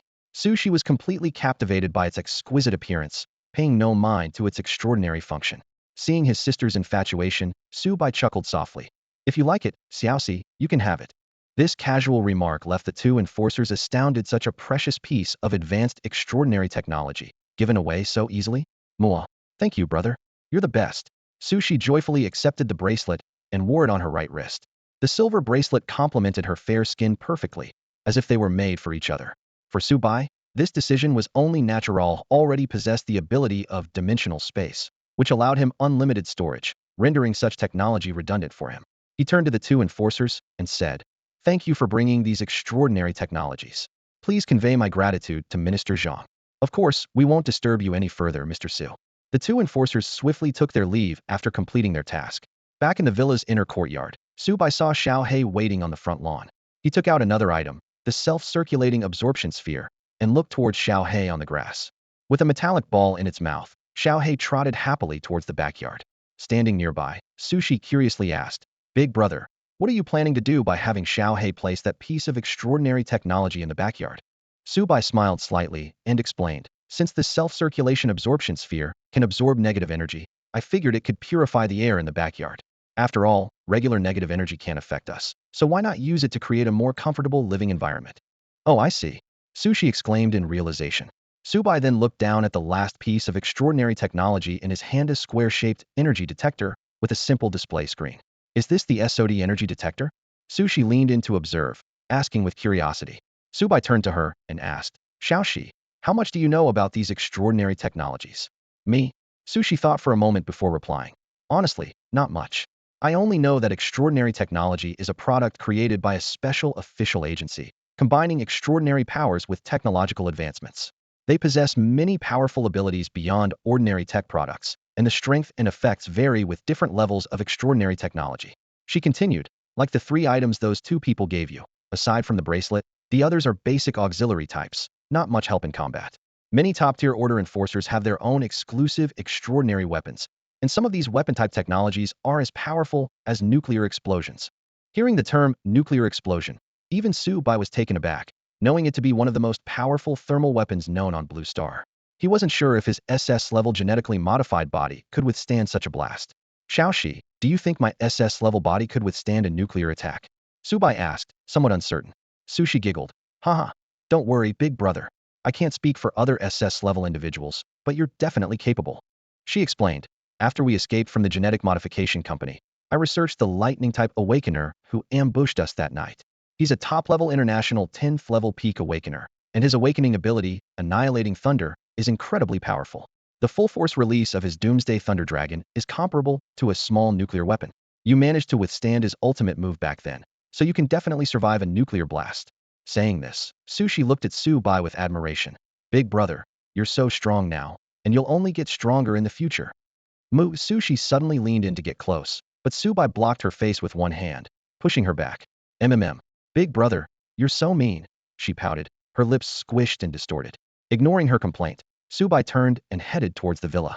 At this moment, Xiao He returned, indicating that the self-circulation absorption sphere had been properly placed. Subai lay on the sofa in the living room on the first floor, finally feeling the release of the day's fatigue after helping his sister all day. He pulled out his phone and opened Douyin, and Xiao He immediately jumped to his side, excited like a child watching an adult play with a phone. During the day, Sushi had only left some player apps on the laptop for it, allowing it to watch films and anime it couldn't understand, but Douyin on Subai's phone was its favorite. Meow meow master, this one's good. Really? I think so too. Seeing the two sprawled out like lazybones on the sofa, Sushi playfully said, Big brother, I'm going to make dinner now. Subai replied absent-mindedly without looking up. Humph. The girl huffed softly and gracefully walked to the kitchen like a little swan. Since there were leftover ingredients, she decided not to buy more groceries tonight. A few dozen minutes later, the rich aroma wafted from the kitchen, accompanied by Sushi's call. Big brother, come help me serve the dishes. Coming. Subai left the phone with Xiao He and headed to the kitchen. Soon, a sumptuous dinner was laid out on the table. Today's main dish was a large spicy hot pot with meat, shrimp, fish slices, tofu, and various vegetables, all adorned with vibrant red chili peppers, making it a feast for the senses. Sushi served a bowl of rice for both Su Bai and Xiao He, who sat on a custom high chair that Su Bai had specially prepared for it. During the meal, Su Bai remembered the white mist spirit crystal from the dimensional space. He took it out and handed it to Sushi. Oh right, Xiaoxi, this is inscribed white mist spirit crystal I hunted at the amusement park. Unfortunately, there was only one in that dimensional rift, so you should absorb it. Seeing the translucent crystal, Sushi instantly forgot her earlier annoyance. You're the best, big brother. She leaned over to accept the crystal, giving Su Bai a light peck on the cheek in gratitude. Su Bai, accustomed to such gestures, turned to look at Xiao He, who was staring enviously at the crystal, drooling. At Su Bai's reminder, Xiao He bashfully wiped away its drool. Su Bai chuckled and said, Of course, Xiao He, I've prepared a feast for you too. Upon hearing this, Xiao He perked up, its big round eyes full of anticipation as it looked at him. Without further ado, Su Bai retrieved 4 scrayed dimensional creature corpses from the dimensional space. Upon seeing the corpse of the glass dimensional creature, Xiao He immediately abandoned the spicy hot pot in front of him. He nimbly jumped off the chair and approached the body for a closer look, then picked it up and headed out of the room. As a well-mannered cat, he knew better than to indulge in his delicacies indoors while his owners were dining. Once Xiao He had left, Su Bai and Sushi continued to enjoy the aromatic spicy hot pot. After dinner, the two of them relaxed on the sofa. Su Bai was engrossed in scrolling through his social media when his phone suddenly vibrated, and a WeChat message from Zhang Tianlong popped up. Mr. Su, another glass dimensional rift has appeared in Qingfeng City. This message made Su Bai frown. He had just dealt with an glass dimensional rift earlier in the day, and now another one had appeared within less than a day, and it was also in glass. Minister Zhang, are you sure? Aren't glass dimensional rifts very rare? Why are they appearing consecutively in Qingfeng City these days? Su Bai quickly replied, Mr. Su, I'm not sure either. However, glass dimensional rifts are indeed rare. In a medium-sized city like ours, we might not even see one in a year. Subai glanced at the time. It was already past 7 in the evening. Just as he was about to politely decline Zhang Tianlong, a notification from the system echoed in his mind. Ding. Task released. Task name, double strike. Task description, 2 consecutive glass dimensional rifts have appeared in Qingfeng City. Is there some connection between them? Please go and resolve the newly appeared glass dimensional rift and achieve the double strike task. Task reward, 11 points. Hearing the reward, Subai couldn't help but exclaim, 2 points. Brother, what 2 points? Sushi asked curiously, looking up from her tablet. Nothing. Subai casually brushed off the question and got up to leave. Are you going out, brother? Yeah, going to buy a drink. Isn't there any in the fridge? Not the kind I want. Then bring me back a pack of bear cookies, please. Got it. Soon, Subai arrived at the location Zhang Tianlong had sent. It was a small road by the river, where a black vortex with a diameter of over a meter hovered in midair. Zhang Tianlong was already on site, with several members of the order maintaining security. Mr. Su, you're here. Zhang Tianlong greeted him. This glass dimensional rift appeared half an hour ago, and a few class and class dimensional creatures have already emerged, but we've handled them. Sorry to trouble you again this time. Hearing this, Subai felt a bit guilty. If it weren't for the system task offering double points, he wouldn't have intended to intervene.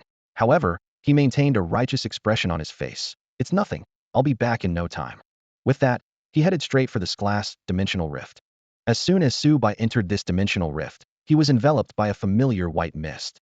The thick white vapor hung like a curtain, rendering the entire space hazy and indistinct.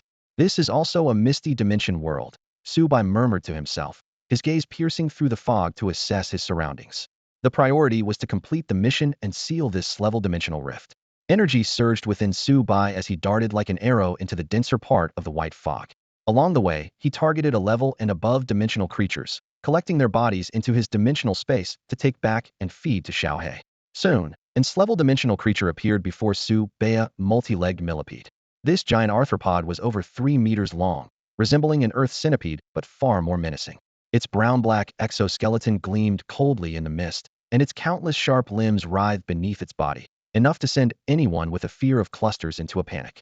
The system immediately displayed the target's information. Name, multi-legged millipede. Gender, level S-level. Skills, strangle, limb regeneration. Current status, attacking. Upon detecting the intruder, the multi-legged millipede immediately adopted a combat stance. It raised its front half, emitting a piercing shriek from its menacing mouthparts. Hiss. Hiss. Its enormous fangs opened and closed like a reaper's scythe, trying to intimidate its opponent. However, such intimidation had no effect on Subai. In the face of absolute power, all threats seemed futile.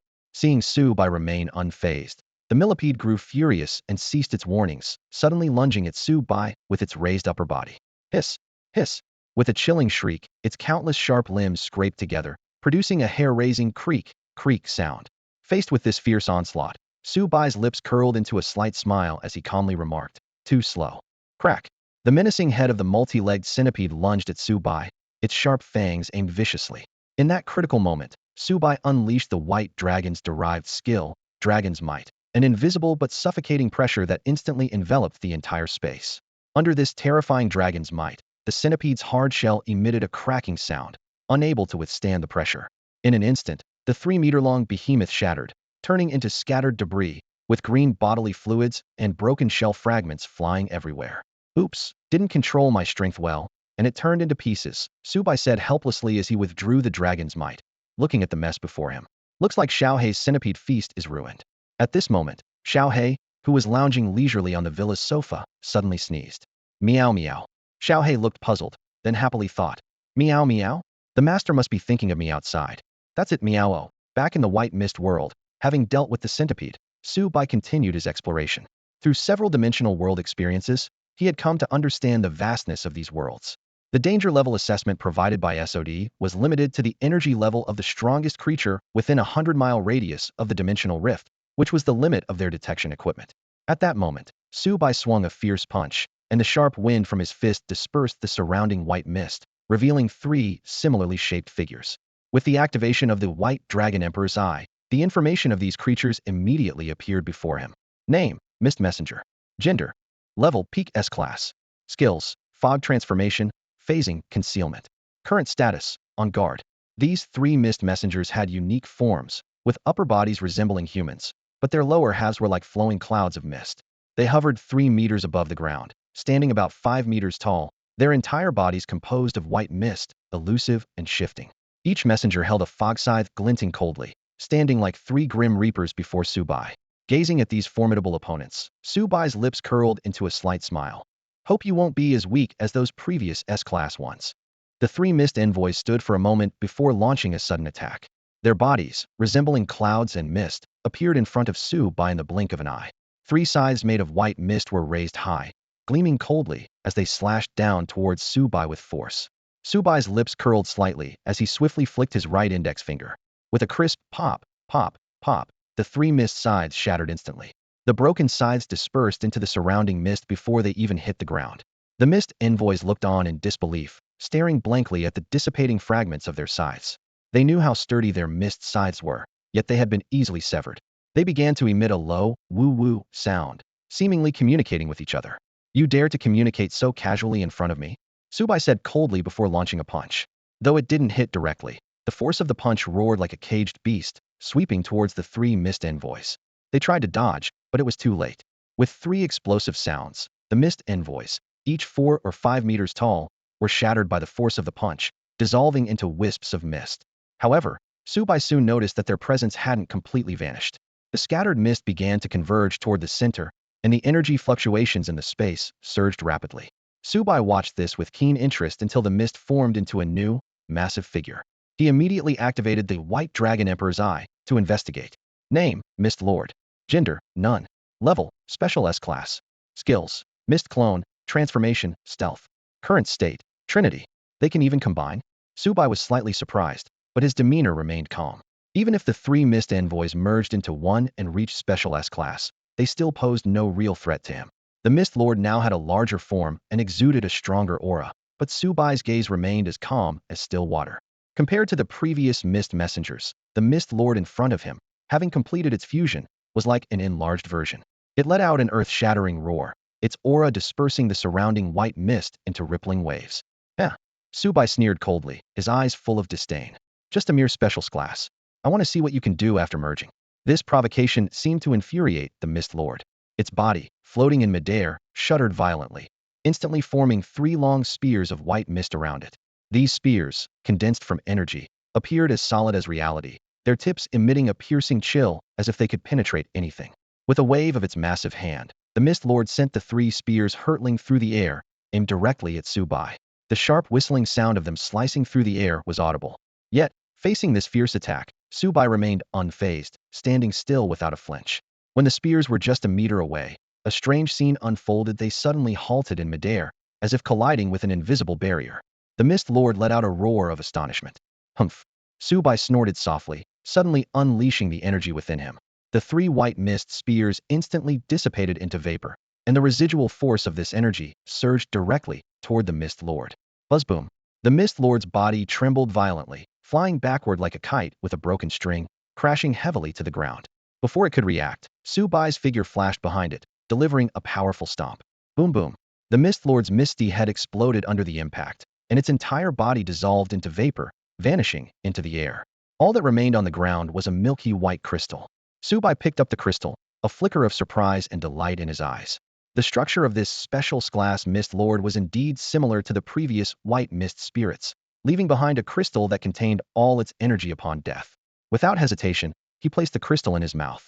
The energy surged through his body like a tidal wave, far stronger than the crystals of glass, white mist spirits. Yet for Subai, who had reached SS class, this energy boost was less than 1. Oh well, it's better than nothing, Subai said calmly, opening his slightly squinted eyes. After defeating the Mist Lord formed by the fusion of 3 Mist Envoys, the system's notification came just in time. Host, this dimensional rift is starting to close. Please evacuate quickly. It seems these 3-rank peak Mist Envoys were the strongest beings around here, Subai murmured to himself, then turned and briskly walked away.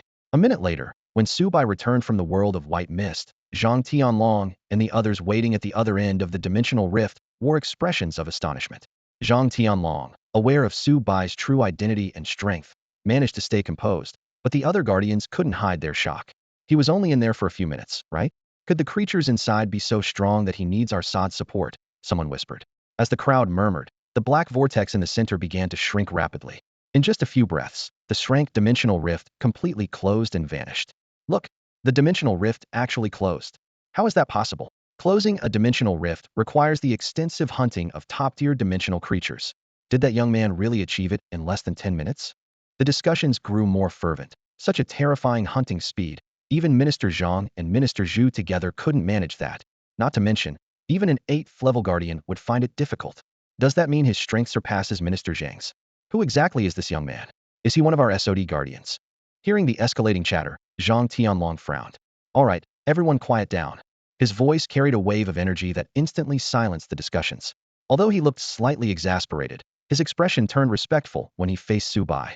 Mr. Su, thank you for your assistance. Without you, it would have taken us about a month to deal with Shrank Dimensional Rift, Zhang Tianlong said sincerely. Ding. Task, double strike completed. Task reward, 2 system points. Hearing the system notification, Su Bai felt pleased, a slight smile on his lips as he casually waved his hand. It was nothing. But lately, there have been a lot of these shrank dimensional rifts appearing in Qingfeng City. This dimensional rift and the 2 previously closed glass dimensional rifts likely belong to the same dimensional world, Su Bai whispered to Zhang Tianlong, hoping he would be prepared. If a powerful extraordinary being appeared in Qingfeng City, SOD would be better equipped to assist him. Thank you for the warning, Mr. Su. Zhang Tianlong replied with a serious expression. We've noticed a surge in extraordinary events in Qingfeng City recently. We're in talks with our superiors to deploy a stronger enforcer here. Oh, Su Bai's voice carried a hint of surprise. Yes, Zhang Tianlong nodded, explaining, judging by the extraordinary events in the past 2 weeks, we need at least an 8th level enforcer. I've submitted a request, and they should be here in a couple of days. Our interactions might decrease then. I hope you understand. Their conversation was so quiet that it was inaudible unless you were very close. Su Bai nodded slightly, his expression calm, lost in thought. After bidding farewell to Zhang Tianlong, Su Bai headed home. Just as he was nearing the Hylon community, he suddenly remembered his promise to buy little Shi some teddy bear cookies. Almost forgot. Su Bai lightly tapped his forehead and quickly turned towards a nearby convenience store. A few minutes later, he arrived at a store called Nightlife. Although the name was a bit odd, it didn't deter his shopping. It was close to 8 p.m., and the store was nearly empty, with bright lights illuminating the shelves clearly. Su Bai's gaze quickly scanned the rows of snacks, and on the 3rd row from the right, in the 14th position, he spotted the last pack of teddy bear cookies. Just as he reached out to grab it, a small, fair hand snatched it first. Wow, lucky there's still one left, a sweet voice exclaimed. Looking up, Su Bai saw a young girl in a white cartoon t-shirt, smiling brightly with the cookies in hand. Her name was Cheng Xiaoke, and her delicate features gave off a gentle and quiet vibe. When she noticed Su Bai's gaze, she paused, blushing slightly and feeling her heart race. Could you sell me that pack of teddy bear cookies? Su Bai asked gently, his voice carrying a hint of magnetism. Sure, Cheng Xiaoke replied instinctively. Thanks. Su Bai took the cookies and headed to the checkout. Cheng Xiaoke stood frozen for a moment, then realized what happened and exclaimed, My teddy bear cookies. She hurried to the checkout, but Su Bai was already gone. Cheng Xiaoke stood at the entrance of the Nightlife convenience store, her face full of frustration. She had zoned out for just a moment and missed out on the last pack of her favorite bear-shaped cookies. Thinking about it made her cheeks flush slightly, and she muttered under her breath. Although, that guy was really handsome. What's up? Did you get your cookies? Asked a boy waiting outside.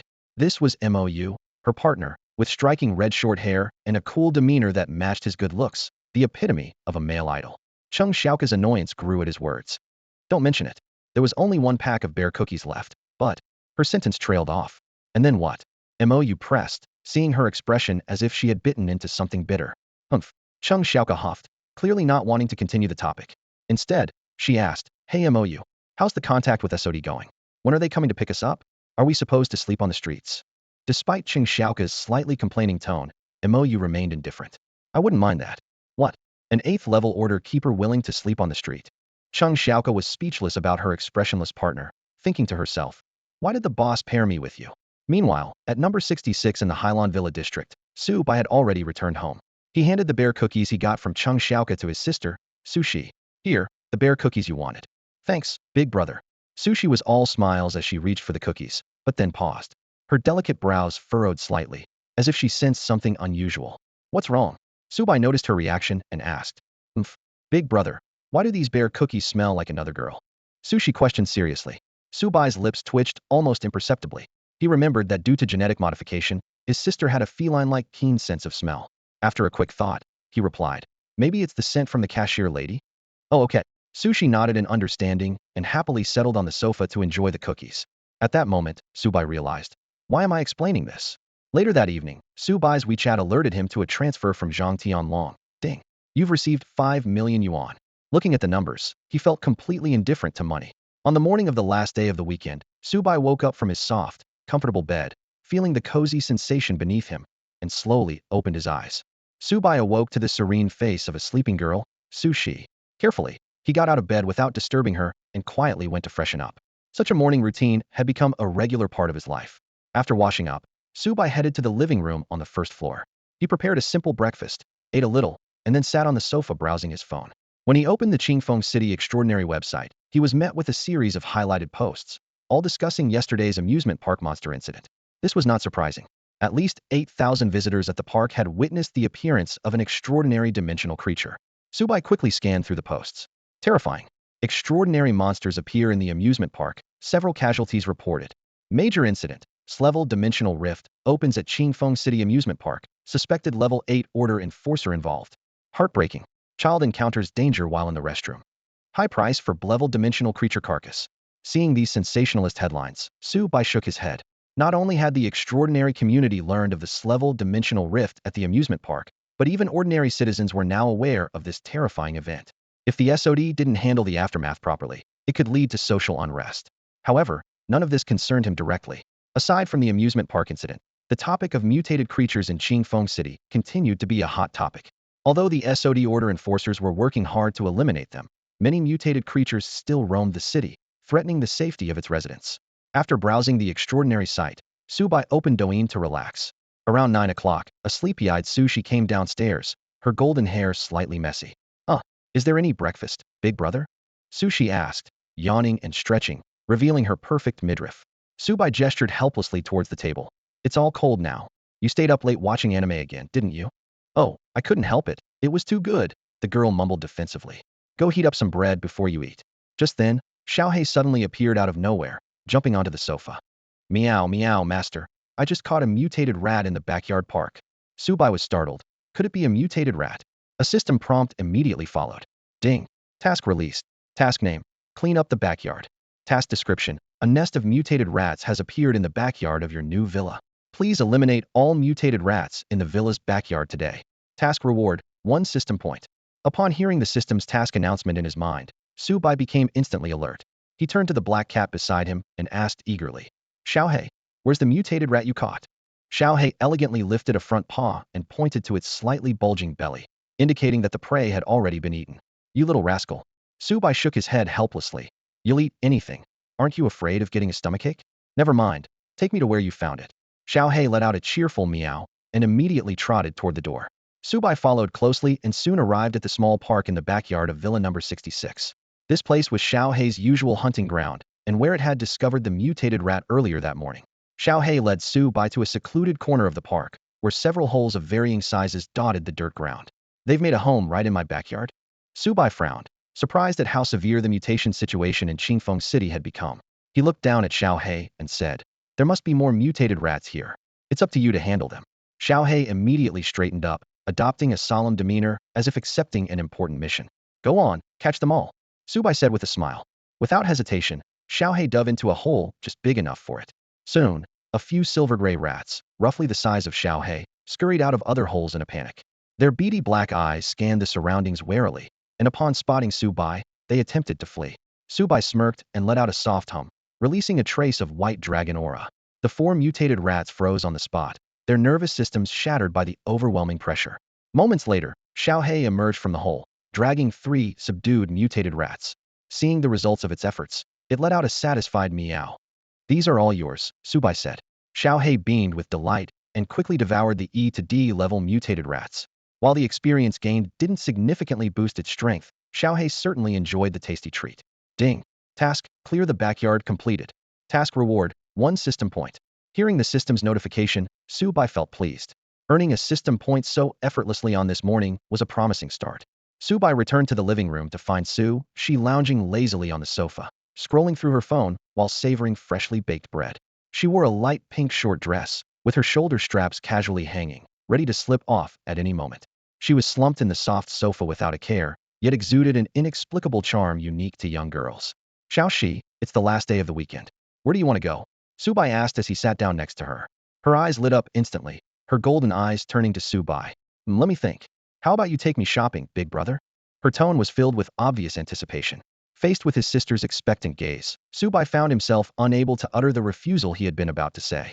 All right, I'll spend the weekend with Xiaoxi. Yay! Sushi cheered, bouncing off to her room. If I'm going shopping with my brother, I have to dress up nicely. Surprisingly, only half an hour later, Sushi appeared at the top of the stairs looking refreshed. She was now wearing a black princess dress adorned with star patterns, both elegant and dreamy. Paired with thin black stockings and delicate black ankle boots, her entire demeanor seemed elevated. Her golden hair cascaded naturally, and her light makeup accentuated her flawless features. Big brother, I'm ready, Sushi announced, playfully twirling in front of Subai, her skirt fluttering with her movement, brimming with youthful vitality. All right, let's go.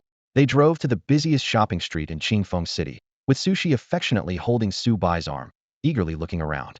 Although Subai no longer worried about money, seeing his sister's joyful expression made him grateful that he could afford this shopping trip.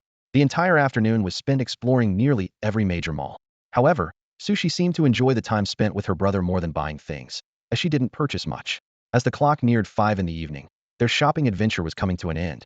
Sushi sipped her bubble tea, then offered the cup to Subai. Thirsty, big brother? No. Thanks, Subai declined, having witnessed her sneaky sip earlier. Ugh, you're still as boring as ever. Sushi pouted, looking slightly annoyed. All right, it's about time we head back. Okay. Before heading home, they made a stop at a nearby supermarket to pick up ingredients. Sushi insisted on making hot pot to reward her brother for accompanying her all day. It was an uneventful Monday. Subai walked along the path to school.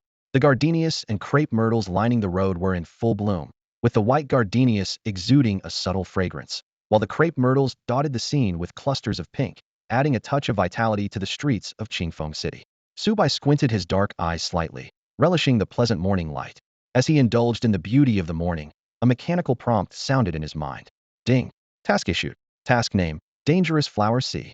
Task description, a dimensional rift leading to a flower sea world has appeared in Qingfeng City. Numerous toxic dimensional flower species lurk there, and if not dealt with promptly, these hazardous seeds could spread to Qingfeng City. Task reward, 1 system point. Upon hearing the task from the system, Subai became instantly alert. Without hesitation, he activated his infinite awareness. An invisible wave of energy emanated from him, rapidly spreading outwards. Under the influence of this powerful perception, he had complete control over the space for tens of kilometers around him. Soon, an unusual energy fluctuation caught his attention. It was precisely the dimensional rift mentioned in the task. Subai's figure flickered as he dashed toward the source of the energy fluctuation. In less than a minute, he arrived at a secluded corner of a park. There, a slowly expanding black vortex hovered in the air, exuding an ominous aura. Another glass dimensional rift. Subai pondered with a frown. The frequency of dimensional rifts appearing in Qingfeng City lately was indeed abnormal. But now was not the time to investigate further. He still had to get to school. Without any hesitation, Subai leapt into the dark vortex. On the other side of the rift, a dazzling world unfolded before him. Beneath his feet was soft soil, and around him stretched an endless sea of flowers.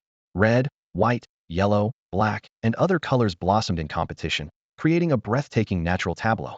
The fresh air was filled with floral scents, each breath bringing a sense of bliss, as if tasting the sweetest dew. Standing amidst this splendid flower sea, Subai couldn't help but show a look of amazement.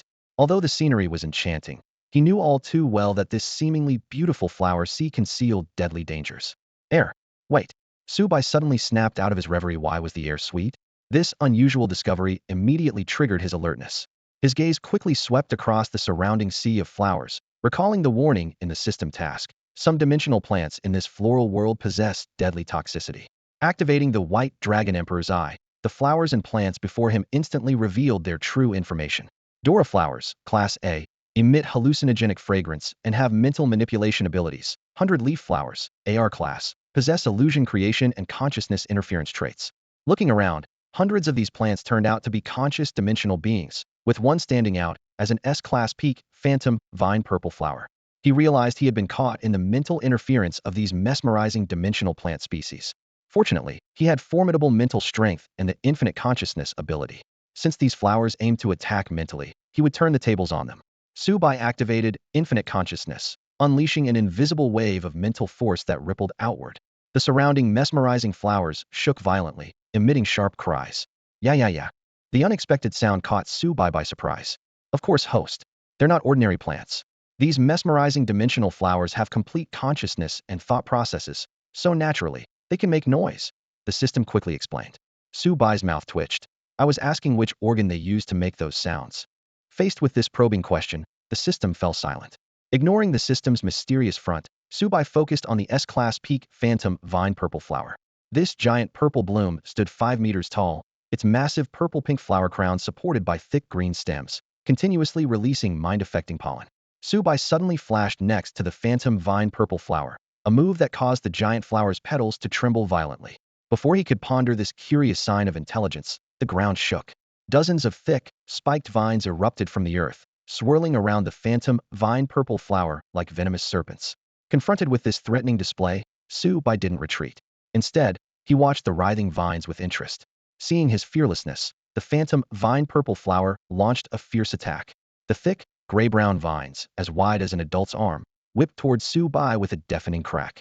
Just as the vines were about to strike, an overwhelming dragon's might surged from within Subai, crushing down on the menacing vines like a mountain. With a series of explosive sounds, the vines shattered under the pressure, splintering into fragments that scattered to the ground. Meanwhile, the phantom vine purple flower let out a piercing scream of agony. A sharp woman's scream suddenly pierced the silence. Subai frowned slightly. The sound was indeed quite jarring. Just then, a fragmented female voice echoed in his mind. Kill you, kill you. Subai's gaze fell on the enormous purple flower before him, and he was secretly astonished. Could this plant actually communicate telepathically? Before he could ponder further, the petals of the violet vine flower suddenly expelled a strange purple mist. Reacting swiftly, Subai leaped backward, putting a safe distance of 30 meters between them. He watched the slowly spreading purple mist in the air with caution and immediately activated the ability of his right eye, the White Dragon Emperor's Eye. Data instantly appeared before him. Name: Mist of the Violet Vine Flower. Effect: can mentally influence and control weaker beings. The stronger the target, the less the effect. Realizing that this mist posed no threat to someone of his SS level, Subai relaxed. After all, this violet vine flower was merely at the peak of S level, and the disparity in power was obvious. However, as he approached again, the scene before him left him stunned. The violet vine flower was shaking violently and suddenly uprooted itself. Its roots quickly reformed into a pair of grayish-brown feet beneath the flower, and it dashed towards the distant flower field at a surprisingly fast pace. It was the first time Subai had seen a flower capable of running away. It was like witnessing a plant come to life. Host, stop daydreaming. If you don't chase it, it'll get away. The system's reminder snapped Subai back to reality. His eyes sharpened, and in a flash, he appeared in front of the fleeing violet vine flower. The violet vine flower abruptly halted, its massive purple flower crown trembling violently, clearly terrified by the formidable energy aura Subai exuded. This was precisely why it had attempted to escape earlier. Watching the trembling violet vine flower, Subai couldn't help but chuckle. He remembered Little Black reacting similarly upon seeing him. Before, was he really that intimidating? In his perception, the strongest energy fluctuation within dozens of miles came from this violet vine flower. Once it was dealt with, the dimensional rift in this dimensional world should be able to close. At this moment, the violet vine flower continued to tremble, its two leaf-like arms shaking helplessly. Humph. Subai let out a slight snort, his gaze icy. The illusory vine purple flower had just tried to take his life, and now it was pleading for mercy far too late. Without hesitation, he stepped forward and delivered a powerful punch. The force of his strike, carried by a fierce gust, hit the illusory vine purple flower with unstoppable strength, causing the surrounding flora to sway wildly in the turbulent air. With a sharp crack, the flower's body shattered like paper, disintegrating into a flurry of plant debris that drifted down among the dimensional plants. The system promptly reminded him, Host, the rift in this dimensional space is starting to close. Please leave quickly. Subai was not surprised. The strongest creature in this dimensional world was the S-class illusory vine purple flower he had just defeated, so it was inevitable that the rift would close. Time to go back, he murmured softly, turning towards the black vortex not far away. Before leaving, he casually picked an E-class dimensional flower. In the next moment, the scene shifted abruptly. Subai found himself standing on an ordinary park lawn, the surroundings a stark contrast to the vibrant sea of flowers on the other side of the dimensional rift. He turned and continued walking in the direction of his school. Before long, a man and a woman appeared in front of the dimensional rift. Xiaoka and Mou, whom Subai had encountered last night. They were powerful enforcers summoned by Zhang Tianlong to support Qingfeng City. Just minutes ago, Qingfeng City's SOD surveillance technology had detected an S-class dimensional rift in this park, and the pair had volunteered to handle it. What? How can this be? Cheng Xiaoka exclaimed, staring at the rift that was already beginning to close. The dimensional rift here is closing already? Our SOD surveillance technology just detected it. MOU, standing beside her, remained much calmer. Someone must have arrived before us and closed the rift. Impossible, Cheng Xiaoka immediately objected. According to Qingfeng City's SOD surveillance technology, the danger level of this rift was assessed at S-class. Closing in S-class dimensional rift in such a short time is impossible. MOU's expression remained unchanged. There have been cases of dimensional rifts closing automatically. Perhaps we just happened to witness one. Of course, it's also possible that an extraordinary individual took care of it before we arrived. After a moment of consideration, Cheng Xiaoka accepted this explanation. But such an extraordinary individual would have to be at least at the special S-class level. Even MOU's typically stoic face showed a hint of solemnity. Special S-class. I didn't expect Qingfeng City to have such a powerful, extraordinary individual. Anyway, let's go back and talk to Xiao Zhang. He's the SOD branch head here and might know something. Right, Cheng Xiaoka responded. Walking on the path to school, Subai gently toyed with an aggrade dimensional flower he had picked from the floral realm. He activated the white dragon emperor's eye, and the detailed data of the flower appeared before him. Name, mysterious flower. Gender, level, aggrade. Skill, air purification. Current status, none. Description, a life form with limited consciousness and minimal combat ability. The petals have air purifying effects, possessing only basic survival instincts. This mysterious flower was not much different from ordinary flowers on Blue Star, with half-arm-length stems blossoming with white petals tinged with a warm yellow, resembling lilies. Although it was just a common dimensional plant, it at least had the air purification skill. At that moment, a system notification sounded in his mind. Ding. Mission, dangerous floral realm completed. Mission reward, 1 system point. Subai understood that this meant the dimensional rift in the park had been completely closed. Upon reaching the classroom, he casually placed the mysterious flower on his desk. Zhang Xiaoman, behind him, had a barely noticeable dilation in her pupils when she saw the flower. With Subai's heightened perception, this subtle change didn't escape his notice. A knowing smile appeared on his lips. Subai, where did you get this flower? Ying asked curiously. Just picked it by the roadside. It looks so beautiful. If you like it, you can have it. Huh? Is that okay? Yeah, I only picked it on a whim. If you don't want it, I'll just toss it. Ying gladly accepted the mysterious flower, which emitted a gentle fragrance. As an aggrade dimensional plant, it was not only visually appealing but also capable of purifying the surrounding air, making it an excellent ornamental plant. Zhang Xiaoman stared intently at the flower in Yi Ying's hand. Xiaoman, do you want it too? Ying noticed her gaze and asked curiously. Huh? It's a gift from Subai to you. Zhang Xiaoman snapped back to reality, her tone tinged with a hint of jealousy. Meanwhile, under the influence of infinite awareness, Zhang Xiaoman's inner thoughts were completely exposed to Subai. Why does the mysterious flower appear in Subai's hands? They should be guarding the outermost part of the garden. Could it be that the dimensional rift connecting the garden world to the outside is opened? That person's territory is connecting more frequently with this world. I have to speed up establishing the passage. I can't let her monopolize this city. Subai maintained a calm exterior while analyzing the new information. Garden. Could this be Zhang Xiaoman's term for the dimensional floral realm? Alongside previously mentioned terms like passage, new keywords were emerging. It seems Zhang Xiaoman has quite a few secrets. Subai's lips curled into a slight smile, feeling a sense of satisfaction. Plucking that mysterious flower had indeed yielded a lot of useful information about Zhang Xiaoman, making this seemingly ordinary girl appear even more enigmatic to him. The sudden ringing of the class bell interrupted Subai's thoughts. Just as he was about to focus on the lesson, his phone vibrated with a message notification. It was from Zhang Tianlong, containing 2 photos with detailed descriptions. Subai's attention was immediately drawn to the first photo, a delicate and charming face that was unmistakably the girl he had encountered at the convenience store last night. Cheng Xiaoka, the girl who had given him the last pack of bear cookies. The information below the photo read, Cheng Xiaoka, 20 years old, level 8 order enforcer of the southern district of the Dragon Nation's SOD, with the awakened ability of spatial power. I see. Subai thought, recalling the energy fluctuations he had sensed that night, and everything made sense. The second photo featured a young man with fiery red short hair, 22 years old, also a level 8 order enforcer from the southern district, with the awakened ability of demonic flame. Even in the photo, his aloof demeanor was evident, exuding the vibe of a stoic heartthrob. Subai replied briefly, thanks for the information, Minister Zhang. Zhang Tianlong quickly responded, no problem, Mr. Su. We're in a partnership now, after all. I sent you their identity information to prevent any accidental conflicts. This remark made Subai chuckle. However, on reflection, If they were to meet during a mission and the other party showed hostility, he might indeed have to subdue them. Got it, I won't kill them, Subai replied. Meanwhile, at the top floor of the Qingfeng City SOD conference building, Zhang Tianlong sat in his office and breathed a sigh of relief upon seeing the reply. He was well aware of Su Bai's capabilities and was worried that these two level 8 order enforcers might inadvertently provoke him. Any conflict could not only endanger their lives, but also jeopardize his collaboration with Su Bai. Ever since discovering Su Bai's true identity, Zhang Tianlong knew he had no other choice. As school let out, Su Bai stood at the gate, observing the dense assembly of SOD members. They were in uniform, vigilantly guarding every corner of the campus. Recently, the school had been plagued by frequent invasions of mutant creatures, prompting SOD to deploy numerous enforcers for protection. With this kind of setup, the school will probably announce a break soon, right? Zhang Xiaoman stood beside Su Bai and Yang, a hint of anticipation in her voice. Yeah, if those mutant creatures aren't completely eradicated, it's impossible to attend classes peacefully, Yang agreed. Su Bai didn't respond, instead silently activating his infinite awareness to probe the minds of the SOD members. His brow furrowed slightly and a level mutant creature had appeared in the school.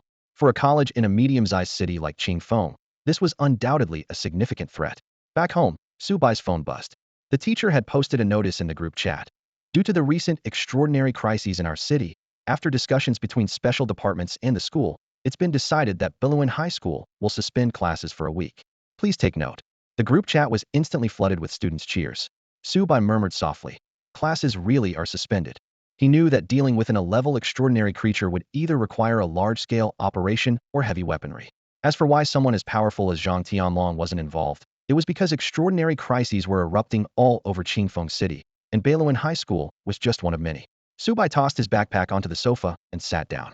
He had a vague feeling that the dimensional rift Qi Shaohuan mentioned was about to open. Big brother, you're back?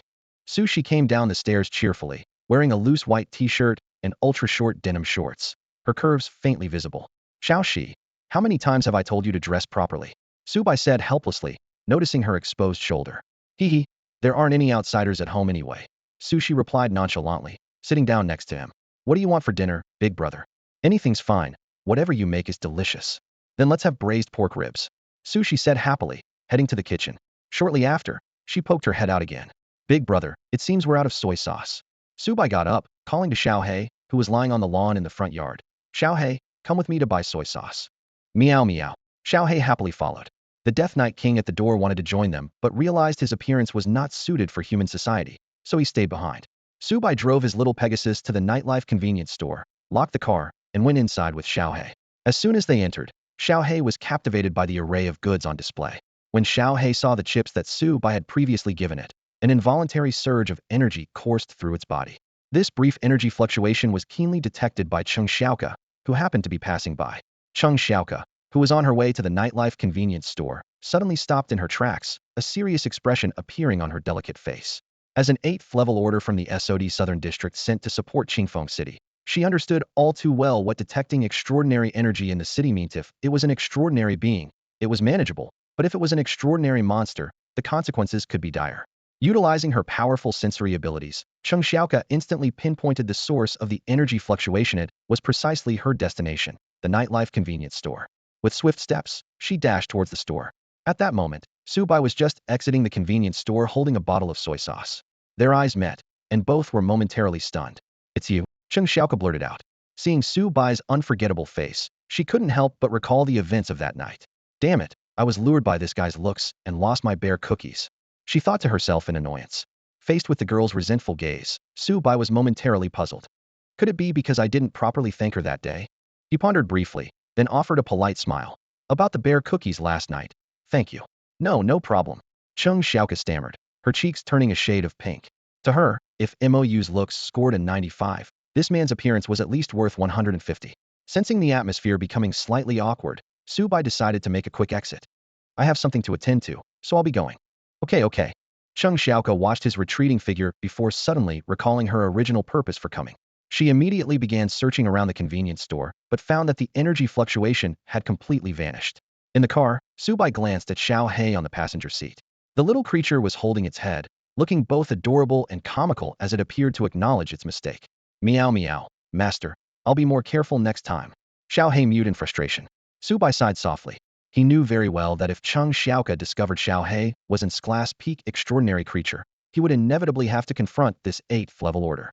If he had to take action against Cheng Xiaoke, it would undoubtedly draw the attention of the SOD Southern District, and the trouble would be far more than just a single 8th level order. Luckily, she didn't find out about you. Be more cautious next time, Subai advised.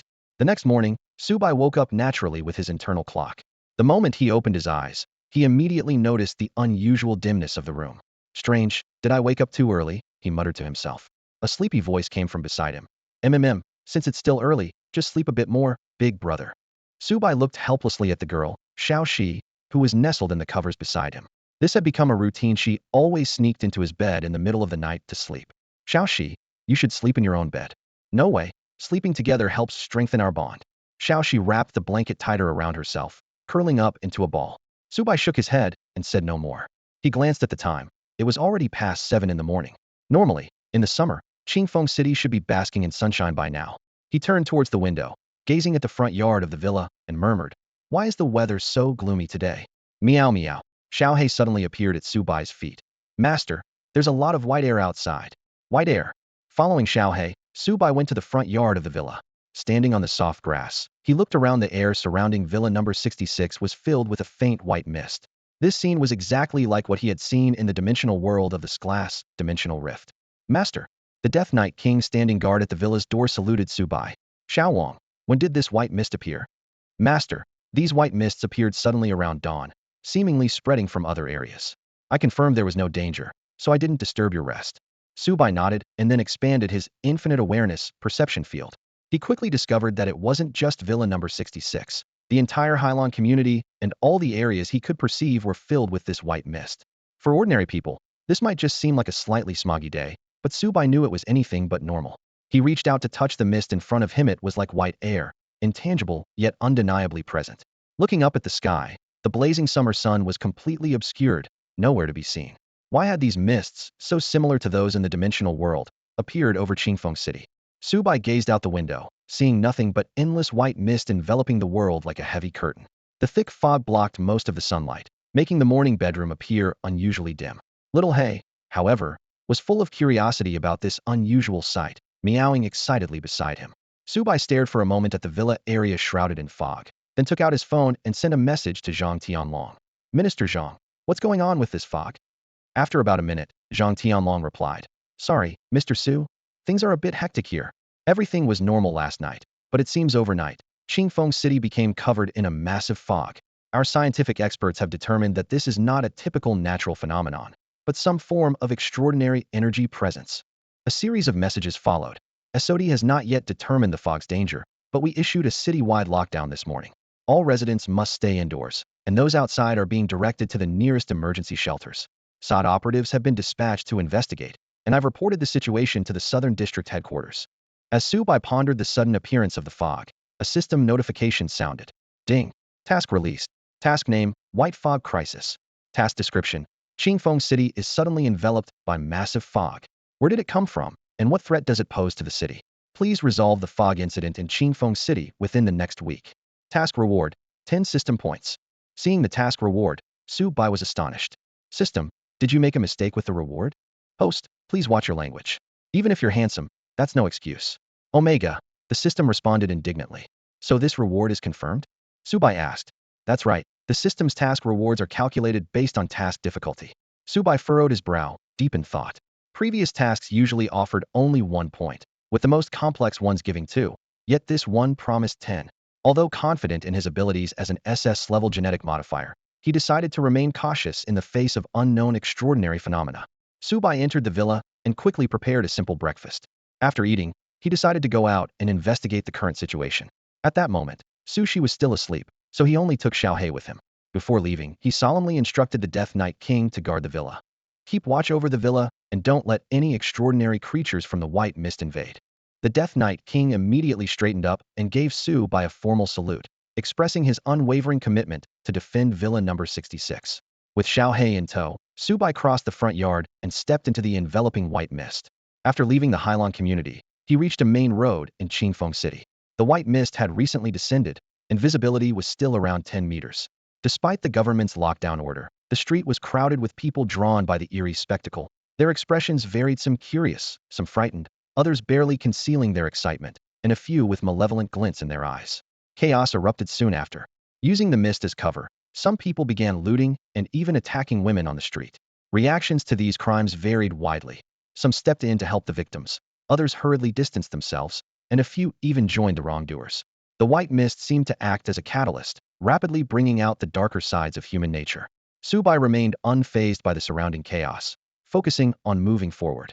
He extended his infinite consciousness to its maximum range and detected unusual energy fluctuations at several locations in Qingfeng City. These fluctuations were continuous, with even the weakest reaching S-level intensity. Subai surmised that these energy points were likely the source of the white mist. As he prepared to head to the nearest energy point, a man suddenly charged at him, clearly intending to attack. Subai continued his calm stride, while Xiao He at his feet sprang into action. Meow meow. Xiao He let out a warning cry before leaping at the man. The man sneered, dismissing the black cat as harmless. However, he paid dearly for this fatal underestimation. With a swift thud, his body was pierced through, and he fell to the ground with a scream, blood slowly seeping from beneath him, still steaming in the cool air. The surrounding crowd quickly noticed the body. Someone's been killed, a voice cried out in terror, plunging the scene into even greater chaos. Some people frantically called special departments for help, others contacted emergency services, and some took advantage of the disorder to continue their misdeeds. Xiao He gracefully leapt back to the ground, a few drops of blood still clinging to his front paws. Xiao He elegantly licked his bloodstained paw, calmly following Su Bai as they continued forward. They soon arrived at the nearest energy spill point, a dimensional rift, located on Binhai Road in Qingfeng City. Through the dim white fog, Su Bai clearly saw a black vortex ahead. White mist continuously flowed out from the vortex, making the surrounding space increasingly murky. Just as I thought, Su Bai murmured. As he suspected, the white mist was pouring in from another dimensional world through the rift. Without hesitation, he stepped into the vortex. Meanwhile, the outskirts of Qingfeng City had been tightly sealed off by a special department. Sod set up a cordon at the city's edge, completely isolating the city from the surrounding areas. Notably, the coverage of the white mist stopped right at the boundary of Qingfeng City, not yet spreading to neighboring cities. Zhu Zhihao, deputy minister of Qingfeng City's SOD, was guarding the border with members from the SOD branches of surrounding cities. Minister Zhang Tianlong, along with two strong reinforcements from the southern district Xiaoka and MOU, were stationed inside the city, ready to respond to the crisis and assist ordinary citizens. According to Sod's energy detection, this extraordinary crisis had reached S level, with a threat level comparable to an S-level extraordinary creature capable of easily destroying a city. Even with the support of 2 level 8 order keepers, the situation was difficult to handle. In the council hall of Qingfeng City's SOD headquarters, Zhang Tianlong had gathered all the remaining order keepers. A total of 180 order keepers were divided into 6 teams, standing in neat formations. This represented the majority of Qingfeng City's SOD forces, with 4 additional teams assisting Zhu Zhihao in guarding the border. Standing on a platform, Zhang Tianlong gravely informed the assembly. Recently, Qingfeng City has experienced consecutive S-level extraordinary events. The white mist that suddenly appeared last night has been preliminarily determined to be an S-level phenomenon. The announcement caused an uproar among the order keepers, who began to murmur among themselves. An S-level extraordinary event that could destroy an entire city. Our strongest member is only Minister Zhang at level 7. Don't forget we have 2 level 8 experts supporting us. But even level 8 order keepers struggle against S-level threats. This kind of threat is comparable to a level 9 order keeper. There isn't a single level 9 order keeper in the surrounding 10 cities. I had a feeling those S-level dimensional rifts were unusual. Don't panic, the central district should send stronger reinforcements soon. I'm just worried we might not last until then. Zhang Tianlong stood at the front of the stage, observing the murmuring enforcers below. He raised his hand to signal for attention and called out in a commanding voice. Everyone, quiet down. As the room gradually fell silent, Zhang Tianlong's expression turned serious. I am well aware that we are facing an SS-level superhuman threat, and even I might face the risk of sacrifice. His tone suddenly became resolute and powerful. But we are the enforcers of Qingfeng City. We are the heroes who protect ordinary citizens. Now that Qingfeng City is in crisis, we must be at the forefront. Without our protection, ordinary people might not last an hour. He looked around at each enforcer present, continuing to inspire them. I know you all have families. As his impassioned speech went on, the morale of the enforcers began to rise, and determination sparked in their eyes. They all understood clearly that their mission was not to eliminate the SS-level superhuman. They only needed to hold on until reinforcements from the southern district arrived. Internally, Zhang Tianlong was exceptionally calm. Besides the impending reinforcements from the Southern District, he was aware of a crucial ace up his sleeve. Qingfeng City also had an SS-level superhuman, Subai. According to their cooperative agreement, in times of such crisis, Subai would undoubtedly lend support. With this in mind, Zhang Tianlong felt more assured, even thinking that the Southern District's support might be unnecessary. An SS-level superhuman crisis was merely child's play for the White Dragon of the extreme generation. Meanwhile, the superhumans of Qingfeng City were actively posting on the city's superhuman online forum about the sudden appearance of the white fog. Scary. Woke up to find myself surrounded by white fog. So eerie, it feels like I'm in the middle of a mist. Urgent notice. SOD has issued a lockdown order. Please inform friends and family to stay indoors for now. I just saw a white creature floating in the air outside my house. It scared me to death. Everyone, make sure to lock your doors and windows. What's the point of locking doors? Supernatural beings don't care about that. So what? You want to leave the door open and wait to be eaten? Help. I'm trapped in a public restroom at Qingfeng Park, surrounded by terrifying monster auras. Don't panic, just tell us your gender first. Most superhumans in Qingfeng City hadn't realized the gravity of the situation, naively believing that the SOD could easily handle the white fog incident. These related posts were quickly highlighted by moderators and elevated to the top of the superhuman topic list in Longhua. Many superhumans from other regions also saw these posts, but those with weaker abilities merely treated it as casual conversation. Soon, some top-tier class extraordinaires noticed something unusual while browsing the posts. With their extensive experience, they immediately realized the gravity of the situation. A citywide lockdown has been issued, which means the SOD might have lost control of the situation. A veteran extraordinaire candidly commented in the thread. You should consider evacuating. This white mist is no ordinary extraordinary phenomenon. Another extraordinaire quickly analyzed.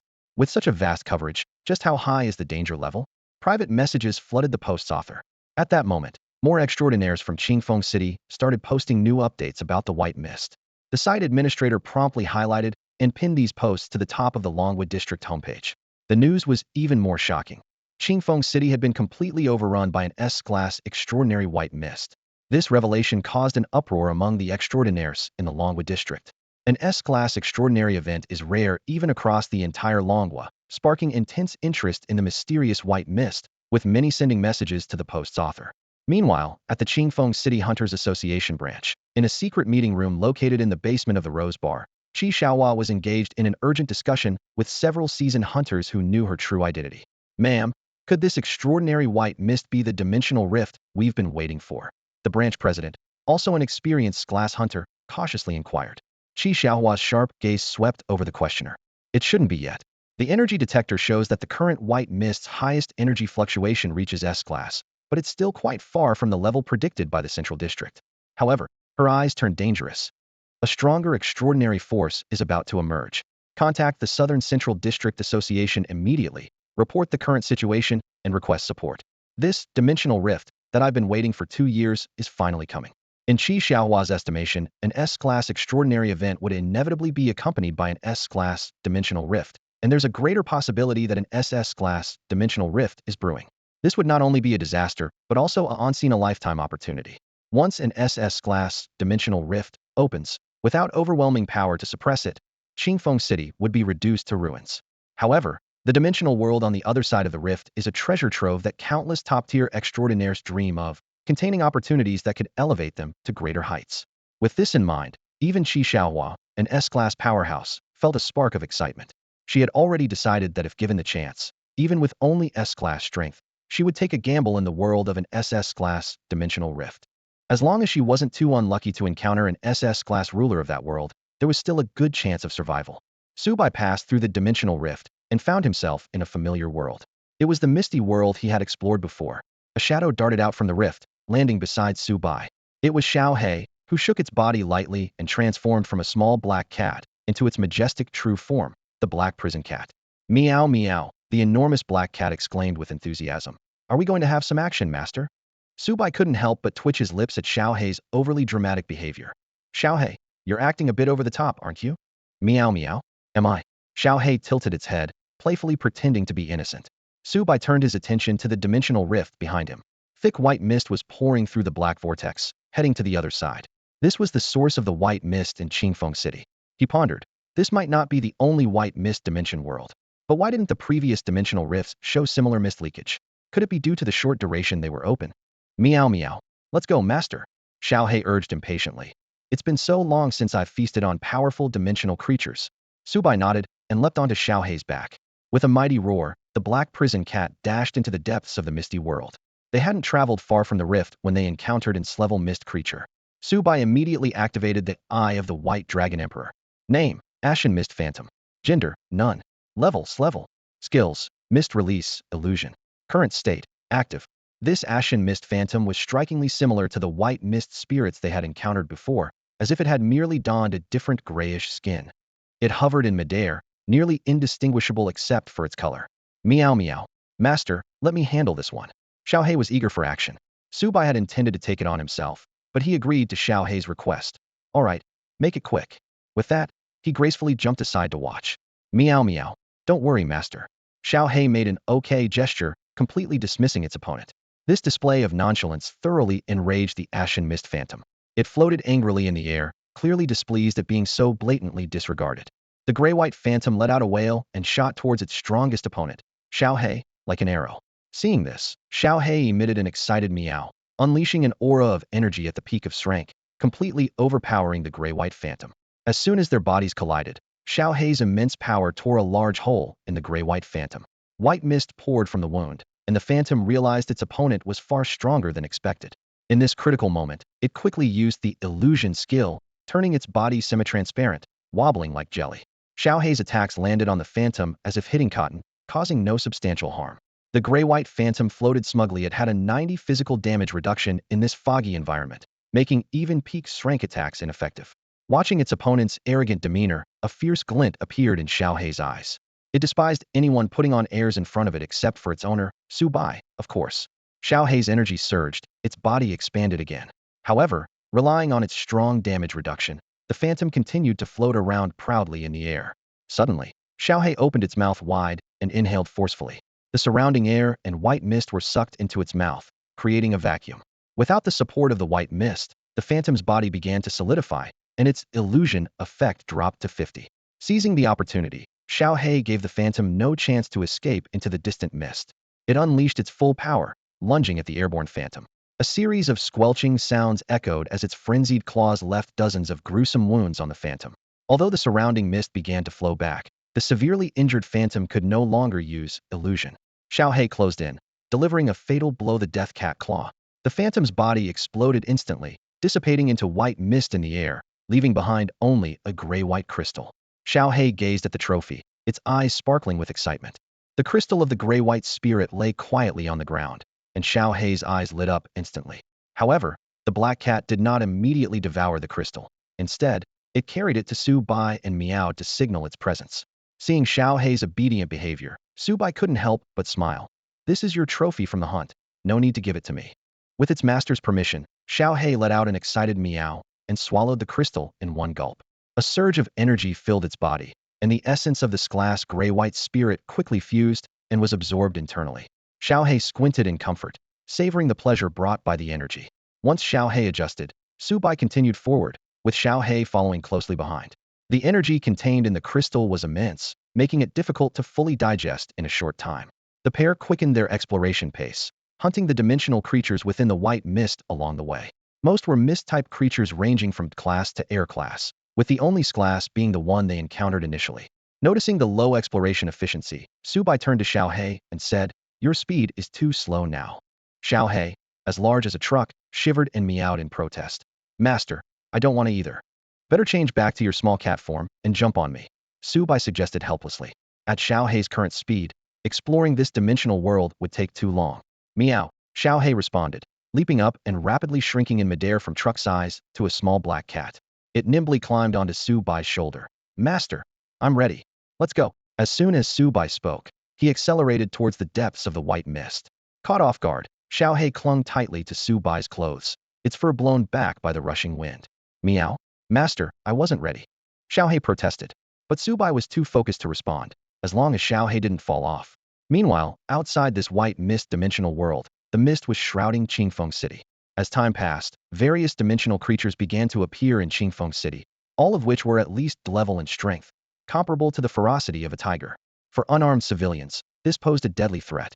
At 9:10 in the morning, on the main road Subai had passed earlier, The scene was suffocatingly horrifying. The ground was stained with blood, and countless severed limbs were scattered around. Crimson human tissues were strewn about, resembling a gruesome feast for the dimensional creatures. Cries and pleas for help echoed along the street, indicating that more people were facing a terrifying fate. The entire city of Qingfeng was shrouded in a crisis of white mist, turning the area into a hunting ground for mist creatures. At this moment, citizens finally realized that this was not a mere weather anomaly, but an extraordinary disaster. Those who ignored the SOD lockdown order and ventured outside were inevitably attacked by dimensional creatures of varying strengths. Ordinary people stood no chance against these extraordinary beings. Only a few extraordinary individuals managed to escape.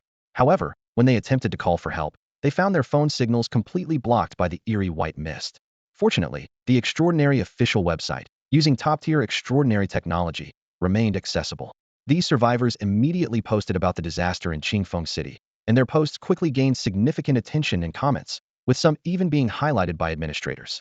Extraordinary individuals from across Longwo responded to the news. The original poster encountered S-level extraordinary white mist. That's tough. Can you describe the types of dimensional creatures you encountered? Even the local SOD might find it hard to handle, right? Could it be that an S-level dimensional rift has opened? Not all white mists of the same level trigger the highest level rifts. In the discussion, the original poster uploaded a secretly taken photo. Through a gap in the building, a grotesque twisted face at least 10 meters high was clearly visible. The comments section erupted. Such a terrifying presence appearing so quickly, the rift level must be high. Anyone know what this creature is? Just looking at the photo makes my legs weak. Take care, don't get discovered. Please reply and tell us you're still alive. Original poster. Could it be that you've already? After a morning of rallying, Zhang Tianlong led 6 squads of order enforcers dispersed throughout Qingfeng City to hunt down dimensional creatures. Each squad was led by a level 6 order enforcer captain and was also responsible for rescuing civilians. Zhang Tianlong was with the 2nd squad, led by Huang Tian. This was not favoritism. Among the 10 captains, Huang Tian was the only level 5 captain, and Zhang Tianlong's presence helped balance the combat strength across the teams. At the moment, the 2nd squad was besieging several mist-type flying insects. 30 order enforcers, armed with SOD's specially crafted extraordinary weapons, unleashed a barrage of fire at the A-class insects. These weapons did not fire conventional metal bullets, but rather special energy projectiles that far surpassed ordinary firearms in performance. The energy bullets, glimmering like raindrops, poured down and exploded upon impact with the insects, releasing copious amounts of fluid. Even the A-class mist insects could not withstand such terrifying penetration and destruction, emitting shrill cries and showing signs of retreat. Captain Huang, they're retreating, an enforcer shouted. Pursue them. We can't let them escape. Huang Tian immediately commanded. He knew that if these A-class dimensional creatures escaped, they would surely prey on ordinary humans to heal their wounds. Against these creatures, ordinary people couldn't even fend off class threats, let alone A-class. Watching his team chase after the insects, Huang Tian hesitated for a moment, then turned in another direction, a flicker of worry in his eyes. 2 minutes ago, their energy scanner had detected an S-class dimensional creature nearby. As the head of SOD in Qingfeng City and a level 7 order enforcer, Zhang Tianlong had gone off alone to hunt it down without hesitation. Despite Zhang Tianlong's formidable S-class peak combat prowess, in this fog-shrouded city, even S-class creatures were not the ultimate threat. Huang Tian pondered uneasily for a moment before deciding to follow the pursuit team. Meanwhile, on another street, Zhang Tianlong was engaged in a fierce battle with an S-class mist-type creature. It was a humanoid being with 4 arms. Though its body structure resembled a human, its head was anything but human-like. The menacing insect head bore a pair of scissor-like mandibles that gleamed with a cold light, exuding a chilling aura of ferocity. Zhang Tianlong had been locked in combat with the 4-armed beast for several minutes, his attacks leaving various wounds on its body. He wielded a pair of extraordinary technology gloves crafted by SOD, resembling boxing gloves, but as light as a feather. These were custom-made weapons designed to enhance his strength and perfectly complement his exceptional close combat skills, maximizing their power. Bang! Bang! Zhang Tianlong delivered 2 powerful punches, using the recoil to gracefully leap backward and land steadily.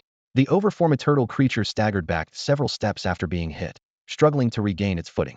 The 4-armed creature let out a piercing hiss of pain from its chest. Zhang Tianlong's eyes glinted with a cold light, his intent to kill growing stronger. Damn, this creature's defense is astounding, he thought to himself. Initially, Sod's energy scan had indicated it was just an strength dimensional being, but he realized during the fight that it was at the top tier of strength. These extraordinary monsters already had combat abilities far surpassing human superhumans. Without the powerful extraordinary technology at their disposal, Humans wouldn't stand a chance against them in a fair fight. What was expected to be a battle resolved in a few minutes now seemed like it would take at least 10 to 20. Explosive punch. Zhang Tianlong gathered his energy into his core, channeling a surge of power into his arms. He stomped the ground, launching himself toward the four-armed creature. Despite its limited intelligence, the creature's survival instincts were strong. It roared, all four arms extending to clash with Zhang Tianlong. In an instant, they met blow for blow. Even with its numerical advantage in arms, the creature was forced to retreat under the relentless assault. Sharp cracking sounds echoed as the creature's arms broke one after another under Zhang Tianlong's ferocious strikes.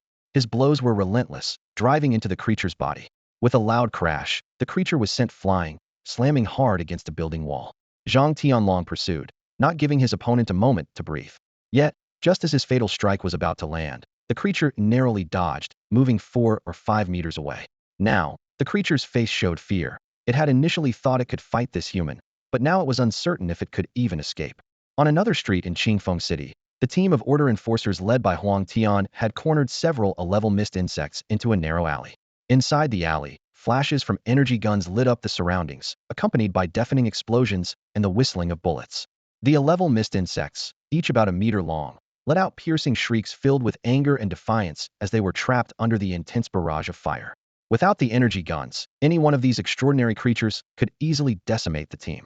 Apart from Huang Tian, the team only included 2 other level 5 members. Keep it up, everyone. These insects are almost done for. Huang Tian shouted while shooting. Kill them. Let these disgusting creatures die. Charge, brothers. This is my first time personally taking down an A-level dimensional creature. In just a few seconds, 4 mist insects fell one after another. Their massive bodies were riddled with holes, resembling giant insect-shaped wasp nests. This was the power of the energy guns. Even A-level extraordinary creatures could be severely damaged by them. That's great. The order enforcers finally breathed a sigh of relief. We actually killed 4 A-level dimensional creatures. Each body is worth hundreds of thousands. We'll get a huge bonus this time. These creatures in the white mist aren't so tough after all. As 4 level 3 order enforcers prepared to move forward and retrieve the bodies, a chilling sensation suddenly filled the alley. A terrifying surge of energy swept over them, followed by a strange caw-caw sound. They only had time to glimpse a shadow passing overhead before 4 screams rang out. When Huang Tian and the others looked ahead again, their companions who were about to retrieve the bodies had vanished without a trace. Next to the mist insect corpses, a gigantic ghostly face was slowly floating. It was a grotesque head with a gaping maw, chewing on something, with crimson liquid dripping onto the ground accompanied by a bone-chilling crunching sound. Xiao Ma and the others. They were eaten by that monster. One of the order enforcers finally realized, his voice trembling with sheer terror. The group was jolted back to reality, the scene before them instantly throwing them into a panic. What on earth is this thing? Huang Tian was the first to react. Attack. Quick attack. His command was laced with barely concealed terror. The enforcers immediately raised their energy guns, unleashing a barrage of energy bullets like a downpour. Amidst the rattling gunfire, the energy rounds struck the ghostly face of the creature, triggering a series of explosions.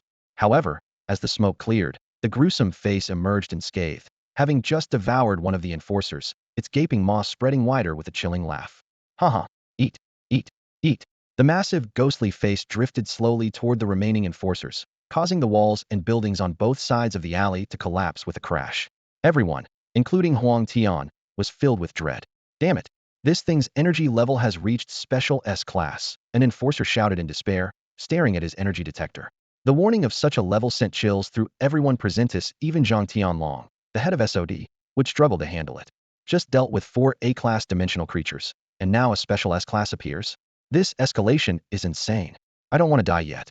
I haven't even collected my bonus this month. Stop shouting, just run. It can't eat everyone at once. Seeing its prey scatter in fear, the ghostly face grew even more excited. It pursued them leisurely, clearly savoring the despair of its quarry. Within seconds, it closed in on the first fleeing enforcer, its menacing fangs ready to bite. Suddenly, a deep crimson fireball came whistling through the air. Sensing danger, the ghostly face jerked back. The fireball hit the ground with a deafening explosion. 2 figures appeared on the rooftop of a nearby building. Mou and Cheng Xiaoka. Whoa, who are they? They're so strong. Finally, someone powerful to save us. The surviving enforcers felt a glimmer of hope as they saw the reinforcements arrive. Only Huang Tian recognized them. They were the support team sent by the Southern Division of SOD, both formidable enforcers at level 8. You guys go help evacuate the civilians elsewhere. We'll handle this creature. Cheng Xiaoka said succinctly, turning to face the ghostly monster. Huang Tian immediately understood, leading the remaining 20-plus enforcers away from the scene, leaving the battlefield to Cheng Xiaoke and Mou to confront the terrifying ghostly face. The grotesque monster with a ghastly face paid no heed to Huang Tian and the others who had fled. It instead turned its hideous visage towards Cheng Xiaoke and Mou on the rooftop. The pair looked down on it from above, a stance that greatly displeased the intelligent creature. Huh, this ugly freak is disgusting, Cheng Xiaoke exclaimed, waving her hand in distaste. Indeed, Mou, usually taciturn, concurred for once. This exchange thoroughly enraged the monstrous creature. It began to rise slowly into the air, and upon reaching the level of the rooftop, it suddenly charged forward. As a special class extraordinary being, it was not accustomed to such disdain. Usually, it was the one toying with and slaughtering other creatures, yet now it was being provoked.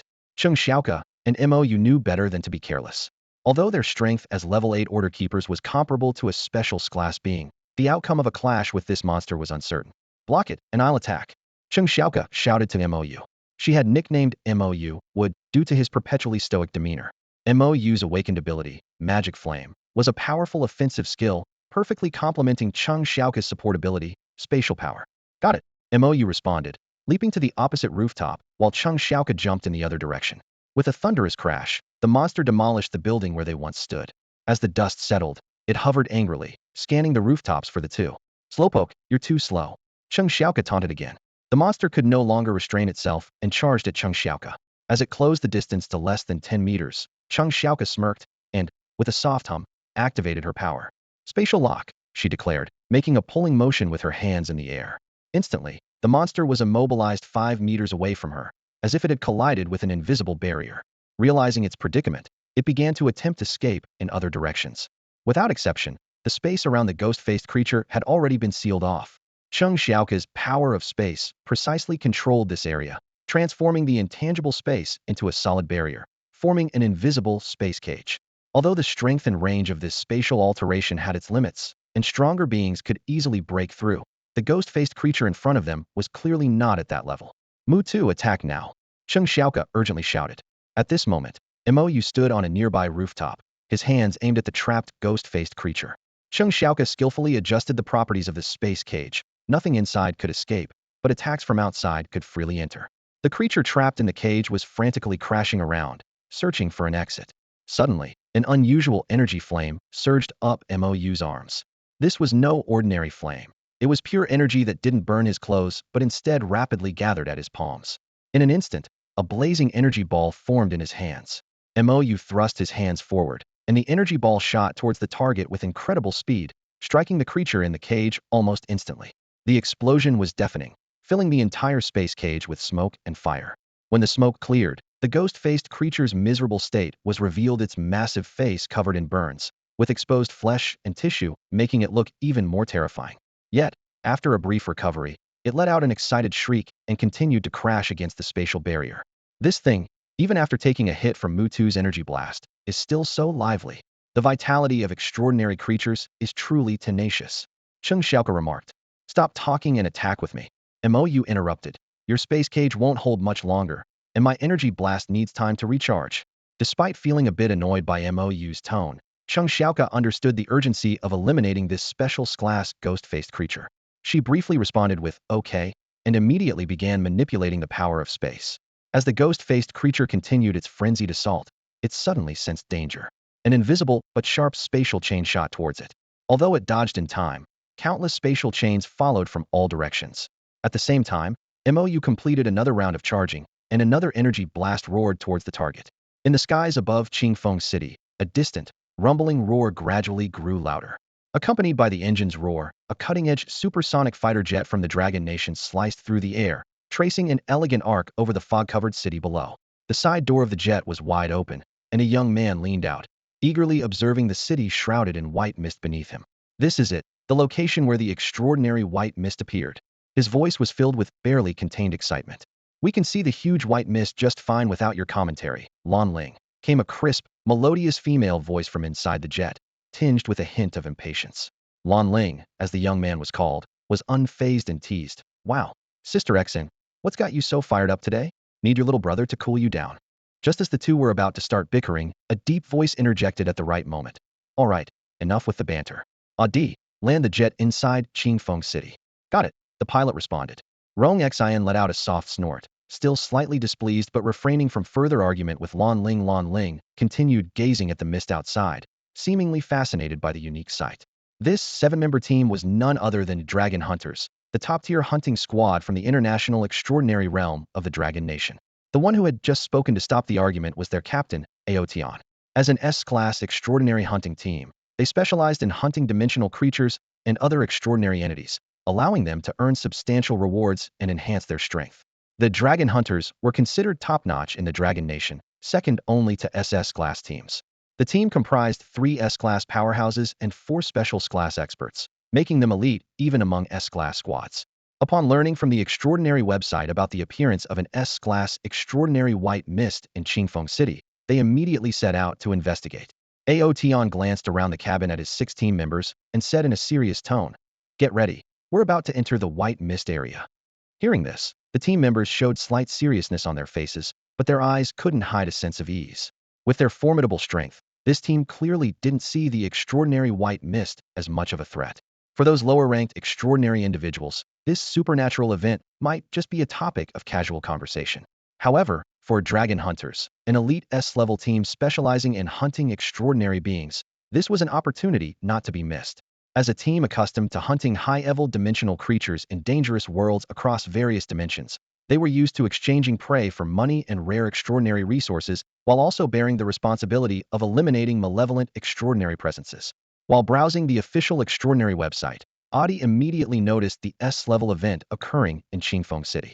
As a special S-level hunter, he keenly recognized that this was more than just an ordinary S-level dimensional rift. An extraordinary phenomenon affecting an entire city must conceal much more. Upon receiving the news, the 7-member team demonstrated impressive agility. Aotian promptly mobilized a supersonic jet, speeding towards Qingfeng City.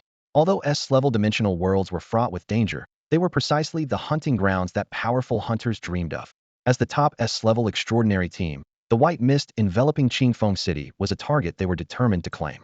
"Don't worry, Boss Aotian," Adi confidently assured while piloting the jet. "This white mist is only rated S-level in danger, and our team boasts you, Sister Xian, and Brother Lan, all with S-level extraordinary strength." "That's true," another special S-level member cautioned, "but inside an S-level dimensional rift, there may be more than one S-level creature, or even an SS-level presence." The sentence trailed off, yet everyone understood the inherent danger. "Haha, got it," Adi responded lightly. "It's not like we haven't explored S-level dimensional rifts before. We've hunted countless S-level creatures." Although the others didn't echo his words, the same confident light shone in their eyes. When the jet descended to 20 meters above the ground, Aotian gave the command, and 6 figures leapt from the cabin in succession. Thud, thud, thud, thud. Each landed steadily on the streets of Qingfeng City, curiously observing the pervasive white mist. Adi then parked the jet on the rooftop of a nearby high-rise and quickly joined the team.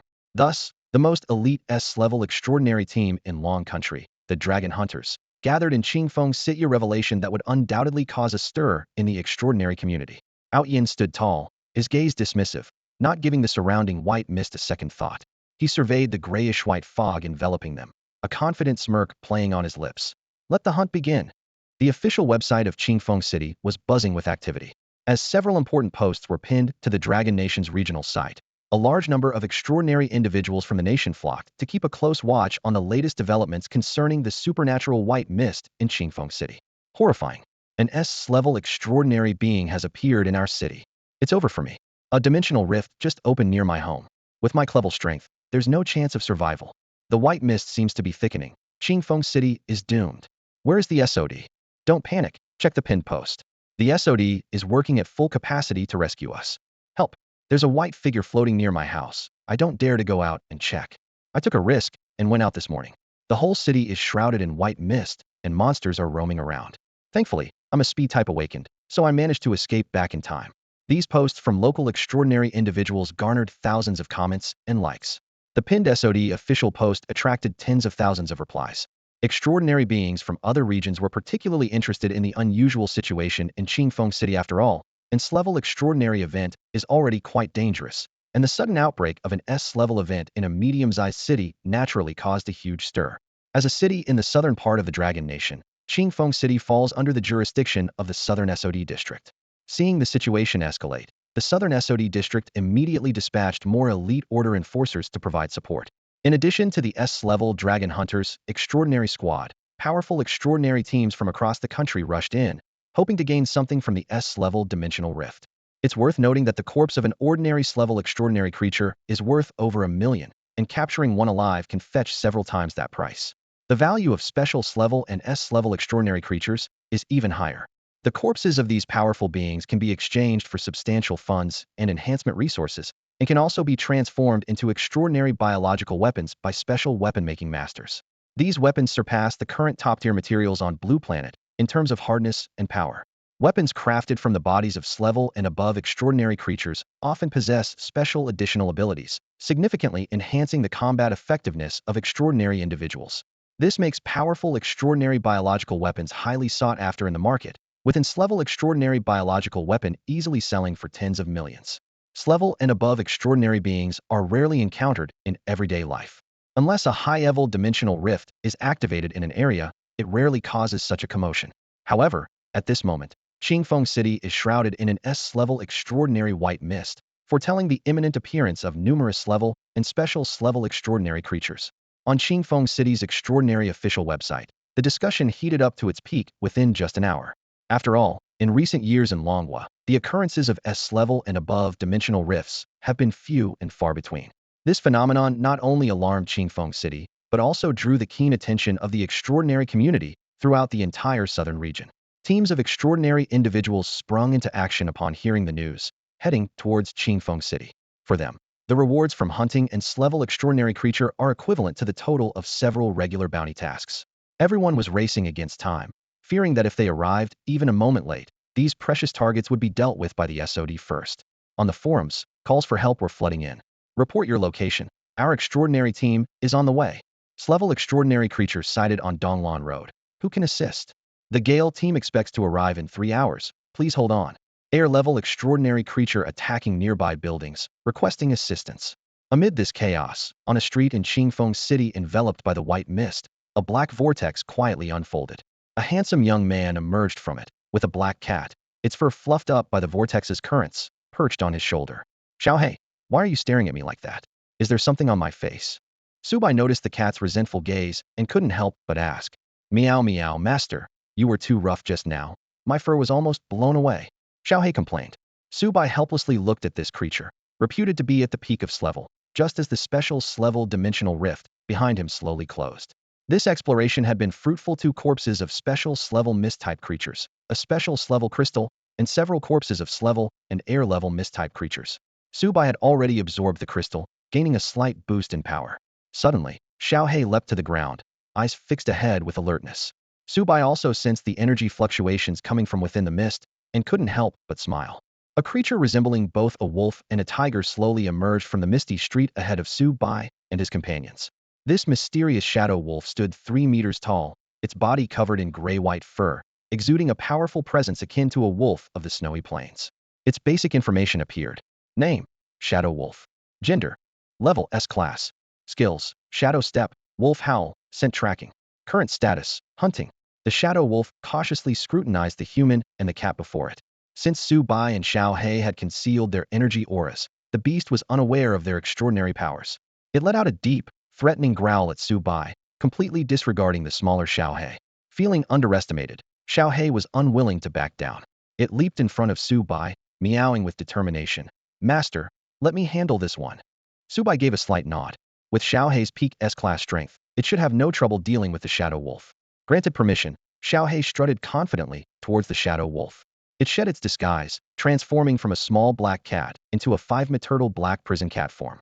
A powerful energy wave erupted from it, causing the previously aggressive shadow wolf to tremble. Sensing Xiaohei's energy, which far surpassed its own peak S-class power, the shadow wolf's pupils contracted, and it let out a whimper, involuntarily retreating. As a typical flesh and blood extraordinary creature, it couldn't harness the surrounding mist like a white mist spirit to enhance its strength. Seeing the shadow wolf show signs of submission, Xiaohei grew even more confident, letting out a majestic growl. However, at that moment, the shadow wolf's gaze landed on Subai. Its high intelligence allowed it to realize that its only chance lay with the human. The shadow wolf decisively changed targets, utilizing its natural camouflage advantage in the mist, and suddenly launched an attack on Subai. In the next instant, its figure appeared midair beside Su Bai. Yet, Xiaohei did not intervene in this assault. As the phantom wolf closed in within just 10 centimeters of Su Bai, a fist moved like lightning, striking with a thunderous impact. The massive body of the phantom wolf was instantly sent flying, crashing heavily into a storefront by the street. Amidst the thunderous noise, the entire shop collapsed, and the swirling dust made the surroundings even more obscure. Xiaohei nimbly approached Su Bai, signaling with its eyes towards the location of the phantom wolf's body. Go on, eat it quickly, and then we'll head to the next dimensional rift. Xiaohei let out an excited meow, dashing towards the collapsed shop. After a few seconds, it returned to Su Bai's side in its small black cat form, chewing on something as it trotted back. Su Bai immediately started moving towards the direction of the second dimensional rift. Shortly after they left, a peculiar creature resembling a stone quietly emerged from the ground by the roadside. This misty creature's grayish-white stone surface suddenly extended a pair of wings and then flew off into the distance. Although Su Bai had already sensed its presence, its aura was so faint that he chose to ignore it. Before long, Su Bai and Xiaohei arrived at the second dimensional rift. Gazing at the swirling black vortex before him, Su Bai felt a surge of anticipation. The previous one was a special grade rift. What grade would this one be? Considering the limited enhancement he gained from the previous special grade crystal, Su Bai secretly hoped to encounter an S-grade rift.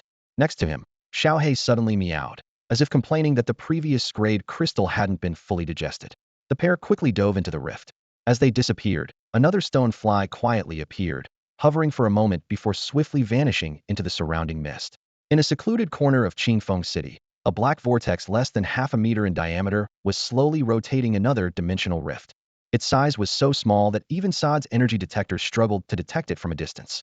At this moment, a large number of stone flies were continuously arriving, diving into the narrow rift one after another. This rift connected to a unique misty dimensional world. Amongst the pervasive mist, a vast area of purple minerals stood out strikingly. Countless uniquely shaped light purple stones, resembling meteorites, were embedded in the ground, emitting a gentle glow.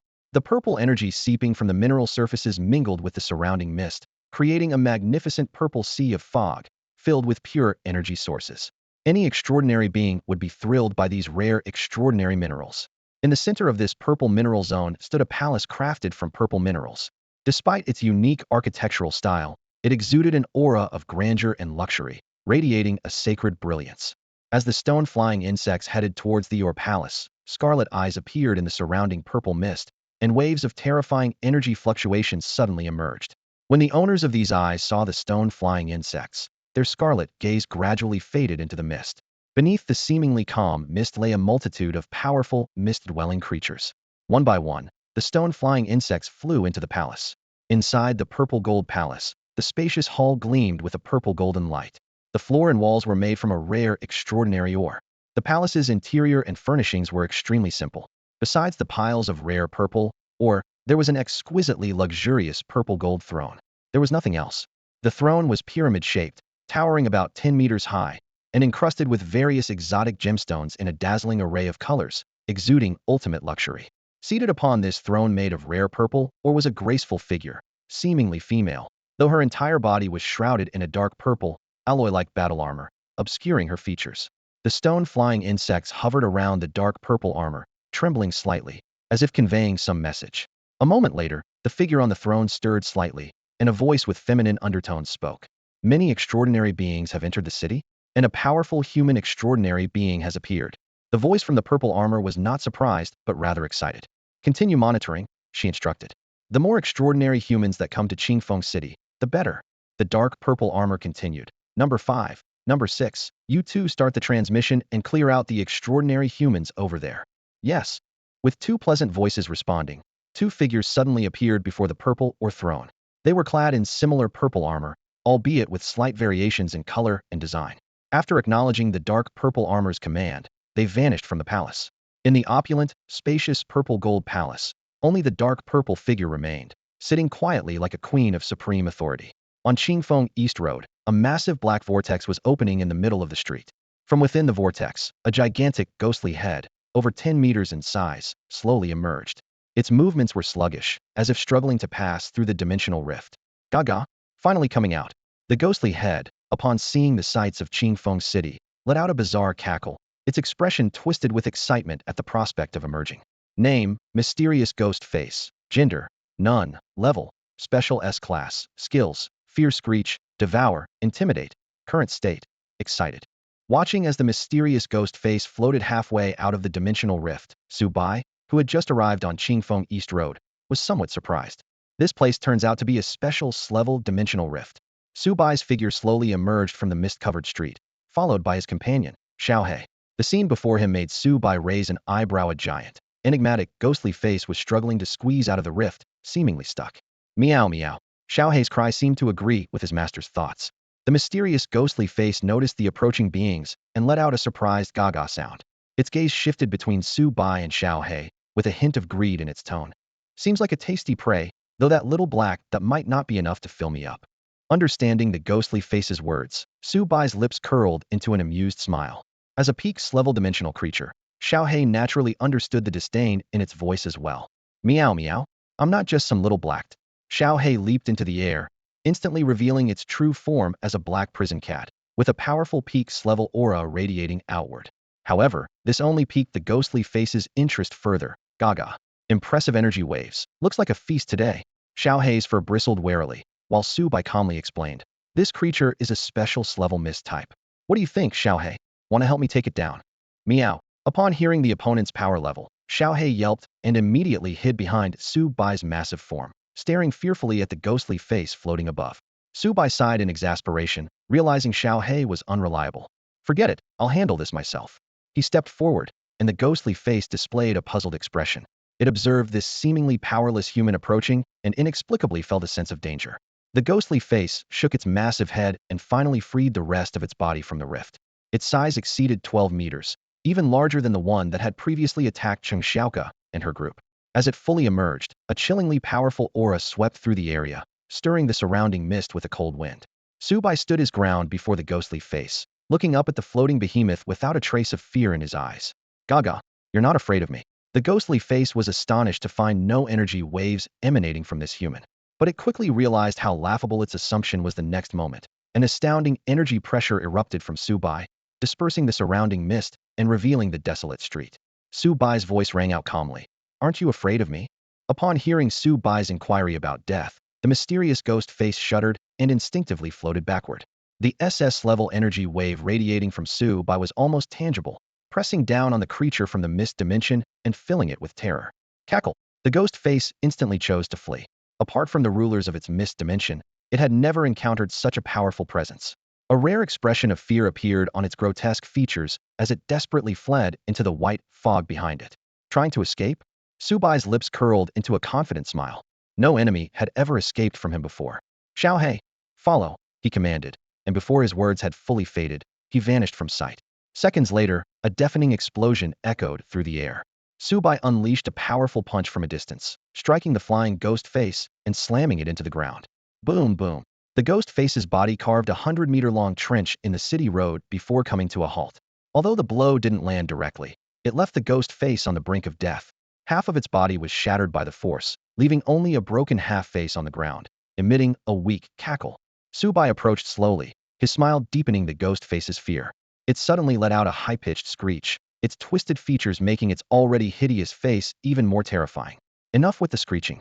Su Bai appeared instantly before it, 3 meters away, and delivered a punch. The air rippled as if striking through a mountain, obliterating the ghost face into a mess of gore. The nauseating liquid splattered, and the screeching ceased abruptly. Just as Su Bai's mood settled, regret washed over him. Damn it! Did I just blow up and shrank dimensional creature? The corpse of such a creature was worth at least tens of millions, and he felt like he had squandered it. At that moment, Xiaohe came panting out of the white fog behind him, excitedly meowing. Meow. Master, I finally found you. Su Bai turned to look at his loyal companion. Forget it. Xiaohe, take care of the body on the ground. Su Bai pointed to the shattered remains of the mysterious ghostly face on the ground. Although the corpse of this special class dimensional creature was no longer useful for trade or modification, the energy and essence it contained were still valuable resources. Upon hearing this, Xiaohe immediately sprang into action, its massive body lowering as it greedily licked the remains on the ground. Being an extraordinary creature itself, Xiaohe was accustomed to such delicacies. As it indulged, it let out delighted meow sounds, as if savoring a rare delicacy. Is it really that tasty? Su Bai asked, watching Xiaohe's blissful demeanor. Xiaohe paused to reply. Meow meow?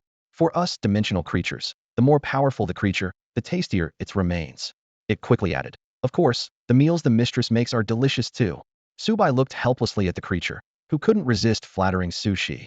A few minutes later, after Xiao Hei had cleaned up the last of the remains, Subai was preparing to take it to the next dimensional rift when a cold, mechanical female voice suddenly rang out. Stop. Both Subai and Xiao Hei turned to see a figure swiftly approaching from the rooftop. Subai reacted quickly, lifting Xiao Hei's truck-sized body and retreating dozens of meters in an instant. Just as they vacated the spot, a sharp diamond-shaped blade whistled through the air, easily piercing the concrete ground, with most of its 3-meter-long blade embedded underground. A figure then landed on the blade. Subai set the startled Xiao Hei down and carefully examined the unexpected visitor. The White Dragon Emperor's eye revealed, gender female, level S class, skill pseudo-energy armor, current status hostile.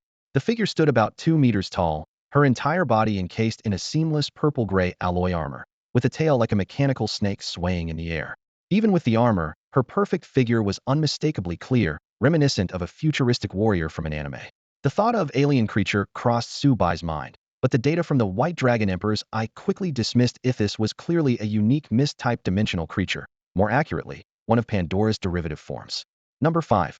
Subai pondered, which indicated that at least 4 other similar derivative constructs existed. While Subai was deep in thought, Number 5 sprang into action. She lightly pushed off the blade embedded in the ground, landing gracefully and turning her head to face Subai directly. Her entire body was encased in a cold, solid suit of psionic armor, concealing her true appearance. The inability to see her expression made Subai slightly uneasy. Xiao Hei, by his side, immediately went on high alert, keeping a close eye on Number 5. Subai raised his hand to signal Xiao Hei to retreat, and obediently, he quickly moved back. Maintaining his confident smile, Subai observed Number 5. A cool, clear voice, like a mountain stream, resonated in his mind. You must be the powerful extraordinary being the scout mentioned. Seeing the hint of surprise on Subai's face, the corners of Number 5's mouth lifted slightly beneath her armor. You are indeed strong, capable of instantly destroying the enigmatic ghost face. If you know I'm strong, why come to meet your death? Subai responded with interest. Number 5 paused briefly, then let out a disdainful laugh. Huh. Don't think you're invincible just because you took down one ghost face. Her voice turned icy. I am here to kill you on the king's orders. Before she finished speaking, an overwhelming energy pressure swept through, churning the white mist like a typhoon. Xiao Hei's fur stood on end, and he let out a wary growl. Subai watched with curiosity, eager to see how she planned to execute this kill. Explode. With a shout, Number 5's figure became a blur, charging towards Subai. The surrounding mist scattered from the shockwave, and the air crackled with a sonic boom. In an instant, she was upon him. Just as Number 5 thought she had succeeded, Subai's figure vanished into thin air. What? She exclaimed, but before she could finish, Subai appeared midair behind her, delivering a powerful punch. Boom. Clang clang. The collision of his fist and her armor produced a deafening crash. Number 5's body was propelled like it had been hit by a speeding train, flying backward into the buildings at the end of the street. With a series of thunderous crashes, the structures collapsed as if struck by artillery shells. The entire sequence unfolded in the blink of an eye. Not far away, Xiao Hei stood frozen in place, staring in shock at the scene before him. He couldn't follow the trajectory of Number 5's attack, let alone Subai's lightning-fast punch. Subai, with a calm expression, was about to head towards the direction where Number 5 had been sent flying when a deafening explosion erupted from the ruins ahead. Number 5 shot into the sky like a meteor, her battle armor having undergone a startling transformation. What was once a sleek, form-fitting purple-gray armor now appeared more robust and imposing, with interlocking alloy plates covering its surface. Sharp angles protruded at the joints, deadly blades emerged on her arms and calves, and even the mechanical tail had become more menacing. Interesting, Subai murmured. Interesting. Number 5 sneered from midair. You've indeed surprised me, forcing me to activate my psionic armor's full form. Now, you'll witness something even more intriguing. Had she not activated the full form of her armor in time, that punch would have severely injured her. Number 5 knew this well, but showed no sign of weakness. Defying gravity, she shot towards Subai like an arrow, her psionic gauntlet charged with terrifying power. Subai simply tilted his head slightly, effortlessly dodging the lethal strike. The gust from the mist punch overturned a house behind him, and the ground split open in a jagged chasm. Number 5 spun around, launching another lightning-fast punch. After 2 booming impacts, Subai had leaped onto a nearby rooftop. Fueled by anger, Number 5 pursued him relentlessly. For the next few seconds, Subai skillfully evaded every attack, all the while observing his opponent closely. Eventually, Number 5 halted in the middle of the street, facing Subai from a distance, and a tense silence fell between them. Suddenly, a blinding light erupted around number 5, with purple energy surging like a tide. Her psionic armor on her chest mechanically unfolded, revealing a Korea rotating, prismatic crystal. What is that? Subai frowned slightly, a sense of foreboding rising within him. Before he could comprehend it, a wave of unsettling energy swept over him. Instantly, a terrifying black-purple energy beam sliced through the sky, heading straight for Subai. Subai stared at the purple-black beam shooting rapidly towards him, his heart tightening. The power of this strike far exceeded his expectations. Even with his SS-level strength, a direct hit would surely cause him harm. He quickly activated his genetic mutation ability, and his legs instantly swelled and transformed into a pair of majestic white dragon legs. His infinite consciousness instinctively kicked in, unleashing incredible power from his dragon legs. The building beneath him crumbled under this force, turning into ruins. With a thunderous sound, Subai shot into the sky like an arrow. The purple-black beam skimmed past his body, hitting the spot where he had just stood. Boom! A terrifying explosion erupted on the ground, with energy ripples spreading outwards like waves. Buildings within a 100-meter radius were reduced to dust, and even Xiaohe, not far away, was blown away by the shockwave, crashing heavily into a building. Subai landed steadily from the sky, his dragon legs lightly touching the ground, deliberately restraining his strength to prevent further destruction. He gazed at the massive crater before him, his expression unusually serious. Cracks extended hundreds of meters around the crater, which was littered with mechanical debris and armor fragments. A self-destructive attack, perhaps. Subai murmured to himself. Meow? Master, are you okay? Xiaohe leapt from the ruins, rushing to Subai's side with concern. Subai's lips curled into a smile. I'm fine. This time, I encountered an interesting opponent. He wasn't referring to number 5, but to Pandora, as revealed by the analysis from the White Dragon Emperor's eye. Although number 5 was just a derivative of Pandora, its desperate attacks still posed a threat to Subai. Finally, I've come across some powerful, extraordinary creatures, Subai chuckled. My life and death control still has 2 slots unused. Meow meow. Master is the best. Xiaohe cheerfully echoed. Meanwhile, in the core of the misty dimensional world, within the purple gold palace, a figure clad in dark purple armor rose from the throne. A cool female voice echoed. Oh, there are such powerful, extraordinary humans in this city. As derivatives of Pandora, numbers 5 and 6 possess the ability to communicate directly on a conscious level with the main body, similar to Subai's life and death control. At the moment number 5 initiated her self-destruct attack, she fully shared her perspective with Pandora, allowing the latter to witness Subai's prowess firsthand. Number 5 had already realized she was no match for Subai, and that her chances of escape were slim. This understanding led her to launch her strongest attack, both to gauge Subai's true strength and to see if she could inflict any damage on him. Meanwhile, Pandora stood before the amethyst throne, her purple eyes narrowed dangerously beneath her armor as she gazed imperiously at the palace doors. To kill one of my S-level derivatives? Human, I will remember you, she said coldly, then asked. Amato, how is the preparation of the SS-level channel? Lady Pandora, the SS-level channel is 95 complete and will soon establish a full connection with the other world. Good. Ensure that those in the mist act with utmost caution. Yes. At the same time, on a street in Qingfeng City, an intense battle was drawing to a close beside a greenbelt. Explosive fist. With a loud bang, Zhang Tianlong's fist, powered by his extraordinary gloves, pierced through the body of the four-armed insectoid. A fleeting expression of reluctance and pain crossed the monster's grotesque face before it collapsed as Zhang Tianlong withdrew his fist. The battle, which had lasted over 10 minutes, finally ended. The fallen creature was covered in bruises of varying depths, evidence of the storm-like assault it had endured. Phew. Finally dealt with that one. Zhang Tianlong exhaled deeply as his body, swollen from using the power of time, gradually returned to normal. After storing this level four-armed insectoid's corpse in his extraordinary spatial bracelet, he took out his communication device to contact Huang Tian and the others. What? You encountered a special level extraordinary monster. Zhang Tianlong exclaimed upon learning of Huang Tian's encounter with the mysterious ghost face. Don't worry, old Zhang. Huang Tian's voice was somber. 2 level 8 order enforcers arrived in time to save us, but we still lost 4 brothers. Zhang Tianlong sighed softly. That's already quite an achievement. Against the S-level extraordinary white mist, all we can do is survive as best we can. Saving lives is important, but you must prioritize your own safety. Understood, old Zhang. After ending the call, Zhang Tianlong retrieved an energy scanner to detect nearby extraordinary creatures. As the branch head of SOD, he was acutely aware of his mission to eliminate as many extraordinary creatures as possible, thereby indirectly protecting more residents of Qingfeng City. That's all for today. Thank you so much for watching. I hope you guys enjoyed. If you wish to have another part of this recap, Please give us at least 1,000 likes. Please don't forget to comment and subscribe to our channel for more content like this. Until next time.